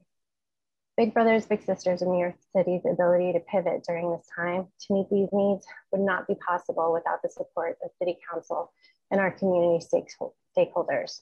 Because of this support, our growing number of college and career success participants can navigate through an already difficult transition. More than 85% of our youth who were matched with a mentor prior to the pandemic remain matched today. Volunteers continue to join us in driving mentorship forward. It is important to support programs dependent on this funding. It is imperative that the New York City Council restores the full funding of our organization and all programs that provide essential services to our city's youth to ensure they thrive and are set up for success. We must recommit to not make cuts. Time expired. Investing in New York City's future leaders. Thank you. Thank you. Thank you to this panel. That concludes the testimony for this panel. The next panel that we will hear from is Natasha Mir from the Center for Supportive Schools, Kevin DeHill Fuchel, Counseling in Schools, and Marion White, the New York Foundling. Following this panel, we will hear from Kimberly Olson, the New York City Arts and Education Roundtable, Maeve Montalvo, the Museum of the City of New York, Patrick Rowe, the Bronx Museum of the Arts, and Paulette Healy. So we will first turn to Natasha Mir. Time starts now. Good afternoon, and thank you to the Council's Committee on Education for this opportunity to testify today. My name is Natasha Mir, and I am a Senior Community Schools Director at the Center for Supportive Schools. Our organization is the lead community-based organization for 20 community schools across New York City, and I work with our community schools in Brooklyn and Queens. I also served as a school-based community school director myself at IS 349, a middle school in District 32 in the Bushwick section of Brooklyn. Though we celebrate the restoration of the remaining $3.1 million of the original $9.2 million fiscal year 2021 cuts to the city's community schools initiative, the initiative still faces a devastating $9.2 million cut for fiscal year 2022. This comes after the mayor and chancellor's announcement in December of an expansion to the initiative to bring 27 new community schools online by the fall. As part of this expansion, we call on the city to fully restore baseline funding for the Community Schools Initiative for fiscal year 2022. We believe that community schools are the path forward to ensure students' needs are being taken care of and addressed during this crisis and beyond. Make no mistake, however, that we have long believed that every school should be a community school even before the pandemic. If students are coming to their classes hungry, living in temporary housing, receiving inadequate mental or physical health care, or are dealing with social, emotional, or economic hardships exacerbated by this pandemic, it will only be that much harder to focus on academics. The community school strategy addresses those barriers by learning to partner with community-based organizations like CSS in holistic and innovative ways. During the course of the pandemic in our CSS community schools in Brooklyn, Queens, and the Bronx, we have responded in ways that we never expected or imagined, from setting up emergency food and supplies pantries, to delivering groceries to students' homes, to providing resources for internet access, employment, immigration relief, and bereavement. Our community school directors are reaching as many families as they possibly can during these trying times. Time expired. working through significant challenges to ensure that students and families have adequate access to not only remote learning, but also teletherapy and individualized mentoring and tutoring supports has also been a very critical aspect of our work over this past year. Community schools can lead the city through an equitable, trauma-informed recovery process that will be responsive to community concerns and will center students' social emotional well-being, as well as their short and long-term academic success. Fully funding the Community Schools Initiative in New York City for fiscal year 22 is vital to students recovering from the trauma and learning losses of this crisis. Thank you so much. Thank you. And next we will hear from Kevin. Time starts now. Thank you, Chairman Traeger, Education Committee members, and all council members present. I'm the Executive Director of Counseling in Schools, a CBO that supports the education of over 7,000 students, their family members, and supports teachers and school staff in over 70 locations throughout the city. I'm a licensed clinical social worker and have worked with counseling in schools over the past 27 years. Among the work we do is to lead the community school strategy in 12 schools and provide subcontracted mental health supports for 10 other community schools. I speak here today as a member as member of the steering committee of the Coalition for Community School Excellence and speak to lift up the need to fully fund this strategy. It is important to appreciate that community schools advance an education strategy rather than implement a program. This important difference is seen in the mission-driven participation of CBOs like Counseling in Schools, Center for Supportive Schools, Good Shepherd Services, and others, which provide on-the-ground staff who relate to, connect with, and stand with students, their families, and school staff in all that they experience. We were there before the pandemic, and we did not relinquish our connection during. In the face of budget cuts on city and state level, and through significant funding delays, we have been there. While I am proud of our work, it is unfair and unjust that our successful work continues to force us to look over our shoulders for funding and to continue to fight and advocate for an equitable distribution of funds for students and families who historically do with less. I call on the council to return the full funding to the community school strategy to pre-pandemic levels, and as the strategy expands to more schools, that this funding be baseline to recognize the support that this strategy provides towards an equitable education for all New Yorkers. Thank you. Thank you. And next we'll hear from Marion White, the New York foundling. Time starts now. Good afternoon. My name is Marion White, and I'm here on behalf of the Child Abuse Prevention Program of the New York Foundling. The Foundling is one of New York City's oldest and largest nonprofit providers of human services, and our Child Abuse Prevention Program, CAP, educates thousands of children each year about their right to personal safety. First and foremost, I'd like to thank Chairman Traeger and the committee members for their unwavering commitment to our community's children. For the past 2 years, CAP has been allocated a generous grant of $248,000 from the Initiative to Combat Sexual Assault, which was crucial to our ability to prevent abuse from occurring and from going unreported.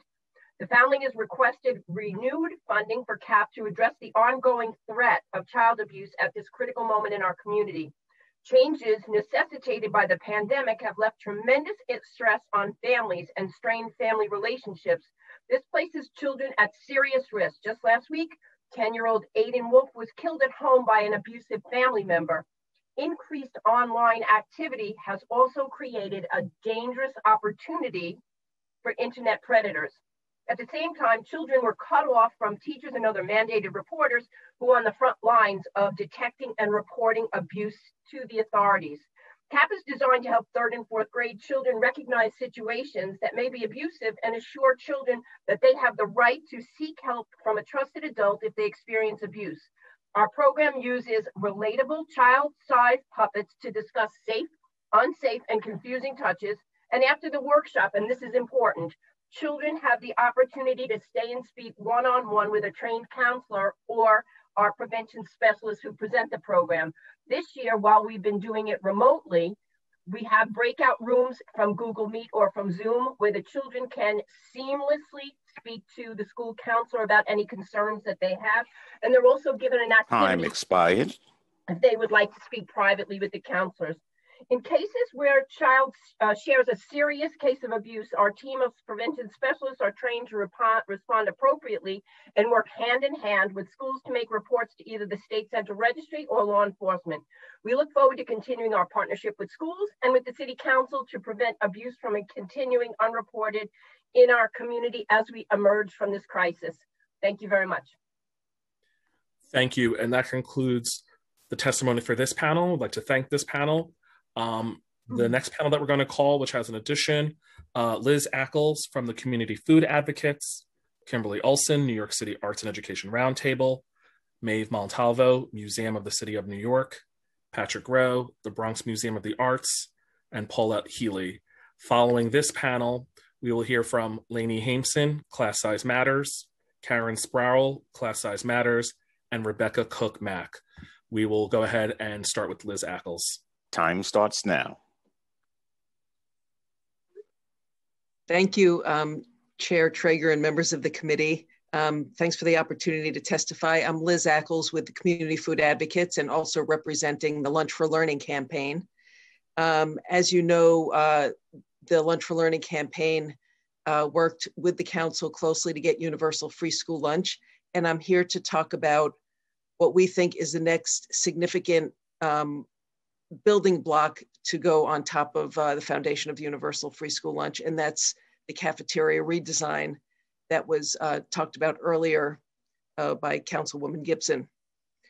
We think the cafeteria redesign model that makes food court style cafeteria environments, serving lines, more friendly, welcoming to students, and addresses two of the biggest barriers to school food participation, and that is food appeal and cafeteria environment.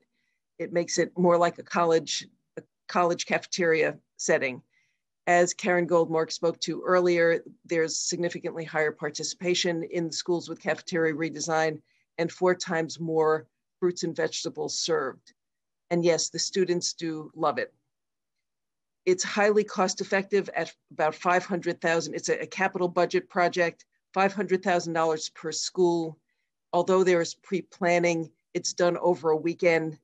And we are calling for the scaling up of the cafeteria redesign over 5 years, $150 million investment in the capital plan to be rolled out to half high schools and half middle schools over 5 years.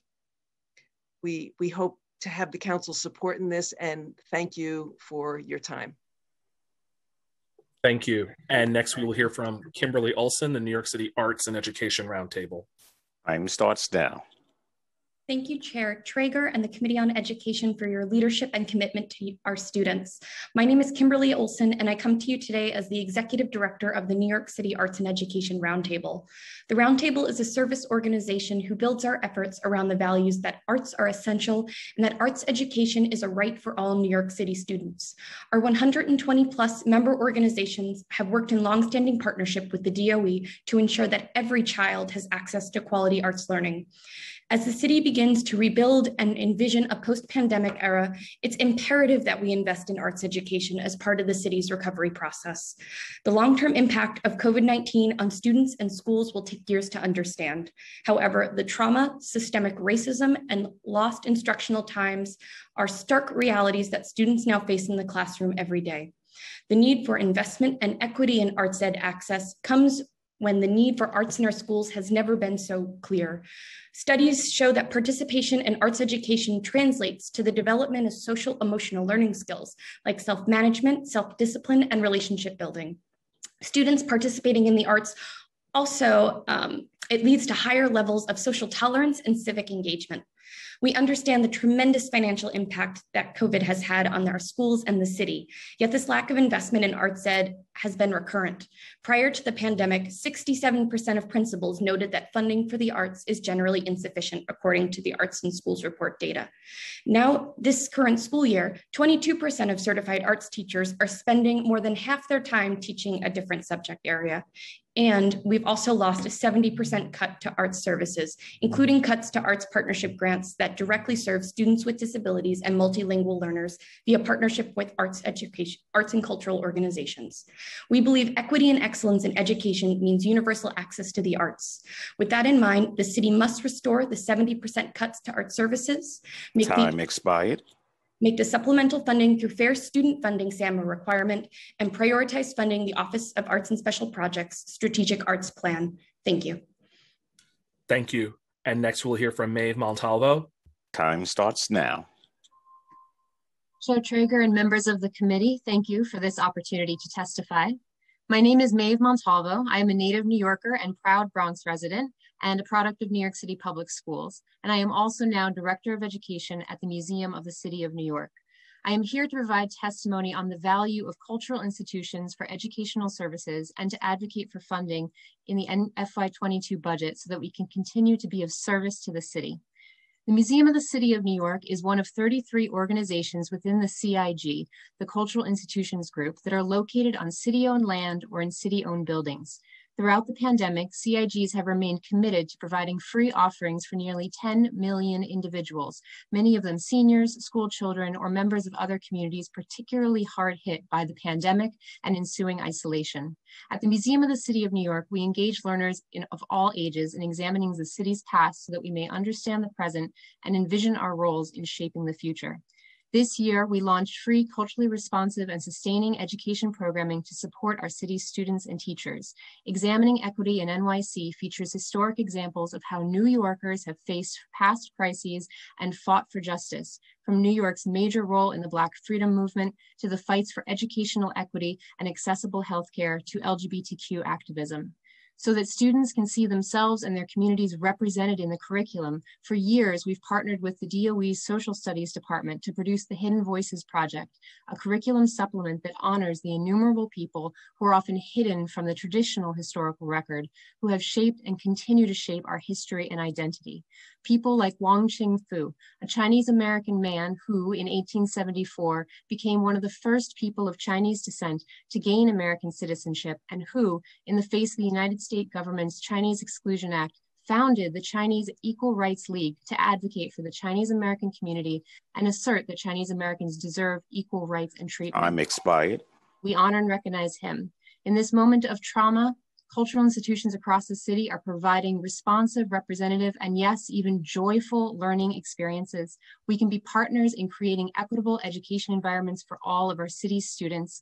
We are grateful for the Council's continued support of culture and the arts over the years, and at a minimum, we ask that the cultural budget be held harmless and maintained at FY21 levels as we await further information so that we can continue to be key partners and players in service of our city's students. Thank you. Thank you. And next we'll hear from Patrick Rowe from the Bronx Museum of the Arts. Time starts now. Hi, my name is Patrick Rowe. I'm Director of Education at the Bronx Museum of the Arts. Bronx Museum is a member of the Cultural Institutions Group, a coalition of 34 cultural institutions who share a public-private partnership with the city. We are located in all 5 boroughs and collectively employ over 11,000 individuals. Founded in 1971, the Bronx Museum is the only contemporary art museum in the borough.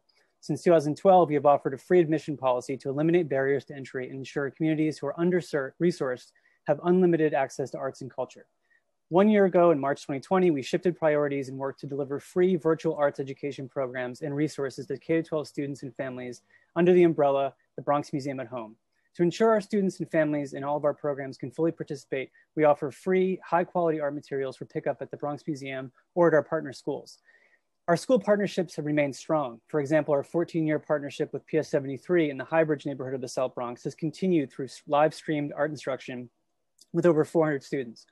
We've also continued our CASA after-school partnership with PS 73, as well as our Art A Catalyst for Change programs at 4 partner schools, all supported by the council. These are just some of the many art education programs the Bronx Museum is committed to provide to students the past year. The City Council's unwavering support of cultural institutions and our work as arts partners to New York City Public Schools has made this work possible, and we are very grateful. The CIGs have contributed to the public service of New Yorkers throughout COVID and collectively spent $2 million to ensure New Yorkers have continued access to quality virtual programming.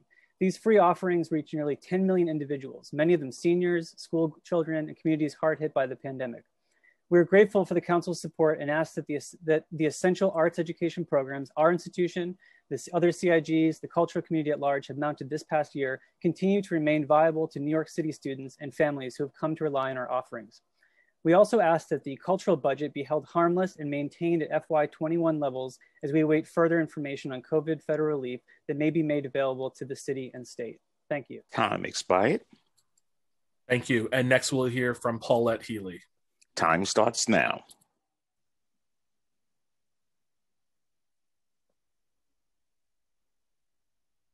Hi, can you hear me? Yes, go ahead. Okay. Well, Lucas just wanted to say hi real quick, Councilman Traeger. Hey, Councilman Traeger, and thank you for your support. It is so great to see you, and thank you so much for being here. And I think I saw a pretty cool picture of a recent adventure that were you in a nice hike or a nice traveling recently? No, it's all virtual. Yep. He's become quite the master at green screening and Photoshop. So well, he got me, and you have to teach me how to do that because I still don't know how to. So it is so great to see you. It's such a pleasure. Please, the floor is all yours. Okay. Well, I actually took him away from after school today, so he won't be testifying today, but he will at the next hearing. So Thanks, buddy. Thank you again for providing this platform for parents to be able to elevate the concerns that we're having within our community.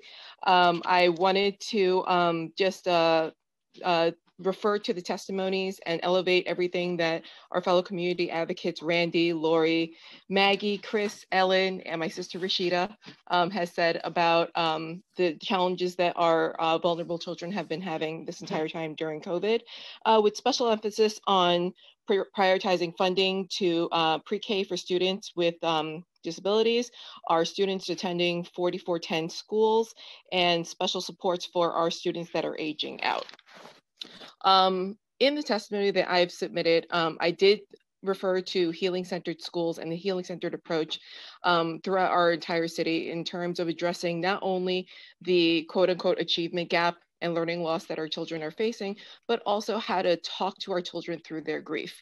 Earlier this week, I sat in an IEP meeting of a parent who was pleading for... The clock didn't start at the right time, so go ahead. Okay, thank you. Earlier this week, I attended an IEP meeting with a parent who was asking for counseling services for her daughter because she was struggling with grief and loss. She had lost over 10 people in her family from COVID. And she was struggling with her studies and was not consistent with her attendance. And the school psychologist told the parent that in order for her child to receive counseling, she would need to be classified as an emotionally disturbed student. This is unacceptable, especially with the citywide grief we are all suffering from, with all of the loss of our colleagues, our teachers, our paras, our family members. This is not how we want our students to be welcomed back into the building. So healing-centered schools need to be done now, they need to be done quickly, and they need to be done system-wide. Also, in terms of school construction authority, they have time and time again have not prioritized D75 accommodations in their newly built buildings, which is a travesty considering all of these new buildings will be in line to ADA accessibility, and they are not prioritizing the students that need it the most. Whenever we've had these conversations with SCA, it's always told to us that it's too hard or it's going to take away from the other kids. Well, our students with disabilities are our kids, and they have not been prioritized. They should not have to continue being bussed out of their communities in order to continue their education. We are only getting a new high school setting in Brooklyn as of now in District 16, centrally for all of our Brooklyn D75 students to go to. And that is unacceptable. They should be able to go to a school within blocks of where they live. Lastly, I wanted to emphasize what Maggie had said about lifting the hiring freeze to allow hiring of more social workers, more behavioral specialists, and more guidance counselors, because we need to make sure that all of these all of these stakeholders are in place in order to properly transition our kids back into the schools. And we need to reinstate our E&L teachers who have been excised because of compliance. Did you know that because of the accommodations made during COVID, the compliance rates are going up? Because if you put an ICT child into a class of 60 or more, that is considered being in compliance. If you provide related services once to a family, that is considered compliance. If you have a content teacher with an extension in ESL, that fulfills ELL compliance, and therefore can demote ESL teachers that are specified in culturally responsive E&L instruction to be demoted to paras, teachers assistants, school aides, or excised altogether. We need to prioritize those who are experts in their field to address the supports that our children with learning challenges need. Lastly, I just wanted to say I stand in support of all of our youth who came out to speak against further policing and to ask for police-free schools, because as a city, we cannot continue to fully fund NYPD at the expense of our schools and our students. Thank you so much for the time. I thank you, and I would be happy to get a lesson on how to create beautiful, great virtual backgrounds, because I am so jealous, because you travel to new places all the time. And I just, first, I want to thank you. Also, if the parent would like, the parent that was told that outrageous thing about, if they could maybe email me what happened, school details, I'd be happy to follow up with DOE directly. In any case like that, please bring it to my attention, because that really is outrageous. And again, thank you so much. Truly appreciate your time. Thank you. Thank you, and that concludes testimony for this panel. The next panel that we will hear from will be Lainey Hameson, Class Size Matters, Karen Sproul, Class Size Matters, Rebecca Cook-Mack, and Fatima Gaidi. The panel after this one will be Marcus Romero, Oswald Velasquez, Kia Duncan reading for Aisha Ijaz, Alyssa Figueroa, and Kate McDonough. We will start with Lainey Hameson. Time starts now. Thank you for holding these budget hearings today, Chair Traeger. Sorry. My name is Lainey Hameson. I'm the Executive Director of Class Size Matters. We are advocating for $1 billion out of the estimated $2.5 billion in federal funds from the American Rescue Plan to be used next year and the year after to lower class size, which is specifically mentioned in the law as a priority for these funds, for the sake of a safer and more positive learning environment. That amount could pay for the salaries of about 10,000 new teachers, which could reduce class size in as many as 40,000 classrooms, as adding a new teacher lowers class size for all the other students in the school in the same grade or subject. In addition, we propose that the DOA hire more than 1,000 more school counselors and about 1,500 more social workers, which would increase the number of these positions to 1 for every 250 students, the recommended guidelines for these professions. This would cost another $365 million, which would still leave over $1 billion of these federal funds for other uses. If New York City children ever needed smaller classes, they will need them more than ever next year to make up for the myriad losses they have suffered over the course of the last year and the inherent deficiencies of remote learning. Even in normal times, research shows smaller classes lead to better outcomes for all kids and more engagement, especially for those who need the help the most. There is now enough funding for this, and there is no possible excuse for not doing it. Moreover, the need for smaller classes for the sake of social distancing is clear.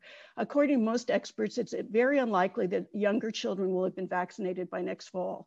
Even with 3 feet of social distancing, the current guidelines of the CDC, we estimate that most New York City students will not be able to attend school daily. A standard classroom is defined by DOE as 500 to 750 square feet, and only about 20 students can fit into a 500 square foot classroom and about 25 in a 750 square foot room. Charts showing how many kids would be able to fit in these rooms are in my written testimony. During the 2019-2020 school year, 58% of elementary schools students, 74% of middle school students, and 81% of high school students were in classes of 20 or more, and more than 1/3 of elementary school students, nearly 2/3 of middle school students, and 70% high school students would not fit in classrooms of 750 square feet. Just one more issue to add. In October, Chair Traeger, you wrote a letter to DOE urging them to report to disaggregated class size data by the legal deadline of November 15th in different categories for in-person learning versus blended versus remote, since many parents and teachers had complained of huge remote online classes. To this day, the DOE has not provided any disaggregated data, even though they had access to that information since October. And I very much hope you will continue to demand that they provide it. Thank you so much. Well, and Lainey, I will go a step further and say that I was not particularly pleased with the inadequate answers today about class size from DOE. It's a question I ask every new chancellor, and I'm not sure if we got a clear answer. And I deeply, and again, I value your work, Lainey. You've been on this from the beginning. But I also speak from personal experience about the impact on class size, working in a classroom.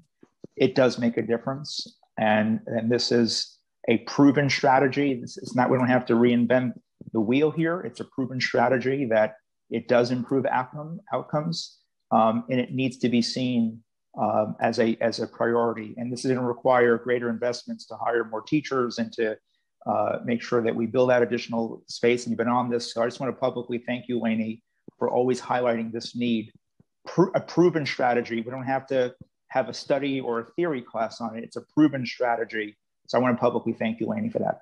Yeah, I thank you so much, Chair Traeger. I think this year, less than any other year in my long history of advocating for this issue, we have no excuse. The money is absolutely there. And if we are ever going to reduce class size, next year is the year to do it. I was disappointed as well by the chancellor's testimony where she said this is a contractual issue. It is a contractual issue, but it is also an issue in terms of affording all the kids in the city to a truly equitable education. And I think the previous chancellor was pretty forthright about this, and I was disappointed that the new chancellor wasn't as well. Yeah, and in closing, that the painful stories I've heard about classes going to 60 kids virtually, ICT classes, which again, speaking of mandates, have to be lower, going to 40, 50 kids. There is no way. That is not education. That is called crisis management at its worst, but that is not education. So thank you, Lainey, for highlighting that. Thank you. Thank you. And next we'll hear from Karen Sproul. Time starts now. Am I unmuted? Yes. Can you hear me? Yeah. Yes. Okay. Hi. Thank you, Chair Traeger. You know we love you. You have been an ally for us for a long time. And I just appreciate you, really do. So I just want to put a personal spin on and reinforce what Lainey has said. First of all, my name is Karen Sproul, and I was going to say good morning, but good afternoon. I'm the mother of 3 with 1 school-age son with special needs. Together, we all have attended New York City public schools in every decade since the 1960s. But it wasn't until 2007 when my youngest child entered kindergarten that I became deeply involved with public education advocacy. I'm also here to provide testimony on behalf of New York City Kids PAC, which is a political action committee that includes myself and parent leaders from all 5 boroughs that informs electorates and support candidates for office who have demonstrated a commitment to improving our public schools. I'm here to advocate for $1 billion. I know that's a big number, but hear me out.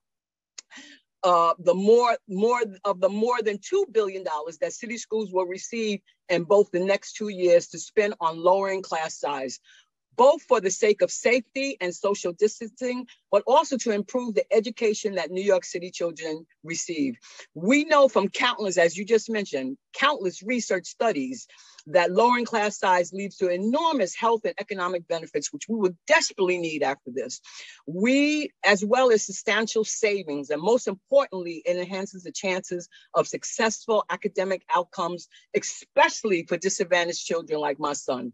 When my son entered kindergarten in 2007, he was first enrolled in a charter school that pushed him out, saying that they could only provide for him. They could not provide the smaller class size that he needed. And public school that he was transferred to, he was fortunate enough to be put in a classroom with only 20 kids. His class size remained between 18 and 23 throughout 3rd grade. Despite the difficulty learning challenges that he faced with ADHD, Time expired. He thrived during those years, both in general and inclusion classes. At one point, he was well above grade level, and the teacher suggested that we apply to the gifted program. I'm going to jump to my last paragraph. Just hear me out. At the same time, the number of public school students diagnosed with having special needs have increased rapidly to more than 224,000 at the cost of $2 billion annually. Yet nearly a quarter of these students with disabilities do not receive all of their mandated services. I am convinced that fewer children would be diagnosed with special needs in the first place if class sizes were smaller.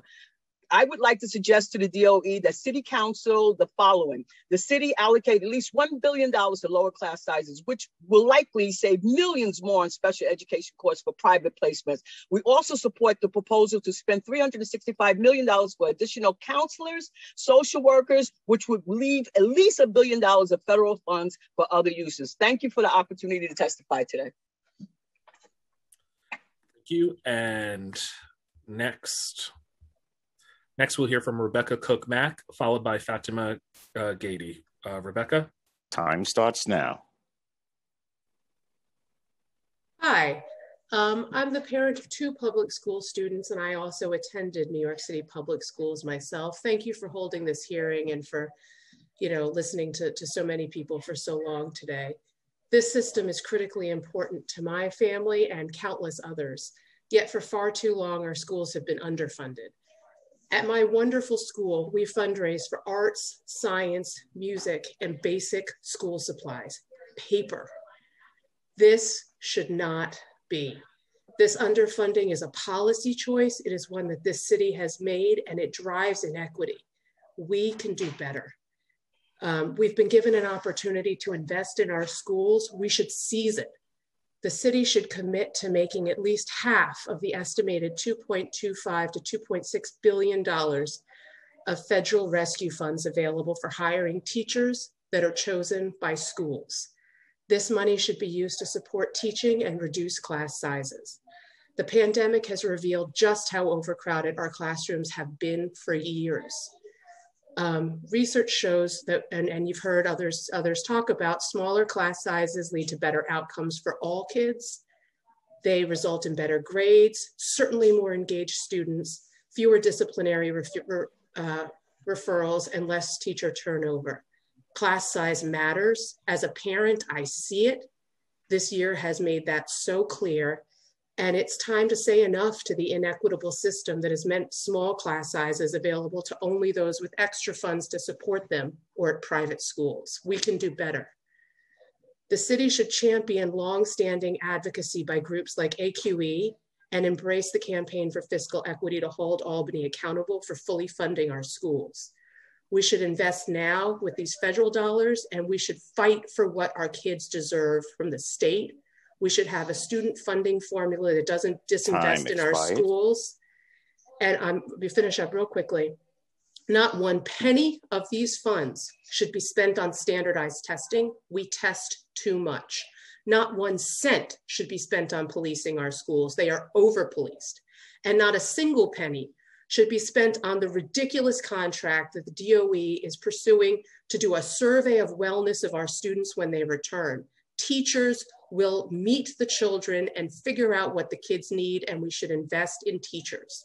As Congressman Jamal Bowman has argued, and he is right, this is the perfect time to lower class sizes when we return to schools. These federal recovery funds should be spent on classroom teachers. Schools should be given a flexibility in determining who to hire, and class sizes should be reduced for all. Thank you very much for having this hearing. Thank you. And finally, we'll hear from Fatima. Time starts now. Hi, everyone. Hope everyone's doing well. Good afternoon. My name is Fatima Getty. I have 2 children that are in public schools. One is in the 1st grade and one is in high school. I am speaking to ask you to allocate funding towards class size reduction, especially when schools go back to normal, whatever that means. But too often what is considered normal in New York City is not good enough. My older son has ADHD and IEP. He has been in ICT classes since he was in the 4th grade. He was supposed to have them in the 1st grade, but he went to Success Academy and they never gave it to him until we went to public school. These classes are way too large and they always have been. And we're unable to provide him with the attention he needs, even with 2 teachers. Sometimes he would get alone time in elementary school and they would have to go into the closet. With 28 or 30 more students, his classes are too crowded, too noisy, and too distracting. Stimulation is not overstimulating a child with ADHD is not conducive for learning at all, and it's a known fact. It would be far better if they split the classes in half and puts 15 students in each. As a mother, I'm often overwhelmed with just 2 children on my own, so I can't imagine how this feels for adults, even if they had training with 30 kids. With these massive classes, it's impossible for teachers to provide the quiet atmosphere my son needs or other children need to focus. This is especially difficult as some of the other students in the class may act out or be disruptive because they're overstimulated themselves. But I don't blame the students because that's normal, you know? What I do blame is the fact that these classes continue to grow and they're overcrowded. I'm also concerned about sending my children back to school next fall unvaccinated, given the COVID crisis, to be ensured. I'm almost finished, sorry. And then they're going to cram them all back together. This is the first time, sadly, that my son has been able to get one-on-one attention because less kids are showing up because of lack of access to the internet. So he gets more one-on-one time. When he was in school, he would have to stay after school to get one-on-one time, even with teachers in the classroom. I support Class Size Matters in the effort to allocate $1 billion of federal funds toward reducing class size next year, both for social distancing and to provide my sons and other children with the attention they need to achieve academically and give them a better chance to succeed in their lives and future careers. Thank you. Thank you. And that concludes the panel for this testimony. That concludes the testimony for this panel. The next panel that we will hear from is Marcos Romero, Oswald Velasquez, Kia Duncan, Alyssa Figueroa, and Kate McDonough. Following that panel, we will hear from Chauncey Young, Grizel Cardona, Renette Summers, Chaplain Sandra Mitchell, Jennifer Stewart, and Tanisha Grant. We will start with Marcus Romero. Time starts now. Hi, my name is Marcus Romero. I'm a part of Sisters and Brothers United. I'm currently a sophomore at LaGuardia High School of the Arts and live in Council District 12. Let me take you back to June 6th of 2020. In the midst of the Black Lives Matter protests and unrest, I performed my first ever speech with others on the steps of Tweed, where we call for justice and countless who have been killed and harmed by the police of our country. And more specifically, called for a fraction of the police budget to be repurposed to help out schools, to help out committees, to help out the dreamers of New York. Now, to limit schools, oppress communities, and prevent treatment of dreamers as a delusion. We called for the complete removal of police from our schools, and you cannot believe my reaction the next day where a statement was released where the city of New York was going to repurpose the budget to help everyone instead of just the police. But then I waited. I waited. At the end of a tiring budget process, the council voted on a budget that would transfer the school safety division, aka school cops, from NYPD to DOE, and we were devastated. Our vision for police-free schools was already being co-opted by a false and harmful vision for real school safety. Fast forward some more here, we are on March 2021, after finding out there were plans for the city to continue to funnel money into the school budget, specifically to 475 new school safety officers in schools. The MTA is soon shutting down services, and the police is now getting robot dogs. So just tell me, why do I continue to find myself yet again calling to the council to what's best for students? Why is this so difficult? Our visions for schools is that we would dismantle school policing fractures, culture, and practice, ending school militarization and surveillance, and building a new liberatory education system. This vision can be possible if the city council will simply make bold decisions that make our budget reflect the things we value and need. I yield my time. Thank you very much.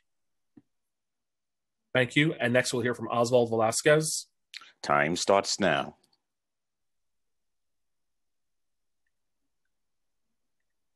Hi, everyone. My name is Osvaldo Velasquez. I'm from the Bronx, currently attending to college, and I would like to talk about a huge problem we have at hand. We have non-necessity for police in our schools. It is very unreasonable for Mayor de Blasio to spend $20 million to hire 475 school cops. How many times do we need to cry for help? We are not okay. We need to be nurtured and guided through these difficult times. We must make room for trained professionals in mental health, in RJ, and conflict resolution and anti-violence work. Mayor de Blasio will fail us once again if he moves forward with a plan to keep and not more police in our schools and communities. This money can be invested in hiring more guidance counselors throughout New York City schools. Currently, the mayor has cut $700 million from this year's education budget. New York City itself already spent $450 million on school cops. We have more school cops than guidance counselors and social workers combined together. That should tell you something. Why do we need more school cops? There is no legit evidence of the effectiveness of cops in helping us thrive in schools. We cannot ignore the fact that police have acted in violent ways in schools. There is the existence of police is violence, and transferring them to a different department will not change nothing about the harm that they had caused to students. New York City cops have been reported from time to time to verbally, physically, and sexually abuse young people under their power. As long as there is cops in school, I don't feel safe. It's neglect to have them involved in supporting or assisting any mental health related circumstances. Time expired. Lastly, please don't send the message to Black and Brown students that New York City rather police us than invest in our education and future. Please stand in solidarity and push for police-free schools. Thank you. No more cops in schools. Thank you. And next we'll hear from Kia Duncan. Time starts now. Hi, reading for Kia Duncan, who's reading for Aisha. Hi, my name is Aisha Ajaz, youth participant with Future Tomorrow and Urban Youth Collaborative. I am 16 years old and from New York City. Firstly, I'm honored to give my testimony about our school policing system. I'm here to speak out against the DOE transfer and any additional funds for recruitment and placement of scouts in our schools. As a high school student, I have seen that our schools are missing out on so many facilities that are really needed by the students, while we spend so much money on policing. This prevents other facilities from being provided to students and teachers. Schools are institutions dedicated to students, teachers, and education. Therefore, that's where most of our funding should go. My school is full of needy students who may come from poor and not so supportive backgrounds. Dealing with family issues on a daily basis affect our mental health, our grade performance, and our attendance rates. I understand that there's a difference between safety and security. When I first attended Franklin Plain Lane campus, the first people I encountered at the front desk were cops, and the equipment that did not resemble what I understood to be a school environment. As a person of color, what would make me feel safe is more funding for mental health, as well as more funding for youth activities and spaces where youth voices are amplified. Our schools need more laptops, calculators, and other technological products, not hand-me-downs. We need more teachers and after-school help for students. At Franklin Plain Lane, I have no art teacher, only one Spanish teacher, and minimal access to college programs and facilities. All this can change if we increase the school funding by investing in the school safety division and honor the demands of the police-free schools movement. Why do we have 5,245 school safety agents in our New York City public schools? How can we justify the need for security when students are suffering from intermental dangers which can lead to suicide? Why is the city planning on spending $20 million to hire 475 new school cops while the mayor continues to cut funding from public education? Do we care more about policing bodies than we do about the safety, the well-being of students? The Urban Youth Collaborative is requesting a significant reduction in the NYPD School Safety Division budget, which is vastly funded by the Department of Education, as well as increased funding for support staff and resources in our schools. We must not confuse the message of police-free schools. More funding should be allocated for the well-being of students. Thank you. Thank you. And next we'll hear from Alyssa Figueroa. Time starts now. Hi, my name is Alyssa Figueroa, and I'm the Coalition Coordinator of the Urban Youth Collaborative. The Urban Youth Collaborative is a coalition made up of youth leaders from across the city. We have worked together since 2004 to fight for racial and social justice in schools. I'm testifying today on behalf of this coalition in favor of reallocating the school policing budget from the school safety division and invasive security measures to creating a new paradigm for safety by investing in social, emotional, and mental health supports for underfunded and marginalized school communities. The movement for police-free schools in New York City and across the country is not just about what we are removing from schools. It is about what we are adding to schools. We want to add the support staff and resources students need to address the whole student. We want to add guidance counselors, restorative justice coordinators, nurses, school psychologists, social workers, and programming that creates a nurturing learning environment. New York City should have police-free schools because school policing is racist. School policing has a racist history born out of resistance to integration in the 1960s. It was, is, and always will be racist. And we see the effects of this racist legacy play out today. Black and Latinx students in New York City make up 90% of all youth arrests, issued summons, and juvenile reports. New York City should have police-free schools because school policing also makes schools less safe. To date, there has been no substantial evidence that school cops make schools safer. Instead, it just feeds Black and Latinx youth into the school-to-prison pipeline. Experiencing an arrest for the first time in high school nearly doubles the odds of a student dropping out. A court appearance nearly quadruples those odds. New York City should have police-free schools because school policing also wastes money. Students need supportive staff and programs, especially right now, and yet the city continues to spend $450 million on school cops. $450 million could have funded over a decade's worth of restorative justice programs in schools. Intro 2211 and any other plan to transfer school cops from the NYPD to the Department of Education does not change these facts. Instead, it just invests precious funds into new school policing infrastructure, further entrenching the criminalization of Black and Latinx students. And spending $20 million to hire new school cops is a slap in the face. $20 million could hire 224 social workers, 208 school psychologists, or 197 guidance counselors. These positions are what students have been calling for, and now more than ever as they attempt to learn and live through a global pandemic. The city should permanently prohibit hiring any new school cops. The city is pushing a false narrative that dismantling the school policing division means mass layoffs. This narrative irresponsibly hides a legacy of school-based police violence behind shallow arguments of economic justice. A true concern for economic justice would mean fighting to end a policing system that, by design, displaces Black and Latinx students from their schools, compromising their employment trajectories. This narrative also avoids any accountability from the city for its lack of investment in accessible pathways to employment in the public service sector, while instead pouring billions into the creation of jobs that criminalize people of color. We call on council members to stop using this false argument as an excuse for inaction. Numerous cities have already taken to completely removing police from schools. New York City needs police-free schools, and we need them now. We urge you to reject the transfer of school cops between departments, block the hiring of any new school police, and instead invite you to work on real solutions that make New York City a more equitable place to live, learn, and grow. Thank you. Thank you. Next, we'll hear from Kate McDonough. Time starts now. Thank you. My name is Kate McDonough. I'm the Coalition Director for Dignity in Schools Campaign New York, which is a coalition of over 20 New York City-based organizations consisting of students, parents, educators, and advocates who all work for education justice and ending the school-to-prison pipeline. I was in 8th grade at an under-resourced school in the Bronx with no windows when the NYPD took over school policing. I don't really have words for what it feels like to work with young people who weren't even born when that decision happened, and to be calling for something radically different.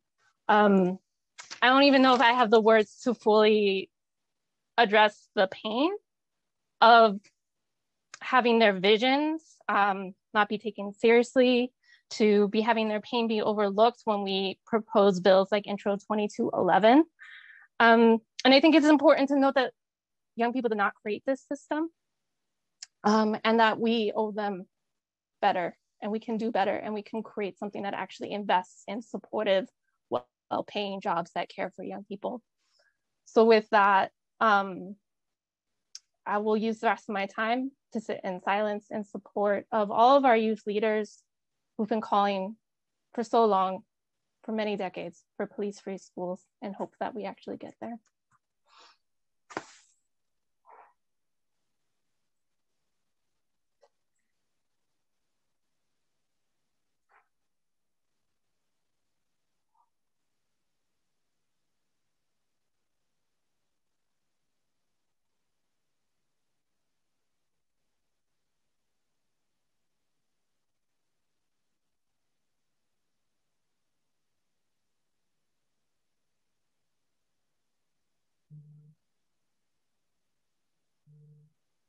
Time expired. And that concludes testimony for this panel. Thank you to that panel.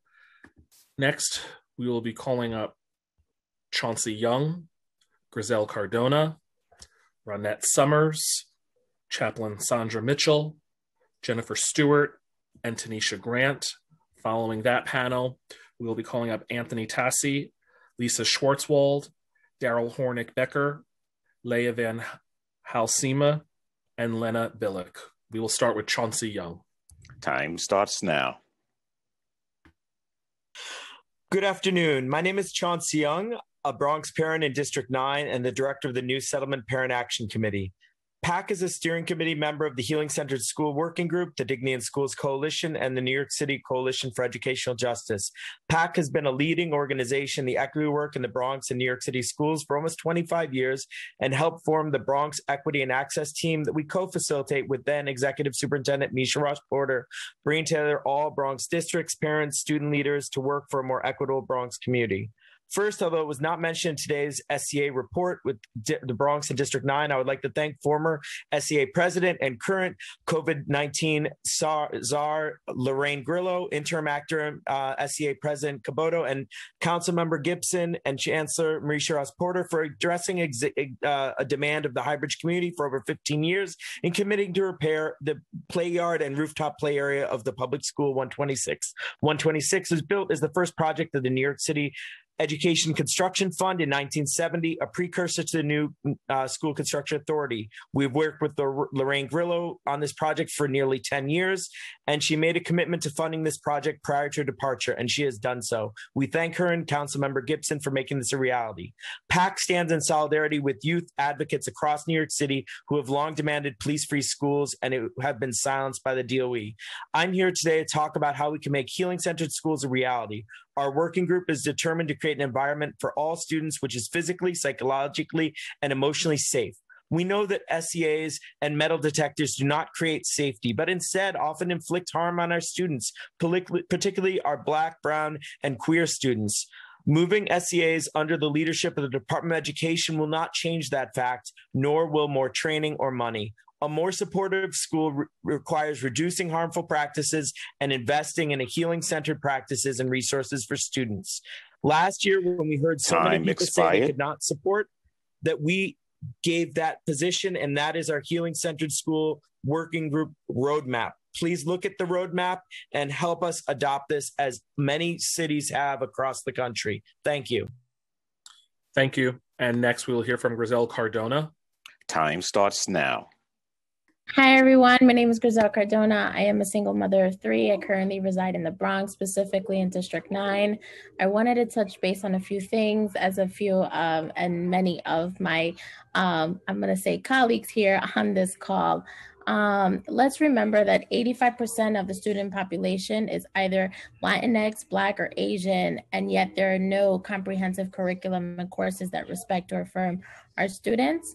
Last time this year, the Department of Education had promised to commit to purchase a K-8 culturally responsive curriculum. And sorry for my children in the background, but didn't due to COVID. And I'm asking that that all do commit, including the Department of Education, to commit to this and not wait another year and prolong because being culturally responsive is super important to our students in the New York City public school system. The other thing I do want to say is that I wanted to thank Councilmember Barron on bringing up the talk on social workers and principals being the ones to run the schools. Remember, running the schools. And I say that for a reason. We do need social workers in our schools. It is very difficult for one social worker to deal with 5+ schools in one building. And in the Bronx, we have overcrowded schools. And again, I'm so with those on class size matters, because again, it is too much for one person to deal with the whole entire building. Another thing that I wanted to touch on was the students with disabilities. We need to stop leaving them in the back end. Our kids are very much just as important as others in the New York City public school system. I have a son in D75. My other son in CSE and my daughter in District 9, they all have IEPs. So please, let's invest money in our students, because they will fill your seats. Time expired. Thank you. Thank you. And next we'll hear from Ronette Summers. Time starts now.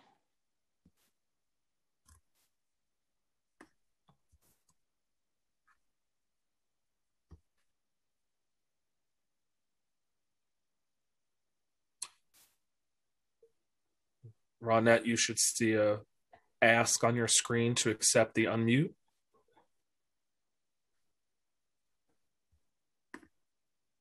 Okay, we can come back. Let's call on Chaplain Sandra Mitchell. Time starts now.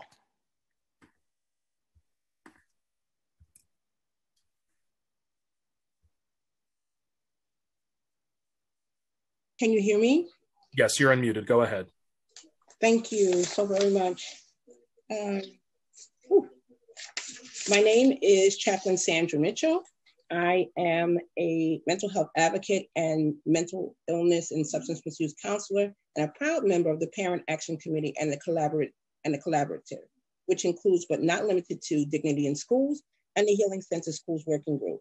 I want to thank you, Chair and Council Member Traeger, for being a champion for our youth in community schools and the safety and well-being of our children, and fighting valiantly while you were a public school teacher yourself, and also generational, your dad, for safe school climate and tackling the budget in order to make sure that we have equity in the next necessary tools that our children deserve to attain an excellent education. I also stand in solidarity with the youth that have stated that they have been slighted and silenced by not being allowed to assist in the creation of their own educational experience. I stand in solidarity with them. I also want to embrace the opportunity and thank Councilmember Vanessa Gibson and her phenomenal work in building and making sure that we have infrastructure for the sustaining of the buildings and safe environment for our children to have school. I just want to cut to the chase. I am here to ask and to stand before God and man to ask for a permanent budget for schools. No negotiating against cuts, no more meetings, hearings to fight against what should be given. No more cuts. You need these hearings to be so that we can make things better, and that would be a better use of your time, of your precious time. Also, I'm standing here asking for police-free schools. Our children are not criminals. They're not growing up criminals. And it hurts my heart when I hear that children are being let out in handcuffs because they are having a bad day. They're allowed to have a bad day. Also, I'm here to stand for trauma-responsive care and best practices and be student-centered and healing. Expired. I'll wrap up. Hire psychologists, not psychiatrists, who seek to focus on what is wrong and to medicate and label and medicate. No, we need psychologists who seek what's working good and build on that to create person-centered supports and healing-centered schools, and be a support also for our social workers, nurses, guidance counselors, because they're dealing with social and emotional issues and they need help and healing. And then also wrapping up, we need to reinvest in our global education and economic future by becoming student-centered for Latinx, African Americans, also we are called as Blacks, Indigenous and Asian population. Also, lastly, I'll say we need anti-bias training and cultural competency training to be understood and implemented. And also, I just want to thank Paul Forbes from the Department of Education, LaShawn Robinson, and Natalie Zwerger of NYU. I thank you for your time, peace, and blessings, and I know we can do this. Thank you. Thank you. And next we'll hear from Jennifer Stewart. Time starts now. Hi, my name is Jennifer Stewart, and my son Desmond is in pre-K at Heartshare, a 4410 preschool special education program. I can tell you that kindness is in abundance in 4410 schools, but funding is not. I'd like to also emphasize that 4410 preschool programs are the only public option for parents of preschoolers with disabilities. Today, I heard the words "for all our children," equity, and 3K and pre-K for all thrown around a lot by council members, but preschoolers with disabilities were the elephant in the room. They were not included in this all, and I wish you could all understand the gravity of this feeling as a parent. It's an absolute constant feeling that my child is being treated differently, and I know I'm not the only parent who feels that way. I'm disappointed in my city, a place that prides itself on being tolerant, inclusive, and progressive. It's easy to just pass the buck and say it's a state funding issue. But at what point does the city look at the blatant neglect by our current governor and say, this is not okay? When you say things like all young children will have a seat, you are blatantly ignoring the 1,000 to 1,900 preschoolers with disabilities that don't have any seat at all. All young children do not have a seat, but I guess our young children don't count. My child was almost one of those left without a seat by a New York City Department of Education district employee. Her job was to ensure my son had a seat. She had that one job and almost left my son without a seat, but I bet she makes a lot more money than his current teacher, who is breathtakingly dedicated to her job. As a former pre-K teacher, it makes my heart sink to hear that they're getting paid what they're worth. But what about our teachers? We aren't asking for more, we're asking for equity. And in 2021, we shouldn't have to ask you for equity. We shouldn't have to jump through hoops for equal treatment. I want to know what you're going to do to stop this discrimination against the disabled community. You have to do something, because what do you expect to transpire in the next 5 years? In the past 5 years, 31 4410 schools have closed because our teachers are the lowest paid in the entire city. Where do you think those current 4410 teachers will go with the salary incentives NYC is offering to 3 and pre-K for all teachers? Do you really think 4410 schools can hold on to teachers and recruit new ones while competing with a $30,000 wage gap? They can't. So if this keeps up in 5 years, there won't be any more 4410 schools. Have you thought this out at all? Where will children go after they age out of early intervention? How can they succeed in the New York City Department of Education without preschool? And until you prove otherwise by investing in our children via their teachers and schools, we can only assume that you don't want to invest in their futures because you don't believe in their present. This is a slap in the face. The city has decided that our kids are not even worth mentioning. The city has actively chosen to invest in literally every other 3 and 4-year-old in New York City, as long as they're not disabled. So please show us you believe in our children by acknowledging their existence, and then by investing in their teachers and schools. If you don't step in now, these schools will close. Please don't let this be your legacy. They're not just our kids, they're your kids too. Thank you. Thank you. Next, we'll hear from Tanisha Grant. Time starts now. Hello, my name is Tanisha Grant.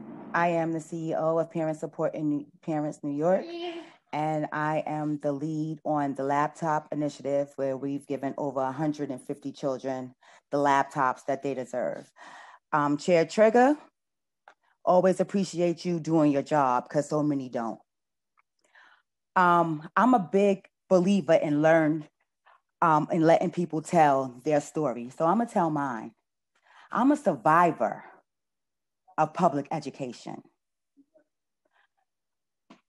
A survivor. Because I come from something called a closed adoption.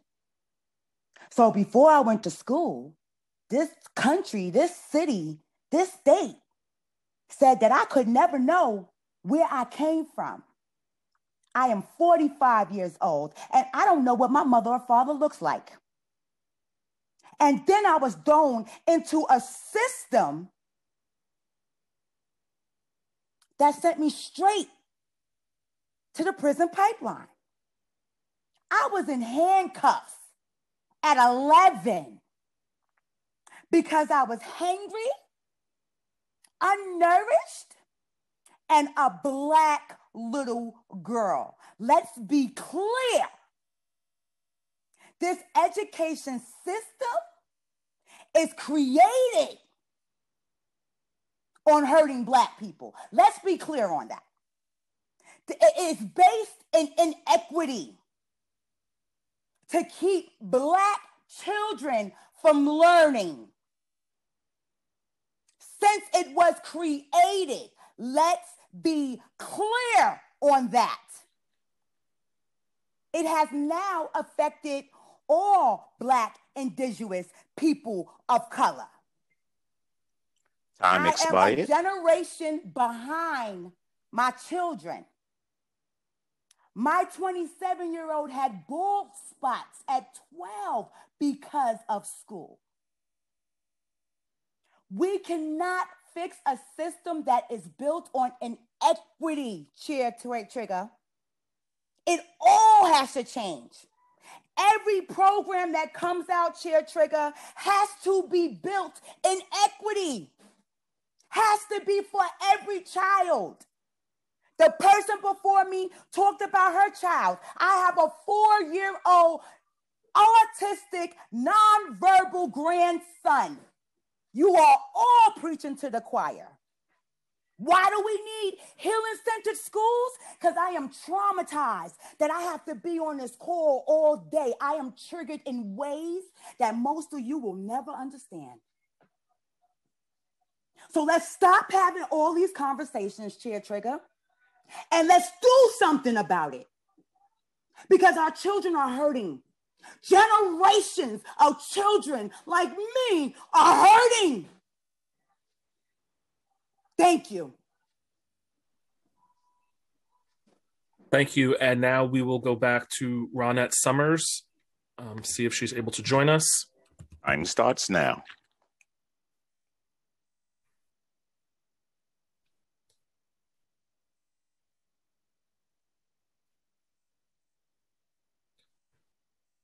Okay, it looks like we have lost her. We do a catch-all at the end for anybody who has logged in, logged off, or logged back and may have missed their name. So we will return to that. So that concludes the testimony for this panel. The next panel that we're going to call is Anthony Tassi, Literacy Partners, Lisa Schwartzwald, New York Immigration Coalition, Daryl Hornick-Becker, Citizens Committee for Children of New York, Leah Van Halsema, Committee for Hispanic Children and Families, and Lena Billick, Children's Aid. We will start with Anthony Tassi. Time starts now.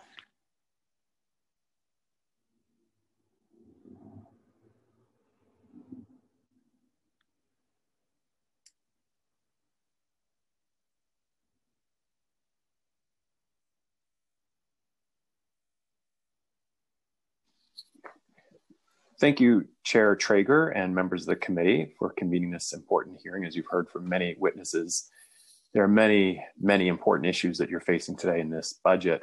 And I want to commend the chair of this committee, Councilmember Traeger, for being everywhere at all times during this pandemic, having your eyes on the issues in your district and across the city. So I really commend your tireless advocacy on behalf of the students of the public school system. As a public school parent, I can tell you this has been obviously an unprecedented situation that we've faced, and many people are trying very hard, but we obviously have some structural issues that we need to address. Top of the list for me, and I think for many people, is the treatment and engagement of parents in the system.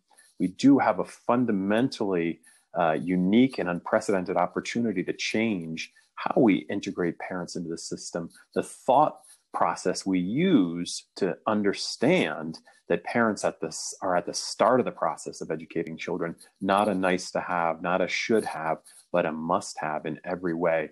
So I would advocate that this committee ensure that the family engagement role at the Department of Education is fully funded is expanded with new funds that are becoming available from the federal government, and that its role be understood as essential to children having a decent shot at academic achievement, that the role of parents is essential to addressing the equity issues, the very serious equity concerns that many other witnesses have testified about today.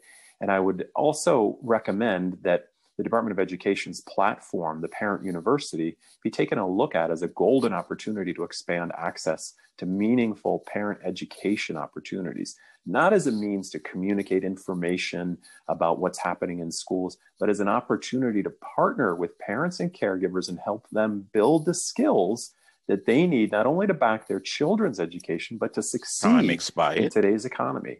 So, Mr. Chair and members of the committee, thank you for convening this hearing, and please do ensure that the family engagement function at DOE moves into the 21st century and takes advantage of this once-in-a-lifetime opportunity we have before us. Thank you so much. Thank you. And next we'll hear from Lisa Schwartzwald. Time starts now. Good afternoon, and thank you. My name is Liza Schwartzwald, and I'm a Senior Manager of Education Policy at the New York Immigration Coalition, an advocacy and policy umbrella organization for more than 200 multi-ethnic, multiracial, and multi-sector groups across the state working with immigrants and refugees. For a year now, we have seen how public education has undergone a seismic shift, with school closures, remote and hybrid learning, and numerous changes in leadership, including at the highest level with the most recent transition of the new chancellor. Unfortunately, throughout these changes, immigrant students have been left behind and families have been left in the dark. Much more needs to be done by the city to support families' complex and intertwined academic, emotional, and economic needs. We request that City Council and the DOE work together to first urgently develop and implement a plan for catching up Ls with disabilities, and students with limited English proficient parents. According to 2020 data, Ls continue to have the highest dropout rate of any subgroup in the city at 23%. Second, fund grants to community-based organizations and schools already well-positioned to support Ls and immigrant families. Third, fully fund and implement the NYIC's Education Collaborative Communications Plan to ensure that families have reliable access to important and timely information. And four, restore $12 million in adult literacy funding to address the multi-generational root causes of inequitable remote learning. Our recommendations offer a comprehensive response to address the gaps in services and supports identified by findings from our Education Collaborative survey of 100 immigrant parents and more than 20 immigrant students from New York City public schools. They reported that the main barriers to academic success since March 2020 were, 1, a lack of appropriate communication and language access, 2, academic regression and learning loss, 3, inadequate and insufficient family engagement, and 4, lack of access to English technology and systems navigation skills necessary to meaningfully support and engage in online learning. Thank you. Time expired. Liza, I apologize. I know your name and I always get it wrong. And everybody does. It's fine. Everybody sees it as Lisa. Don't worry. I know. And any other names, believe me, my last name, people mess it up, so I apologize. And I just want to give a public shout out and thanks to the New York Immigration Coalition. First of all, for highlighting these issues even before the pandemic, but certainly their need is even greater. But also, when the DOE rolled out their technology, iPad distribution, NYIC immediately pointed out the barriers that many of our immigrant students and families face in getting the technology. And we had to advocate to break down those barriers, and still more work to do. But thank you for being on this from day one. This is a stellar organization that helps all of our families. Thank you so much. Thank you so much, Council Member. Next, we'll hear from Daryl from the Citizens Committee for Children of New York. Time starts now. Good afternoon. My name is Daryl Hornick-Becker, and I'm a policy associate at Citizens Committee for Children of New York. Thank you, Chair Traeger, and all the members of the Education Committee for holding today's hearing. For our full set of recommendations, I refer you to my written testimony. Today I'll highlight just a few areas where action is needed. First, the city must restore cuts and invest in wraparound supports, including summer programs and community schools. After this year, students will require the academic and social engagement that summer programs offer. And yet, despite the focus on summer enrichment that we heard from the Chancellor today, the preliminary budget eliminates summer Sonic camps. The administration must restore and baseline these funds for summer youth programs. And as the DOE develops new summer opportunities, CBOs must be included in the planning of those programs. Also, the city cannot place an emphasis on recovery while cutting holistic student supports like community schools. Community schools still face a $9 million baseline cut for fiscal year 22, even after the mayor announced an expansion to bring 27 new schools online this fall. We urge the administration and council to fully restore and baseline funding for community schools and call on the DOE to fully fund the new expansion RFP. Second, vulnerable student populations continue to need targeted supports.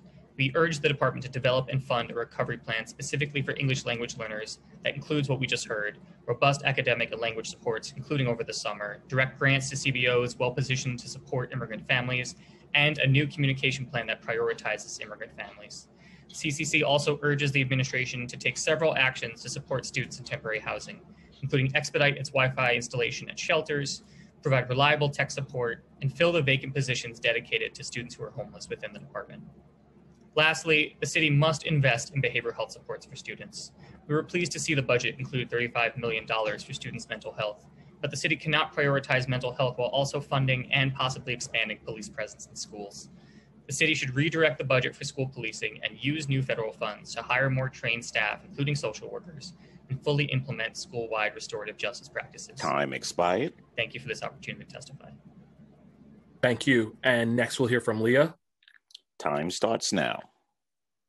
Good afternoon. Thank you to Chair Traeger as well as to the members of the Committee on Education for this opportunity to present testimony today.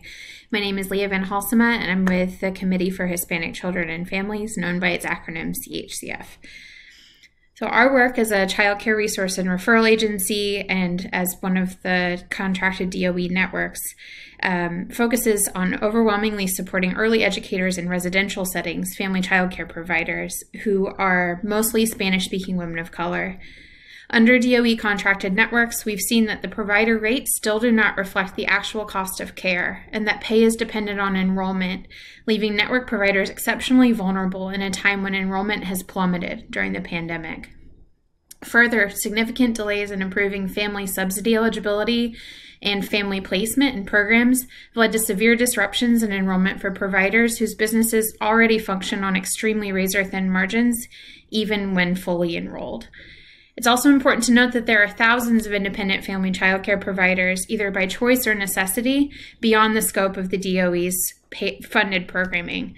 The city must recognize that these unaffiliated providers are essential to New York City's infrastructure for working families. The city cannot afford to let existing childcare deserts grow by depriving programs that are open and available to offer care throughout the city. An additional city program that CHCF has continued to proudly participate in while adjusting to the realities of the pandemic is Cities First Readers. CFR has given CHCF and our partner agencies and libraries the crucial capacity needed to engage families and providers in rich, flexible early literacy work, to enhance and strengthen connections between young learners and their caregivers, and to prevent the long-term consequences of this year's learning loss from hobbling a generation of learners.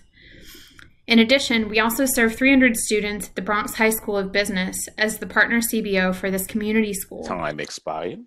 This model has been proven to be so effective for student engagement and academic growth.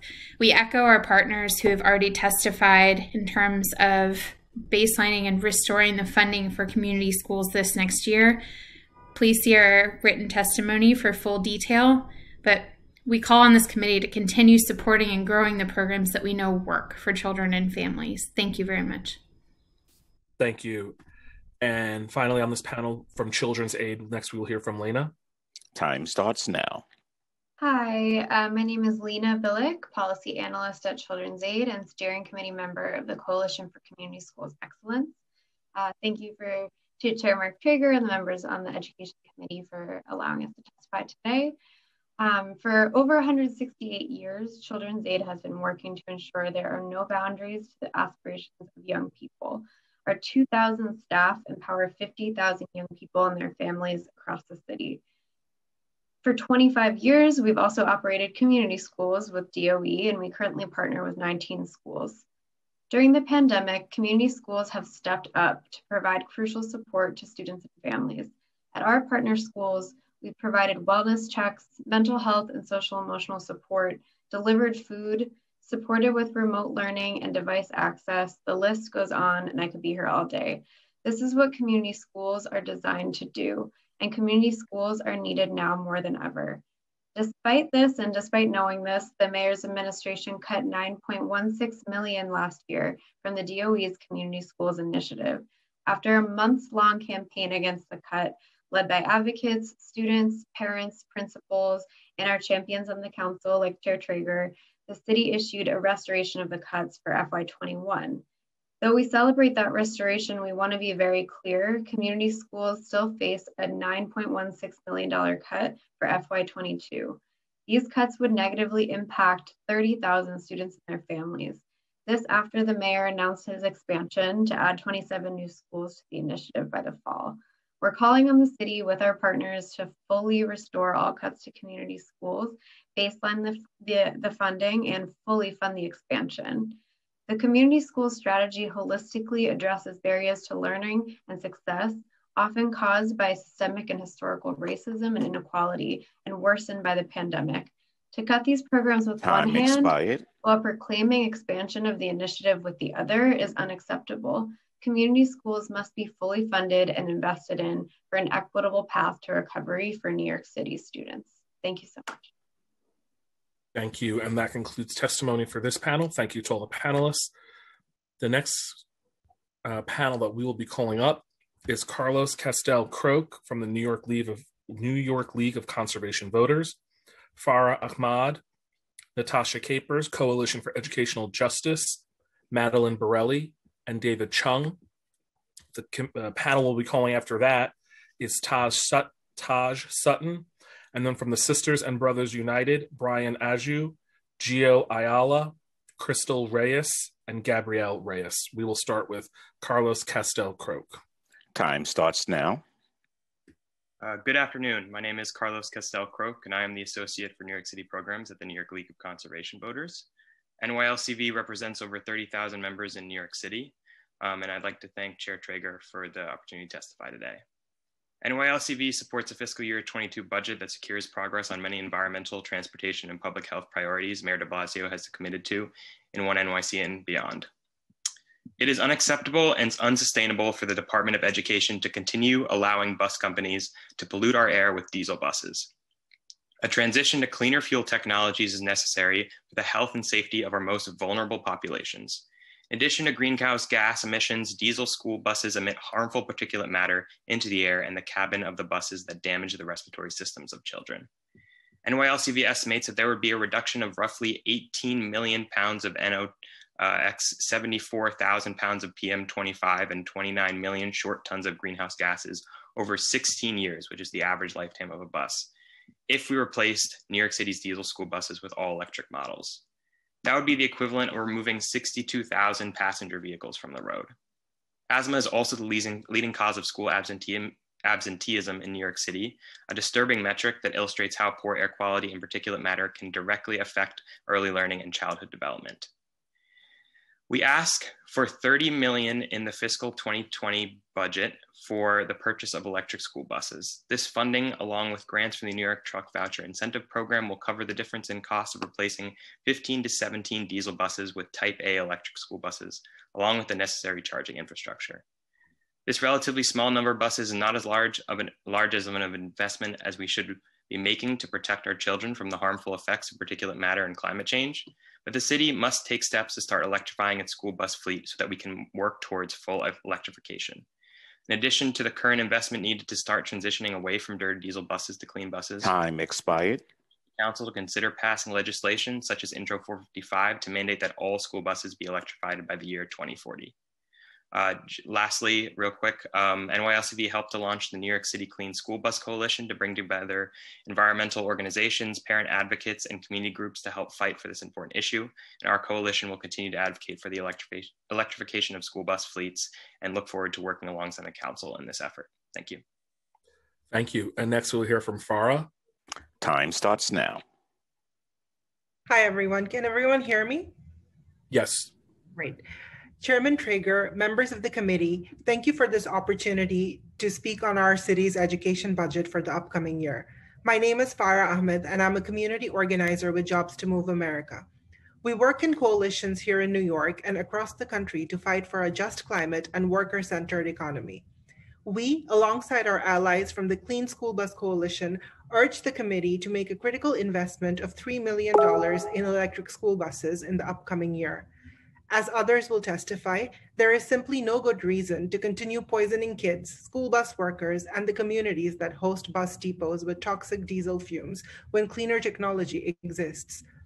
The transition to electric buses is causing major changes in the industry, and we believe are important for the council to consider, from the operation of the buses to the installation of electrical infrastructure and the manufacture of the school bus and its components. The department and its contractors must work closely with its union partners who operate our school bus fleets to ensure that drivers and technicians receive the training and job protection they need. Technicians in particular may need specialized training to ensure that the maintenance of the buses is not outsourced.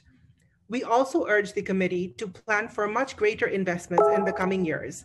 If we get the policy right, this is an opportunity for the city to create good green jobs in the bus manufacturing industry while helping lower electric school bus prices at the same time. Just yesterday, our organization published a report which discusses in detail how we can deploy clean buses in New York State and here in the city while creating good jobs. We've included this report in our testimony as an exhibit. We're happy to provide additional assistance and information to the committee as needed in collaboration with our coalition and union partners. Parents, unions, environmental justice advocates, and community groups want to see Time expired on our streets. It is time for our city to take the lead. Thank you very much for your attention to this critical issue. Thank you. And next we will hear from Natasha Capers from the Coalition for Educational Justice. Time starts. Hello, I'm Natasha Capers, Director of the New York City Coalition for Educational Justice and mother of 2 New York City public school students.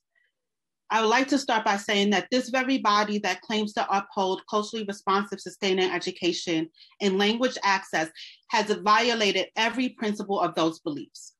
Not having simultaneous interpretation throughout the entirety of this hearing is beyond wrong, and this body must immediately implement practices that would eliminate the barriers for all New Yorkers to be able to fully take part in the democracy of their city.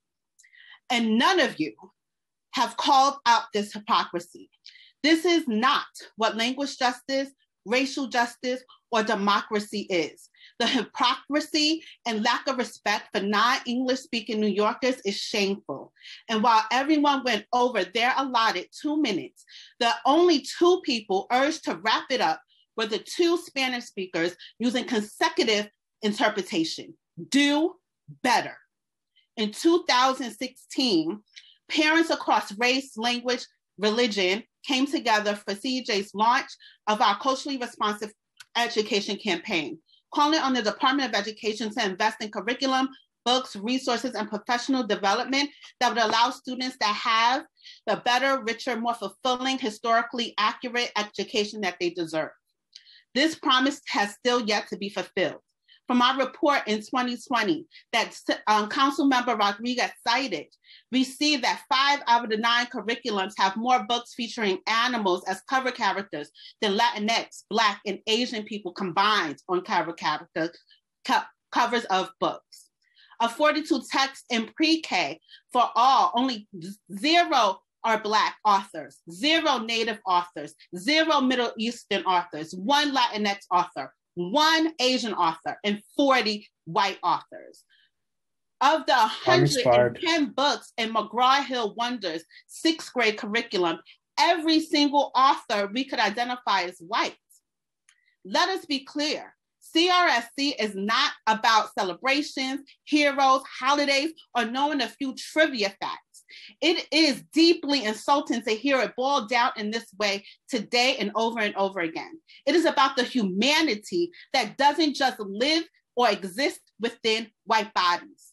We are human too.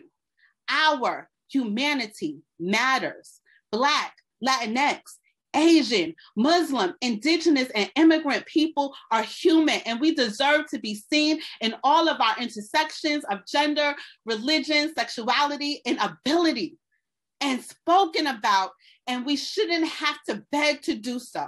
Yet, here we are again, begging for our system to do what is right, to make the investment in the humanity of every New York City student, including the 85% who identify as Black, Brown, and Asian. New York City must make the investments of $500 million to make this a reality, to make CRSC curriculum a reality and ethnic studies programming happen in New York City schools now.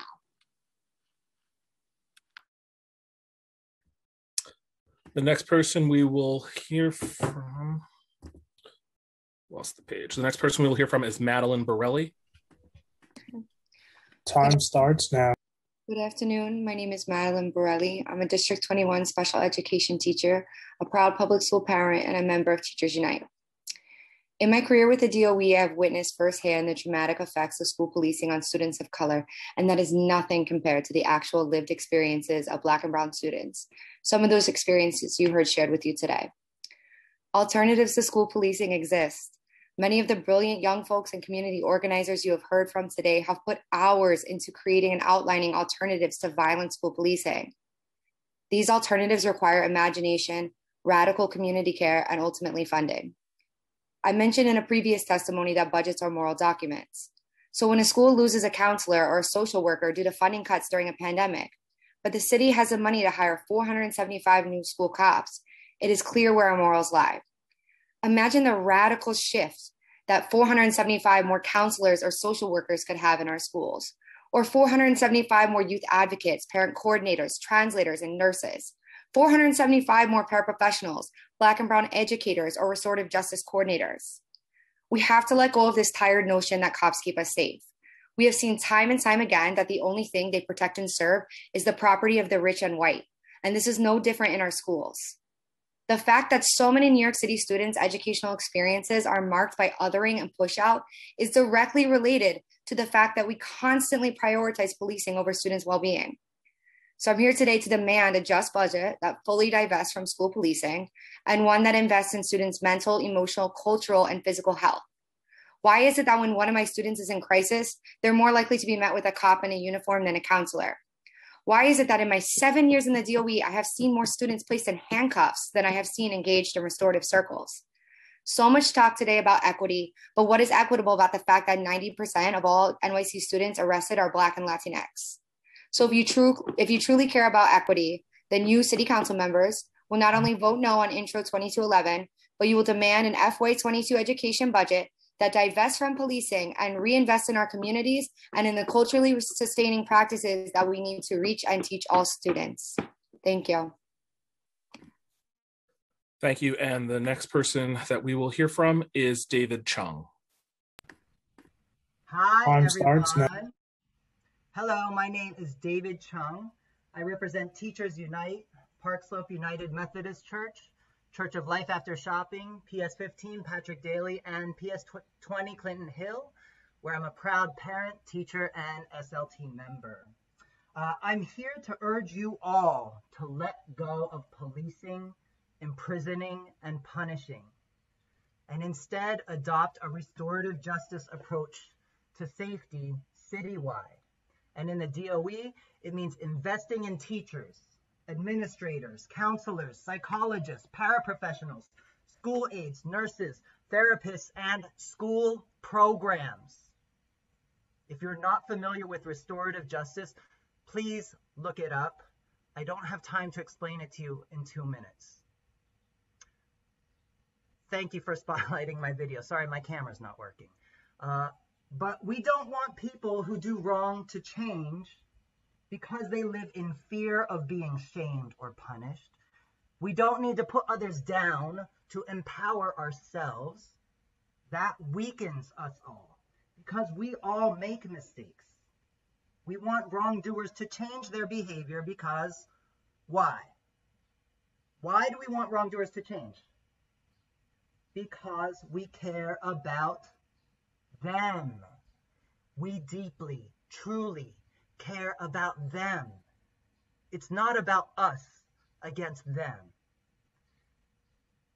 If we don't care about wrongdoers, then we can just lock them up and keep schools as a police state for our children. but we can't expect improvements. We can't expect children to care because intimidating, imprisoning, and policing sends that message loud and clear. We don't care about you.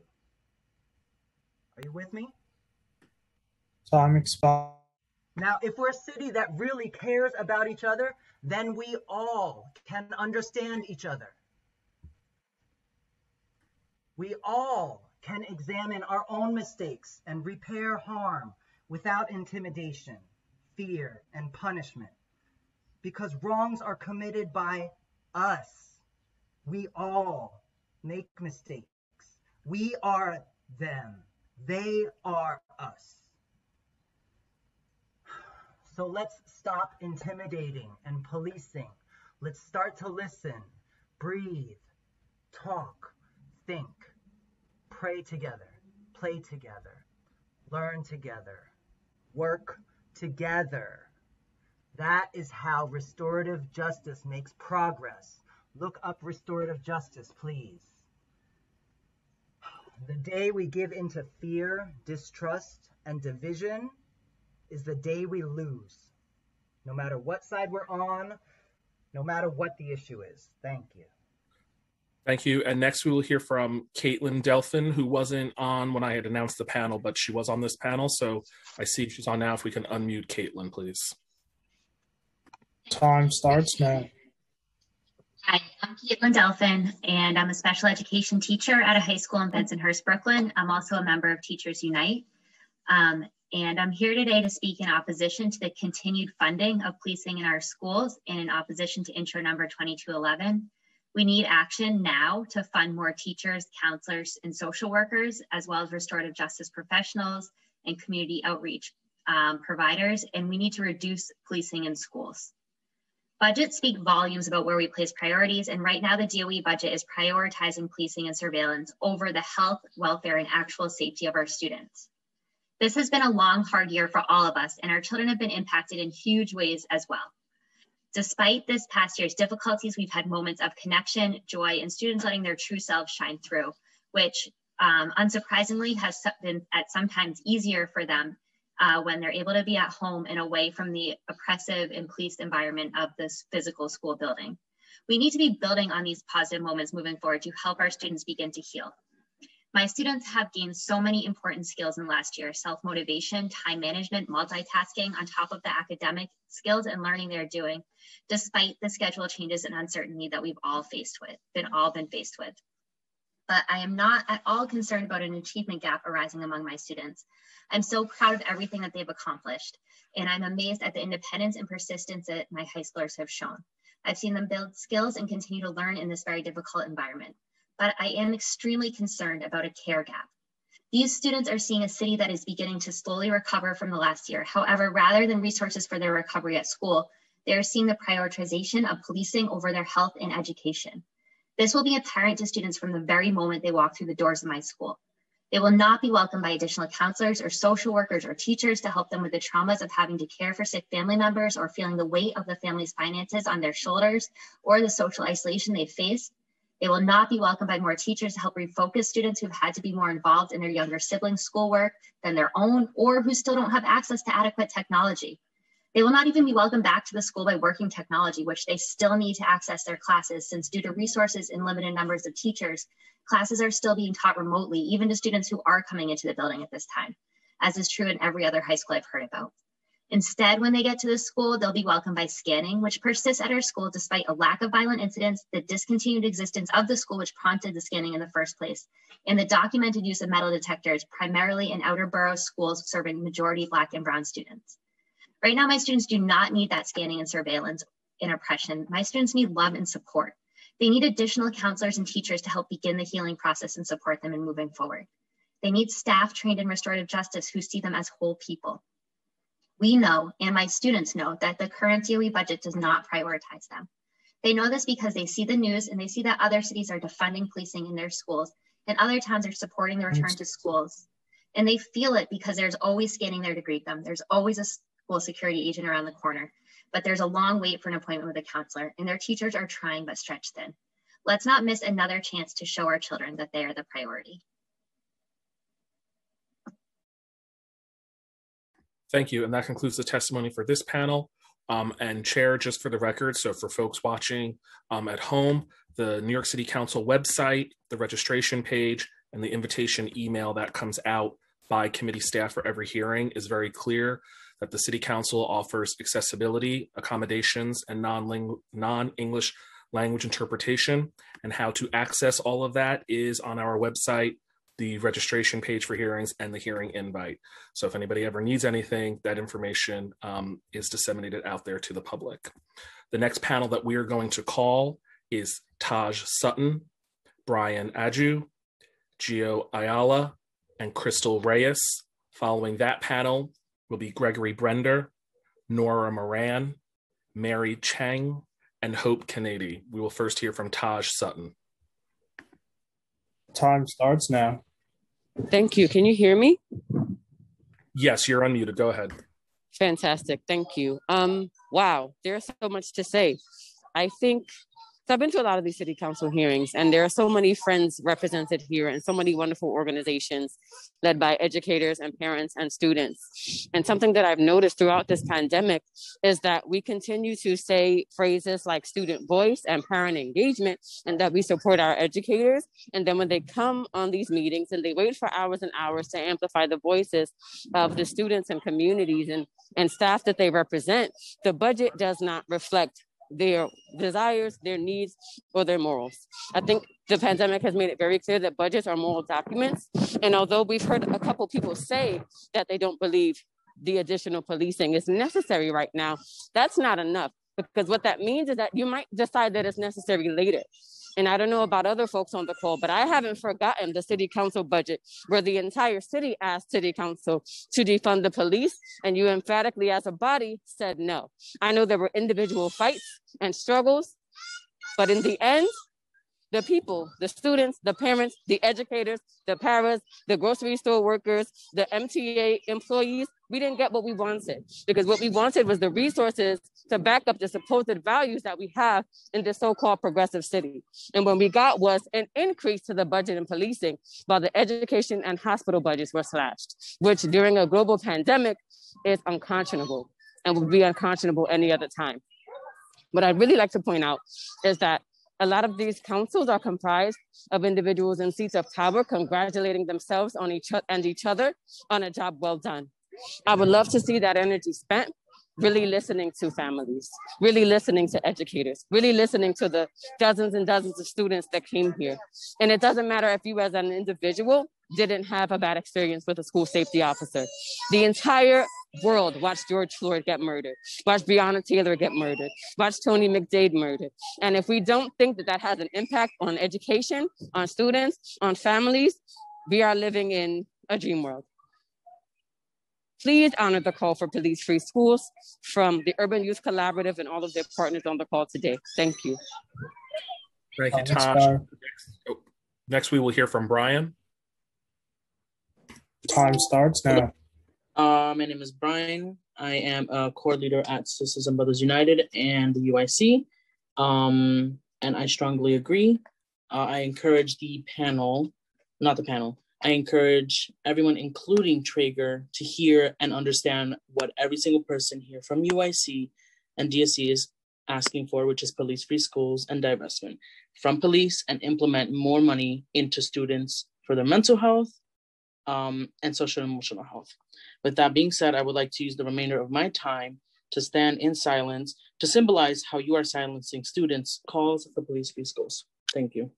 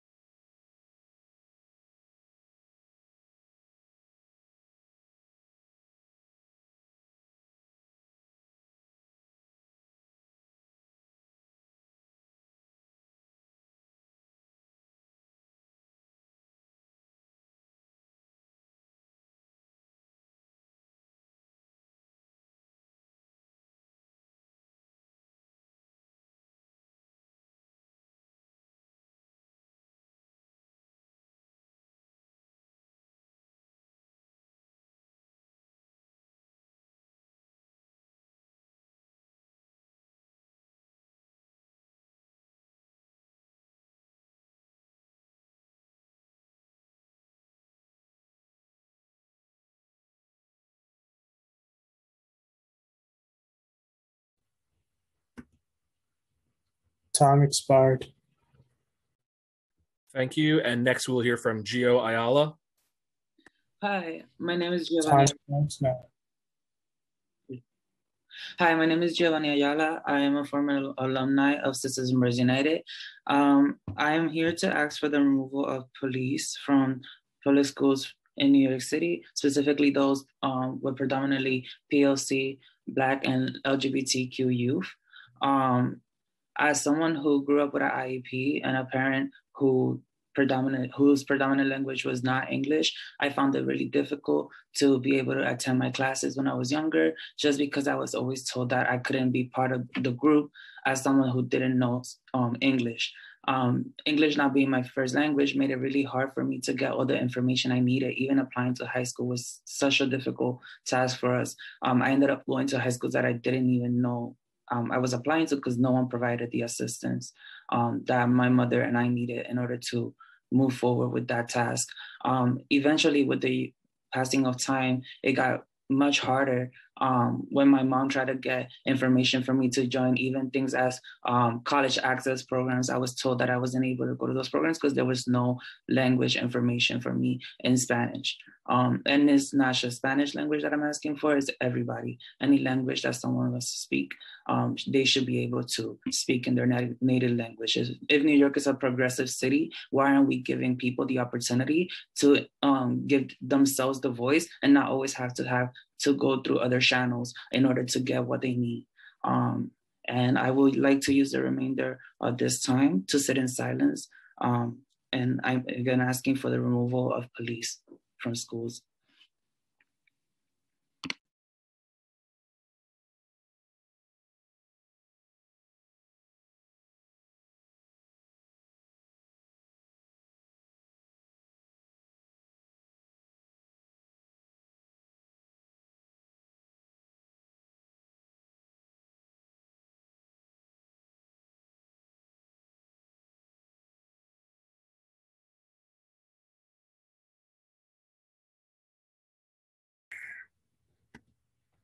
Time expired. Thank you. And next we will hear from Crystal Reyes. Time starts now. Hello, my name is Crystal with Sisters and Brothers United, the program director, and I'm also with the Urban Youth Collaborative and Dignity in Schools. I am also going to use my time, my 2 minutes, to sit in silence in solidarity with the call for police-free schools and symbolize what the council has been doing and silencing the voices of young people for all this time. Thank you.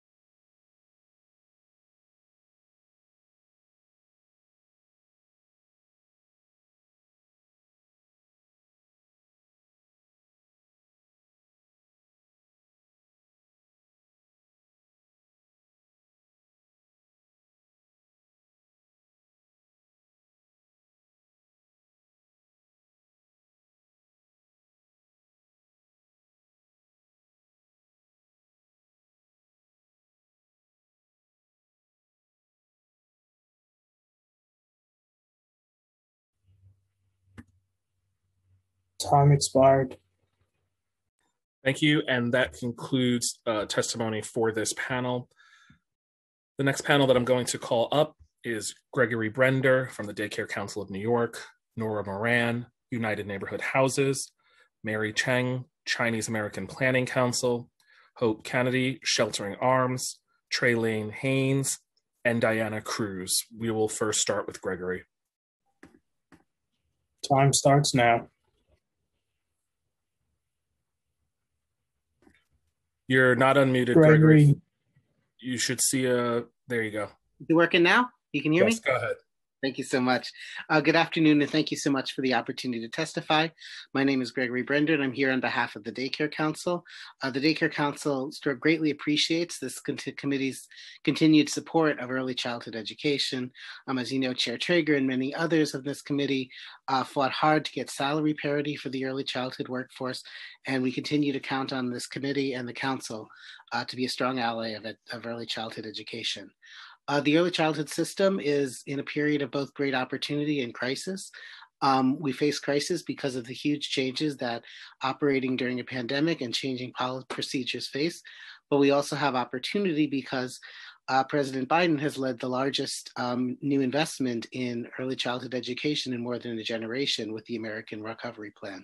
With the city's support and with the city and state wisely using the federal recovery funds, we believe we have the opportunity to strengthen early childhood education and to make it so that it can truly support New York City's recovery, especially for working families and particularly working mothers who have been most impacted by the pandemic.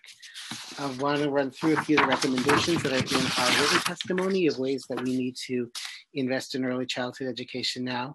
One is to continue to pay the full value of early childhood contracts based on capacity, not enrollment. Enrollment is fluctuating due to the pandemic, and also in many cases artificially low because of backlogs at the city's end in processing applications from families seeking to obtain childcare. We also want to ensure that the city guarantees equity and access to health and safety procedures that between what's happening in public schools and what's happening in community-based organizations providing early childhood. This includes access to on-site nurses, professional cleaning, training around health and safety protocols, and incentive pay for staff who come in when their own health may be at risk to keep programs open. Thank you. The last thing, just want to say, we support there are many organizations looking to maintain their capacity who have not lost contracts in the Birth to 5 RFP, and we support them. And thank you again for the opportunity to speak to this committee. Thank you, Gregory. Next, we will hear from Nora Moran. Time starts now. Thank you so much for the opportunity to testify. My name is Nora Moran. I'm the Director of Policy and Advocacy at United Neighborhood Houses. We're the membership organization of New York City Settlement Houses with 40 members in New York City, providing early childhood education programs, running learning to work programs, community schools, lots of after school programming, a lot of educational supports. Our testimony is broad, our written testimony, and focuses on a couple things, but I'll highlight a few here. The first is on early childhood education. Certainly want to echo all the comments from the Daycare Council. We certainly need to make sure we maintain full funding for contracts right now in center-based and family childcare networks. We've seen significant fluctuations in enrollment due to the pandemic and city delay in processing applications. We want to make sure that that system is stable as we move forward. We're also very concerned looking ahead about the Birth to 5 procurement.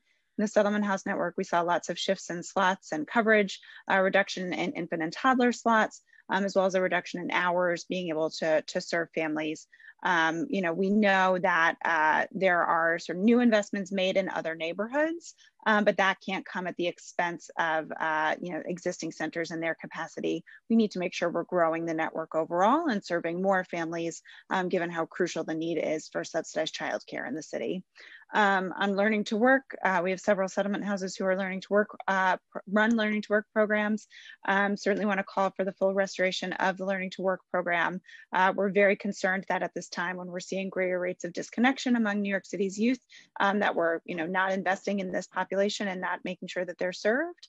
And our last point is just on summer. It's very heartening to hear the Chancellor mention, a summer of fun and mention wraparound supports for students. However, community-based organizations need to know the plan now. Right now, they think that there's no summer sonic funding for middle school students and that we have no middle school programming this summer. So it's really important that decisions be made as soon as possible. they cannot be last minute, and that the planning really involves CBOs, so that way we have a smooth summer that is able to serve as many children as possible. Thank you. Thank you. And next we'll hear from Mary Chang from the Chinese American Planning Council. Thank you. Time starts now. Thank you, Chair Traeger and members of the City Council for the opportunity to testify today. My name is Mary Chang. I'm the Director of CPC's Childhood Development Services. I oversee 12 early childhood and school-age programmings, and as a former CPC student and now staff, I can truly say that CPC strives to empower our community members as agents of social change. CPC's early childhood programs have been a critical safety net for thousands of working class AAPI and immigrant families. Under COVID, childcare programs have been extremely stressed and under pressure, and now the community is faced with additional fears from increased hate crimes. With the city getting federal investment money in childcare, we urge that the City Council to support restorations through CCBG, state and federal sources, so that DOE can stabilize providers looking at losses under the Birth to 5 grant. The first round of Birth to 5 RFP awards through the DOE resulted in our coalition of settlement houses sites looking at a loss of 39% of all slots and 72% of all extended days toddler slots and 3K slot losses. Since January, we're happy to announce that the DOE has partially restored slots 1-to-1 on providers and professional awards. However, many of us are still facing the prospect of partially funded centers and closed classrooms, making it difficult to remain open long-term.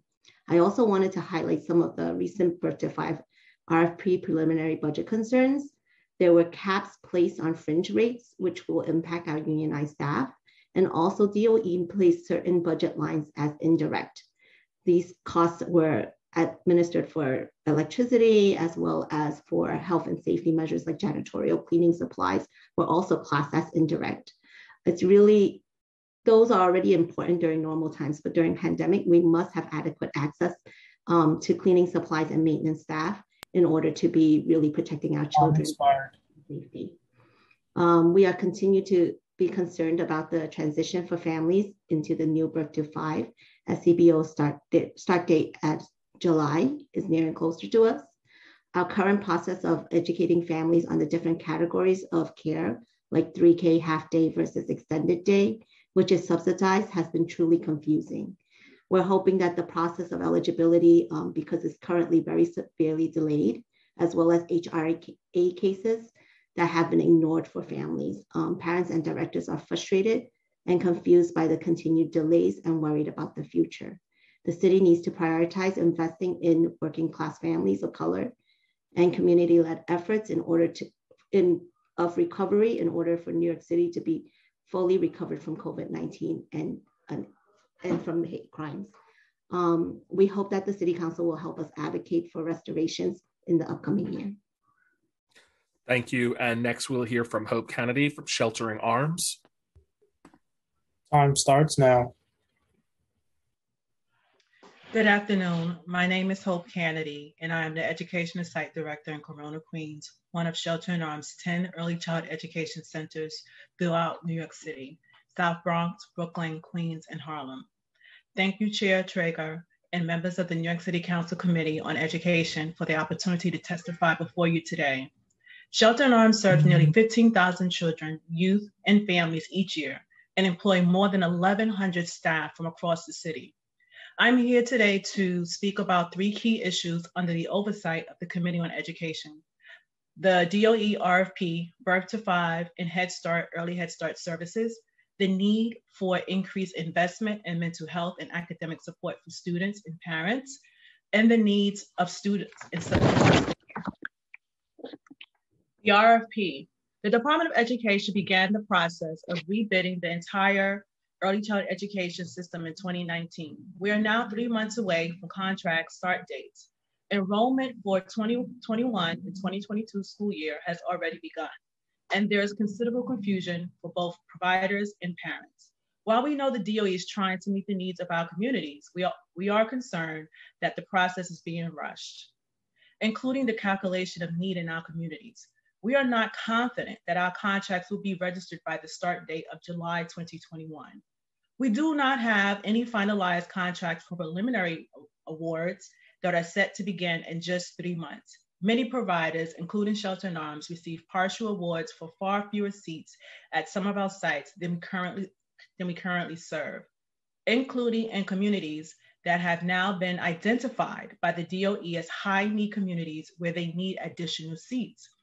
Proposals for the DOE's most recent RFP, which will award additional seats in these high-need communities most impacted by COVID-19, are due next week for contracts that are scheduled to begin in just 3 months. The City Council must ensure that contracts for the city's early child education system, which is absolutely vital for the recovery of our communities, are completed in a timely and transparent manner that gives both providers and families the confidence and stability we need as we enter the 2021-22 school year. Mental health and academic support. We urge the City Council to invest additional resources, including on-site mental health counseling in our ECE centers, to support the growing mental health needs of staff and families, especially our BIPOC mothers. Research continues to point to the increased need of mental health support in communities, especially our BIPOC women.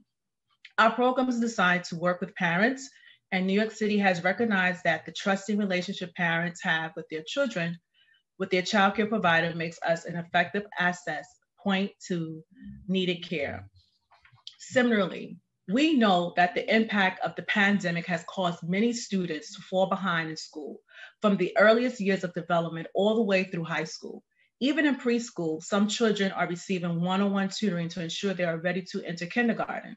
Children of all ages are going to need additional support in the coming school year and beyond. The city must invest additional resources to support children and their parents, including tutoring and expanded after-school services to ensure the learning gap between families who can afford additional support and those who can't does not continue to grow. Lastly, students in foster care. Shelter in Arms also provides foster care services serving more than 220 school-age children and youth each year through our family foster care program and 2 group homes. We stand with nearly 30 foster care agencies, child advocacy organizations, and calling on the city to include $1.5 million to establish a DOE office focused on supporting students in foster care, $5 million to provide bus transportation for students in foster care from kindergarten through 6th grade. This funding is vital to supporting the well-being of students in foster care. At minimum, the City Council should ensure that the fiscal year 22 budget includes funding for at least 1 DOE staff member focused full-time on students in foster care. Thank you again for the opportunity to testify and for fighting for our children, families, and staff. I'm happy to answer any questions you may have. Thank you. Thank you. And next we'll hear from Charlene Haynes, followed by Diana Cruz. Time starts now. Mr. Haynes, you're not unmuted. You should see a message saying accept the unmute.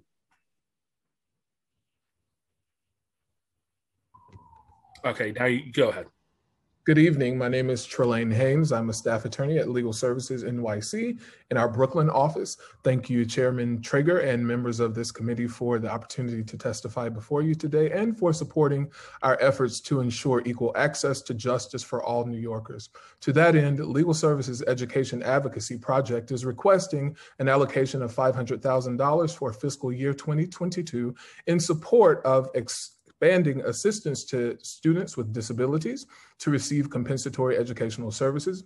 As Chair Traeger stated this morning, students with learning disabilities have suffered tremendously during this pandemic, and it is our goal at LSNY to assist as many families as possible in securing compensatory educational services for their children. We also want to expand representation of students who have experienced trauma and will need social emotional support. LSNY has worked with the DOE this past year to bring the healing-centered schools approach to our public schools.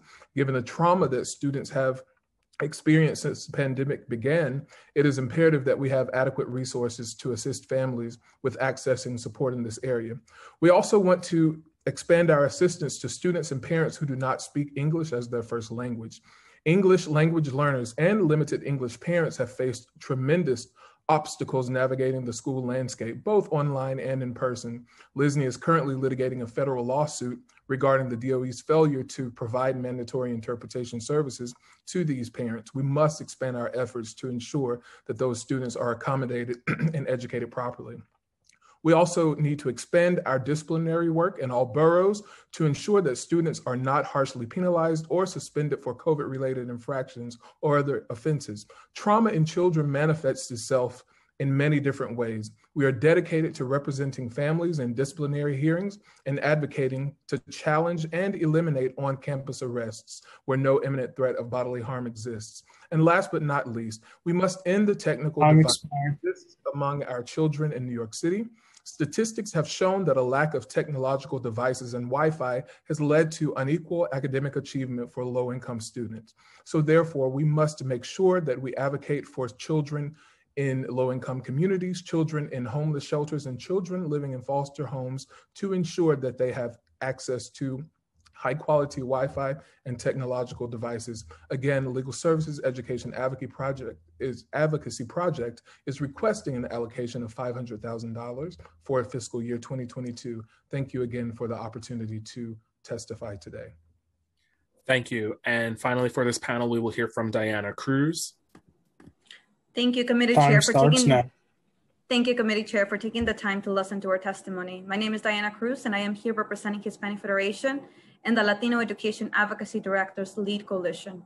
Created by Hispanic Federation, this coalition consists of over 35 leading education advocacy organizations committed to improving Latino academic outcomes and opportunities in New York State. We cannot echo enough the immediate need for our families and students presented from our advocate partners here today. During the past year, educators, students, and parents navigated a set of exceptional challenges, and we commend the city for allocating resources to support the digital divide, food relief across New York City, socio-emotional supports, and summer youth employment. However, we know it's not enough. And now with the passage of the American Rescue Plan, the city will receive additional funding to address educational inequities and learning loss. Hispanic Federation and the Lead Coalition strongly believe that the funds must be used to implement the following. 1, intentional outreach supports for parents and students engagement. 2, opportunities for further technology trainings to improve digital access for students, parents, and educators. 3, improve hiring practices for bilingual and diverse teachers. And 4, target support for college and career readiness for underserved students to fulfill their future goals. Improving communication practices means that the city must continue to invest in supports that engages families, prioritizing immigrant families and families with students with disabilities, by involving trusted community-based organizations, parent groups, and others to disseminate information in various languages across the city. As for the digital divide, it is not enough to have connectivity to internet and a device when individuals do not know how to use technology. We highly recommend that the city allocates funding to create culturally relevant and linguistically appropriate professional development trainings focused on remote instruction. The pandemic has also impacted many teachers of color who may leave the profession. We ask the city to invest in resources that will focus on the recruitment, hiring, and retention of diverse educators. Now more than ever, post-secondary career readiness is interconnected with economic opportunity. We must redesign courses and create more clarity on pathways that lead to thriving careers. Our final ask is that the city must focus on summer planning now as the pandemic continues to worsen the academic gaps for students of color. We must ensure that equitable summer opportunities are available, communicated properly and timely with families. Thank you so much for your time today. Thank you. And that concludes testimony for this panel. The next panel that we will hear from is Luis Porto, New York Roadrunners, David Garcia Rosen, Fair Play NYC, Jenny Veloz, Fair Play Coalition, Devon Longley, Fair Play Coalition, and Quadira Coles, Girls for Gender Equity. We'll first hear from Luis Porto from the New York Roadrunners. Time starts now. Good afternoon, Chair Traeger. My name is Luis Porto, and I serve as a Youth Program Coordinator at New York Roadrunners. Thank you for your opportunity to testify today. New York Roadrunners' mission is to help and inspire people through running. While we may have been best known for organizing the New York City Marathon, our organization is one of the largest nonprofit providers of free youth fitness programs in New York City. We're asking the City Council once again generously to fund our services for youth under its Physical Education and Fitness Initiative, which is critical to NYRR's ability to bring our program at no cost to roughly 800 New York City educators and 100,000 students in every single City Council district annually. Sorry. have a unique reason for presenting this testimony today. Being born and raised in Spanish Harlem, my first exposure to running was through NYRR's free youth programming nearly 20 years ago. I can personally attest to the lasting impacts of this program. Participating in this program took me from being a shy asthmatic kid to the outgoing athletic person I am today. It built the confidence and the desire to be physically active for life, and is what enabled me to eventually earn a Division I collegiate track and field scholarship. As an employee at NYRR, I have come full circle, and now I work to empower teachers with the quality physical fitness programs, support, and equipment as they strive to shape our city's youth. My colleagues and I worked hard to adapt our youth program to address unique challenges facing teachers in 2020, creating hundreds of new activities that safely can be used while kids are learning in person or remotely. NYRR remains committed to supporting NYC teachers this school and beyond. The importance of this seemingly simple job should not be underestimated. Helping kids be physically active and empowering those who teach them has long-lasting effects. I respectfully ask the City Council to reinforce the importance of keeping students active by renewing funding under its Physical Education and Fitness Initiative, so that NYRR may continue to, at no cost, help youth across the 5 boroughs today. Thank you, and have a great day. Thank you. And next we'll hear from David Garcia Rosen, Fair Play NYC. Hey, my name's David Garcia Rosen. My name's David Garcia Rosen. I'm the Director of School Culture and Athletics at the Bronx Academy of Letters, Urban Assembly.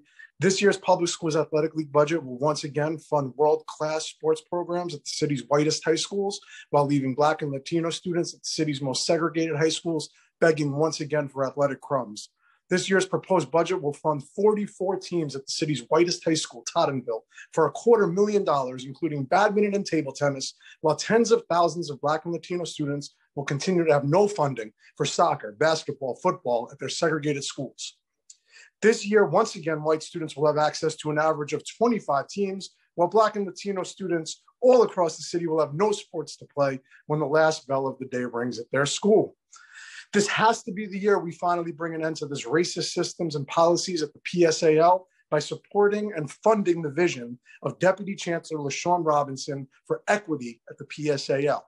10 years ago, we had CEO Eric Goldstein, who famously said, there will be no Marxist redistribution of sports in NYC. He is thankfully gone from the DOE, and now we have a new PSAL leader, Seth Schoenfeld, who meets with Teens Take Charge, Fair Play, Integrate NYC, and supports their vision for equality at the PSAL through shared access and umbrella programs. 10 years ago, we had Deputy Chancellor Grimm, who wouldn't even look at a presentation about the inequitable distribution of sports, dismissing it with a shrug, saying we have no money for this. Today, we have Deputy Chancellor Robinson, who has a plan to bring equity to the PSAL, but just needs the support of this council and the mayor to make it happen. We now even have a chancellor who is a principal at a school in the Bronx with only 13 teams, 12 less than the average white student at a New York City public high school. This council cannot approve $1 in this year's budget for the PSAL unless they agree to stop violating the civil rights of Black and Latino students in New York City's public high schools and provide every student in New York City with equal access to high school sports. This is the year we can make it happen, and this is the year we must make it happen. We can't wait any longer. Let's do it. Let's make it happen. Councilmember Traeger, do it. Let's do it. I'm in, and this is the year for us to get it done. It's a major priority. Thank you. Thank you. And next we'll hear from Jenny Velaz from the Fair Play Coalition. Time starts now. Hi, good afternoon. My name is Jenny Veloz. I'm community organizer with New York Lawyers for the Public Interest, and I'm here representing the Fair Play Coalition. The Fair Play Coalition is a coalition of students, teachers, coaches, principals, parents, activists, and advocates standing together for all high school students in New York City public schools to have equitable access to the PSAL and to all athletic fields and courts controlled by the DOE. Thank you to the New York City Council for allowing us the opportunity to speak on this critical issue of access to after-school sports and how the Department of Education allocates PSAL resources. Due to the COVID pandemic, students have been without after-school sports for a full year. With the return to sports on the horizon, we want to emphasize that a return to the status quo is not acceptable. A return to sports must take health, safety, and equity into consideration. We are here to ask that the council ensure that when the DOE budget is finalized, any and all money allocated for restoring PSAL sports, when it is safe to do so, only be given to the DOE under the condition that it be distributed in an equitable manner citywide. We should look at the current suspension of in-person school and PSAL sports as an opportunity to fix what we all know has been broken. This is not our first time addressing this issue. We have also provided similar testimony over the last few years. Unfortunately, these same inequities still remain. The PSAL continues to treat public high schools unequally, providing more resources to larger, more integrated schools, while smaller schools that are predominantly Black and Latinx are left with scraps. So today we humbly ask the council to ensure that the PSAL doesn't simply do the easy thing of bringing back bad habits, but that it takes advantage of the pause on all sports to reinvent the system to ensure that equity is at the core of the PSAL as it comes back as much as health and safety are. And I want to echo my Fair Play Coalition partner, David Garcia Rosen, in saying that the time to do it is now. We have the opportunity, let's get it done. Thank you. And next we'll hear from Devon Longley from the Fair Play Coalition. Time starts now. Hello, my name is Devon Longley. I'm a senior at Bronx Academy of Letters. I am an artist and a class representative for the Fair Play Coalition. In my time advocating for Fair Play Coalition, I learned more about society and what it means to fight for sports we love. In this past year, all schools around the city, my school completely shut down sports. For the first time, students around the city felt what we had to go through, no ability to practice or play the sports that we love. Because even though all students were equal in the total lack of sports in most of 2020, before COVID, we already understood what it meant to be what being deprived of playing the sports we love felt like. The severity of this inaccessibility have led students into a spiral, damaging students' mental and physical states. In 2019, my school had to forfeit all of its soccer games due to the lack of resources, even though our team included students from another school who also couldn't support a team on their own. As a result, students with the passion of soccer were unable to enjoy the feeling of playing the sport they loved and had to find alternative means to play the sport. But most underfunded schools in New York City don't have that option for students. Oftentimes, they use sports as an escape, such as many of the students who were part of my soccer team. This is meaningful to me because I want to enable the future for generations to have access to sports, because you cannot replicate the feeling of playing competitively alongside teammates and having that experience. I personally have always wanted to play volleyball, but my school applied for a boys volleyball team even before I was a freshman and was denied a team. This is why we have to discuss what policies and changes we need to make so that we can have a trusted, equitable system going forward. Schools re-emerging along with sports, and we should take this opportunity to make our voices heard and educate those who are unaware of this. I grew up not knowing of the lack of opportunity we had.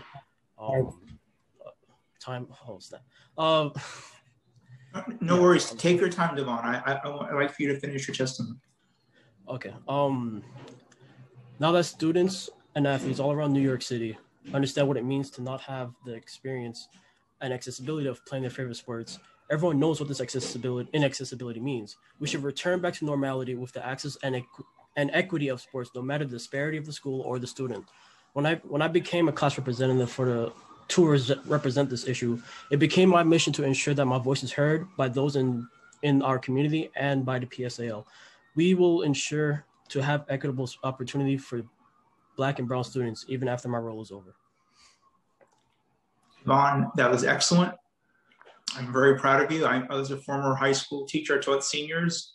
It is not easy to come out at even virtual city hall government, and you did a phenomenal job. And you spoke a lot of truth to power just now. And Devon, did I hear correctly that you attend Bronx Academy of Letters? Is that right? That's where that was Principal Erin Gary's school. Is that right?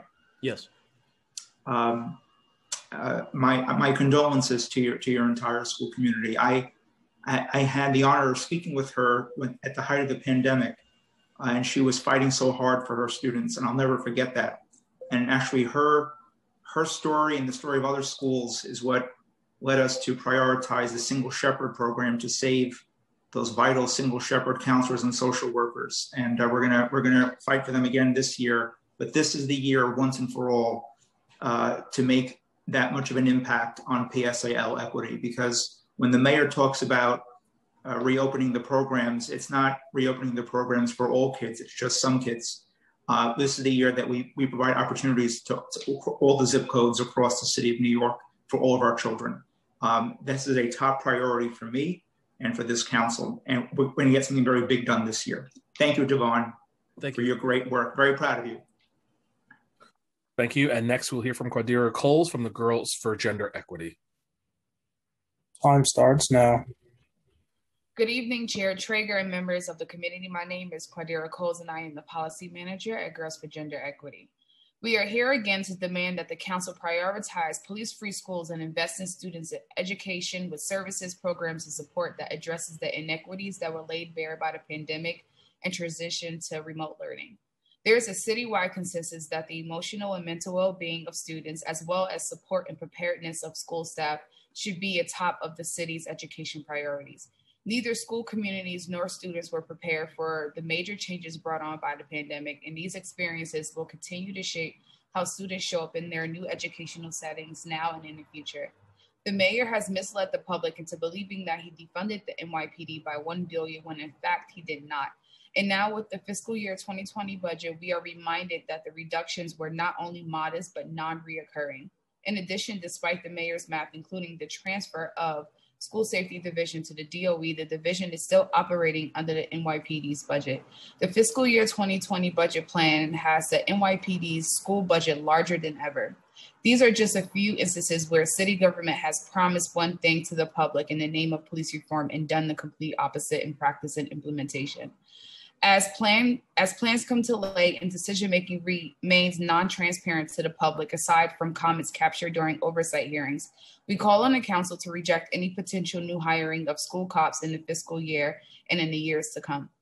We want to use this education budget oversight opportunity to raise components of the mayor and council's police reform reinvention proposals that will require newer or additional expenses. To start, the proposal reforms by city council and mayor further entrenches policing in schools instead of meeting the needs of school communities. This culture of surveillance and criminalization pushes students out of schools and forces them into the carceral system.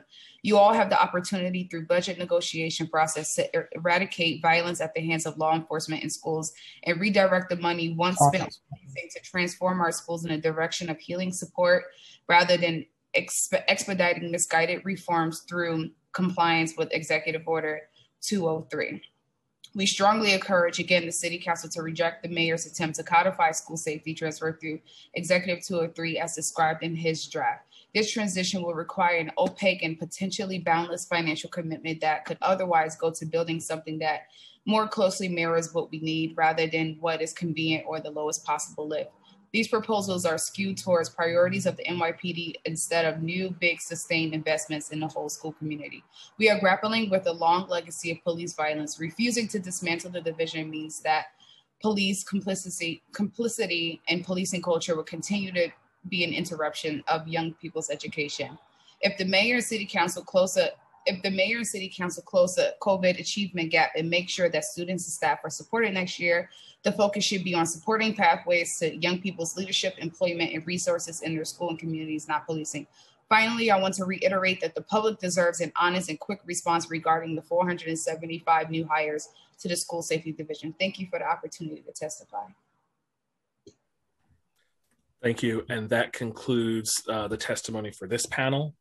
The next panel that we are going to call is Rachel Gazik from the New York Edge After School Programming, Carly McCallow from Ramapo for Children, Solange Amonte Go, the Brotherhood Sister Soul, and Na Shorm Adu. And we will start with Rachel from the New York Edge After School Programming. Time starts now. Thank you, Chair Krager, for your leadership on behalf of our city's youth and for the Council's long-standing support of New York Edge, formerly known as Sports and Arts in Schools Foundation. I'm here today on behalf of our fiscal year 22 citywide funding request of $1 million under the Council's After School Enrichment Initiative. 29 years ago, New York Edge was created at the suggestion of the New York City Council to provide free wraparound summer camps for children attending summer school. From these beginnings, we have grown into the largest provider of after-school and summer programming in New York City, traditionally serving over 40,000 students a year at 134 locations throughout the 5 boroughs. Our mission is to help bridge the opportunity gap among students in underinvested communities by providing programs designed to improve academic performance, health and wellness, self-confidence, and leadership skills for success in life. It's the belief of our board and staff that every child is gifted and talented if only given the necessary tools, resources, and supports. And our name implies we strive to provide every student in our program with the edge that they need to succeed in the classroom and in life. Fiscal year 21 Council citywide funding is also supporting our current after-school programming. Currently, we are running 107 programs, including 7 learning labs throughout the 5 boroughs. And as the public school system resumes in-person instruction, more of our staff will return to the classroom. This year has brought new collaborations with partners including Teach Rock, founding legendary guitarist of Steven Van Zandt, Mets on the Moves, U.S. Olympic handball team, the New York Knicks, author and illustrator Taye Diggs and Shane Evans. New York, its students and families are extraordinarily grateful for the support provided by the New York City Council these past 29 years. We're now looking for you to meet the needs of the next generation of young people by supporting fiscal year 22 citywide funding request of $1 million, which will bring us back to our fiscal year level of funding. Thank you. Thank you. And the next panelist we will hear from is Carly Nicolo from Ramapo for Children. Time starts now. Good evening. I'm Carly McCullough. I'm here representing Ramapo for Children, which is an organization that provides capacity building for parents and any adult who works in our schools. Thank you for everyone present for this opportunity to share our testimony.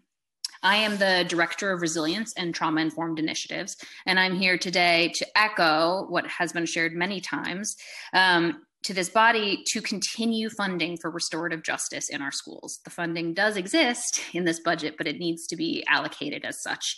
And we have heard countless times on this panel that school safety and officers are an easy way to find this funding that actually supports our schools. Our restorative justice team promotes the values and practices of restorative justice, which has the potential to transform our schools and our communities, but only with long-term and system-wide commitment. When restorative justice, that usually looks like a 5-year commitment per school. Restorative justice provides a foundation for strong relationships and strong supportive learning environments. Much of that support and strong relationships was severed over the last year. But trauma-informed restorative schools are designed to get everyone, teachers, staff, students, admin, food people, facilities, and families through these trying times. People are not well across all levels of education. Without support for intentionally building and sustaining community resilience, we could easily see an increase in unaddressed secondary trauma for young people and their families that could last generations. At Ramapo for Children, we've had the honor to see firsthand how restorative justice initiatives that are currently taking place, funded by OCID, in the middle schools in all 5 boroughs have already helped those school communities reintegrate into hybrid learning as they reenter schools. Continued funding demonstrates a commitment to the well-being of our communities, the future of our city, and an opportunity to heal from the systemic racial and social inequities that are plaguing our schools. Time expired.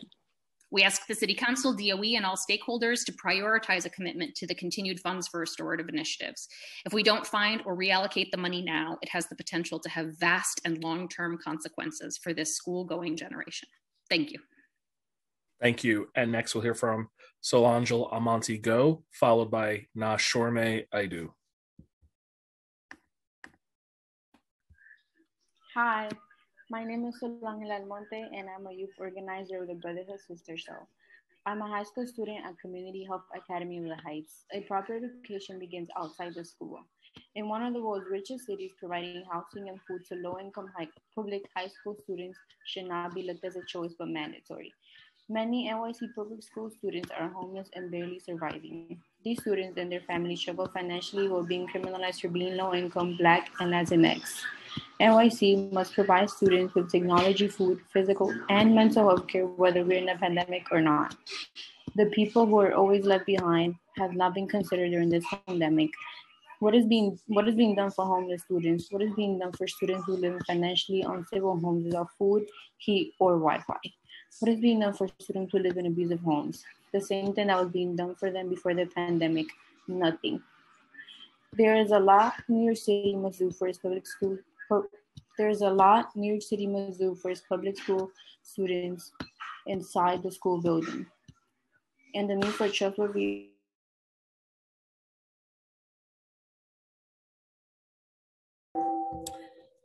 It looks like your connection has cut off.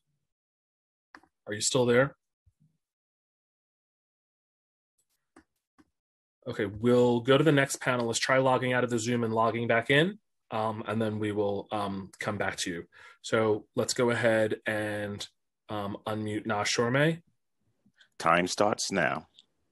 Good evening. My name is Nashame Adu. I'm the Policy Director for Expanded Schools. We're a local intermediary that supports local nonprofit organizations for after-school programs via funding and coaching and TA support. I'm here today to specifically speak with you about our program called the Middle School Expanded Learning Program, also and well known as MS Extra. This work is coordinated by the New York City's Middle School Quality Initiative, which is an invaluable investment in supporting students in schools as they work towards equity in education and amelioration of literacy in middle schools, particularly as students have experienced COVID learning loss as they continue to adjust to remote and socially distant learning.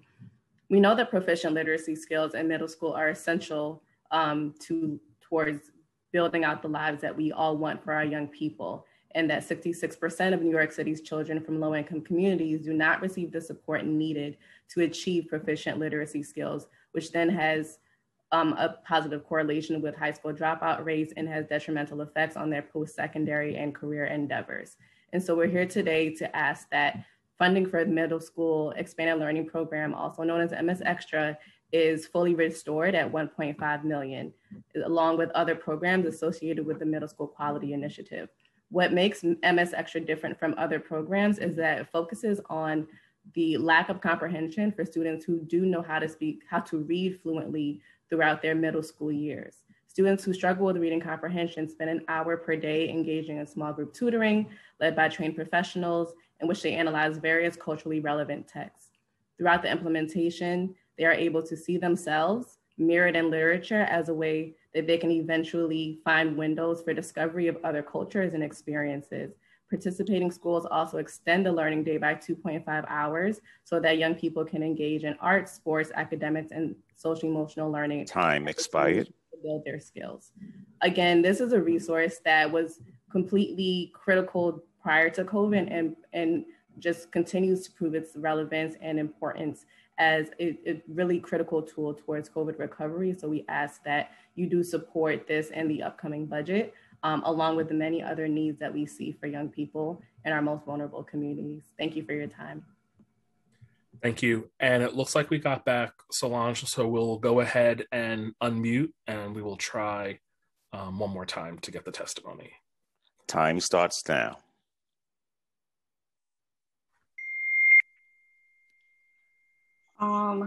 There's a lot New York City must do for its public high school students inside the school building, and the need for trustworthy support student support staff in school is at the top of the list.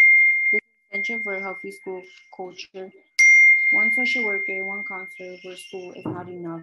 Being a teenager is hard enough. Living in New York City is hard enough. Being a teenager in New York City is not easy, especially when you have no one to talk to. Each student is going through their own personal and family issues. Each student deserves the attention and time from professional adults. Some students go through high school never meeting their counselor or social worker. And the few that meet them don't trust their counselor or social worker. The only professional adults outside of the classroom who speak at young children are school safety agents. And these police officers are not listening to us, they're policing us. Trust needs to be earned. Trust takes time, and student support staff. Replace school safety agents with student support staff. Thank you. Thank you. And that concludes the testimony for this panel. Next, I will be calling on Tamara Gayer, Kamala Carmen from New York City Opt-Out, Iman Hamby from Sisters and Brothers United, and Jennifer Finn, Teachers Unite. The panel after that will be Travis Mariani, Sisters and Brothers United, Wesley Guzman, Sisters and Brothers United, Leopold Spoengeller, OFENY, and Nia Morgan, Urban Youth Collaborative. We will first start with Tamara Gayer. Time starts now. Hello, can you hear me? Yes, you're unmuted. Go ahead. Amazing. So first of all, thank you, Chair Traeger, and thank you for the committee in general for the opportunity to testify. My name is Tamara Gayer. I'm a parent and a parent association president from South Williamsburg. And I'm really happy to see you here so long on this call and so involved, although I do look forward to the day when our civil servants who are supposed to listen to us from the DOE actually go after the public and hear all of these comments first. Anyway, I'm here to talk about, as many have before, the budget as a moral document, right? We all know that. This committee knows it more than anyone else. You guys have acted on that very often, even in the recent past. But what these dual pandemics have illuminated is that there are certain items which can't be half-stepped, can't be reevaluated, can't be put off for later. And we have a very limited amount of money to work with. So starting on the recent history, started by the PEP that did not extend the Pearson contract for G&T, we need to examine all high stakes testing. We cannot use the language we hear coming out recently of learning loss to institute more high stakes testing to investigate this. We know what student needs. They need small class sizes. They need counselors. They need schools where there are no cops in them, right? These are all places where we can save money and return our schools to a much more human, one-on-one, culturally responsive atmosphere that will craft a generation that will grow up not only to do us proud, but to really sort of save us from all the mistakes that we have made. So I'm not here to tell you today what to spend money on because I think that's very clear. I'm telling you that there are some things— Time expired. —that we should not spend money on. Previous speaker said not $1 to testing, not $1 to policing. We have an opportunity here to do so much better for all of us, and thank you for your time. Thank you. And next we'll hear from Kamala Carmen from New York City Opt-Out. Hi, my name is Kamala Carmen, and I am a public school parent. I'm also a co-founder of the grassroots organization Nycc Opt-Out. I testified before this committee about 2 years ago. It was a memorable occasion because Anthony Ramos and his former high school teacher, Sarah Steinweiss, also testified at that meeting. And the point of their testimony was that had Steinweiss not been able to look past Anthony Ramos's pretty poor standardized test scores to see him holistically, he may never have gone on to acting conservatory and then on to being in the original Broadway cast of Hamlet. Steinweiss's story didn't have such a fairy tale ending. She felt so hamstrung by the strictures of teaching in a test-based environment that this talented teacher left the system, which is a loss for our city's school children, including any future Anthony Ramoses. So it was ironic and deeply disappointing when at that same hearing shortly afterwards, Linda Chen, who is the NYC DOE Chief Academic Officer, confirmed that the city would be imposing further testing, standardized testing on our children, in this case, the MAP tests. Then as now, we are told that we need these tests to know how our schools are doing, how our children are doing. And Councilmember Traeger, I specifically recall that you said, if you really want to know what they're doing, this is what you said to her, you can pick up the phone and call them. You can speak to the schools, you can speak to the principals, you can speak to the teachers. And you were exactly right, because our teachers, like Steinweiss, have expertise. They have master's degrees, sometimes they have doctorates, and they are trained in crafting assessments for the students who are in front of them, not that reflect those students, not some theoretical student that's for the the off-the-shelf product assessment like the map. So at this budget hearing, I asked that not one penny be spent on the map or similar testing instruments. You have heard all the good ways we could be spending that money. Don't use it for something as inessential as the map. This coming year will be more crucial than ever that we see our children as more than data points, not to mention that the US Department of Education in a study found that the map has no statistically relevant impact on student achievement. Finally, on the subject of another set of tests, the federally mandated state test, I bring your attention to former Chancellor Carranza's outgoing promise that all parents be given information about opt-out in multiple languages. I want everyone on this call to be aware that they have the right to opt their children out of these tests and for the DOE to honor this promise in a timely manner. And this year that extends to the Regents exams as well as the 3rd through 8th grade tests because the Regents exams are not graduation requirements this year. Thank you. And I want to thank you publicly for re-upping Anthony Ramos' story, which I'm going to continue to also amplify during my career, because a child that our system labeled as underperforming is now one of the top performers globally. He just came back from Budapest recently. This summer, we're going to finally see In the Heights, which I cannot wait to see. And I am so proud of him. And he inspired me and challenged me to invest more in the arts and theater in my district and across the city. And we recently announced that we made a significant $7.5 million investment in John Dewey High School to build a beautiful Broadway theater auditorium. But the bigger story here, to your point, is that the system failed him. The system tried to label him as underperforming through the use of standardized exams and inadequate supports, when in reality, this kid's a shining star, and we should have brought that out of him much sooner and earlier. I also want to say, for the record, that because New York State is still, or the federal government and the state requiring the administration of state exams next year, that is contributing to significant staffing demands of our schools. Because when the mayor announced about the opt-in period, again, being reopened, one of the initial things I heard from principals, again, principals want schools to safely reopen. They want to help their children. But one of the demands is to administer the exams. And they don't know how to make this work with inadequate staff and support. So just imagine we're prioritizing exams over services for children. It is outrageous. It's outrageous, and other districts are letting their parents know that they can opt out. And our district, we're the biggest one in the state. We need to do it.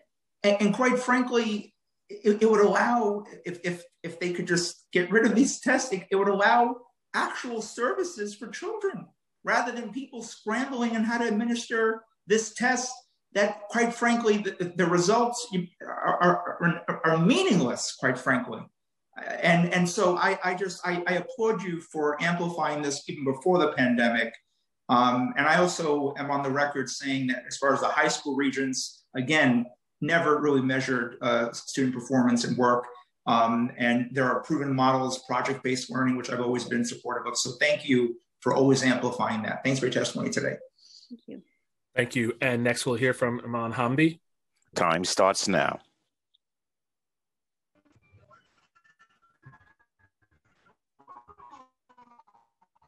Hello, can you hear me? Yes, you're unmuted. Go ahead.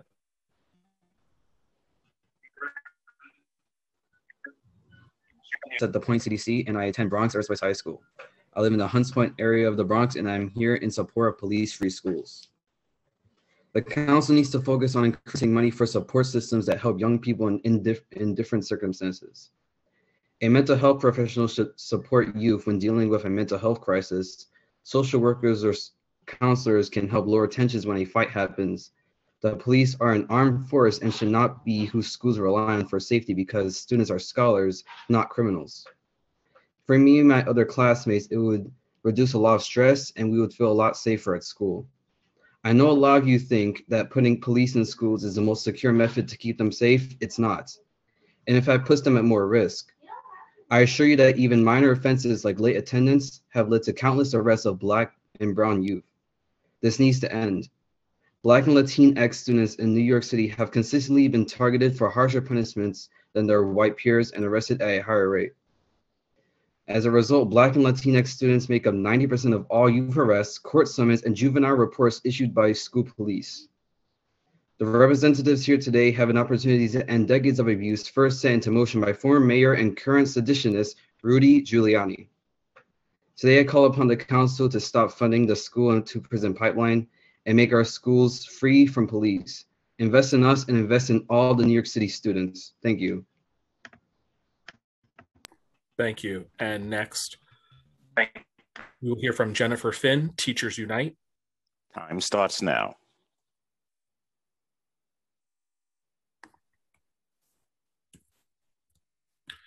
It looks like we lost Jennifer, so we will now go to our next panel. The next panel is Travis Mariani from Sisters and Brothers United, Wesley Guzman, Sisters and Brothers United, Leopold Spongellert, OFENY, and Nia Morgan, Urban Youth Collaborative. We will start with Travis. Time starts now.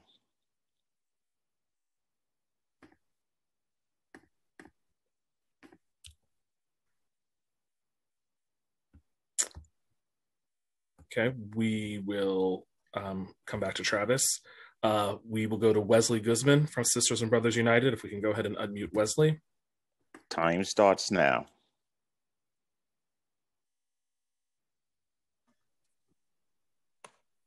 Hello, my name is Wesley Guzman. I'm a youth leader from Sisters and Brothers United, and I would like to use my 2 minutes to sit in silence to symbolize how you are silencing students and calls for police-free schools.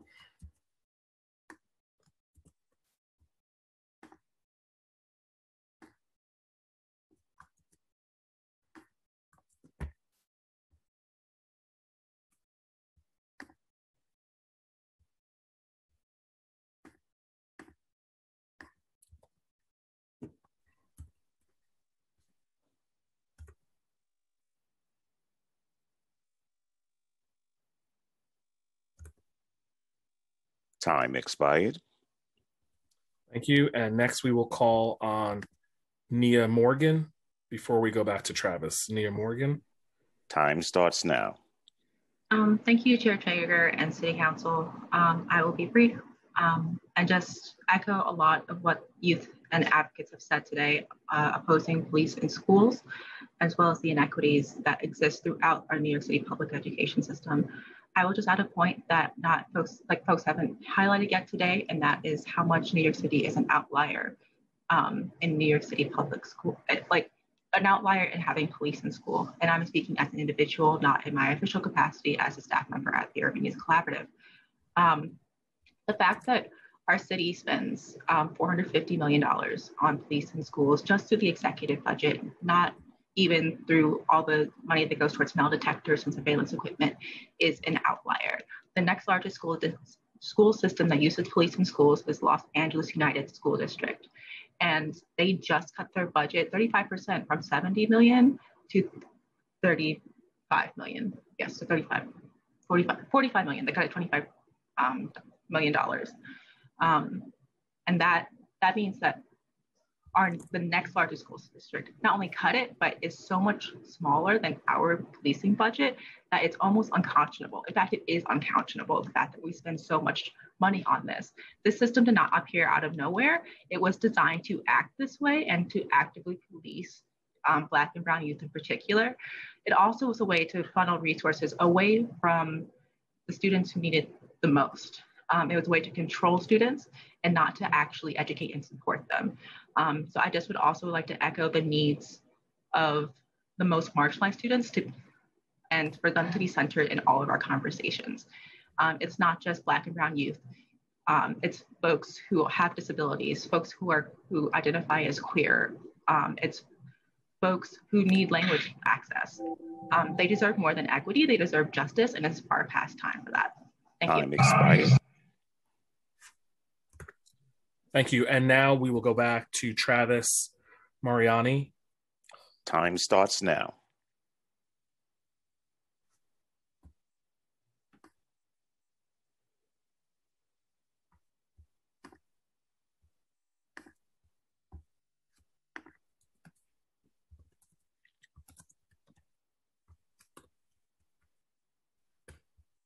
Okay. He's not accepting the unmute.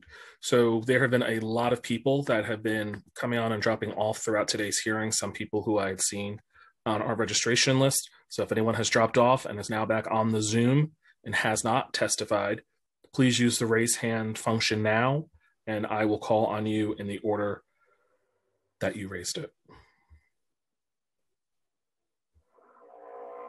Seeing no hands, that concludes the public testimony for this executive budget hearing, Chair Traeger, and I turn it back to you.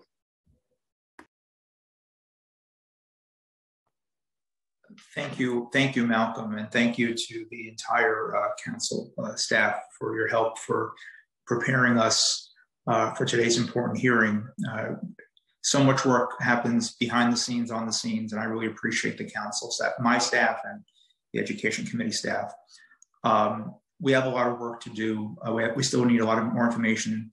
We didn't get a lot of answers from the DOE today. As you know, we welcome the new chancellor, but the staff there at the DOE, just for the public record, you know, we did submit a list of questions to them in advance to get answers today, and we will follow up to get those answers. I also, you know, a couple of questions came up during the course of the hearing with regards to the administration's proposal or idea of hiring additional school safety agents, which for us in the council is a non-starter. I made that clear at the previous hearing. I will repeat that position. And, you know, the mayor's office sent me messages that folks were not supposed to say that. Well, we want that off the table, and we want that money invested in our school communities in meaningful ways towards social workers, counselors, restorations of programs, community schools, LTW, PSAL, a whole host of things that we know our kids actually need and actually make a difference in school communities. So we'll be following up. And again, thank you everyone for your testimony, and folks who have email testimony over. We do review it, and I thank everyone for their time, and this hearing is adjourned.